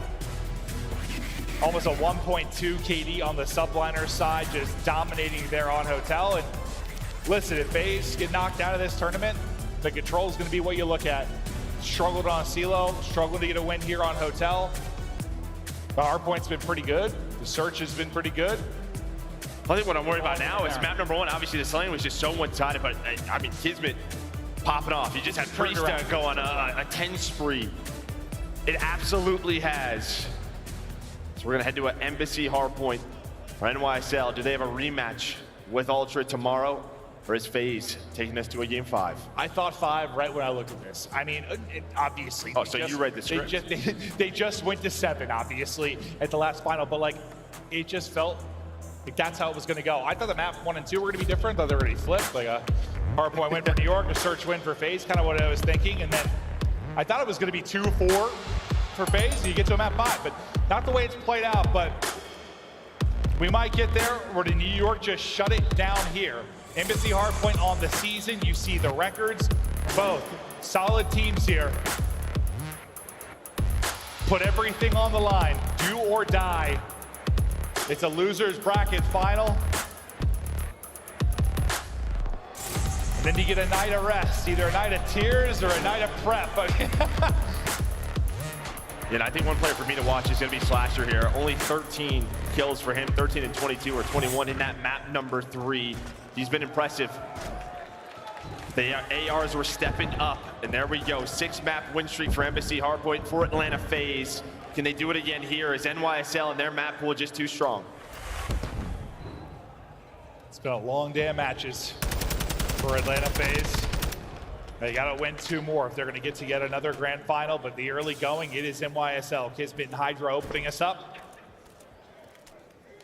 And into the point they go. But this is where you got to dig deep. I mean, champions are made on Sunday, but you got to get there first. That's what I was kind of worried about, right? Just right from the get-go. New York winning those opening gunfights. Starting to play well. They hit the 15 seconds, really focusing on this rotation over to P2. aBeZy and Simp, though, they fight back. Trying to get some control. Watch number 5 now. That's going to be Slasher trying to work all the way through the back. He's going to be able to find one. Can't find the second. Skyz is there for the trade. Good position there from Skyz to get the kill. Now next hard point up and in go NYSL. HyDra, a chance to really slow this push down if he can get anything, but not going to happen as he gets hit by a stun from every player. Basically on the FaZe side of it. Priestahh just gets away with 4 HP. 4 HP in the trophy keeps him alive, and now HyDra off spawn with the pinch. He's gonna find one, can't find the second. Cell stays alive, but all the time going the way of Subliners. They're about to be up 40 points, and on rotation, you can already see where HyDra's going. Priestahh, we talked about it. The Des talked about it, how good he's been versus FaZe in hardpoint. He's just been great versus FaZe, and another memorable moment here for Priestahh. We'll see if he can continue that streak any further. If you're FaZe, you're just looking for some time. You got 7 seconds in this one. You'll get the final bit of scrap time. You got a nice setup on the other side of the map. They're able to rip Simp out of that. We'll see where he spawns. And that's going to be kind of behind Skyz. We'll see if the read is there. It looks like it is. Skyz is starting to pick this up. So far, aBeZy and Slasher dealing with the pressure towards AC. Simp able to get that win on Skyz as well. So he comes off spawn, makes an impact, alleviates some of the pressure from the point. Yeah, but Priestahh just went right up the middle. You have another trophy down. You have the help of HyDra. They're going to watch this ladder. That's going to be the play. Slasher and Simp able to find 2. There's going to be a 3rd. This is the difference in map number 1. First set of rotations. FaZe couldn't hold anything. He's like, oh, you're watching this? Here, let me dive right by you. The timing almost worked out horribly, but Slasher able to get through on the cross. The Chow not going to work out in the steps. But Slasher still waiting here patiently, trying to pre-fire him as Skyz up over the top. Nice tracking there from Slasher, new trophy out. Now we hop to the POV as Simp inside, as he will drop, but there's the lead change, FaZe in front, Joe. Yeah, perfect hold there from Atlanta FaZe, gets them in the lead right back into the game. Now on rotation, Cell able to find the first. There's a second. Those players, they should spawn close, and they do, but FaZe, they're trying to execute, they're trying to make the plays. Where do you Cellium think going? showing off the wall bangs as he does. But he's got to wait for reinforcements. HyDra does spawn out for a moment. Maybe an opportunity, not gonna matter. New York respond. Back and forth we go. You have that 4 in a row from Slasher. See if he can make this anything more. He's got Vaz out. Movement not gonna be there. Simp through with the follow-up. Thought maybe a second, doesn't happen. The trade's efficient from NYSL, and it's HyDra that locks down 2. Only 8 in attack for Skyz. Let's hit the reload and look for the next challenge. But who's going to get a massive break? Because right now it's been pretty solid holds across the board. Yeah, I mean, beautiful hardpoint being shown here. That's why you saw those embassy records, as we said, up for P5. Full 60 from Atlanta FaZe. Responded by a full 60 of New York Subliners. Now a 40-point lead. Can they get in the kitchen? Can they get a break? HyDra with an opener. Here they go. They'll work together, Kiz and HyDra. A demonic duo. I think they get the advantage there. They get the advantage, they get 1 extra kill, they get into the point, everybody's spawning out. I thought there was 1 more FaZe player for a moment, but it ends up being all 4 wiped off the board, and now you have to look at a retake. HyDra on 5 in a row. Leading the lobby, he's at 13-6 right now. Dominating. I was asking when the big break was going to come. There was 1.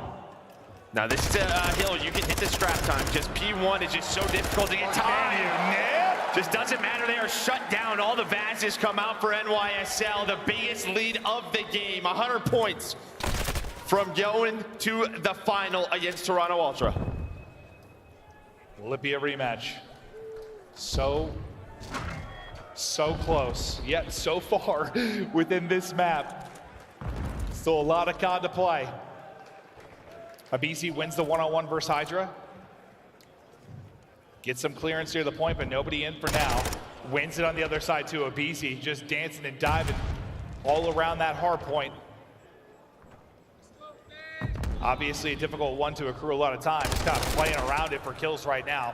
Yeah, I mean, I think you would love to get as much as you can if you are FaZe. Just a few seconds here and there to bring that deficit down, but they're trying to play for map control. That rotation over to P2, and that's why it's difficult. You lose one of these spots. KiSMET has a FaZe, wins the first one, picks up the tack, cuts him down, watching over his teammate. Now on rotation, Priestahh set up. HyDra already watching gas as well. FaZe would love a break here. And KiSMET just lurking, just sort of lurking. There's gonna be the info, there's the tack, lines him up. The nade is there, there's no trophy. They dodge it, but they don't dodge Skyz' frag, as that's gonna hit. And there we go, just Slasher alive. Slasher just staying alive as long as he can. The pitch should be coming through, and Skyz is able to get the kill. Just a reminder for these two teams fighting, is basically a series for $300,000. The difference when you talk about money for placements and how much is on the line. FaZe now getting blown off the map. Lead approaching 105 in a row for Kids, I think, for a sec. Now 5, make it 6 in a row for Skyz. That'll be a cruise now to work with. Lockdown hardpoint from NYSL. FaZe are in trouble. They are sweating now. But it was map 1 where they made that rally. They were down 40 to 50 and they absolutely flipped the script. But it's like they're just getting caught sprinting right now. They're getting outclassed here by Subliners. I mean, the difference was they were shooting well on map 1. They just were not converting it into time here. The slaying advantage over to NYSL. They need a response here. They had a full 60 last time through. Atlanta FaZe trying to get set up. HyDra, KiSMET, Skyz all in position. The nades are hitting. There's no trophy down. Watching the ladder is Cellium, able to find the first. You still have HyDra. Just tucked inside. FaZe and all the success they've had. That's a missile in the air. Do you have one insane comeback in your back pocket? Tries to hit up high to connect, not going to happen. The double chow is going to come in though, and HyDra still going to be up. Now aBeZy through on the flank, HyDra through on the read.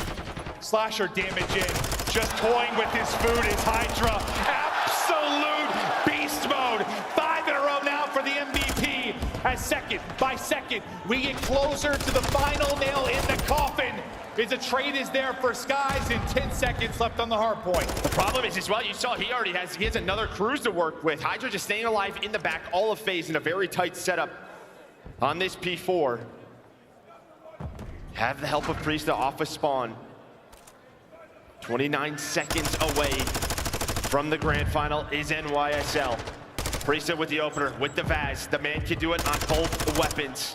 He's been so talented for so long. FaZe trying to hold on. Yeah, this is going to take something absolutely nutty from FaZe to bring it back. Just 29 points needed for New York. So far, so good on this particular hard point for Atlanta FaZe. Cellium lines up a multi-kill. Skyz on your POV. He's sitting at 17 and 11. And as we hop around, it's mostly just kills for FaZe. They needed a solid stretch. Just get them back in the game. Get them in striking distance. It feels like maybe this hard point does it. Yeah, but the scrap time is huge. And, well, New York kind of knew that. Now it's a rotation. You already have aBeZy here. That's going to be 3 dead for New York. They're going to spawn at the old. A chance here. Simp is able to find that. Priestahh just playing his life. He's the only player on this side of the map, so FaZe not out of it yet. We talked a lot about the difference being them clutching up in these respawns this weekend. They're going to need a massive one here if they are going to bring it back. Priestahh is going to catch it. That's 3 in a row. Again, they're going to fall, make it 4. The gun's now getting hot for FaZe. Once down 100 plus, now bringing it back, trailing by just 40. As they are trying to lock this down, you get a big kill on the other side from Slasher. The pinch starting to develop now from Subliners, though. Joe, what do you see on the map? Well, you got a cruise as well. You have a cruise on the side of, or on both sides, on Cellium and HyDra. When do those come into play? Do they? And well, KiSMET, Skyz, big kills. That's going to be the break. They can't win it here, but it's a huge 20 seconds. aBeZy going to be the first one in. Has the help of Slasher. No trophy. And, well, the Chell out of the hill. 2 players left. It's 10 seconds. Massive. KiSMET with 3. The Bulldog just goes big inside. The triple, lighten up the feed. 239 now up, and he keeps it going. Make it 5. Looking for 6. Cell says no. But now, next hard point up. You know how difficult it can be to get time here. 40 seconds. I mean, New York, these squads. This is where you're just touching it, hopping off. You're putting the pressure on FaZe just like this. I love this from HyDra. Yep. I love this. He's just finding as many seconds as he can. You got what, 4 there? FaZe had to do as much. They had to rotate and keep them off the hill. Skyz with the beams right onto it. You got Slasher behind him, a couple of seconds away now. Slasher with 2. HyDra on the point. 2 seconds away. FaZe still in it. Still in it, but so much work to do. The flank is in for Priestahh. You go off the top rope. 15 seconds left. Can they just get a touch on? Nobody really close, but now the streak in from HyDra. KiSMET able to find a pick. Streak not going to hit. Map control. The Subliners. FaZe have got to get some sort of ludicrous. They got to go to the next hill as well. They have to go to the next hill as well. Nobody's there. No one FaZe FaZe right now. And well, they're in the hill. The cruise is in. No, it doesn't matter. It is done.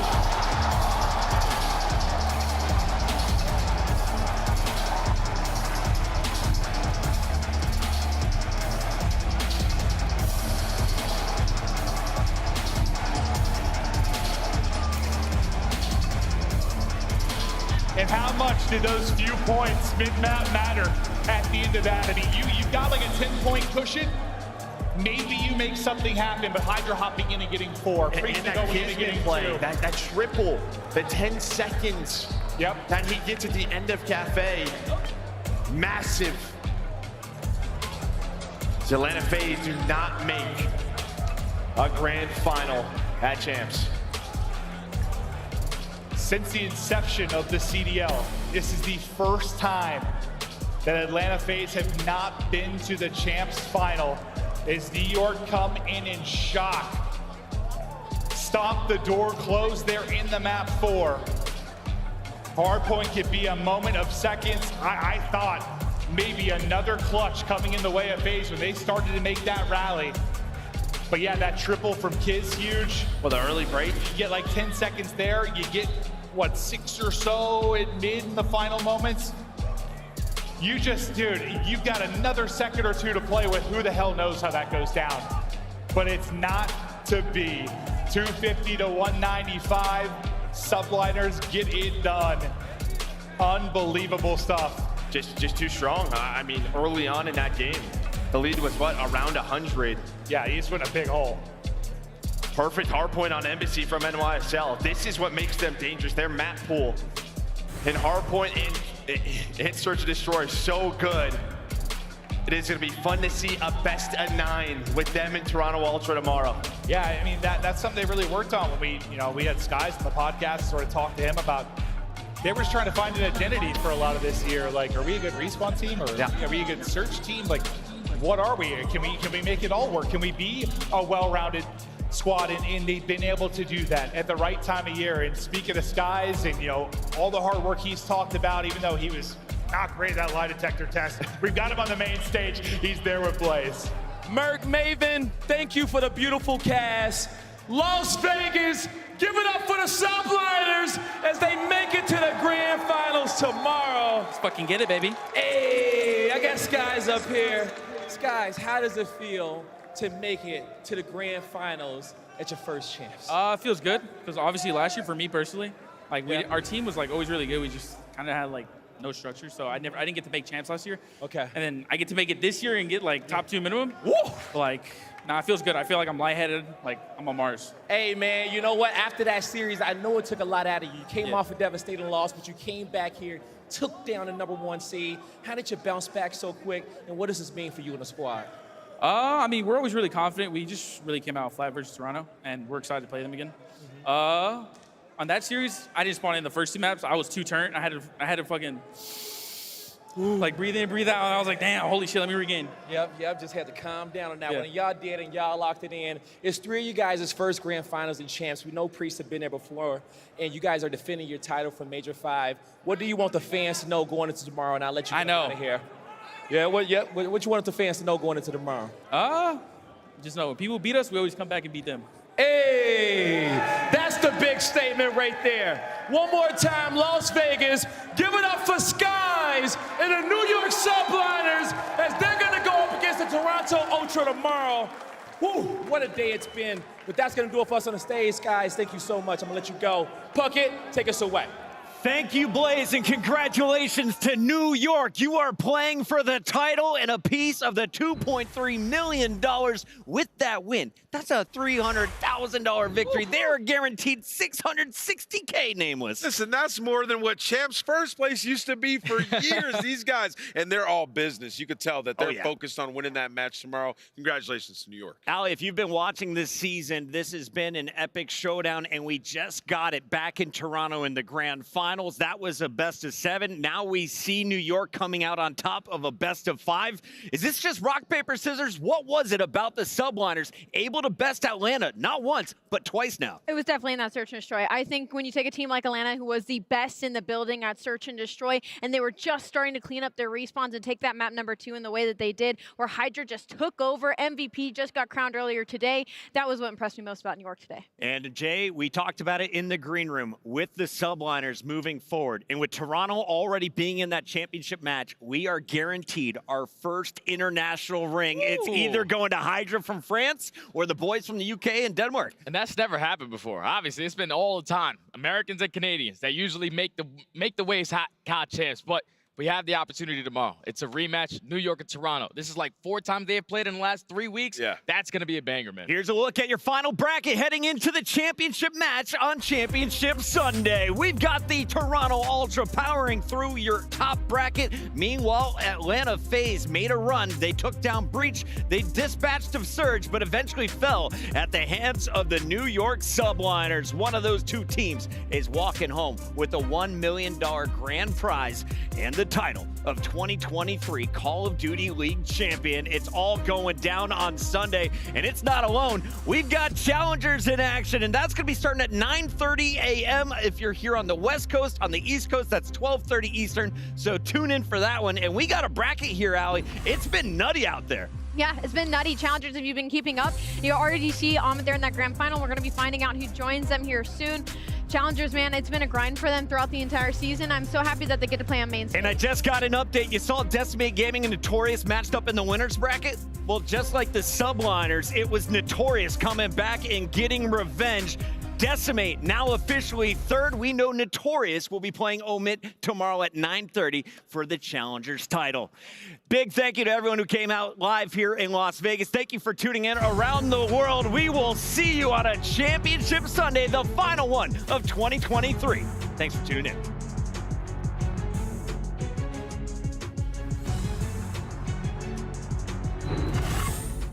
And the beat goes on and on and on and on and on. And the beat goes on and on and on and on and on.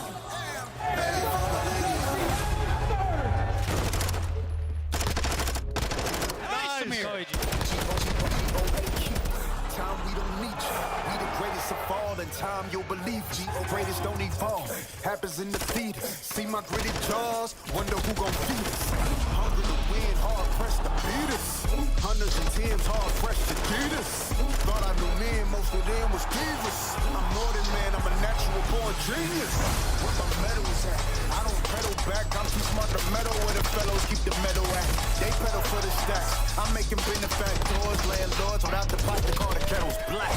Hello, I know you feeling mellow. You thinking life is gonna be cinematic as these cellos, but that's just the rumble for the build up like a bellow. If they gon' hit the floor, time to let go.